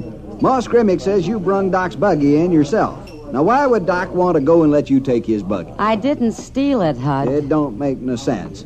How's Doc going to get back to Dodge? Don't you worry about it. He'll get back. You bet he will, because I'm going after him. Must have headed west from Lem Green's Now, Hud, place. you just leave things alone. Don't worry about Doc. Well, it appears to me that somebody better worry about him. Leaving him stranded off somewheres that way. I'm going to fetch him. Now, wait a minute, Hud. I'll take along an extra horse, and I'll bring him back. Now, listen to me, Hud Perkins. Don't go meddling in things you don't know anything about. I know enough not to leave Doc out there. If you go after him, you can endanger Doc's life and your own, too. What do you mean by that? Just what I say. Doc in some kind of trouble? He won't be if you leave him alone. Sounds like somebody's holding him, forcing him to stay. Is that the way it is? I didn't say that. Well, I ain't gonna let nothing like that happen to Doc. He's got plenty of friends in this town. We'll go break him Now, loose. Hud. Hey, listen here, everybody. It seems to me old Doc's in some kind of trouble. We ain't gonna stand for that now, are we? Stop it. We'll just go get on our horses and go get him. Come on now, we'll meet in front of the depot in an hour. Let's go. Wait, Hud. Listen, come back here. You'll get him killed. You fools, you'll get him killed. Come back here. You sure couldn't stop him, Kitty. No, Sam, I couldn't. And if Matt doesn't get back, I guess there's nobody you can.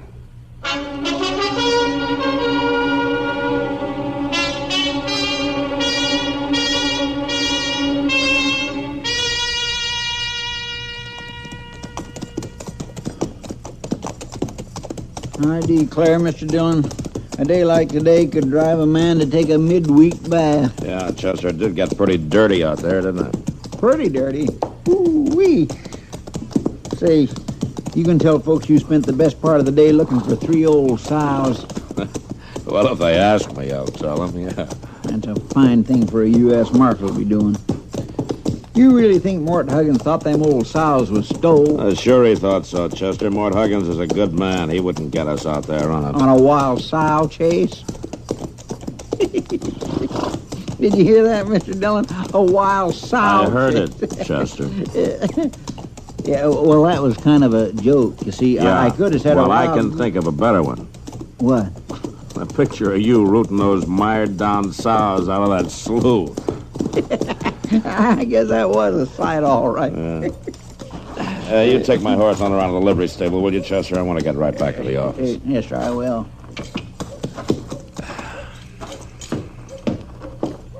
Matt! What? Oh, hello, Kitty. I'm so glad you're back. Oh, what's the trouble? It's Doc. They'll kill him, sure. That Hud Perkins is Hud taking him. Perkins? Well, why would Hud Perkins want to kill Well, it's Doc? not Hud, Matt. It's the Indians. Doc made me promise not to send help. No, wait a minute. Hold on. Just hold up a minute and start over again now, will you? Now, where is Doc? He's in an Indian camp on the river. Well, what's he doing there? Well, they stopped us and they made Doc stay with them. The chief's son's very sick. But they'll kill him sure if that crazy Hud Perkins rides up there with his drunken bunch. You mean Hud Perkins is set out to rescue Doc? Yeah, Matt, but he doesn't know about the Indians. Well, how's that? Doc bargained with the chief. If he let me go, I wouldn't tell about it and send help, so I didn't tell HUD. Oh, I see. But with all this going on, I thought I'd better tell you. Was I right, Matt? Yeah, Kitty. Yeah, you were right.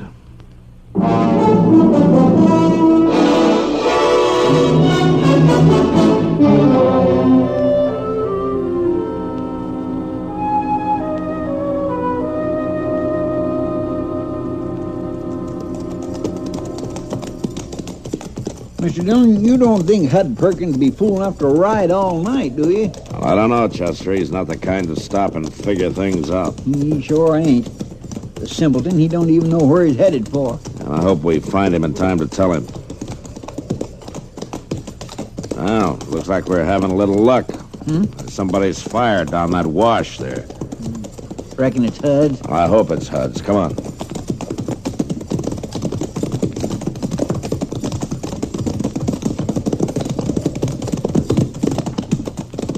Hey, the Marshal. Hi, Marshal. I'm looking for Hud Perkins. Oh, Marshal. Chester, mighty glad you come to join us. Well, now, that ain't exactly... I want to talk to you, Hud. Sure, Marshal. There's coffee on the fire. I want you to take your men and turn around and go home. What'd you say? I want you to go on back to Dodge. Now, listen, Marshal. I set out to get Doc out of a fix, and I mean to do it. You know where he is? No, but we'll find him. Come morning, we're going to spread out. We'll find him. You know what kind of a fix he's in? That don't matter none. I'm going to get him out of it, that's all. A good friend like Doc, it don't matter to me who's holding him. Well, it ought to matter. Don't make no difference to me. Not even if it's Indians? Indians? A moving band of Indians down the river away. They're holding Doc to tend to the chief's son. So that's the way it is. Yeah, that's the way it is. And the sooner you turn around and head back to Dodge, the better. Marshal, I ain't afraid of no Indians. We ain't afraid of no Indians, are we, boys? If the Indians have old Doc, we'll just break him loose, won't we, boys? All right, be quiet, all of you. Now listen to me.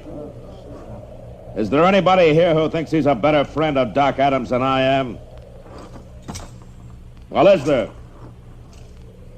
All right, then. You know that I'm as interested in getting him out as anybody is. Well, let's go get him, man. And I'll tell you one thing for sure. If you all ride out on that Indian camp, you won't be doing Doc a favor. The least that'll happen is that you'll get him killed. And there'll probably be an Indian uprising to boot. Now, the best thing you can do for Doc is to turn around and go home and let me handle this. You figure to take care of it alone, Marshal? If it can be done at all, that's the only way to do it. Well, now, listen to him, boys. The Marshal thinks he can do the job better than all us together. Look, I know about these things. It's my job to know about them. Now, you go on, Hud. You go on back to Dodge, and you take these men with you. You always got to be the whole show, don't you, Marshal? Well, that may work in Dodge City, but it don't work out here. You tell me to go back to Dodge, you got a fight on your hands. All right, Hud, you suit yourself. You ain't giving me no more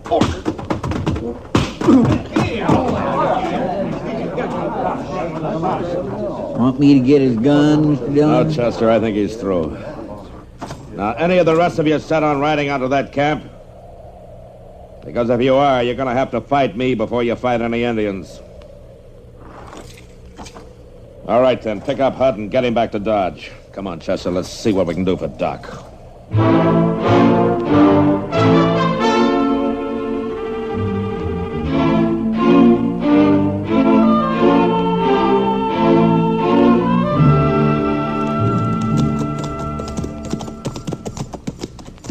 You sure must have saw us coming by now, Mr. Dillon. Yeah. Well, at least they haven't started shooting. Let's leave the horses here, Chester, and walk into camp. We won't look so much like the cavalry that way.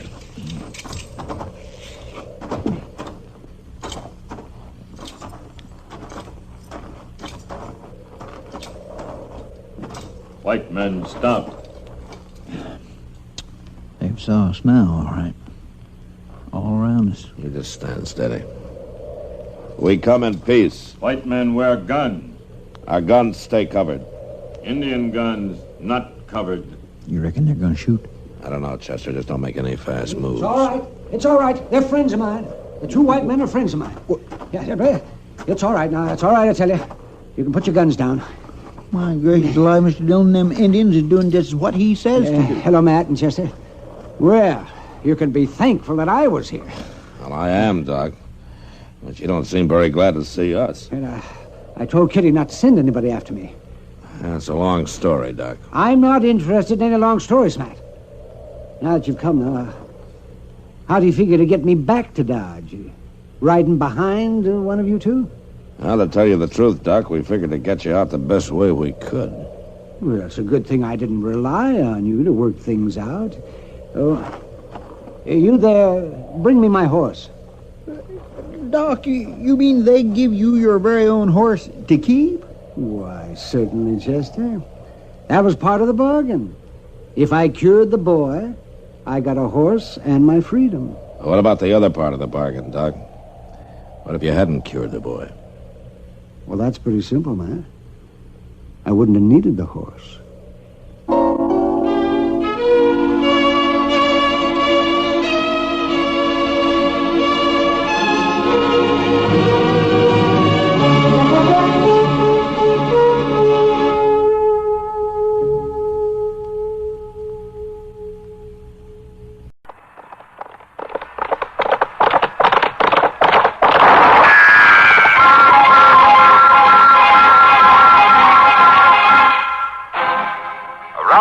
City and in the territory on West, there's just one way to handle the killers and the spoilers, and that's with a U.S. Marshal and the smell of Gunsmoke.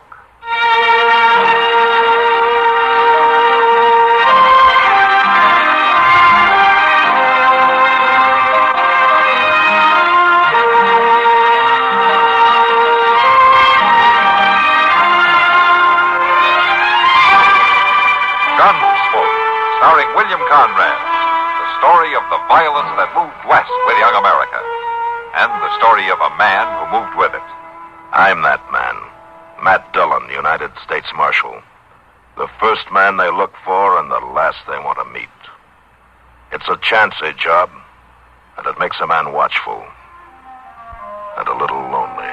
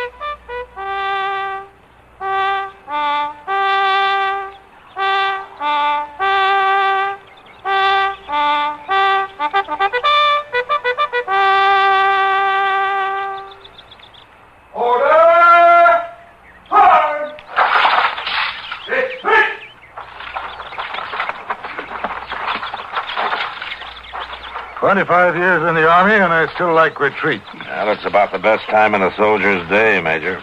You're right, Matt. For me, too. You have time to eat with us? I'd sure like to, but I gotta get back to town. Sorry you can't stay. Orderly. Sir? Hey, bring out Marshal Dillon's horse. Yes, sir. Oh, thanks for bringing those papers out, Matt. That was a pleasure. Oh, incidentally, there was something else I wanted to talk to you about. Oh? A robbery, as a matter of fact. Robbery? Yeah, it's a little embarrassing for the Army to have to report this, but, well, our paymaster was held up. Oh. Well, I guess all holdups are embarrassing for somebody. So one of the men was a member of the payroll guard, stationed right here at Fort Dodge. And he got away with the money? It was well planned and well executed. The accomplice started firing from the rocks, and in the confusion, the soldier merely turned and ran with the money. Huh. Well, as you say, that is a little embarrassing. Matt, they rode off in separate directions, obviously planning to meet later and split the money. We have patrols out now looking for him. We think the soldier was wounded. So what do you want from me, Major? Well, I just thought that you might keep an eye out. It's not likely after 2 days that either one of them is still around, but, well, if you were to hear anything, I'd appreciate knowing. I'll sure let you know. Marshal Force, sir. Oh, thank you. Major, I'll see you later.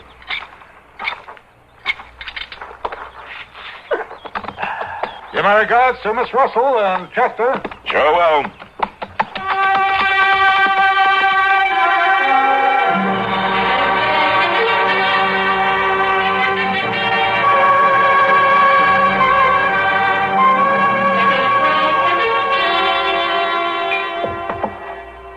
Thanks, Sam.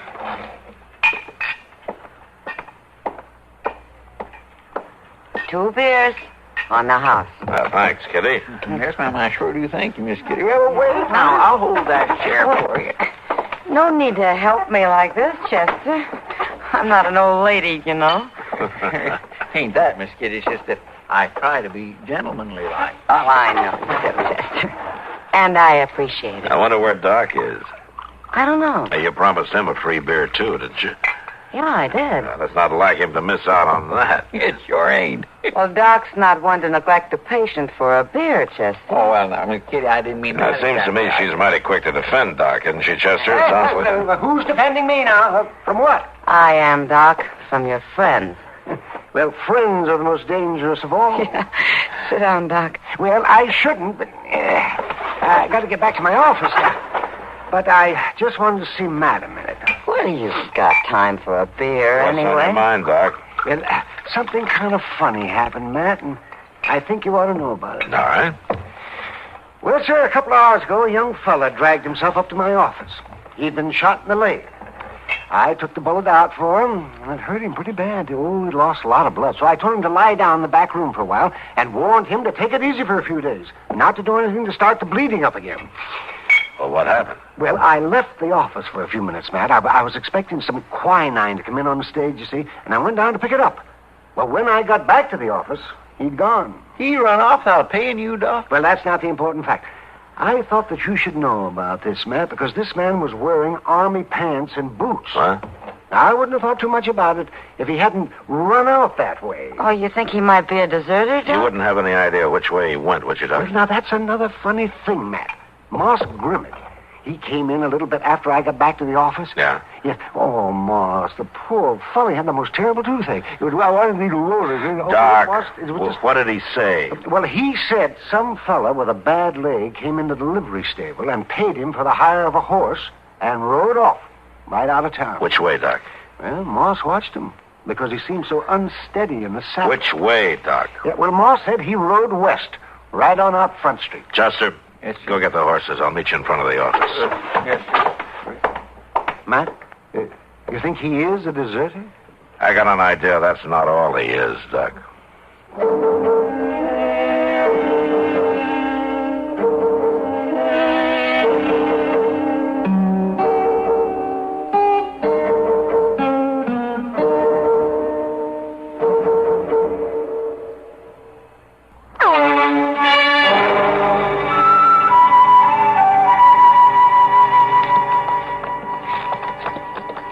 It don't look like we're going to come across nothing out this way, Mr. Dillon.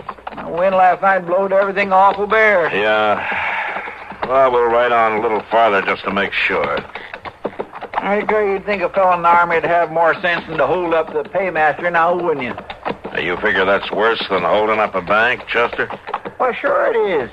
You can work it out for yourself. This way, every single trooper in the cavalry will be out to get him, taking their pay that way. Maybe you're right. Of course I'm right. There ain't no two ways about it. Now, if it was me running the thing Just a minute, Chester. You see something? I'm not sure. Over there, on the ground.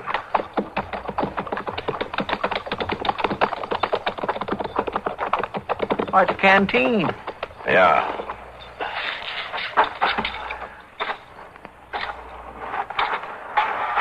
Want me to come with you? No, Chester, you stay on your horse. You find anything? There are some tracks leading to that stream bed. Here's the canteen.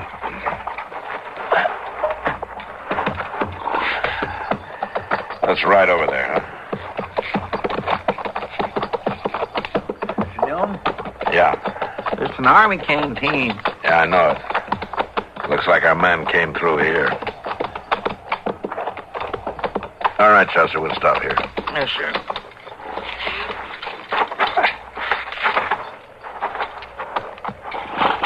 Here, look at these marks. Looks like he fell off his horse. Yes, he did. And drug himself along here. Yeah. He shouldn't be far. Mr. Dillon? Yeah, I hear it.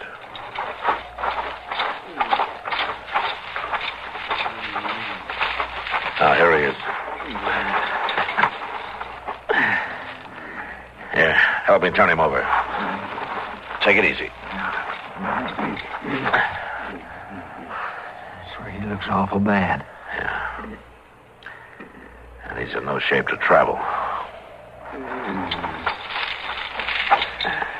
He ought to have shelter, too. Mr. Dillon, there's a shack off there, yonder where the creek bends, see? Oh, yeah. Oh, we take him there. Go get the horses. I'll carry him out of these bushes. All right, sir. Oh, you don't need no help? No, it's all right. I got it.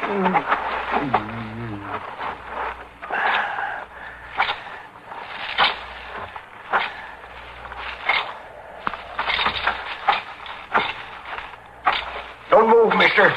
What? You ain't carrying my boy off. Laurie needs tending. His ma and me'll do the tending. Now, why'd you shoot him? Why did I shoot? Stay back there. What's that fellow want? No, Chester. What's the matter, Mr. Dillon? You want... Why you shot him? Why you... Stand still. You crazy fool. Chester! Chester! I'm sorry about that, mister. But you hark now. You don't do what I say, I'll shoot you, too. You're making a big mistake, mister. I didn't shoot your boy. He's wanted by the Army for robbery and desertion. Don't move. Who are you, mister? I'm a U.S. Marshal out of Dodge City. Well, I tell you, Marshal, we Mortons got respect for the law, but you ain't taking Laurie. Maybe you didn't shoot Laurie, but you ain't taking him. Now, just take your gun. All right, now. You walk nice and slow in front of me. You walk easy with the boy. Well, what about him? Him? The man you shot, you're just going to leave him there? Well, I don't like to do that, Marshal. I don't for a fact, but I got to take care of my own first. Now, start walking, Marshal.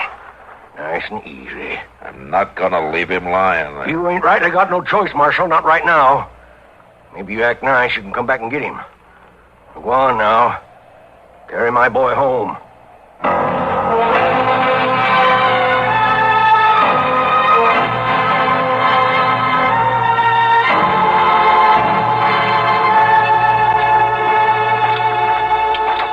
Keep on walking, mister.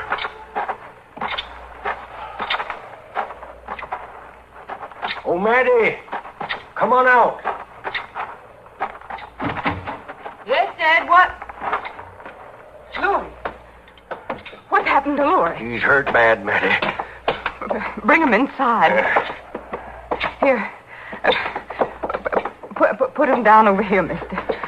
I got to take him on, Maddie. I got to take him where he'll be safe. This here's a U.S. Marshal. Did you shoot him? No, ma'am, I didn't shoot him. He was shot running from the Army. And they're after him, too. They'll be coming sure. He'll never make it. Oh, the boy's mighty poorly, Jed. I got to get him away, man. Listen to me, Morton. You're not doing him any favor. I take care of my own, Marshal. He's fevered, awful hot. He needs time to heal, ma'am. Time to get caught.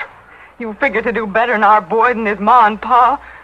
Is that what you're saying? Well, he'd have a chance anyway. Go get the wagon. Hear the man out, Jed. What do you mean, a chance? A chance to get caught. A chance to heal up. Chance for a fair trial when he rides back. Ain't no fair trial in the Army. Boys that run off, they shoot 'em. You can't deny that now, can you, Marshal? That's the truth, Marshal.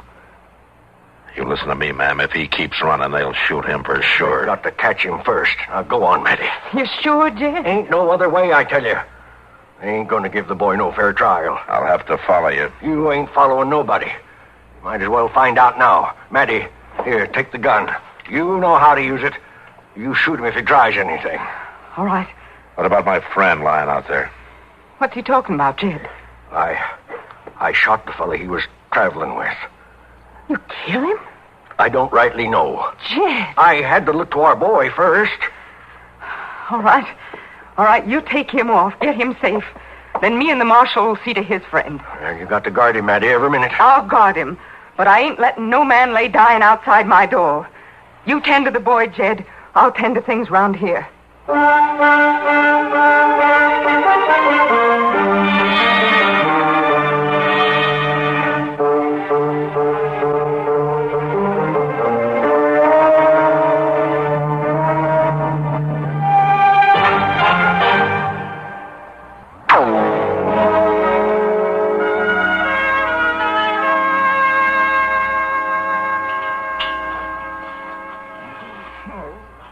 Mr. Dillon?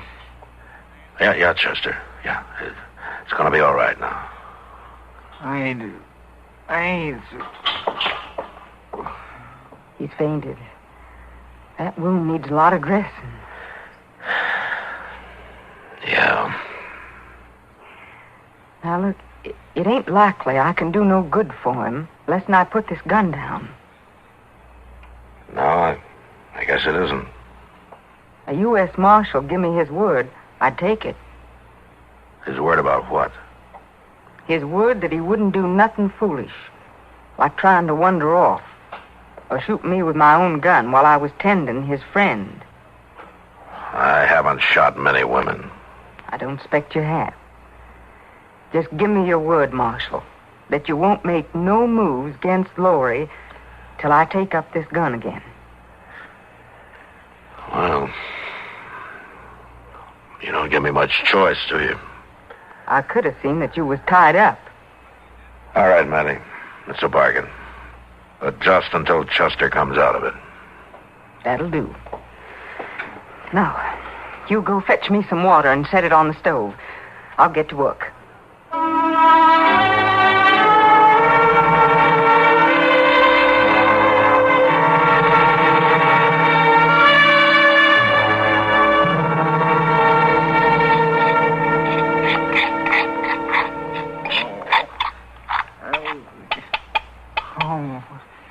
Mr. Dillon?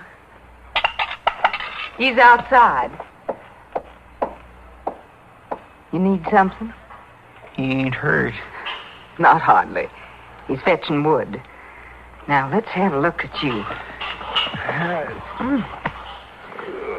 Well, looks like we ain't going to lose you after all. It don't feel too good. Ain't supposed to. You was really opened up. Now, you just lie back there. I'd admire to see Mr. Dillon. He'll be here directly. You want some coffee? Thank you. I reckon it wouldn't hurt none. Might even help. I'll fetch you some.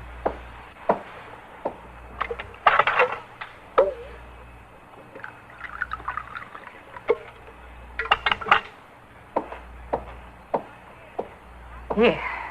Now, I put my arm under your head like this.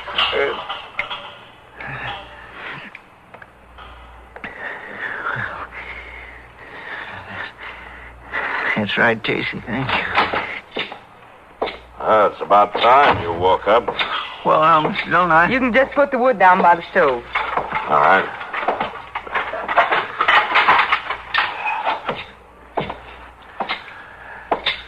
Well, how you feeling, Chester? I'm all right. He's got about a day to go before he can move around much. You telling me straight, Matty?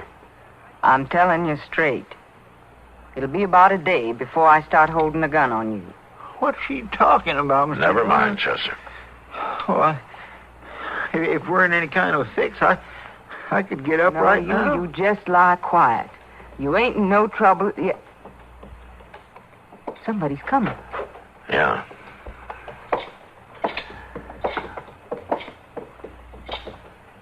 Well, this may be the trouble you were talking about, Matty. You worried, Marshal? You know him? No. No, I can't recollect I ever seen him before. Yeah. All right, it's my turn to tell you something straight. Don't try no tricks, Marshal. This may be the man who got your boy into trouble, the one who got him hurt. How'd you know? Well, there were two of them. They split up. I figured they'd meet later. You ain't trying to fool me. It wouldn't be smart to fool me about my boy. You just let him in. You talk to him. I'll be in the back room. I could still shoot you, Marshal. Remember that.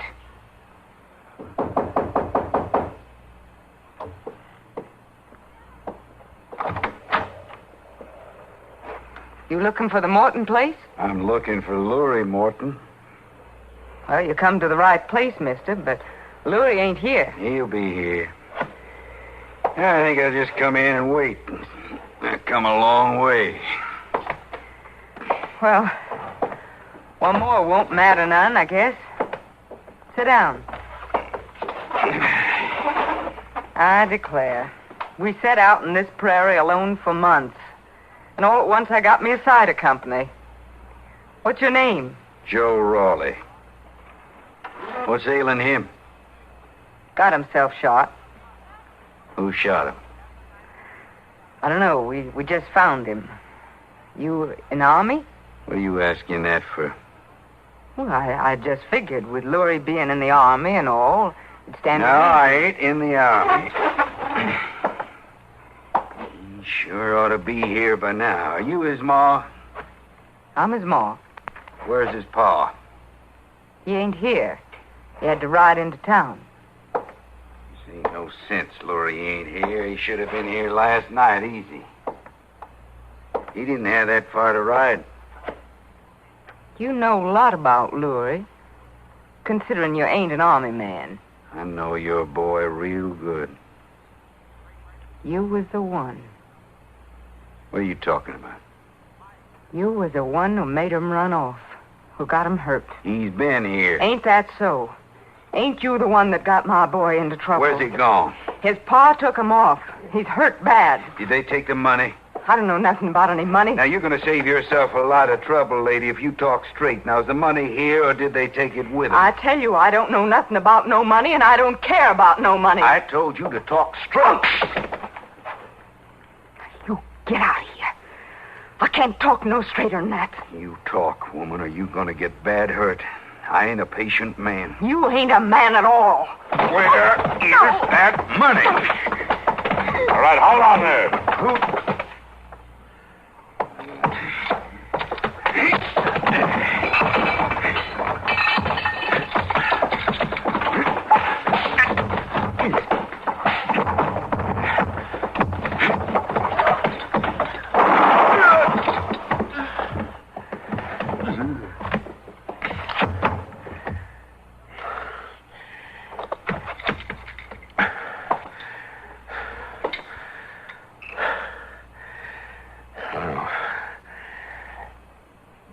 Your husband was right, Matty. You do know how to use a gun. And I thank you for it.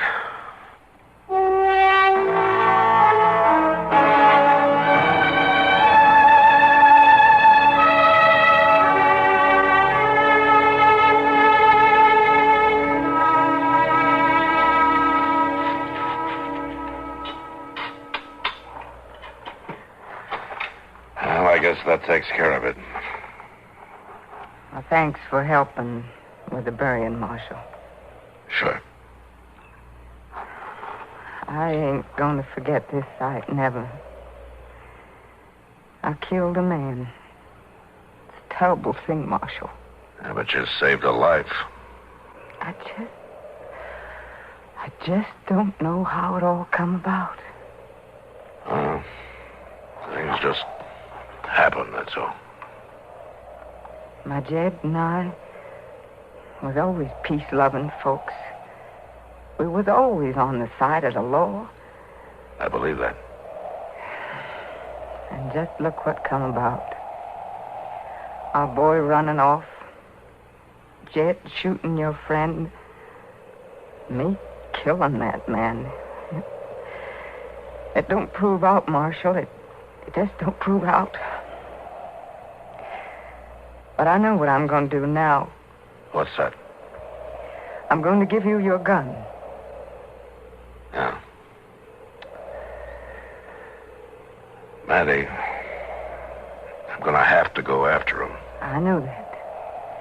You'll have to go after my man and my boy. But it's all I know to do to end this, Marshal. It's all I know. Chester's gonna need... I'll take care of Chester, Marshal. If you think you can trust me.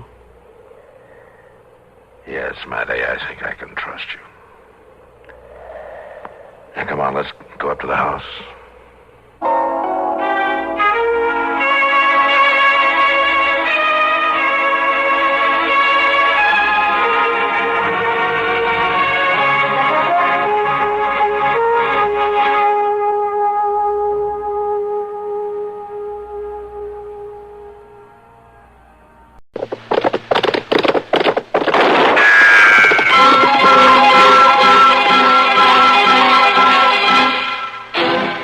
Around Dodge City and in the territory on West, there's just one way to handle the killers and the spoilers, and that's with a U.S. Marshal and the smell of Gunsmoke.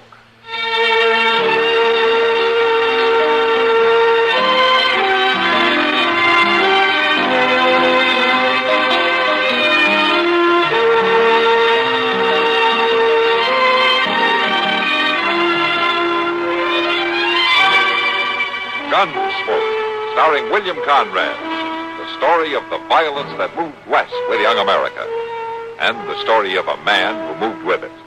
I'm that man, Matt Dillon, United States Marshal. The first man they look for and the last they want to meet. It's a chancy job, and it makes a man watchful and a little lonely.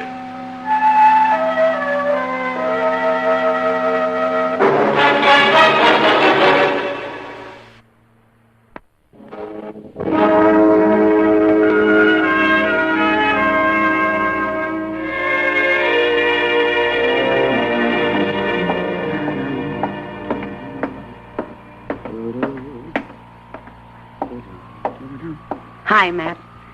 Sam said you were waiting to see me. Yeah, I thought maybe I could buy you a beer, Kitty. On a hot day like this, that'd go pretty good.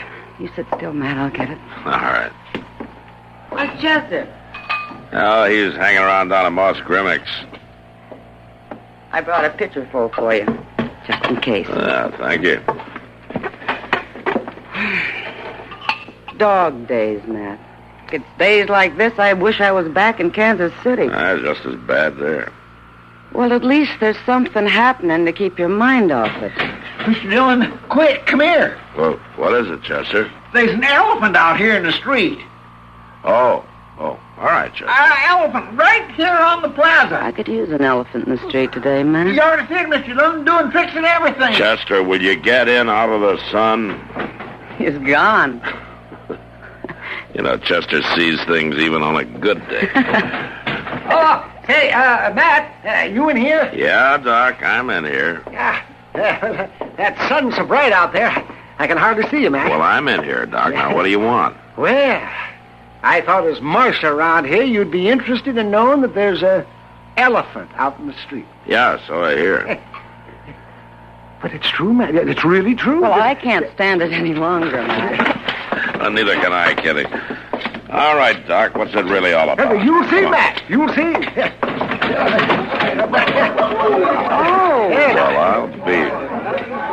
By golly, you're right, Doc. There is an elephant out here.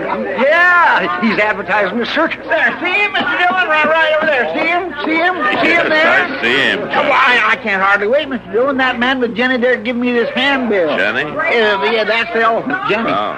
Here, let me see the handbill. Bannock's Grand International Circus and Menagerie. Bannock? The show's going to be here tomorrow, Mr. Dillon, 2 o'clock. I'll be back in a minute. Yeah, but Mr. Dillon, what's the matter with him, Miss Kitty? Hey, mister. I'd like to talk to you. Me? Uh-huh. Oh, it's the law. Jenny, salute the marshal. Trunk up. That's the girl. That's very fine. Very good. I'm Jim Conger, Marshal. Maybe you heard of me. I used to be billed as a human fly. I could climb anything, anywhere. But I got too old for it. Now I'm the best bull man there is. Mr. Conger, Are you with the Bannock show? Yes, sir. You're planning to play here in Dodge? Yep, tomorrow. Parade at 10, show at 2. Of course, no tickets needed for the law.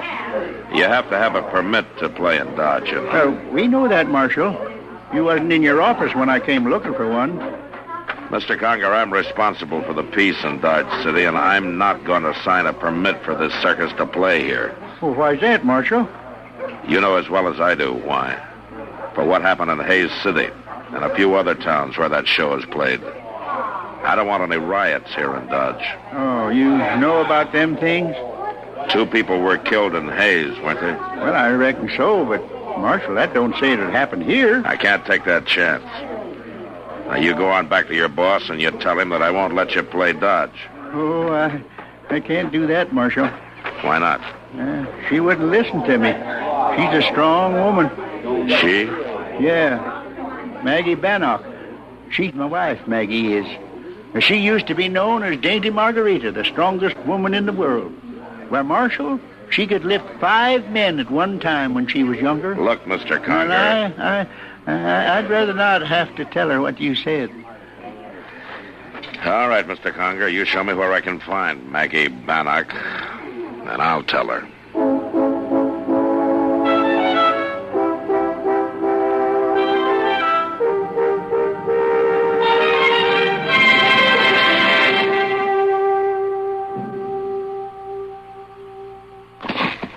You know, Mr. Dillon, when I was back in Texas and the weather got extra dry and it was hot and people begun getting on each other's touch bones more than usual, you know what happened? No, what? Well, sir, just when it seemed like everything else had gone wrong, the circus had come to town. Oh? Chester, what are you trying to say? Well, back in Texas, after the circus had came and went, everything was different. It was? Oh, yes, sir. Somehow it didn't seem near so hot nor so dry, and you even forgot what you was fighting with your friends about. That's the way it worked in Texas, huh? Yes, sir, it did. Chester, I know it's been hot, and Dodge has been pretty dull. But this particular circus isn't going to help any. Well, why? Because there's trouble connected with this show. What kind of trouble? I don't really know, Chester, but 2 people got killed over in Hayes, and there's been trouble in other places. Yes, sir. Oh, there they are, down by the creek. Oh, Mr. Dillon, just look at that string of wagon, will you, with it? Uh-huh. Hey, looks to me like one of them is stuck in the creek bed. Now, come on, let's get down there.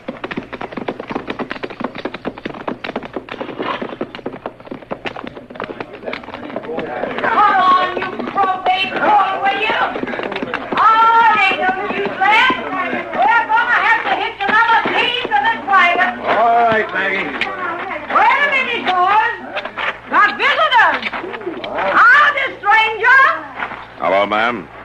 I'm Maggie Bannock, partner. I'm Matt Dillon from Dodge City. Glad to know you, Dillon. You look like that other team we've been needing to move this wagon. You'll oblige, won't you? Oh, sure. How about Falstaff there? Chester? Sure. Come on, give us a hand, Chester. Oh, yeah. Mr. Dillon, you see what's in that wagon? Oh, don't let that lion worry you. That's old terrible Tom. He hasn't got a tooth in his head. Say, what are you, Dillon, a marshal? Yes, ma'am, that's right. Boys, we made the big time. I told you we would. Come on, Marshal. Let's get that poor old cat out of that water. All right, ma'am. Come on, Chester.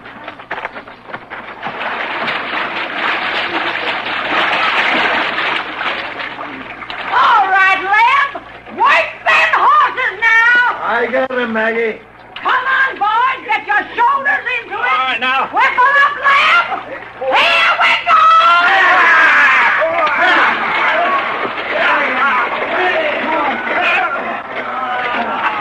Boys, I thought we could do it. We can, ma'am. Chester, let me have that corner, huh? Oh, that old lion sure is watching me. Yeah, he'll be more help where you can't see him.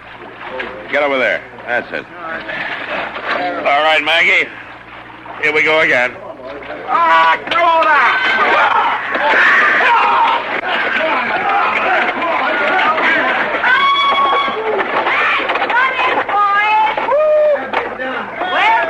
I thought I'd meet a Yankee Marshal.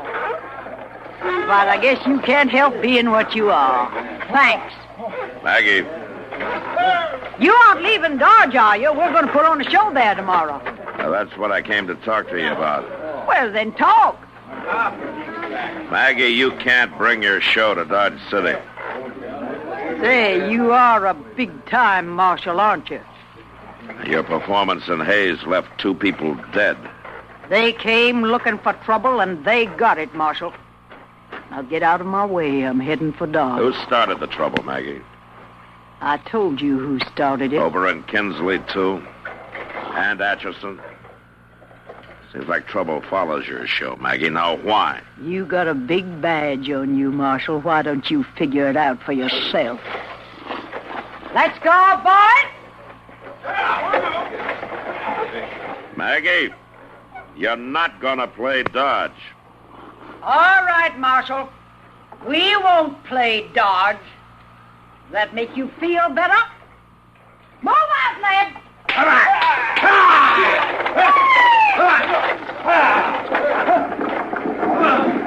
Seems like an awful determined lady, Mr. Dillon. Yeah. Well, I guess you have to be to run a circus, Chester. All right, come on, let's get back to town. Yes, sir.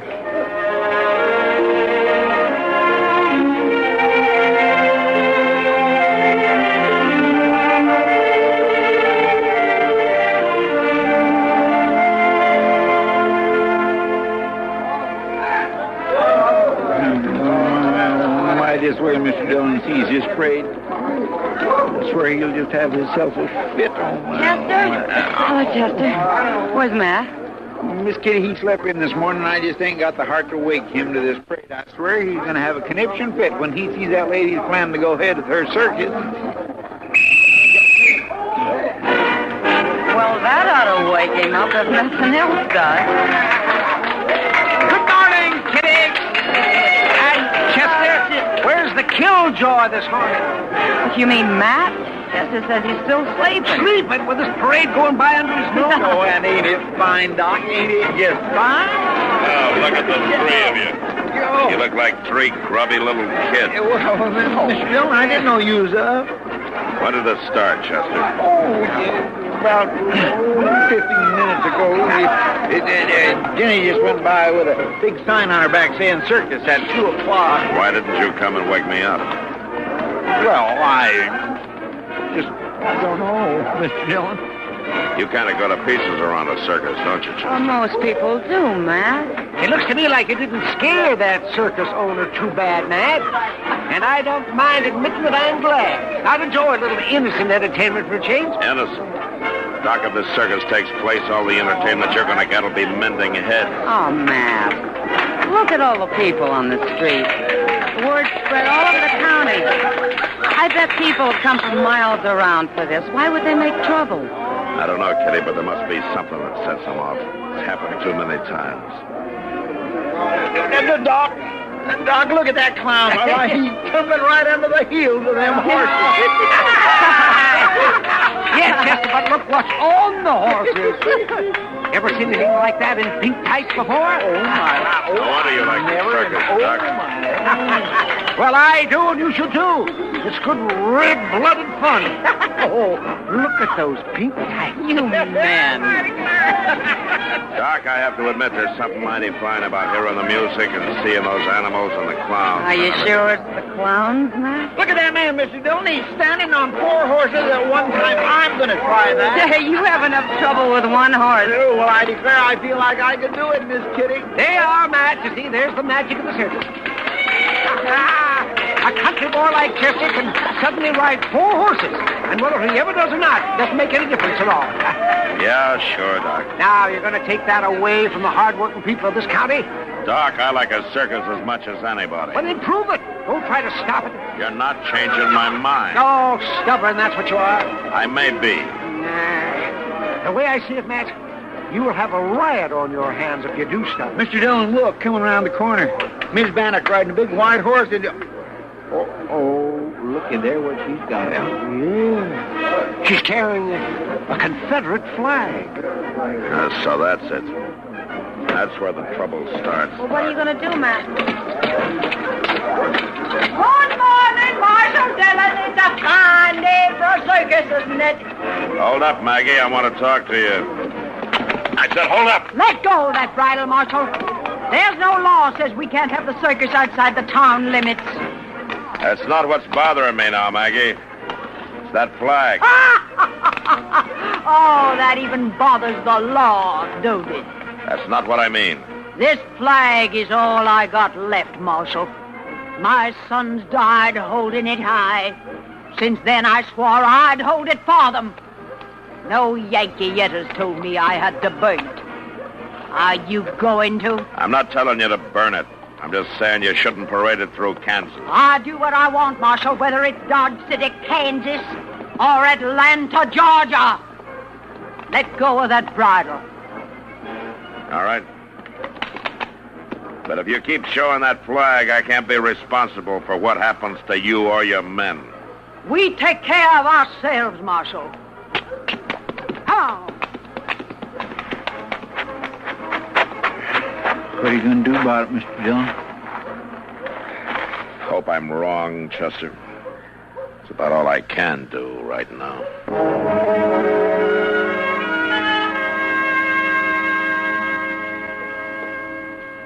Well, another hour and the circus will be starting, Matt. Yeah. Yeah, there's one thing in your favor, Matt. Well, I'm glad to hear that, Doc. What is it? Yeah, we've been in the Long Branch almost an hour, and I don't think more than 10 or 12 men have been in for a drink. Well, that'll help some. Where's Chester? Oh, I imagine he's watering the elephant by now. Matt, why don't you deputize 10 or 15 men and take them out there to the circus? Stop the trouble before it starts. Well, I thought of that, Kitty, but it won't work. Well, why not? Do I put guns in the hands of 15 Yankees or 15 Southerners? Boys, last chance to wet your whistle before Yeah, I see it. I'm ready. Hey, barkeep, how about some service here? We're in a hurry. We got something to do, ain't we, boys? You stay here, Kitty. I'll talk to him. Yeah. Yeah, boys, look at here. The circus lover himself. Baxter, I want to know why you're dressed that way. His little old Confederate coat, Marshal. What do you care? I've never seen you wear any part of your uniform before. Ain't had reason to wear it since the war ended. Then why today? Ain't you heard? This is my passport to the circus. All us Johnny Rebs. Maggie lets us in free, long as we got a piece of the old uniform on. A piece of uniform and a gun. Is that your ticket to the circus? Marshal, you're making a big thing out of this. We just come in for some drink. The Long Branch is closed, Baxter. Since when? Since just now. Your boys have had enough to drink. Just drinking our way out to the circus, Marshal. You ain't going to try to kill that fun, too, are you? And what is that supposed to mean? Why, the whole town knows how you tried to keep the circus from playing. People are saying you're stepping outside your duties, Marshal. Ain't that right, boy? Yeah. You saying it too, Baxter? Yeah, I'm saying it too. Only difference is I'm saying it this way. Now, does anybody else want to try me? Get him, boy. He's just another dang old Yankee. Come on, Yankee. Now, the next man that makes a move, I'll shoot him in the leg. All right, start walking, all of you. Walking? Where to? Jail. Marshal, you can't lock us up. We're going to the circus. No, you're not. You're going to jail. For what? We ain't done nothing. Doc, these men look drunk to me. What do you think? Never seen anything worse. What are you talking about? All right, you men. The doctor says you're drunk. Now start walking.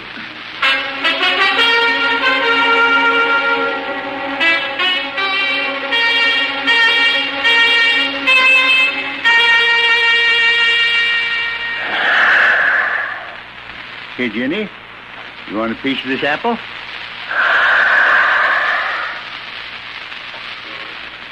There, you hear that, Jenny? That was my music from a climbing act back in the old days. Yes, sir, I'd go in there and climb that center pole faster than any man in the business. Oh, Jenny, you're the only woman I ever loved outside of Maggie. Here, that's some more apple, huh? Come on. Hey, Jim. That? Oh, howdy, Marshal. Didn't know anyone was around. Suppose you heard me talking to Jenny here. Yeah, I heard you, Jim. You probably think I'm kind of crazy. No, I don't, Jim. Look, I need your help. That crowd's getting mean in there, and I gotta slow them down. I know, Marshal. You hang that flag off the top of that center pole in there, and they fight the war all over again.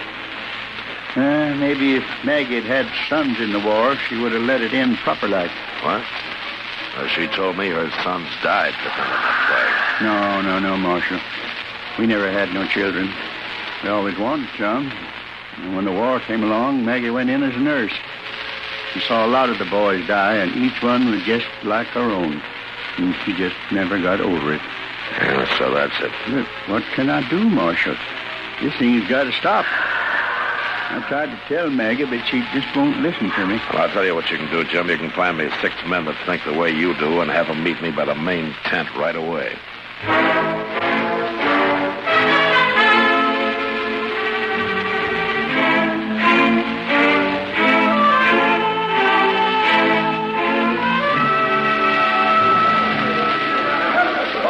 Do you men understand what I want you to do? Yeah, they got it, Marshal. They cut the rope when you give the word. That crowd's getting meaner every minute. Yeah. All right, then you men go on before it's too late.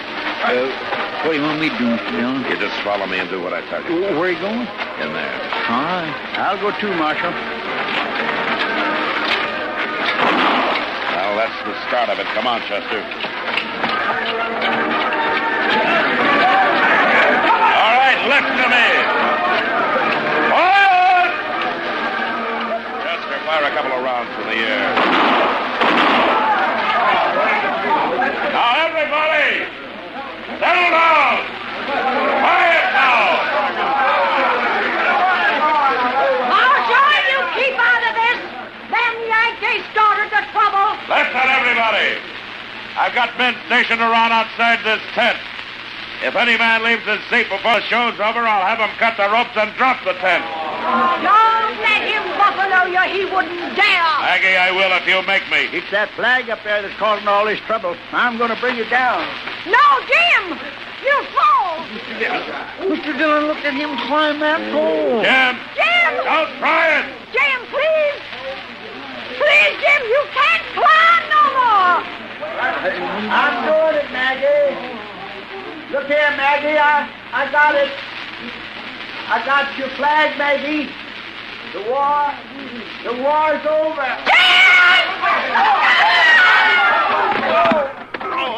Oh, he fell, Mr. Dillon.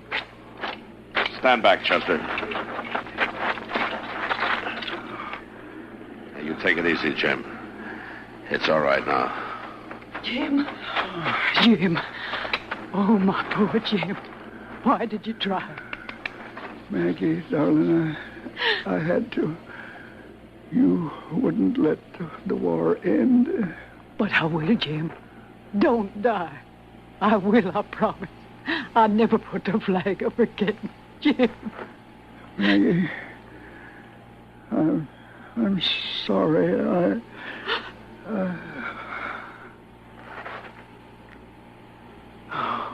Maggie. I lost the last of my boys, Marshal. Jim was the last of them. Would you lay him out gently? Yes, ma'am. Chester. And Marshal, you can bury the flag with him.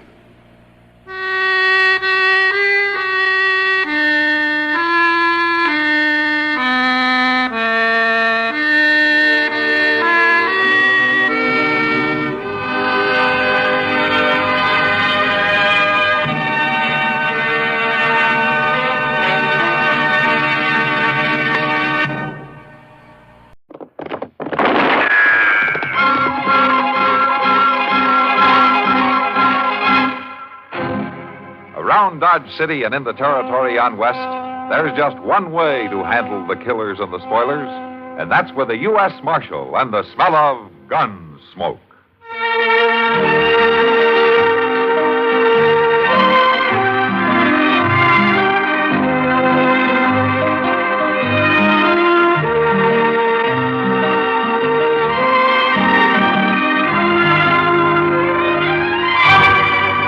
Gunsmoke, starring William Conrad. The story of the violence that moved west with young America. And the story of a man who moved with it. I'm that man. Matt Dillon, United States Marshal. The first man they look for and the last they want to meet. It's a chancy job, and it makes a man watchful and a little lonely.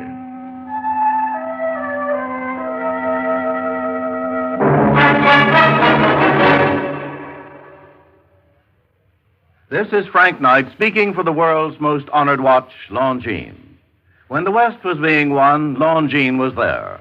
Old records show sales of Longines watches in the silver mining towns of Colorado and Nevada, the gold mining areas of California. A fine gold watch, preferably a Longines, was one of the first luxuries purchased by a lucky prospector. For then, as now, the name Longines identified the world's most honored watch. Longines watches won their first World's Fair Grand Prize in 1878, won grand prizes in Paris, Brussels, Philadelphia, and at many other places. Right now, Longines watches are winning comparable successes in the accuracy competitions in European national observatories. Today, you needn't make a gold strike to own a Longines. Many beautiful models for ladies and gentlemen are priced as low as $75. Visit your authorized Longines Whitney jeweler. He will be honored to serve you. There's a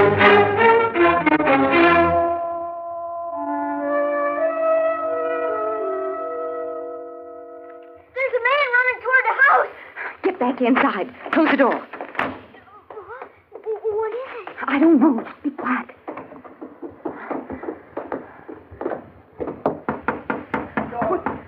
Don't shut me out, please. Please don't shut me out. Open the door. Let him inside. Open the door. Will you let me hide? Will you let me hide? Rock? Oh, don't let him get me. You hurt, mister. You hurt. No use trying to hide, Rourke. Don't shoot me, please. Don't.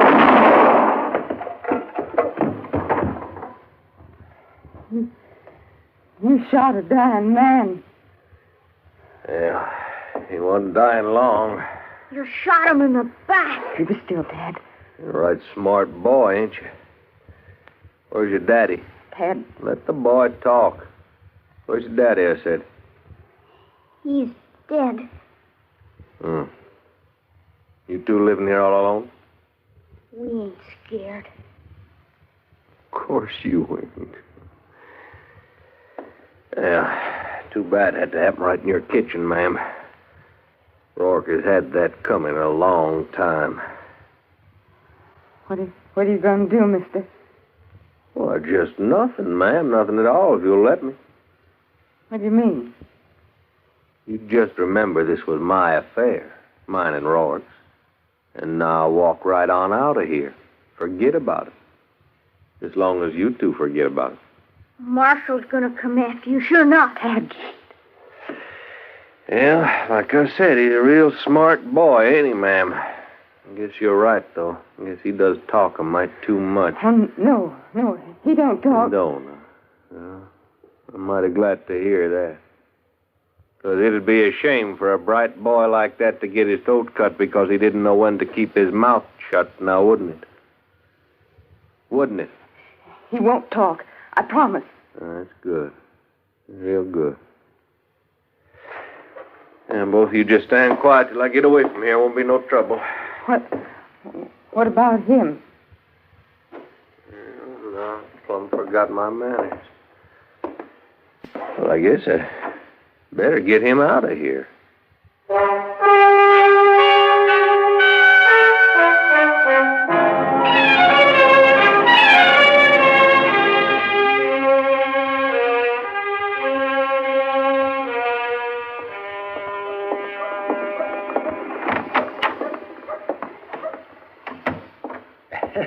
Matt! Oh, Matt! Anybody here? Oh, for heaven's sake, Chester! I'm out back here, Doc.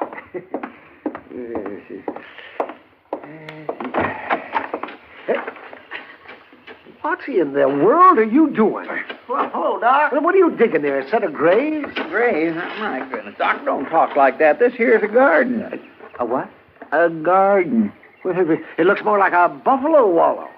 Does Matt know that you're doing this right outside of his back door? Well, no, we don't. I'm kindly surprising him. Besides, I ain't hurting nothing, Doc. Just spading up the dirt, son. Well, I can see that. Look, let me show you how my garden's going to be. Now, see, right here is where the beans is going. And here is the carrot. And yonder's the peas. I don't see anything. Well, they ain't planted yet, but I got everything ready. All I need now is the seed. Now, where did this garden idea come from?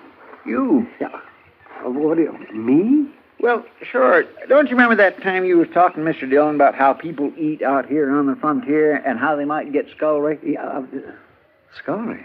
Yeah, from not eating enough greens and sour Oh, stuff. yeah. Oh, that's scurvy, Chester, not scullery, no. Well, whatever it is, I got to thinking on it and decided to do something about it so I don't get that disease, Oh, well, that's fine, yes. But as I remember it, that talk we had was months ago. That's right, it was. And I've been worrying about it ever since. Oh, you're a man of action. And the trouble is, I'm broke.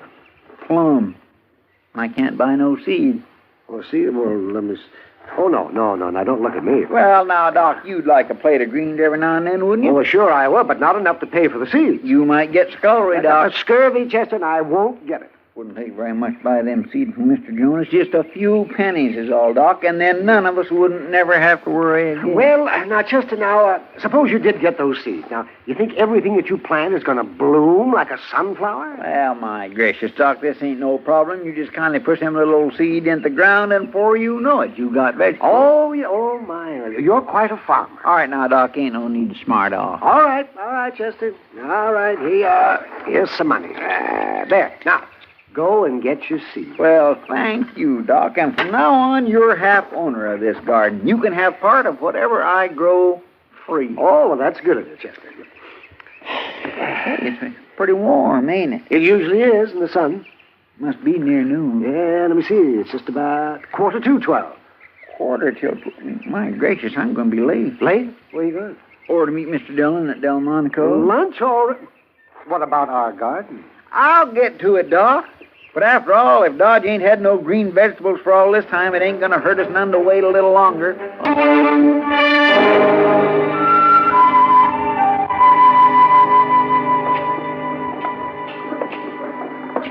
I don't mind a man making money, Mr. Dillon, but by jing, I don't think he should be making it all off of me. Oh, what do you mean, Chester? Why, that Zach Holden charging 15 cents for a meal like that.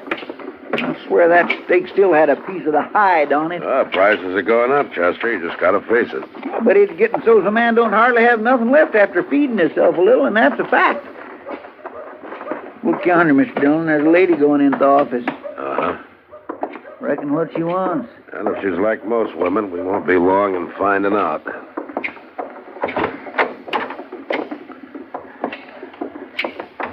You wanted to see me, ma'am? You're the marshal? Yes, and that's right, Matt Dillon. This is Chester Proudfoot. How do you do, ma'am? How do you do? I'm Cora Meadows, Marshal. My boy and I live out west of town a piece. No? Well, won't you sit down, Miss Meadows? Thank you. Mr. Dillon? Yeah, what, Chester? As long as you and Miss Meadows is going to be talking for a spell, I believe I'll just go on back and see Zach Holden about charging that outlandish price for a meal. It's still sticking in my craw. All right, Chester, you do that. Excuse me, ma'am.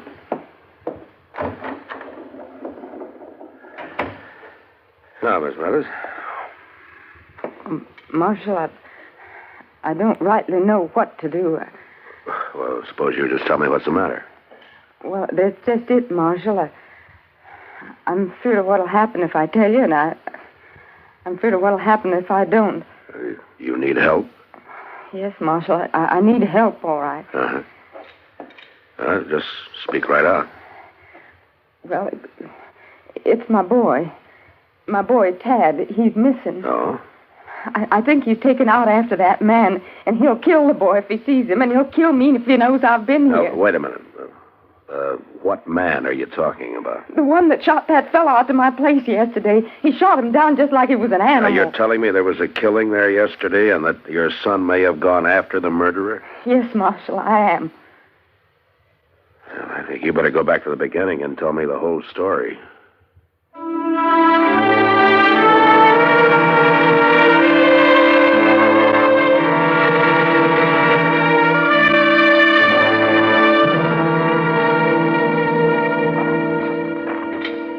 Tell you where the man was drugged from, Mr. Dillon? Yeah, out the kitchen door, Chester. The track should be along here somewhere. Yes, sir. Over here, Chester. See there? Looks like heel marks. Yeah. Leading over to them bushes. Yeah, they sure do. Come on.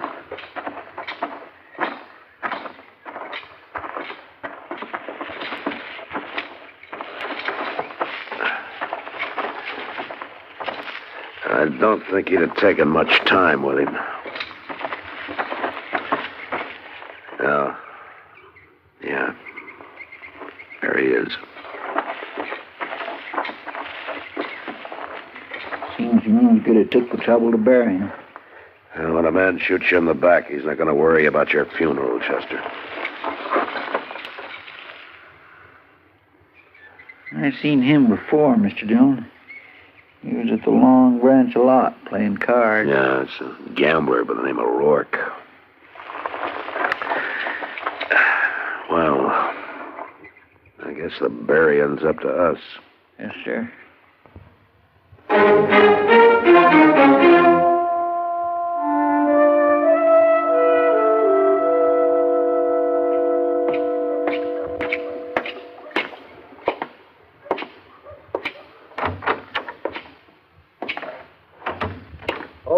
It's you, Matt.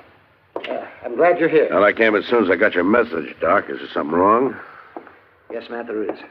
Come to the other room. Oh?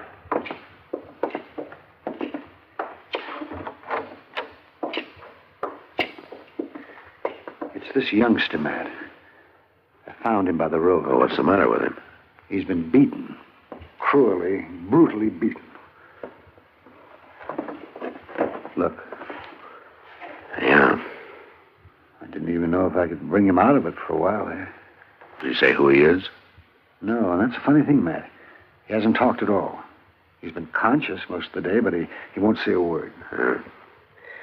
Yeah, I guess you can blame him. Whoever did this was trying to scare him to death, even if it didn't quite kill him. Is it okay if I try to talk to him? Oh, yes, it won't hurt him, if he'll talk. Do you know who he is? Yeah, I think so.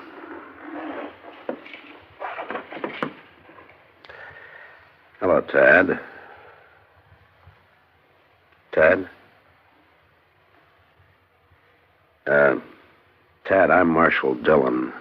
Now, you don't have to turn your head away, Tad. I want to help you.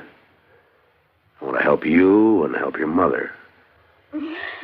Now, you want me to catch the man who did this, don't you? I can do it if you'll help me. Look, Tad, I promise you won't get hurt anymore, and I promise that your mother won't get hurt either. Tad, look, the only way to be sure that you're safe is to bring this man in. He's not going to answer, Matt. No, I guess not. All right, Doc, let's leave him alone.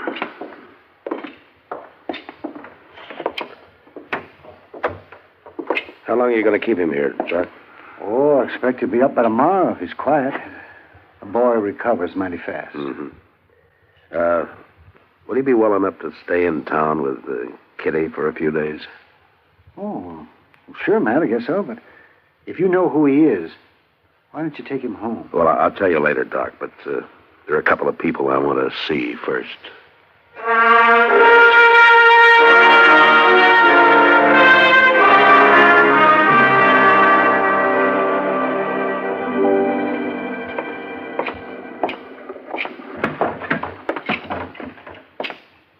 Hello, Sam. Oh, Marshal. Get you a drink? No, thanks, Sam. Is Kitty around? Yeah, she's upstairs, Marshal. Ought to be down in a minute or two. Oh, well, I'll go on up. Thanks. Sure. Oh, Matt, you looking for me? Oh, yeah, I'd like to talk to you, Kitty. I'm coming down. All right.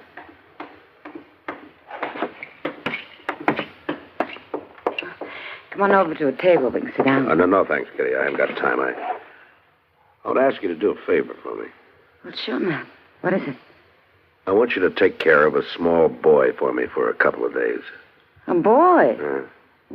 What is he, a runaway? No, not exactly, but I'd like to have you keep him around the Long Branch for a day or two and give him the run of the place.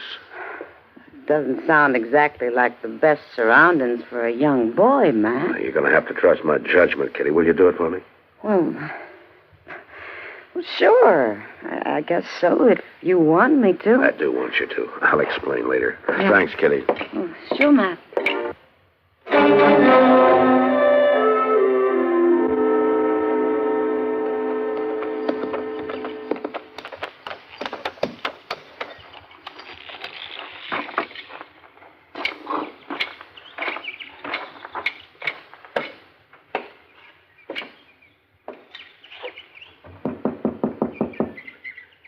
Who is it? It's Matt Dillon. I'd like to talk to you, Miss Meadows. Come in, Marshal. Tad, is it about Tad?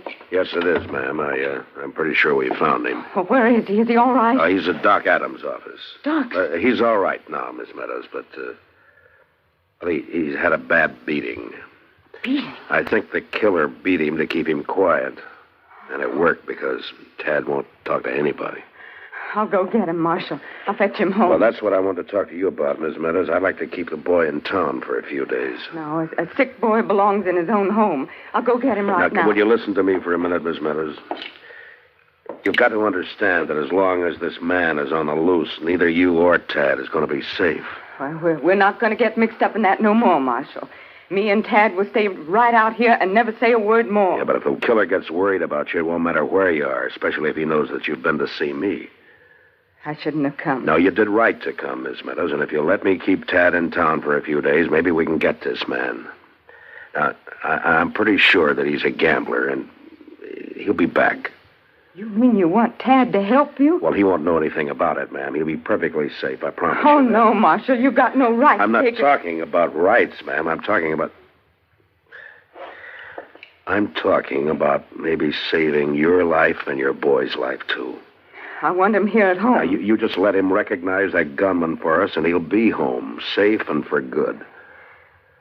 He's been hurt bad enough He won't already. be hurt, ma'am.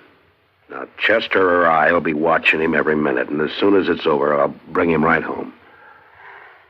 Tad's a good boy. He never had a beating before. And I want to see that he doesn't ever have another one.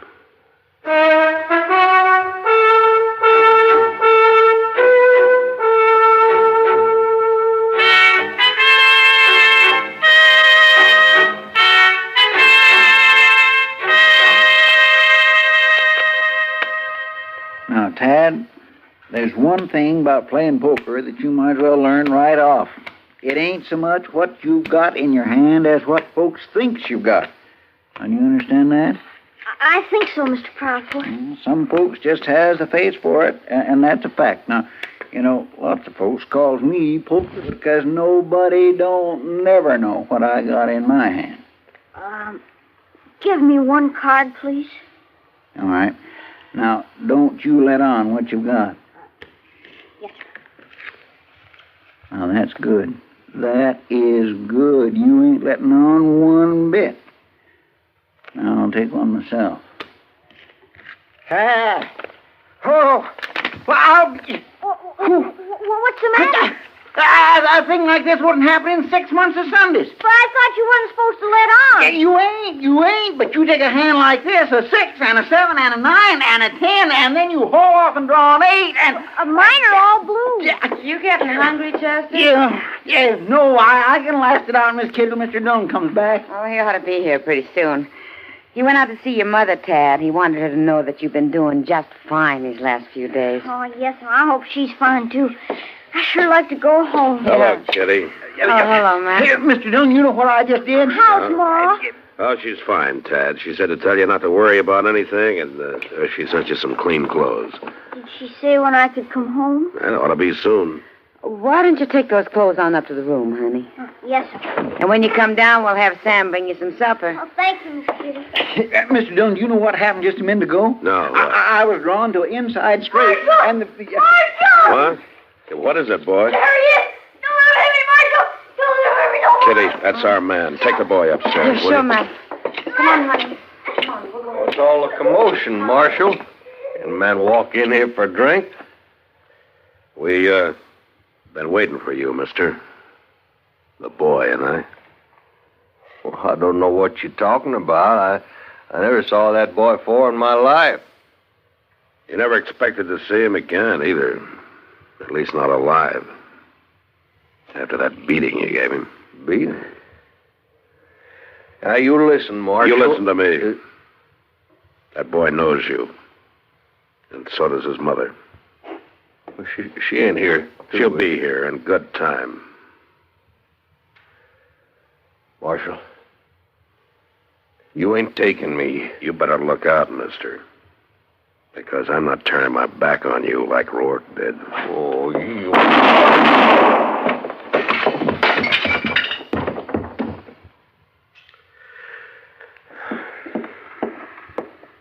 You got him, Mr. Dillon. Yeah.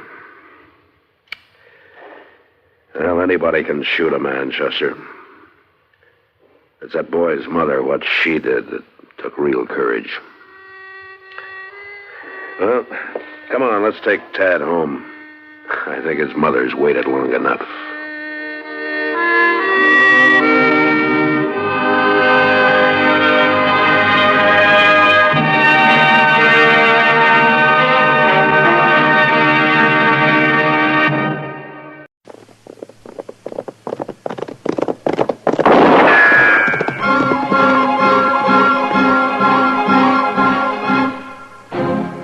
Around Dodge City and in the territory on West, there's just one way to handle the killers and the spoilers, and that's with a U.S. Marshal and the smell of Gunsmoke.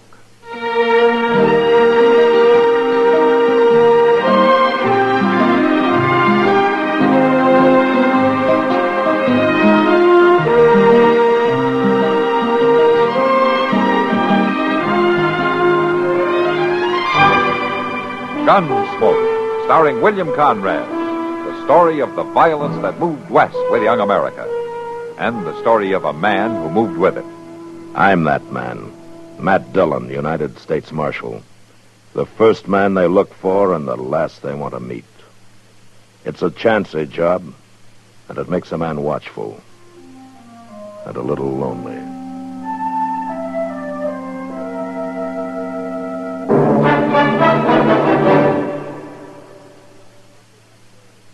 This is Frank Knight speaking for the world's most honored watch, Longines. When the West was being won, Longines was there. Old records show sales of Longines watches in the silver mining towns of Colorado and Nevada, the gold mining areas of California. A fine gold watch, preferably a Longines, was one of the first luxuries purchased by a lucky prospector, for then as now the name Longines identified the world's most honored watch. Longines watches won their first World's Fair grand prize in 1878, won grand prizes in Paris, Brussels, Philadelphia, and at many other places. Right now, Longines watches are winning comparable successes in the accuracy competitions in European national observatories. Today, you needn't make a gold strike to own a Longines. Many beautiful models for ladies and gentlemen are priced as low as $75. Visit your authorized Longines Whitney jeweler. He will be honored to serve you.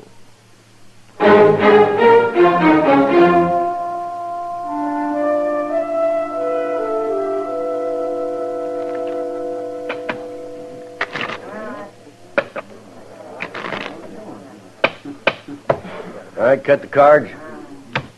There. All right, get it up, young fella. Get your money on a table. Look, mister, You're holding up that game. You want cards or don't you? Yes, I want them. Well, let's see your money. Well, There. Hey, what's that thing? It's a solid gold fob. Yeah, it don't look like much to me. What do you think, Joe? Let me see it. I don't know, Stoll. Don't seem like a young drifter like him would have no gold. It's gold, all right. Why don't you ask somebody who knows? This ain't no assay office. Go on, kid. You get some money, we'll deal you a hand. Now, wait a minute. Ask her. Kitty? Well, she'd know. Ask her. I guess she'd know about gold, all right. Hey, Kitty, come here a minute, will you? Sure, Stowe. What's on your mind? Hey, look at this thing, will you, Kitty? It's a watch fob. Yeah, but, is it gold? Feels like gold to me. Who says it isn't? What'd I tell you? Shut up. The kid wants to use it for a poker stick, Kitty. Just wanted to be sure it was worth something. Well, it's probably worth too much to be lost in a poker game. There, I told you. Come on, Stoll. Deal up the cards. Yeah, I'm gonna. I'm beginning to feel lucky all at once.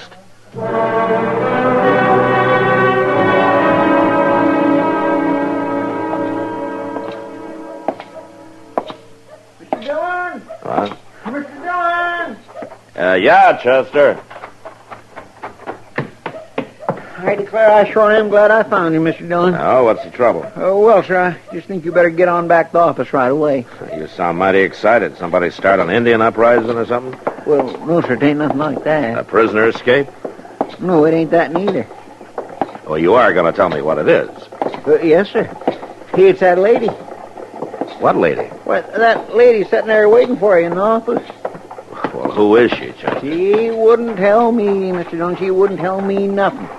She's just sitting there fanning herself straight as a ramrod, claiming she wants to see the marshal and where's he at and why ain't he tend to his office. And All right, Chester. I'll see to it. How are we going to handle her? I'll handle it, Chester. Well, yes, sir, I know, but how? Well, the first thing is you're going to go for the mail. For the... Again? That's right. I already got it, Mr. Dillon. I brung it early this morning. Don't you remember that? Well, you never know, Chester. They might have forgot to give you some of it. Go Why, on. they ain't been but 2 circles this Go on, Chester. No. Yes, sir, I'll be back directly.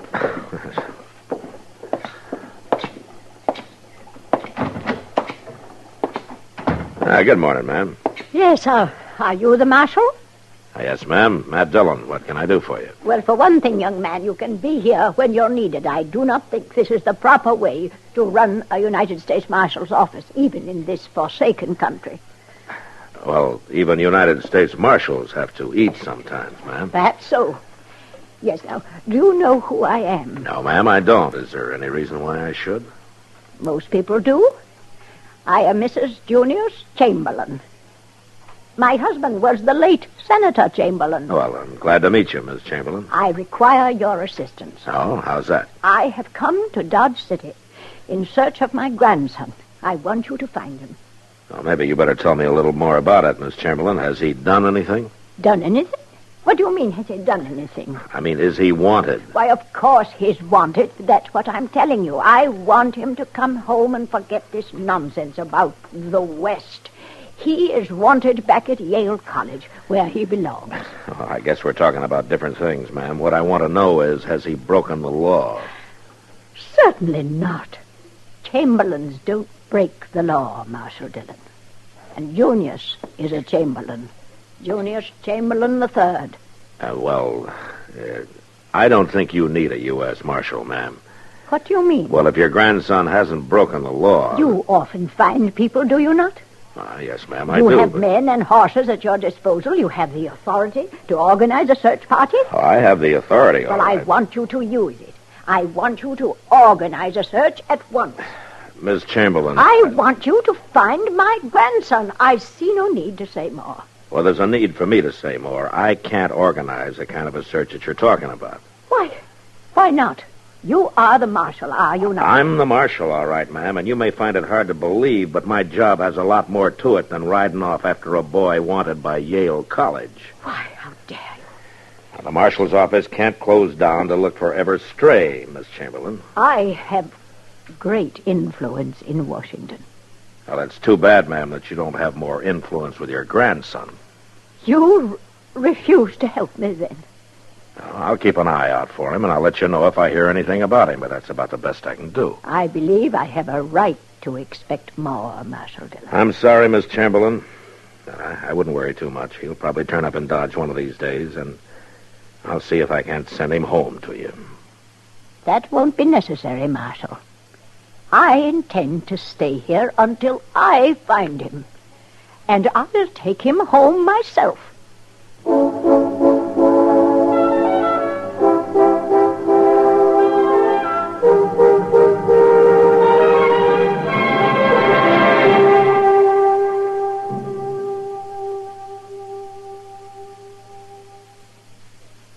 Sociable, up-to-date, debonair.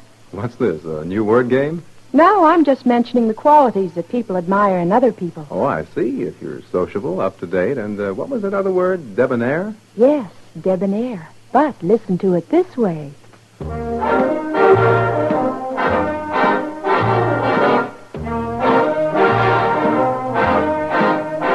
Be sociable, look smart, keep up to date with Pepsi, drink light, refreshing Pepsi, stay young and fair and debonair, be sociable, have a Pepsi. Notice how many of your friends are serving Pepsi-Cola these days. It's the up-to-date refreshment. Be sociable, serve Pepsi.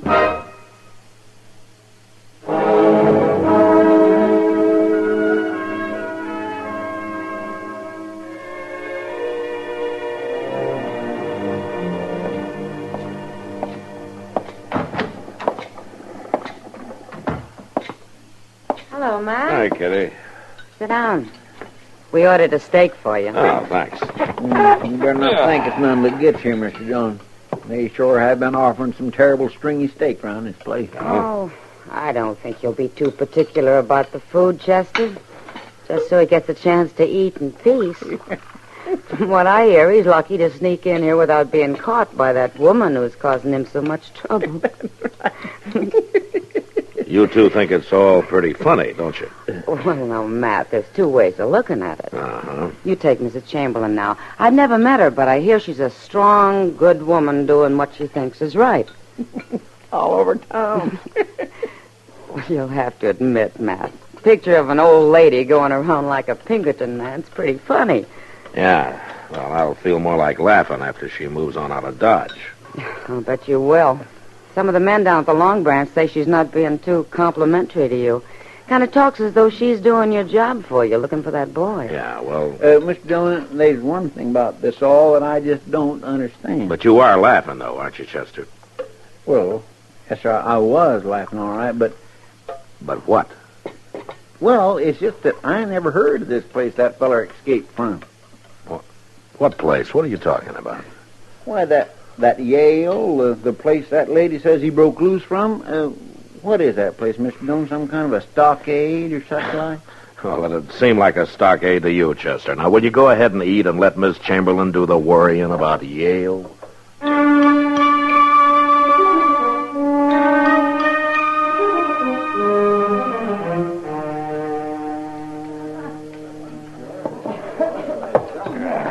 Oh, it ain't so. What ain't so? Turn around and look. I swear there was an old lady over there standing in the doorway, big as life. Yeah. Good glory. She's coming on like a stern wheeler. Man, just ain't safe nowheres no more. Barkeep? Oh, barkeep, Yes, ma'am. do you own this establishment? Well, not exactly, ma'am. That is, Then I wonder if you'd be good enough to summon the proprietor. Well, you see, ma'am, Is he not here? well, I tell you... Never mind, Sam. I'll take care of him. All right, Miss Kitty. My name's Kitty Russell. What can I do for you? I was asking for the proprietor. I wasn't expecting you. Well, I wasn't exactly expecting you either, but I'm the proprietor. Oh, isn't that odd? Not especially. You're very direct, aren't you? I have to be. Yes, well, I like directness. I'll come to the point. I am Mrs. Junius Chamberlain. I've heard of you, Mrs. Chamberlain. Yes. Miss Russell, I am looking for my grandson. I heard about that, too. I can get no official help from your marshal, so I've had to undertake the task myself. The marshal says his office cannot cope with problems of this nature. Now, Miss Russell, I would appreciate it if you would take this description of my grandson. His name is Junius Chamberlain III. That much I know. I would appreciate it very much if you would keep your eyes open, Miss Russell. I'd like you to let me know if the boy comes into your establishment.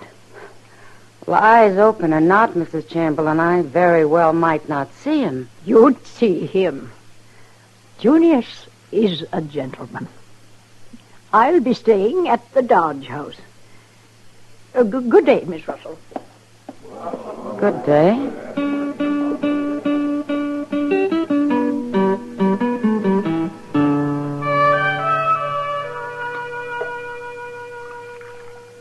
You want some more coffee, Kitty? Yeah, thanks.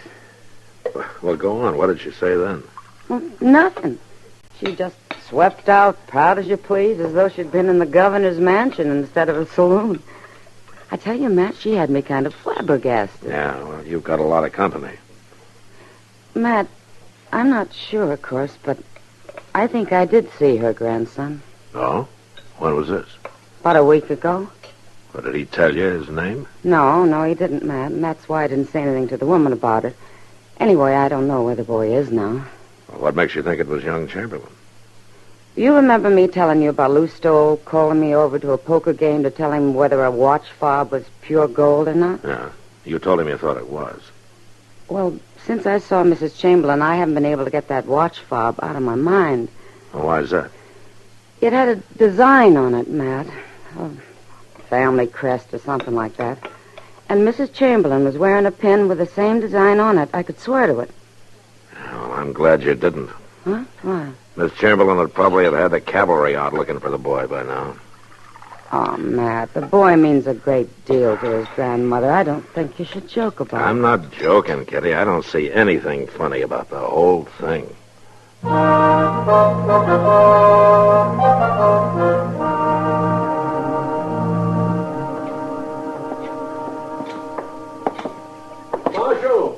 Marshal Dillon! I don't know what in the world got into Mr. Botkin. I don't know, but he seems mighty upset about something. Yeah, maybe his bank got robbed or something. Marshal, you've got to come quick. What is it, Mr. Botkin? What's wrong? I just got robbed is what's wrong. What?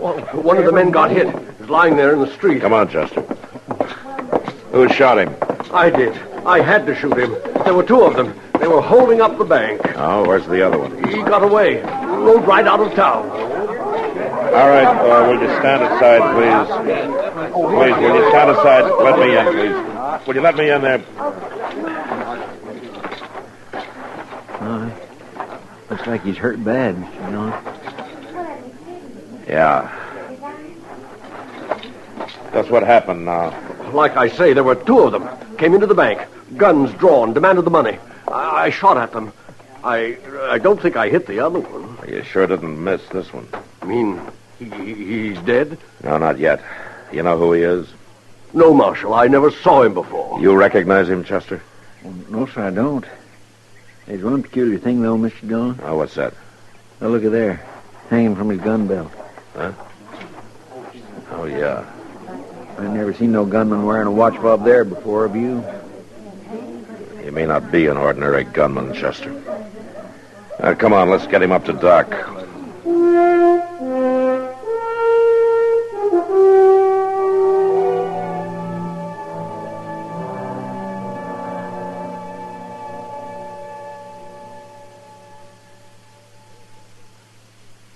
There have been some mighty interesting developments in recent chapters of CBS Radio's Ma Perkins, but this is not news to her fans. The story of Rushville Center's favorite citizen, her relatives and friends, has captured the attention of listeners across the nation for many years. For millions of listeners each Monday through Friday, The daytime hours bring no less than 7 absorbing true-to-life dramas, including the story of Ma Perkins on CBS Radio. Besides Ma, you can enjoy such longtime favorites as The Romance of Helen Trent, Young Dr. Malone, The Right to Happiness, The Couple Next Door, Whispering Streets, and The Second Mrs. Burton. There are good habits and bad, but one that recommends itself highly is that of listening while you work. Listening to this winning 7 combination for daytime drama each Monday through Friday.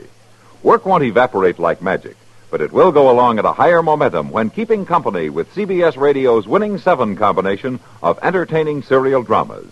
Exclusively yours on this station in your area.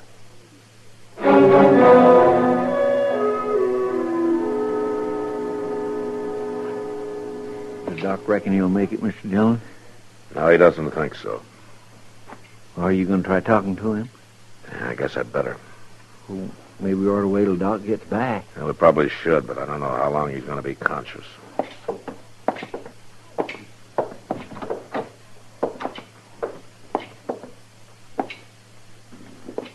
Chamberlain? Chamberlain, can you hear me? What? I'm Marshal Dillon. I'd like to ask you a couple of questions. What did you call me? Chamberlain. Isn't that your name? I ain't got nothing to do with that name, Marshal. There's no need to hide anything now. I may be dying, but I ain't afeared. Anybody by the name of Chamberlain, he's afeared. He's yellow-livered. How did you get this watch, Bob? I've won it off him. I won it fair, Marshal. And I wore it for luck. He'd run off and let me get shot. Some luck. You mean Chamberlain was with you in the bank? Yeah, he was with me. He wouldn't stand and fight. He ran. Just tell me one thing. Where did Chamberlain go? The old Boone place. That's where we hid out. You get him, Marshal. Get him from me. Yeah. I'll be getting him for a lot of people.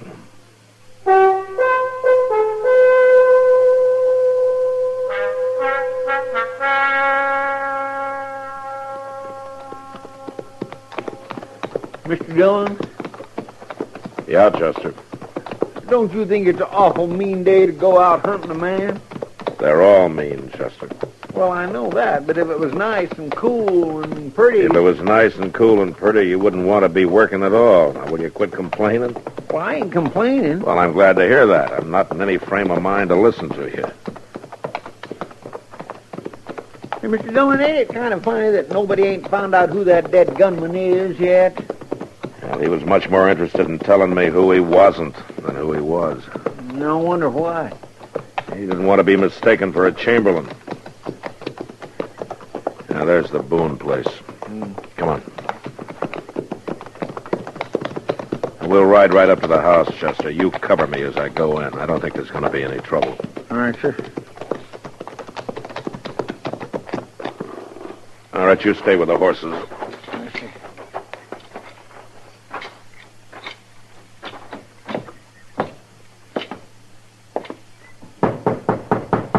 Chamberlain.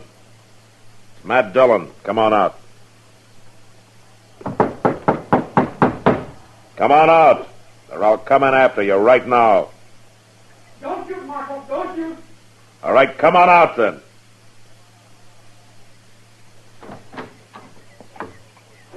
All the way out.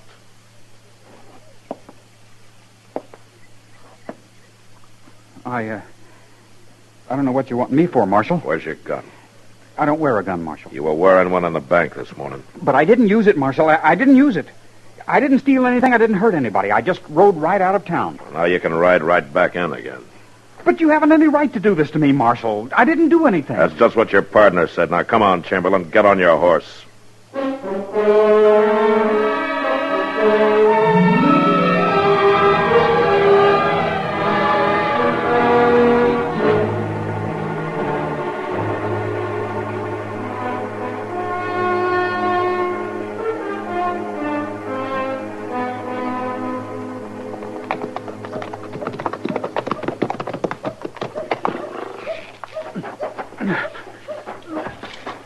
Take him in, Chester. All right, sir. Will I put up the horses now? No, not yet. I want you to go over to the Dodge house for me and get Miss Chamberlain. My grandmother? Here in Dodge? You want me to bring her over to the jail? That's what I said, Chester. Right to the jail. All right. Come on, Chamberlain.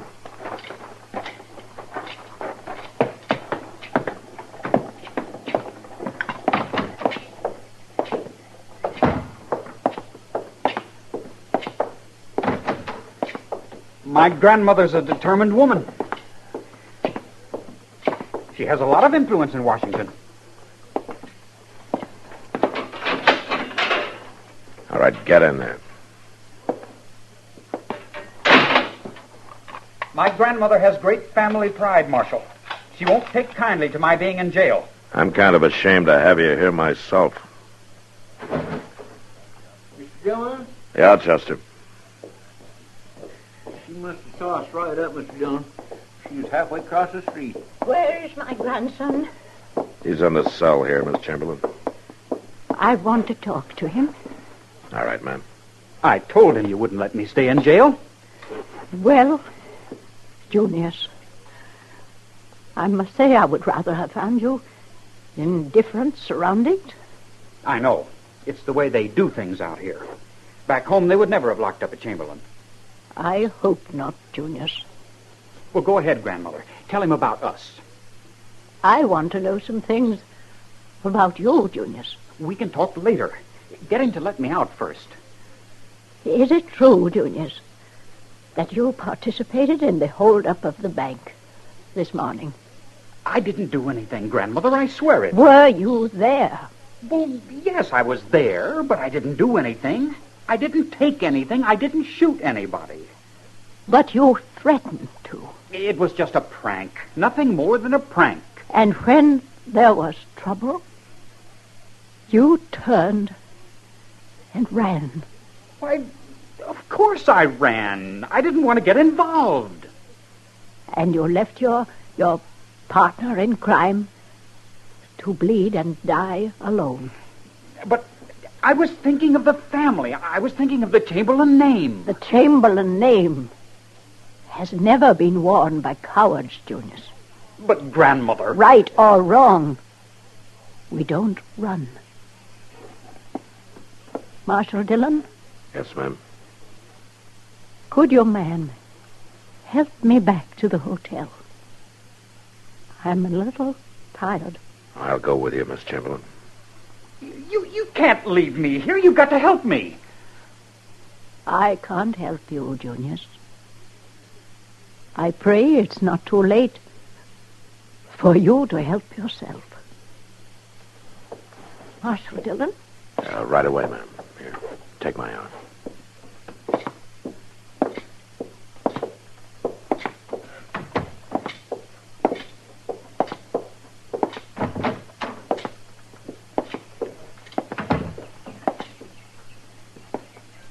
Marshal, will they be severe with him?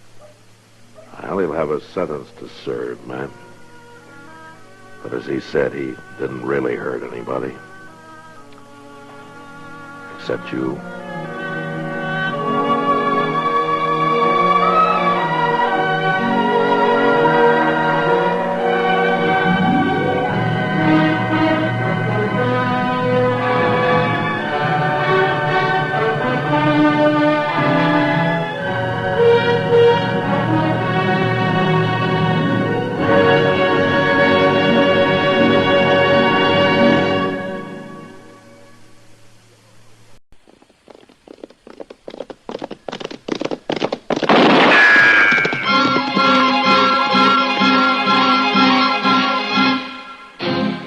Around Dodge City and in the territory on West, there's just one way to handle the killers and the spoilers, and that's with a U.S. Marshal and the smell of Gunsmoke.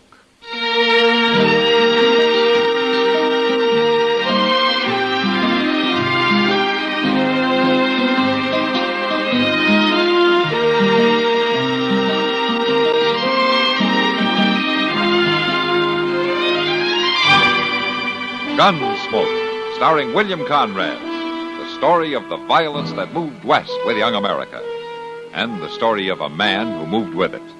I'm that man, Matt Dillon, United States Marshal. The first man they look for and the last they want to meet. It's a chancy job, and it makes a man watchful and a little lonely.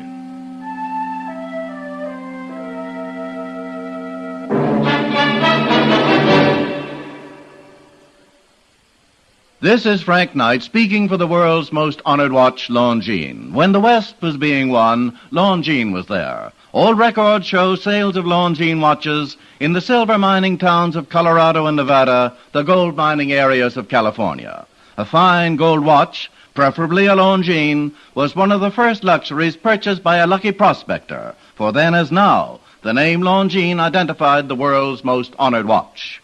Longines watches won their first World's Fair Grand Prize in 1878, won grand prizes in Paris, Brussels, Philadelphia, and at many other places. Right now, Longines watches are winning comparable successes in the accuracy competitions in European national observatories. Today, you needn't make a gold strike to own a Longines. Many beautiful models for ladies and gentlemen are priced as low as $75. Here's a suggestion. For Mother on Mother's Day, why not the Longines watch? Your authorized Longines Whitney jeweler will be honored to serve you.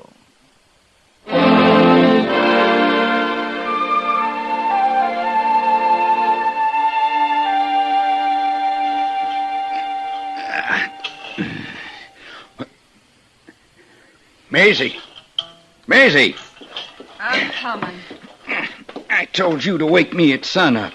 I know, but you were sleeping so sound. I got me a long ride. Now get me some food. It's all ready. Potatoes and side meat. Coffee's on the stove. Vince. I'll want some grub to take with me.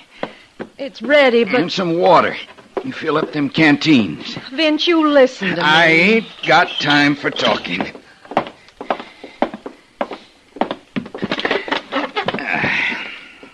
Pour the coffee. Ain't no good, Vince, you riding off like this. There. I'm going to get that marshal. It won't do no good. You can't bring Billy back. He's dead, Vince. Let him rest. He's dead, all right. Hung by the neck until dead. Turned in by that marshal in Dodge. It ain't ever gonna set easy, your brother dying that way, but you can't change it. More shooting ain't gonna change it. I promised him. I promised him the night before. All the way riding back yesterday, I could hear him. Get me that marshal, Vince. Get him for me. I'm gonna do it. You ain't gonna win by no gun battle. I got me a plan. I'm gonna fix it. There ain't no way to fix things with guns. You shoot him, you'll hang. He's gonna make me kill him. You ain't talking sense. Oh, yes, I am. He's gonna make me kill him. He's gonna draw first. He's gonna arrange it all himself. When he does, I'll get him. Oh, Vince. That's the way it's gonna be, Maisie, pure and simple. Don't you fret none. I'll get him, and I'll ride out scot-free. Come on now. Pack me that grub. It's a long ride to Dodge.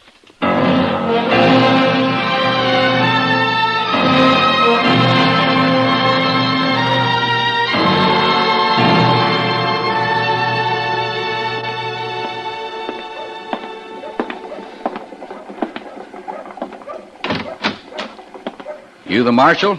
Yeah, that's right, Matt Dillon. What can I do for you?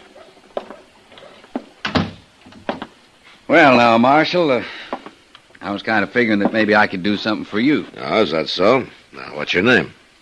Vince Wiley. I'm glad to know you, Wiley. What's on your mind? I'm thinking about settling near here.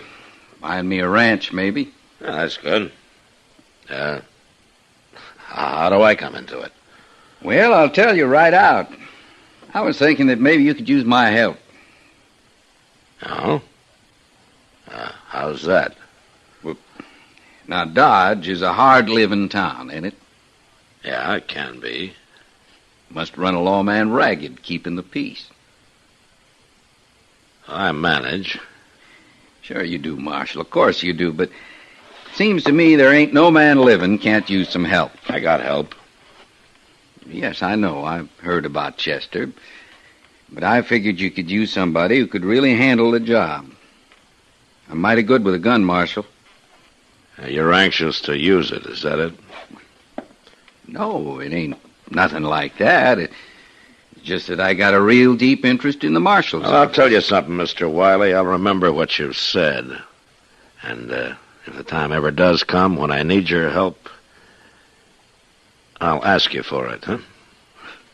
That's just fine, Marshal Dillon. In the meantime, though, you just remember I'll be ready to help keep the peace any time. Well, don't you go to any extra trouble. Well, it wouldn't be no trouble. I'll just be around, ready to step in any time there's any ruckus. You remember that, huh? Uh-huh. All right.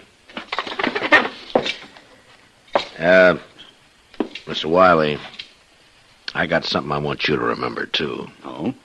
What's that, Marshal? That keeping the peace is my job, not yours.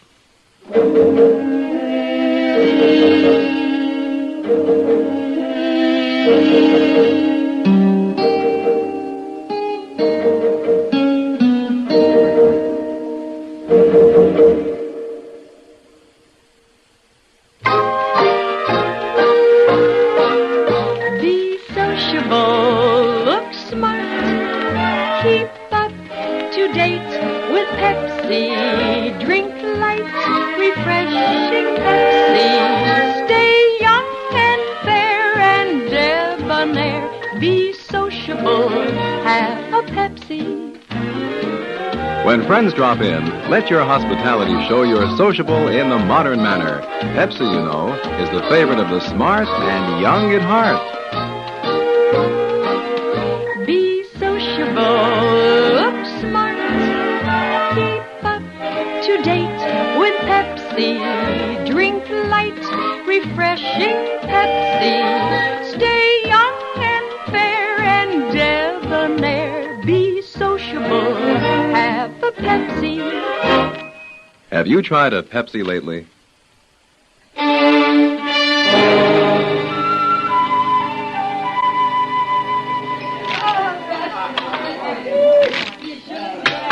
I ain't gonna wait much longer, Tooey. Just hand over my money. You're talking too big, Rod. I ain't so sure it is your money. You saw the cards. And I seen the way they come off the deck. You ain't calling it a crooked deal now, are you? And I ain't handing over no money, neither. You'll hand it over right now. I got a gun, Rudd. It says you better put that knife down. I got a gun that says you both better stand steady. Mind your own business, mister. Keeping order is my business. Drop that knife. You ain't... Drop it!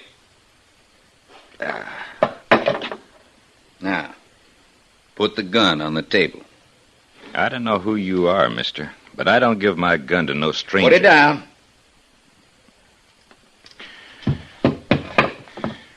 It's better.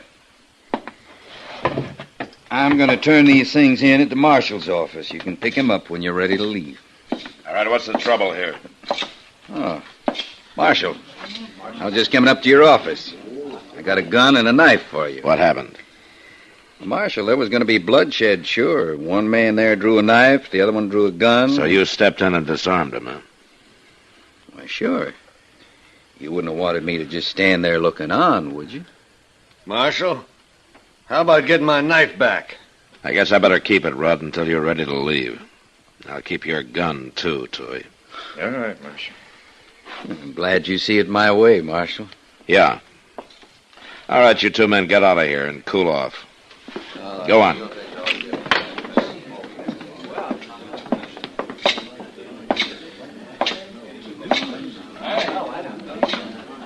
Sit down, Matt. Thanks, Kitty. Well, you got here too late for the excitement. Yeah, so I see. That Vince Wiley sure handled the situation in a hurry. Stopped the fight before it got started. Uh-huh. Saved a lot of wear and tear on the furnishings. You know, it's nice to have somebody do something. No broken bottles, no smashed chairs. He stopped it without even busting any heads. Are you telling me that things do get busted when I stop a fight, Kitty? Well, no, Matt. It isn't that. I guess it's just that, well, you can't spend all your time here waiting for trouble. No, I sure can't. Well, wouldn't it be kind of nice to have a fellow like Wiley around just in case? Yeah, maybe so, Kitty. Maybe so. Well, I don't know what you're so ouchy about. I should think you'd be grateful to him. Seems to me that you're grateful enough for both of us. Oh, here he comes. Why don't you tell him about it? I will. Mr. Wiley? Ma'am? The house would be glad to buy you a drink. You saved us a lot of damage stepping in the way you did. Why, thank you, ma'am. Sit down, Mr. Wiley. Thank you. I was just telling the marshal Well, excuse me. Oh, Matt? Don't you want a drink? No, thank you, Kitty. I gotta get back to the office. I'll see you later. All right. Sorry you won't stay, Marshal. You'll manage.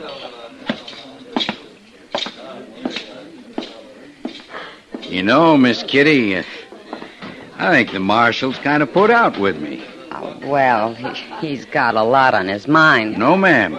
No, I think it's just that he don't appreciate me. But he will. I aim to see that he does.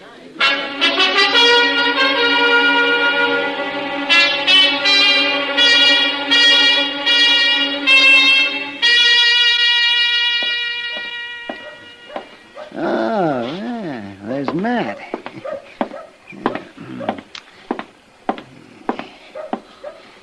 Hello, Matt. Huh? Hello, Doc. Yeah, I guess I just closed my eyes for a minute there. Well, why don't you sit down? Yeah, well, I don't mind if I do. You know, Matt, it's too bad you aren't a patient of mine. Well, not for me, it isn't. I prescribe rest and sunshine for a lot of my patients, but I never saw anybody who takes to it as easily as you do. Oh, that's a pretty old joke, Doc. Aren't you getting a little tired of dragging it out all the time? Well, now, Matt, your sitting here in the sun isn't exactly new either. I'm kind of surprised to find you doing it these days, though. Oh? Just what does that mean? Why, the way that young fella's keeping himself busy doing your job, I wouldn't think that you'd want to get caught just sitting around. Wiley, you mean? Of course, Wiley. If you don't know who I'm talking about, Matt, well, you're the only one in town who doesn't. Yeah. Yeah. He's been mighty busy. He stopped a street fight this morning. He sent a couple of drunks packing yesterday, and... Matt. Yeah, Doc? What do you think he's up to? I'm not quite sure. Well, he's not doing your reputation any good. That's one thing. Maybe that's what he's after, Doc. It could be. Oh. Looks like there's trouble over there that you might have to stop. Yeah. Yeah, I wonder what Dobie and Chester could be so head up over. Well, we'll find out if they don't start fighting before they get here.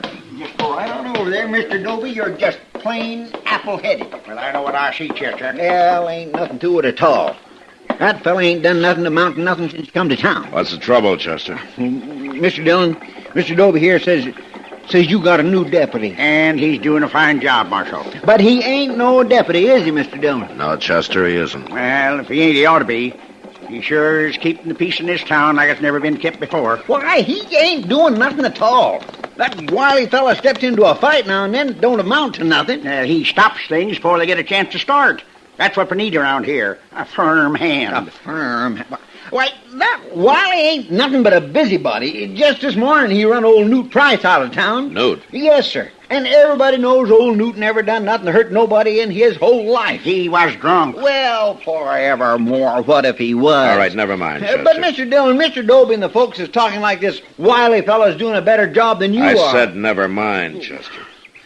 Well, all right. And I tell you, Marshal, you ought to give some thought to this man Wiley. He's protecting property in this town for a change. I'm giving him some thought. Well, I'm glad to hear it.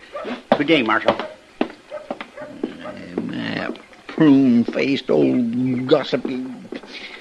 Why, Mr. Dillon, ever since that... Let it go, Chester. That wily fella ain't done nothing but put on a big show picking on drunks. Well, he seems to have a lot of people talking about it. Yes, sir, he sure does. And I just can't figure out, though, why he'd want to put on an act like this. I can't either, Chester. But I'm sure going to find out.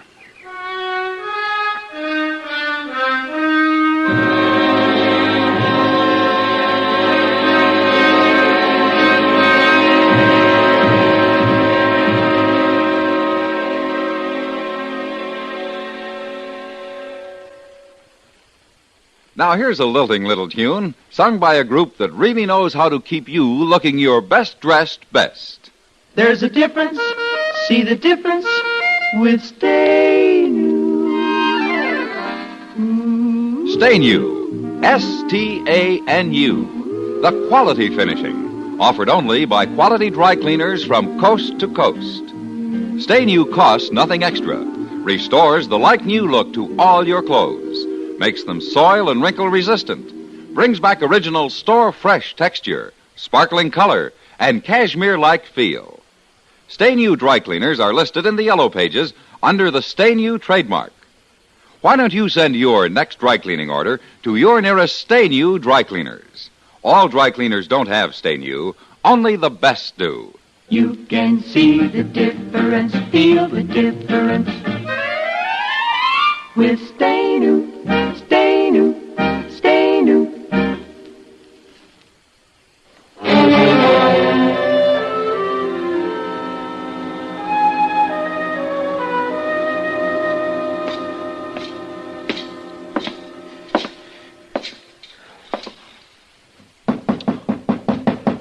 Who's there? It's Matt Dillon.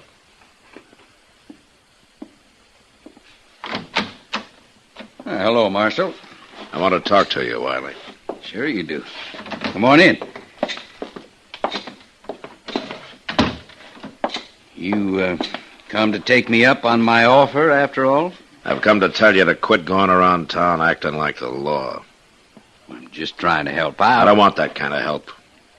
Well, now, I don't know, Marshal Dillon. There are a lot of citizens in this town who seem to like what I'm doing. Well, I'm not one of them.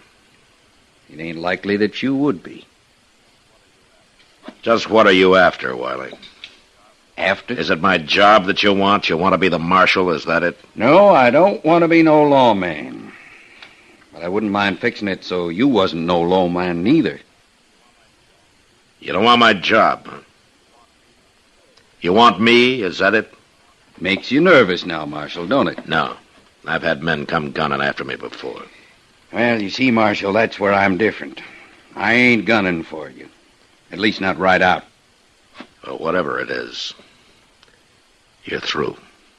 I don't know what you mean. I'm just telling you to move on. Well, now, Marshal, I tell you to get me out of town, you're going to have to shoot me.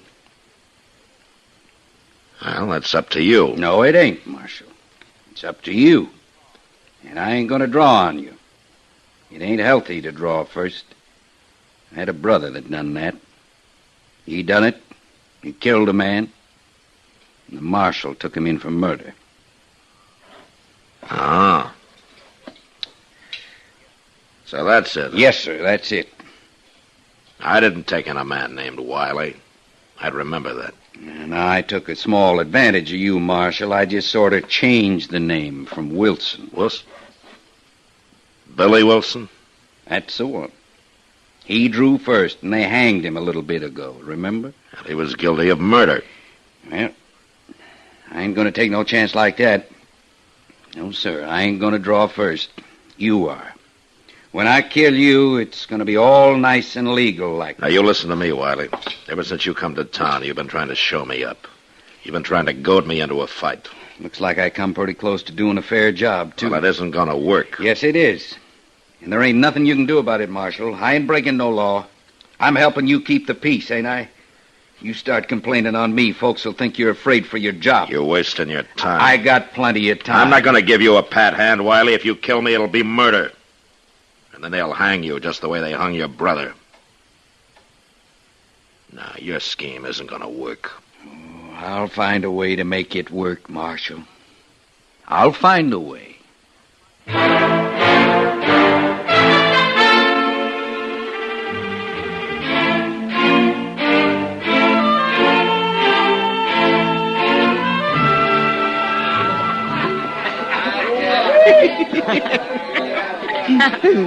Miss Kitty, if you'll just kindly aim me at that door the next time it comes around, I better get on. Come on, Chester. I'll go with you.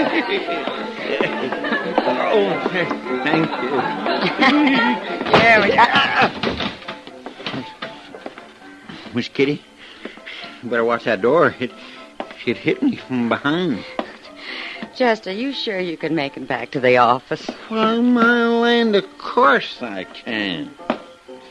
I think I'd better get somebody to walk along with you, there don't ain't you? no need to do that. No need in the world. I'll make it just fine. Well. Good night, Miss Kitty. Night. Uh-oh. Miss Kitty? Yeah? You watch that door. It's downright dangerous. Oh, I will, Chester. Good night. Night.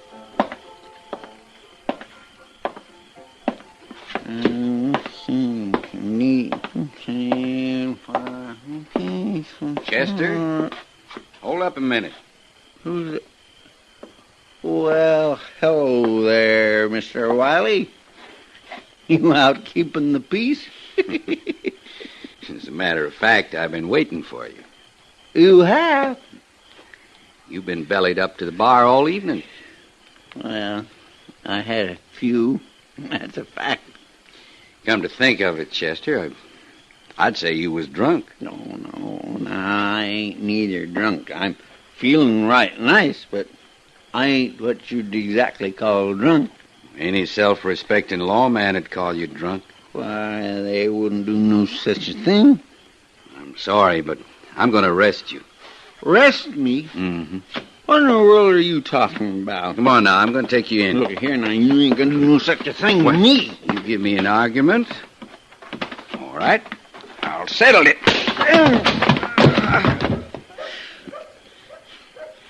Now, maybe the marshal might feel like coming to look for me.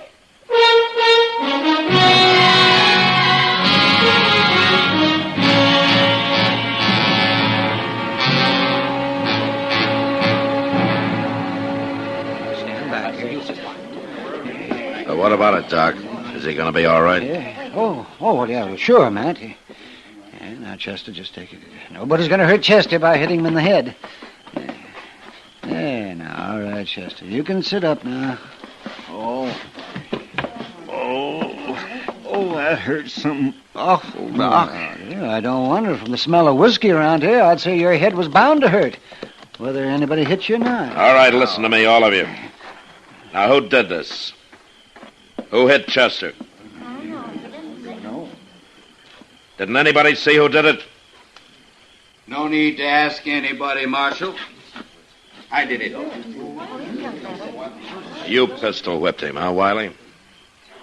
Just didn't seem I had no choice, Marshal. Your own assistant gets rowdy out in the street. Rowdy? Chester was never rowdy in his life. Well, now, I don't know about Shut that. up, Dobie. Okay, Wiley. Okay. You've been looking for a fight with me ever since you came to town. Well, now you got one. All right, Marshal. Just remember, I ain't gonna draw first. Nobody's gonna draw, Wiley. I'm just gonna beat you blue. You'll have to draw first, Marshal, because I ain't. You'll have to draw. Well, go ahead, draw. You ain't gonna beat me. Why, he shot the marshal. Matt, your arm, it's bleeding. Not yet, Doc. All right, Wiley, you drew first. I didn't mean to. Now, don't shoot, Marshal, don't shoot. You can stop crying, Wiley. I wouldn't want the job of burying you. But just get out of town before I change my mind. I'll go, Marshal. He sure ain't carrying none, Mr. Dillon. Well, Marshal Dillon, I think you were completely right. Shut up, Dobie. And you just remember one thing. Anytime you think I'm not doing my job, you can write to Washington for a new marshal. And until you do, I'm in charge around here, and I'll choose my own deputies. Has anybody got anything more to say? All right, then. Come on, Doc. After you get Chester patched up, you can take a look at this arm.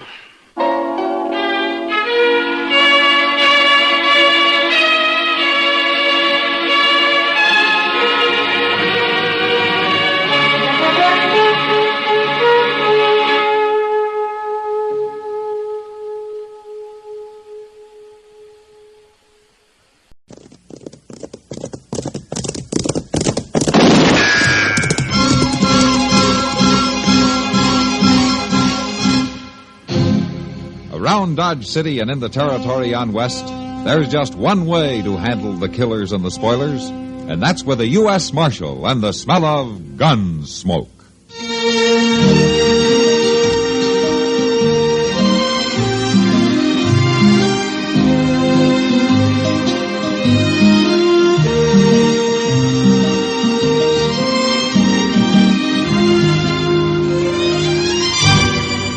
Gunsmoke, starring William Conrad, the story of the violence that moved west with young America, and the story of a man who moved with it.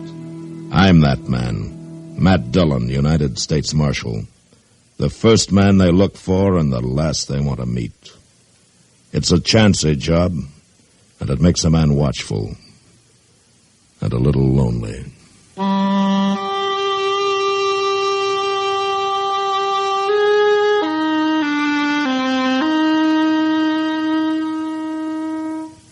Seven is a significant number for a variety of reasons. One highly entertaining reason we'd like to remind you of is the magic number of top daytime dramatic serials only the CBS Radio Network sends your way each Monday through Friday. No less than 7 of America's longtime favorite dramas. Comedy abounds with The Couple Next Door, and drama with the light touch on The Second Mrs. Burton. Other top CBS Radio dramas enjoyed by millions include The Romance of Helen Trent, Whispering Streets, and The Right to Happiness. Hours of absorbing entertainment every weekday come from these top dramas, presented exclusively by CBS Radio, and brought to you as an important part of the different sound of this station. Get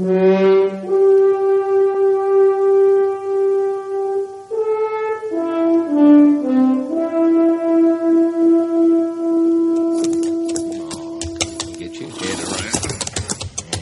Come on, Rad. I got the horses out here. Let's get moving. I'll be along, Bone.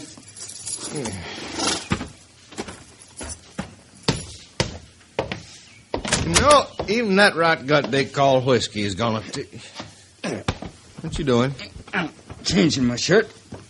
Changing your shirt? You ever think of doing that, Bone? Not for going into Dodge City, I can tell you. Be a waste of time. Gals might think different. Hey, not them gals, Rad. All they're interested in is your money. They don't care if you smell purty or not. You sure don't have to worry about that, Bone. Besides, if they want a slicked-up dude, they can make eyes at that Easterner blew in a few days ago. What's his name? Scott. Yeah, Scott. I'm kind of interested in your little gal down at the Long Branch, ain't he? He better not be. Well, I seen him with her last night when I was in town. He'd be a tough man to beat, right? I bet he changes his shirt every other day or so. I'll change it for him if he ain't careful. And now here's Daddy's rich. Now there's a tough hand to beat. Money, good looks. He's going to lose them both if he don't stay away from Miss Laurie. Miss Laurie? Yeah. Ain't we getting polite now? Shut up, Bone. Now, you sure you got yourself fixed up purty enough for her? Bone, you start now, riding... Don't you worry none. Because you have any trouble with that dude, you just come to old Bone. I won't need no help. I thought you was in a hurry. Well, I am. I'm dry. And stop talking and let's get going.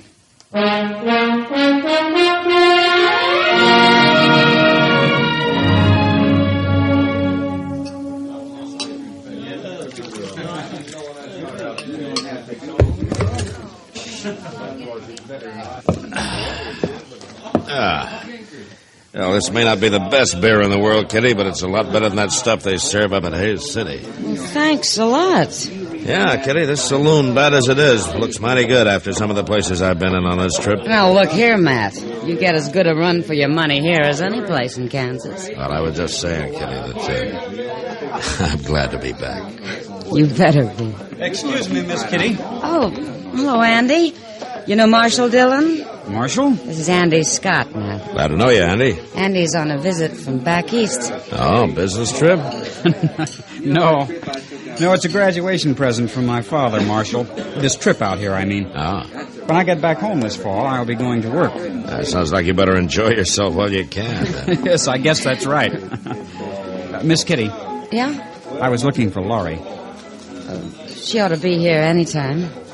Oh, well, I'll, Andy, if you have a minute, why don't you sit down? I'd like to talk to you about something. All right.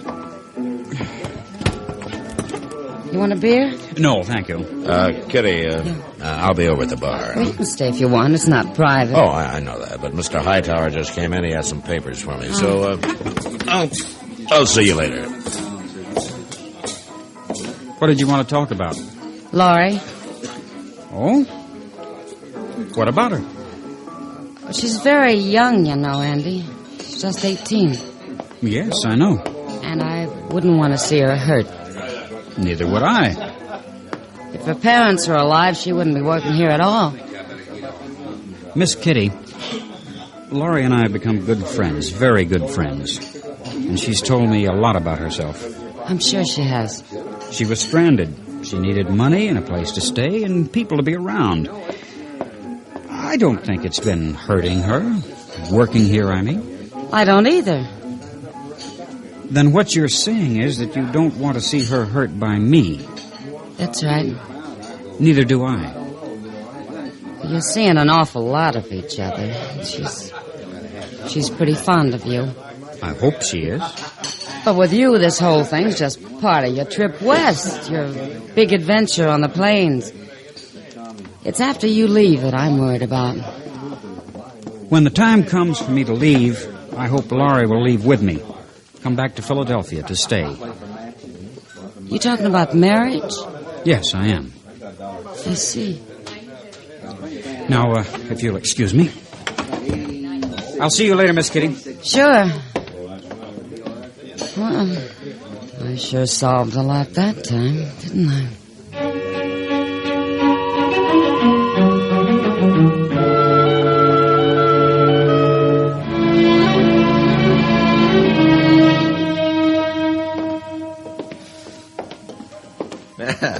Just swing them doors open for me, Rat. I'm a thirsty man. Well, you swing them open for yourself, Bone. Ooh-wee. Yeah, come on, Rat. I'll buy first round. Hey. What? Look at there. Looky. Just like I told you. That clean shirt ain't gonna do you no good. That dude's already beating your time. Yeah. Well, you order up some beer. I'll be back. All right. Hey, Sam. Yes. Miss Laurie? Oh, hello, Rad. I want you to come sit with me. Rad, I'm sorry, but I'm engaged for the evening. You are, huh? A young wet-eared dude comes to town, moves in on all the gals. I'm only interested in one of the ladies, Dawson, and she accepted my invitation first. Well, don't that sound pretty now? Rad, please don't make any trouble. What? I ain't gonna make no trouble, Miss Laurie. Not tonight. Rad. But I tell you how it's gonna be. I'm coming to town every night from now on, and all them engagements is gonna be with me. It seems to me that's up to Miss Laurie. Well, sure enough. It's up to Miss Laurie.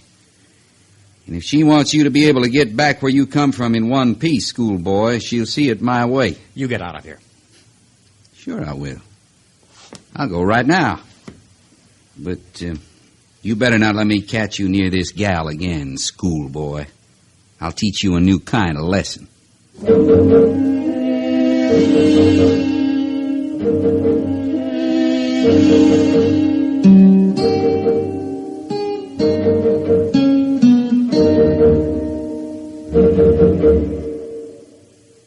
Sociable, up-to-date, debonair. What's this, a new word game? No, I'm just mentioning the qualities that people admire in other people. Oh, I see. If you're sociable, up-to-date, and what was that other word? Debonair? Yes, debonair. But listen to it this way.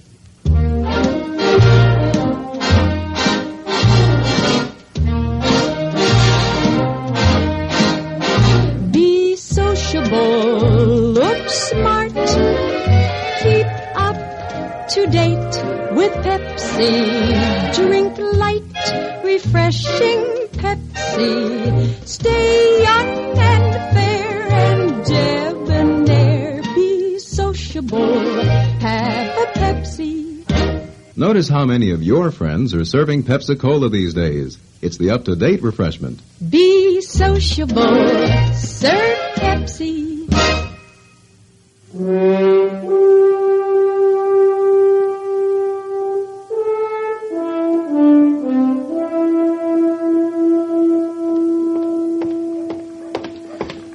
Gracious, I hope that offer don't look like it usually does. Mr. Dillon? Mr. Dillon?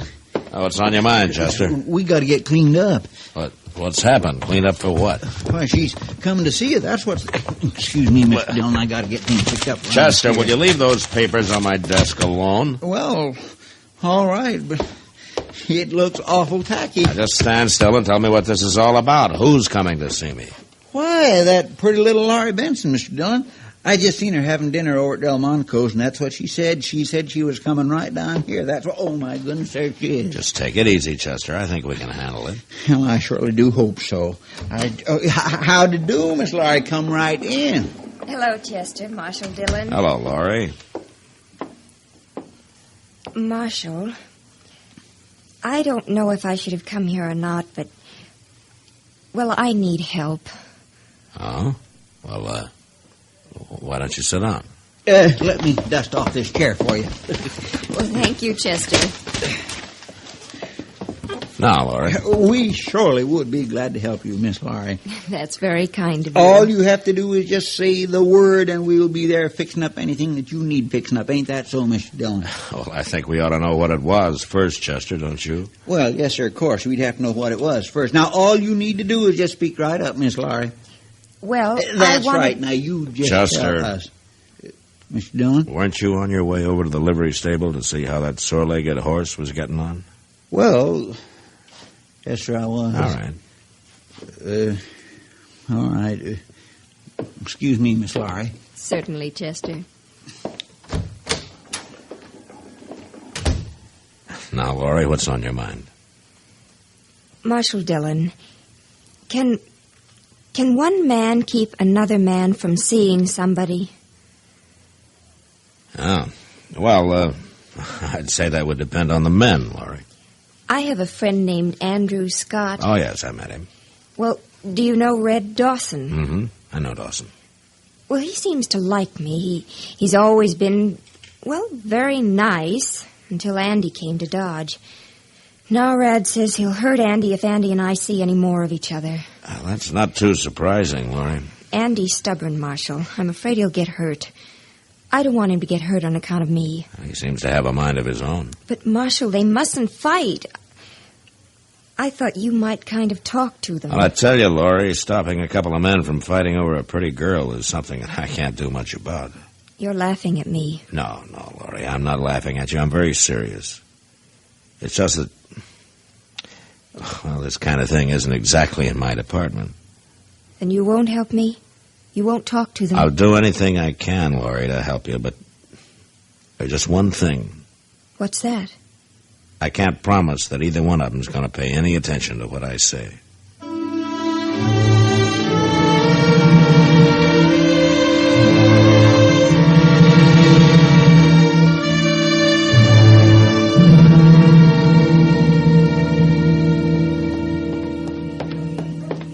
I'll say this, Rat, it's mighty interesting coming to town every night, but I sure don't know how long the money's gonna hold out. I ain't begging you to come with me every time, No, but it just don't seem right for me to let you come here alone.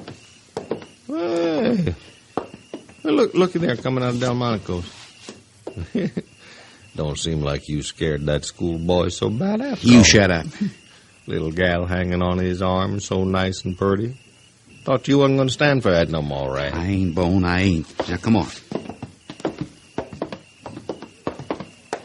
You, schoolboy, turn around. Andy, don't do it.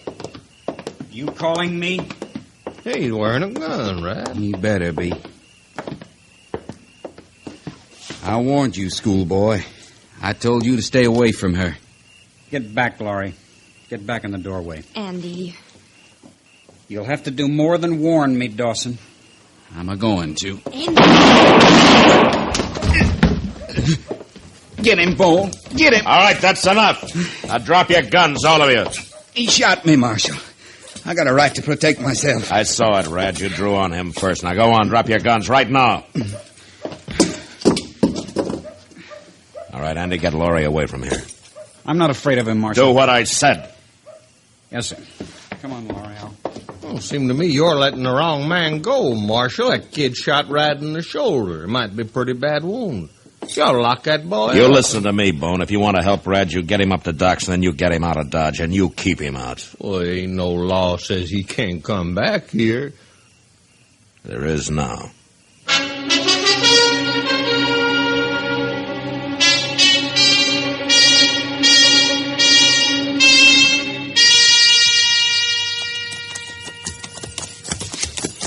How you making it, Rad? Shoulder hanging together all right? It ain't my shoulder that's eating at me. Yeah. No account Marshal sure talks mighty big. That ain't the Marshal neither. I gotta get me that Andy Scott. I gotta get him good, Bone. You ain't got no chance to do nothing. That Marshal see you in Dodge again. He ain't gonna see me. What you figuring on? I'll lay low till it's dark, and hide out near the Dodge house. That's where he lives. Gonna ambush the kid? When he comes back from seeing Laurie, I can jump him real easy. Figure on killing him? I don't much care what happens to him. I'll tell you true, I'm going to give that kid the beating of his life. Hey, Rad. Why don't we bring him out to our place? Why bother carrying him way out there? Well, no, that kid, he's got a rich daddy, ain't he? Yeah, I guess so. Well, make us a pile of money, and you could teach that kid a lesson the same time. How? Well, his daddy paid good money to have us turn him loose. How would he know? We'll get the kid to write him a letter, telling him to. Well, I don't know. Main thing I want is for him to leave Laurie alone. Well, you do whatever you want after we get the money. You know, you might just be right at that, Bone. After all, a little money never hurt nobody.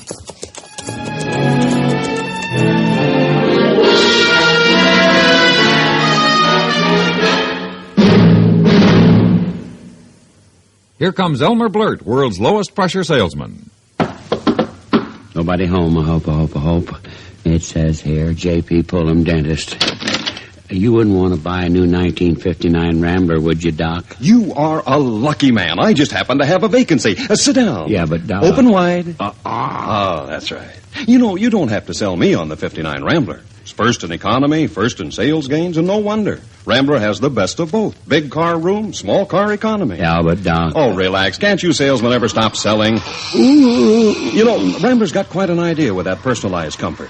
Independently adjustable front seats, adjustable headrests, easiest parking and handling in America. Now, that 59 Rambler is so terrific it makes you want to put your foot right down on the accelerator. No, that didn't hurt, did it? Oh, gosh, Willikers, no. That's my lower plate you've been drilling.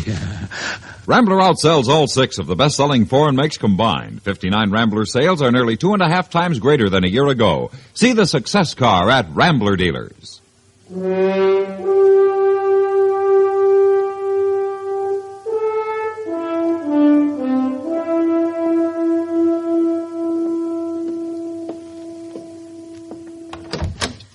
I'm going downstairs, Laurie. I'll look in on you again a little later. Oh, I'm all right, really, I am, Kitty. I'm ashamed I gave way so, but... Well, I just couldn't believe Andy'd go away like that. That he'd run. I'm sorry. Honey, this wasn't his world. You mustn't blame him too much. I know, Kitty, I know. I shouldn't have expected anything, but... Well, I did think he'd at least say goodbye. That wouldn't have hurt him, I'll say that. But you might as well learn this lesson while you're still young enough to get over it. Learn what lesson? That the less you expect from a man, any man, better off you are. I'll see you later, Laurie. Sure.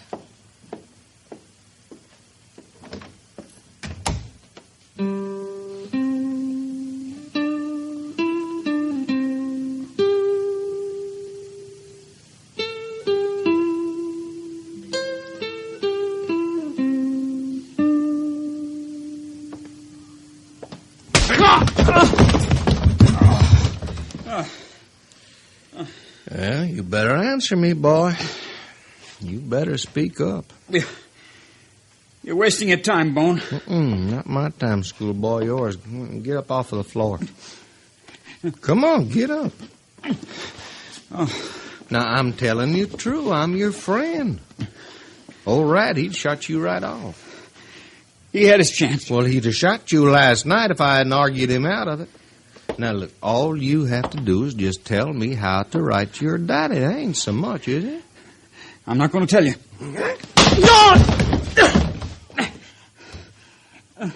You're going to tell me. Well, it might take a little time, but you'll tell me.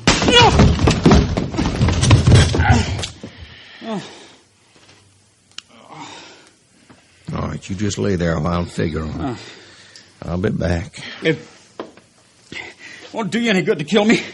No, you got us all wrong, schoolboy. We ain't going to kill you. No, sir. Of course, you ain't going to get no food or no water till you tell us how to write to your daddy. You won't get anything from me. Well, then, you might be running the chance of starving to death, but that'd be up to you. Get out of here. I think I'll do that for now. But I'll be back, schoolboy. And next time Rad may be with me, I tell you true, he just don't take kindly to you. He don't take kindly to you at all.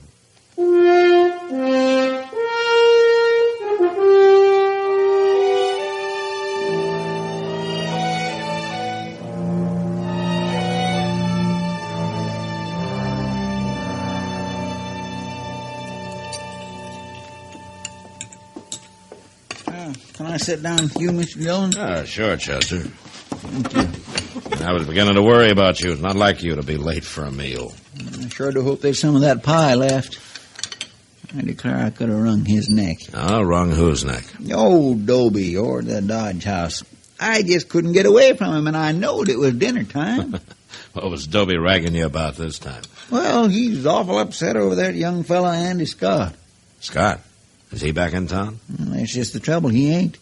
He left without paying his bill. He left his stuff strewn all over his room. Well, Mr. Dobie's fit to be tied. He's acting like an old maid about it, if you ask me. Wait a minute, Chester. Dobie didn't see Scott leave? Well, he ain't saw him since that day you stopped the shooting out in the street. And Scott hasn't been back to his room? Well, if he has, Dobie ain't saw him. It don't seem nobody has. I'm afraid somebody has, Chester.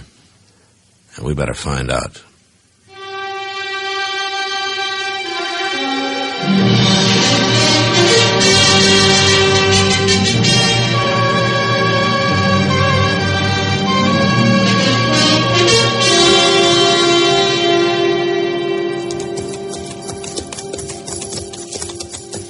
You sure they drugged that boy way out here, Mr. Dillon? It don't make good sense to me. I'm not sure, Chester, but I don't expect a thing like this to make sense.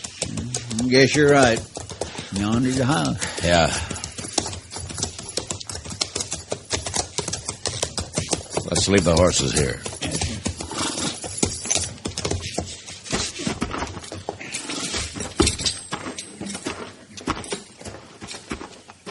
Just keep your eyes open. Well.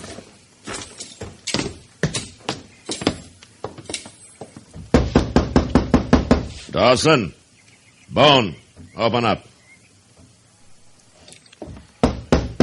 Come on, it's Marshal Dillon, open up. What do you want here, Marshal? I got a few questions to ask you. We ain't got no time to answer. Look, you ain't got no... Wait a minute, Rad. Don't want the marshal to think we got something to hide.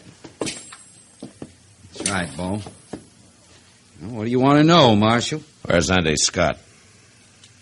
How should I know? Yeah, how should we know, Marshal? You run us out of Dodge your own self. Yeah, and the boy hasn't been seen since you left. Is that a fact? Well, he probably skedaddled back home to his daddy. Look in the other room, Chester. Yes. Now, listen here. Just stand easy, Rad.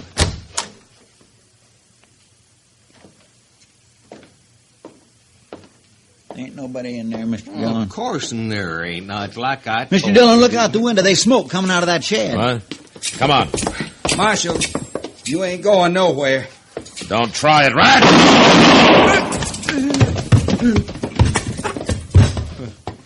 You killed him. You want to argue anymore, Bone? Not like that, I don't. All right, then drop your gun on the floor and come outside and be mighty careful how you move. Sure.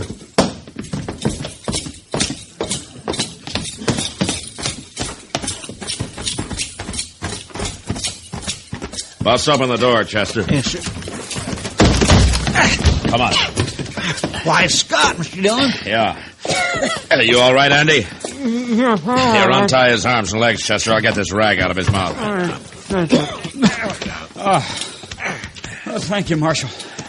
It's a lot better. Stop that fire out, Chester. Yes, sir, it ain't got a very good start. All right. Here, Andy, let me help you. We'll get you out of here. Come on. Thanks. Now, did you kick that lantern over? When I heard somebody ride up, it was the only thing I could think of. You took an awful chance of burning yourself up. Well, my chances weren't too good, anyway I looked at it. Yeah. Fact is, I'm surprised to find you alive at all. Oh, they weren't going to kill me, Marshal. They were just leaving me here to die by myself. Is this true, Bone? Mm-hmm. The marshal was his own fault. All he had to do was just tell how to write to his daddy. What? Well, sure, Marshal. I kept Rad from shooting him. We were just trying to get us some money. All that boy had to do was talk. We'd have let him go. Sure you would. Just like I'm going to let you go. Well, you don't want me, Marshal. You got Rad. He's the one that started it. Sure, Bone. But you didn't stop it. Now, come on, let's get going.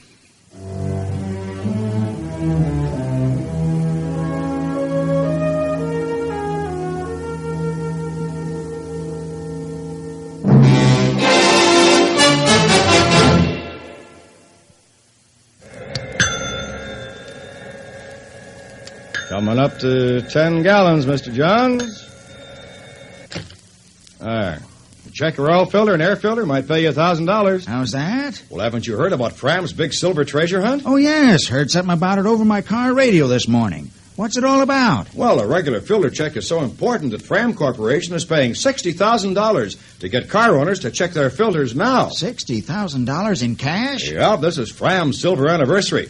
Last year, 10,000 secretly numbered Fram filters were distributed all over the United States and installed in cars during regular servicing. You may have one in your car and not even know it. A Fram filter cartridge worth 1,000 silver dollars. And if you do, I get $1,000 too. Well, what are we waiting for? Let's check those filters now. Hurry, folks. You could win up to $1,000 in cash. Join the big Fram treasure hunt. Check your car filters now.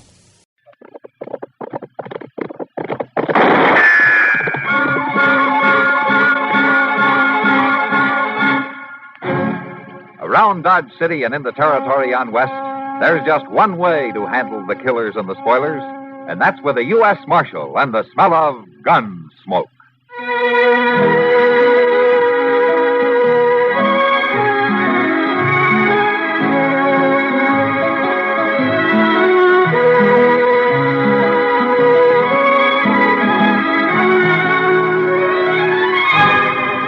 Gunsmoke, starring William Conrad. The story of the violence that moved west with young America. And the story of a man who moved with it. I'm that man. Matt Dillon, United States Marshal. The first man they look for and the last they want to meet. It's a chancy job, but it makes a man watchful. and a little lonely.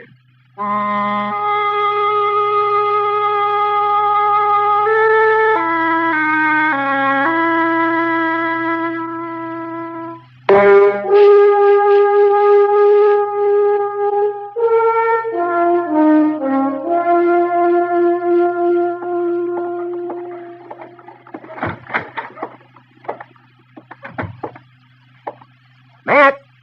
Oh, Matt, where are you? Is that you, Doc? Sit down. I'll be right in. Thank you.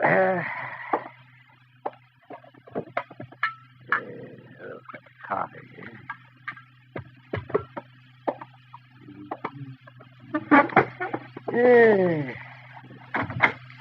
How are you, Doc? How's the coffee? Fine, fine. Pour yourself a cup.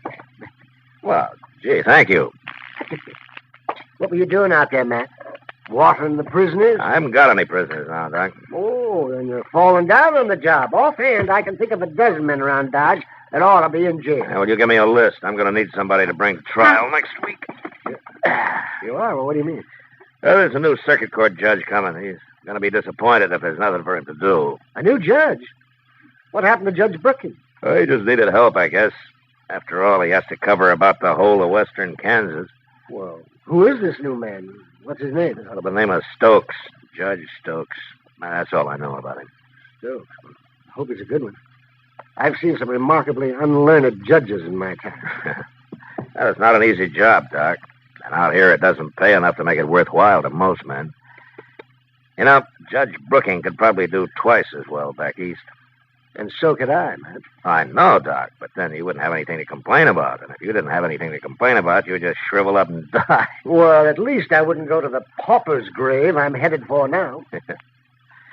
Say, Doc, how about loaning me $100, huh? $100? Oh. Good morning, Homer. Hello, Mr. Don. Chester? Chester. Who's this you got? Well, this is Homer Tisdale, Mr. Don. There's a complaint against him. Oh, complaint? Yes, sir. You know Van Walcott, who's took over that little store next to stage office? Yeah, I know him. Well, sir, he's coming over here in a few minutes. He claims Homer was trying to rob him. Oh. I figured it'd be best to settle a thing right here with you. Yeah. Were you trying to rob him, Homer? Yes, sir. I see. With a gun or what? No, sir. No, I ain't got no gun.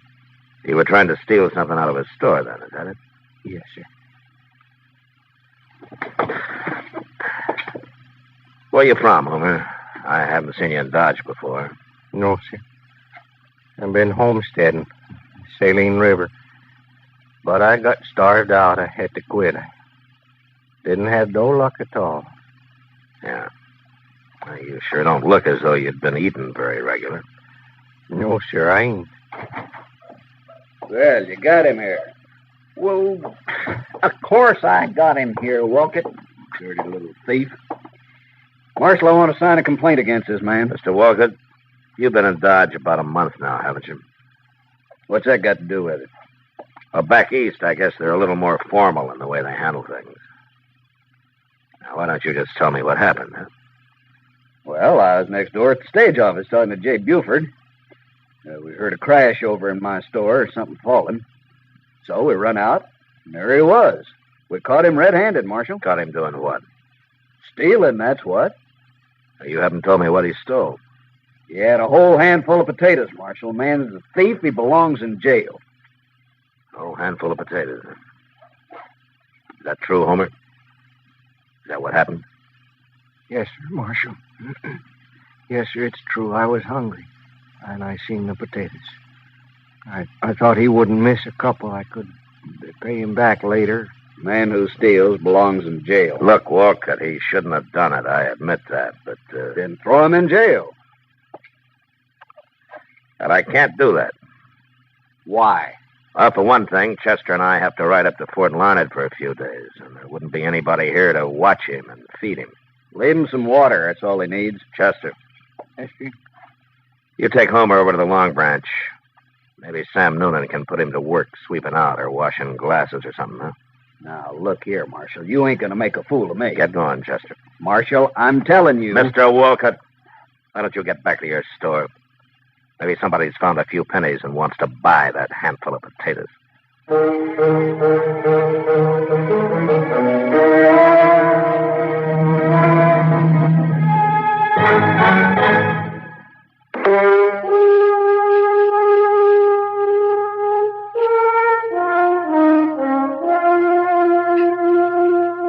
Doc was right. There probably were a dozen men around Dodge that should have been in jail. But if the law was going to start locking up men like Homer Tisdale, I figured they wouldn't need me to handle the job.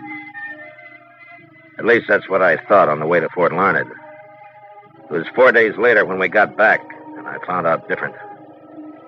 We were riding up Front Street past the stage office when Jay Buford, the stage company manager, and Van Walcott spotted us and started yelling. I had Chester take my horse while I got down and went over to see what they wanted. Oh, you come back just in time, Marshal. Done what I said, it wouldn't have happened. I was just telling Walcott. If you didn't get back today, we'd have to do something ourselves. What's the trouble, Buford? Murder. Murder and robbery, Marshal. Right there in the stage office. Charlie Reynolds is dead and $10,000 is gone. Happened this morning. Hold up. It was about 8 o'clock, Marshal. And I'd just opened up my store and gone into the stage office to say good morning to Jay. He was standing there talking to Charlie Reynolds, and, well, I no sooner got inside than the voice out back yelled at us to throw up our hands. And we did, too. And then this gunman come forward wearing a mask. He knew right where the money was, too. I had it in the treasure box waiting for the stage to go north, Marshal. And this gunman opened it up. It was all bills. And he scooped them out into his pocket. And then he stood there, Marshal, and he told us not to try to follow him. And then before we could even move, he pulled the trigger on poor old Charlie Reynolds and killed him. Just like that. No reason at all. You didn't follow him. He got away. Well, now, who's going to follow a killer like that? We ain't crazy. Any idea who it was? You bet we do. Who? That mask. That didn't hide nothing. Well, who was it? Homer Tisdale. What? Just as plain as day, even if he hadn't spoke. Homer ain't so meek as he looks, Marshal. He's a killer, that's what he is. All that other's just pretending. You should have put him in jail first off. Any idea where he is? He must be halfway to Texas by now. But you better find him, Marshal. Yeah.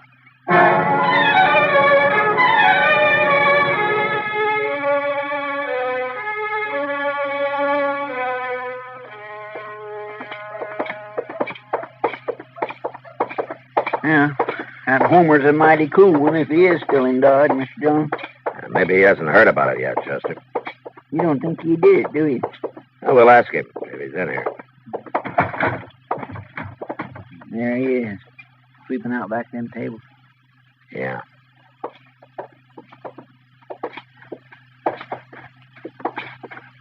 Oh, Marshal, Chester. Oh, Homer.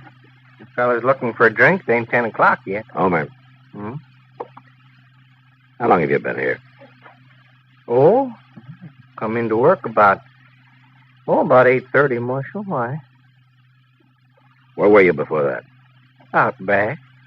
Sam leaves me asleep in that shed he's got out there. Homer, can you prove that you were out there at 8 o'clock this morning? Prove it? Did anybody see you? Well, no. Nobody ever come out there. Why, Marshal?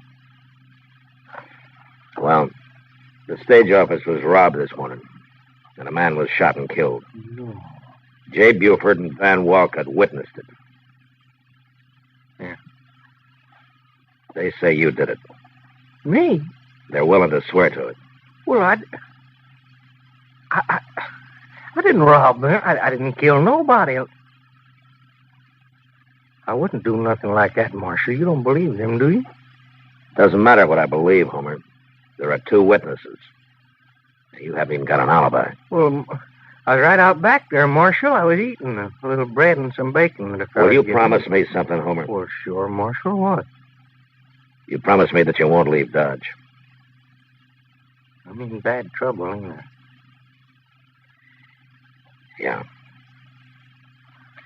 Well, I won't run. I promise. 3 days later, Judge Stokes Circuit brought him to Dodge. I went over and talked to him about Homer Tisdale. And it was like talking into a rain barrel, or rather a whiskey barrel. The judge seemed to have more interest in corn liquor than in the law. And all I could get out of him was that a jury would have to decide the case. So the following Monday morning, court was opened in an old dance hall across the railroad tracks. A jury was sworn in, and Judge Stokes took over. First, he put Van Walcott on the stand, and then Jay Buford. Chester and I sat with Homer and watched. Marshal, something I don't understand. What, Homer? Well, that judge, he'd been talking to Walcott about me. Now he's going to talk to Buford. Is he going to ask me anything? Well, sure, Homer. He'll put you on the stand, but you'll have your lawyer to help you. What? What? That man sitting right over there. Oh? He's the lawyer that the judge appointed to defend you. Oh. Well, how can he help me? He ain't talk to me. He won't know what to say. Oh, he will talk to you, Homer. I guess there's no hurry. Mr. Dillon, I never seen that lawyer before. Did you? No, he's a stranger to me, Chester, but Judge Stokes seems to know him. I swear, I don't understand why they ain't no persecutor. Prosecutor, Chester. All right. But I asked the judge about that, and he said that there's no need for one. Guess he knows what he's doing. Yeah. Tell the truth, the whole truth, and nothing but the truth, so help you God. I do. Now, Mr. Buford, we've heard the testimony in detail from Mr. Wolcott. So to speed things up a little, I'll just ask you a few questions. Yes, sir. You were at the stage office when the holdup took place, right? That's right, Your Honor. You saw everything Mr. Wolcott saw. That right? Yes, sir. The bandit came in, took $10,000 in bills out of the box, then shot and killed, what's his name? Charlie Reynolds, Your Honor. Charlie Reynolds. All right, Mr. Buford. Now, I want you to tell the gentlemen in the jury who that bandit was. It was Homer Tisdale, Your Honor. Homer Tisdale? How did you know it was him? Well, he had a mask on, but it didn't really hide nothing. It was him, all right. And besides, it was his voice, plain as day. Then you knew him before? Sure. The day we caught him robbing Wolcott's store. He's been a thief ever since he come to Dodge. Oh, now, look here. Your Honor. You're out of order, Marshal. But, Your Honor, he's giving the jury a wrong impression of this man. Now, believe me. You sit down, Marshal, or I'll hold you in contempt. Your Honor, don't you understand? All right. There. That's better. The jury's competent to judge the evidence, Marshal. All right, Mr. Buford, you may step down. Yes. We'll now hear from the defense. Take over, Mr. Ship. Oh, Marshal, you didn't talk to me, didn't ask me nothing. You said you would. Just wait a minute, Homer. We'll see what your defense says about it. May it please the court and the gentlemen of the jury, you've heard the evidence. I rest my case. What? Marshal? That ain't no defense. What does that mean, Marshal? He's sitting down already. Marshal? He can't do that. All right, silence. Silence in the court. Silence. The jury will retire to consider the evidence, and it'll return with its verdict in, say, a half hour. And it better be the right verdict, or I'll hold you all in contempt. Now, get to work. Marshal, I don't understand, Marshal. I thought a man had a right to say something for himself. Yeah, so did I, Homer. And that defense fella, he didn't help none. Where's the judge going now? Outside for a drink, I expect. Well, what? You wait here with Chester. Will you talk to him, Marshal? Tell him I didn't do it. I'll be back, I Homer. didn't do nothing.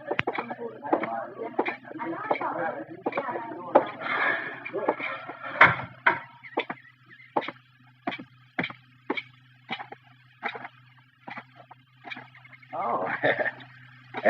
Have a nip, Marshal? No, thank you, Judge. I always like to get the jury out. Gives a man time for a little refreshment.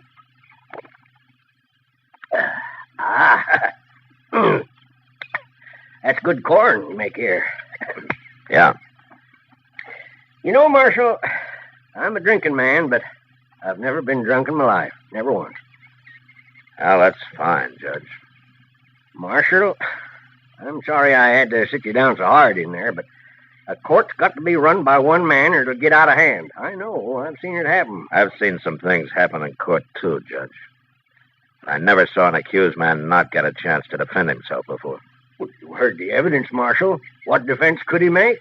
It'd be just a waste of time. I see. I want to get this trial over with. I got to take the train up to Abilene at midnight. That doesn't give me much time to see Dodge, does it? No, I guess it doesn't. In fact, a half hour's too long for that jury. I'm going to call him back now. You'll excuse me, Marshal? Sure, Judge, sure. Maybe you'll change your mind and have that drink with me after, huh? Yeah, Judge. Maybe.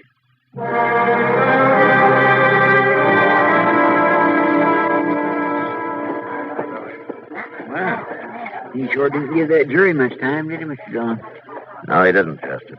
Marshal, what do you think they'll say? They haven't much choice, Homer.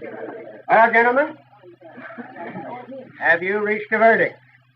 We have, Your Honor. Let's hear it. We find the defendant, Homer Tisdale, guilty. Homer Tisdale? I ain't guilty, Marshal. Stand up. I didn't do nothing. Stand up, Homer. Go on. It ain't fair. Homer Tisdale, you've been found guilty. Where's the money? What did you do with that $10,000? I ain't got it, Judge. I didn't take it. Honest, I didn't Silence! take it. Since you won't tell us where you buried that money, I'm going to sentence you. For robbery, you get 20 years in prison. 20 years? But you'll never serve 'em, Homer Tisdale. You're a double-dyed monster, and your hands are steeped in human blood. Creatures of your like aren't fit to live. Away with you. And for murder, I sentence you to be hanged by the neck until you are dead. Court dismissed. Marshal, did you hear him? Did you hear what he said? I declare I never seen nothing like this. There might just as well not have been no trial at all. Take Homer to jail, Chester, and keep him there. Well, it ain't right, Mr. Dillon. It just ain't right at all. Do it, Chester. Yes, sir. Where are you going? I'm going to have a drink with Judge Stokes. What? Yeah. We're going to become real good friends.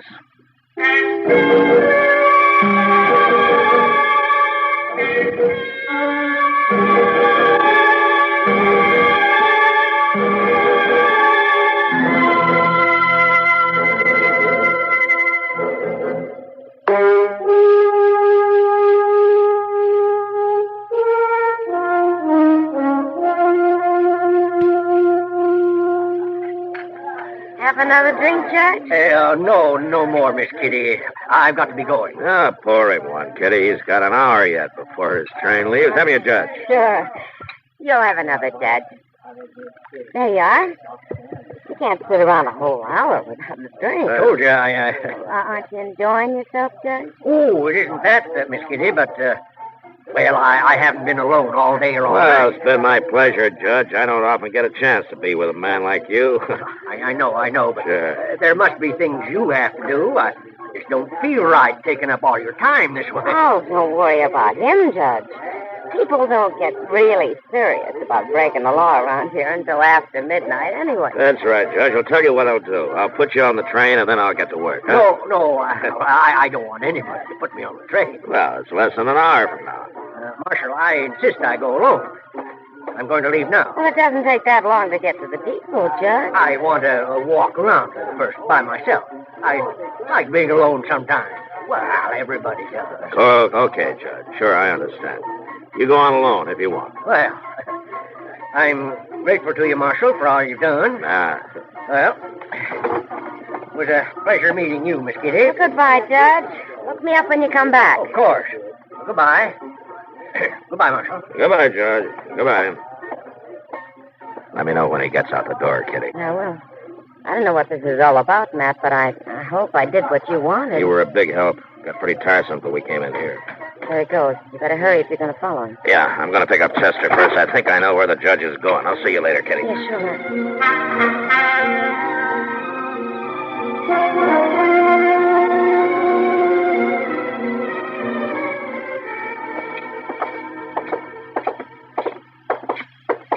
I declare must have drove him crazy, Mr. Dillon. You dogging him around that way. I worried him some, Chester. That's how I knew I must be right.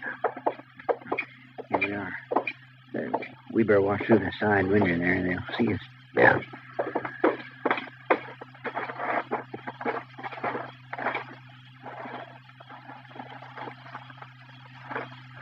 see anything, Mr. Dillon? Yeah. They're in there, all right. Judge Stokes is with them. All right, come on. We'll walk right in the front door.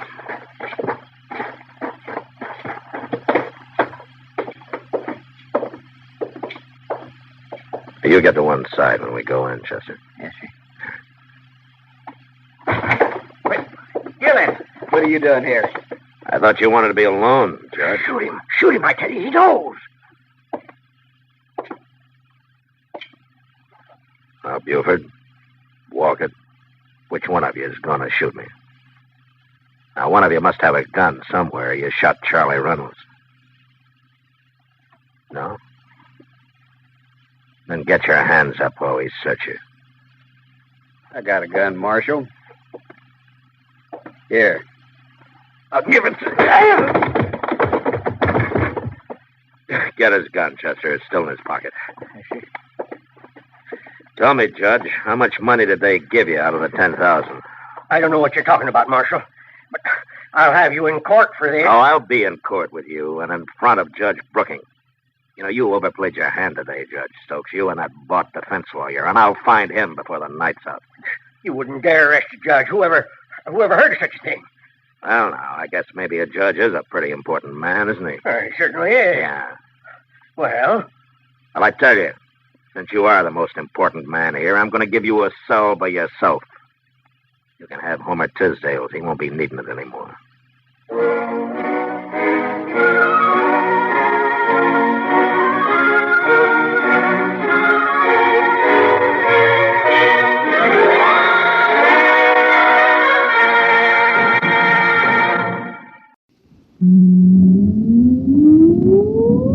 Countdown for blast off. X minus 5, 4, 3, 2, X minus 1, fire.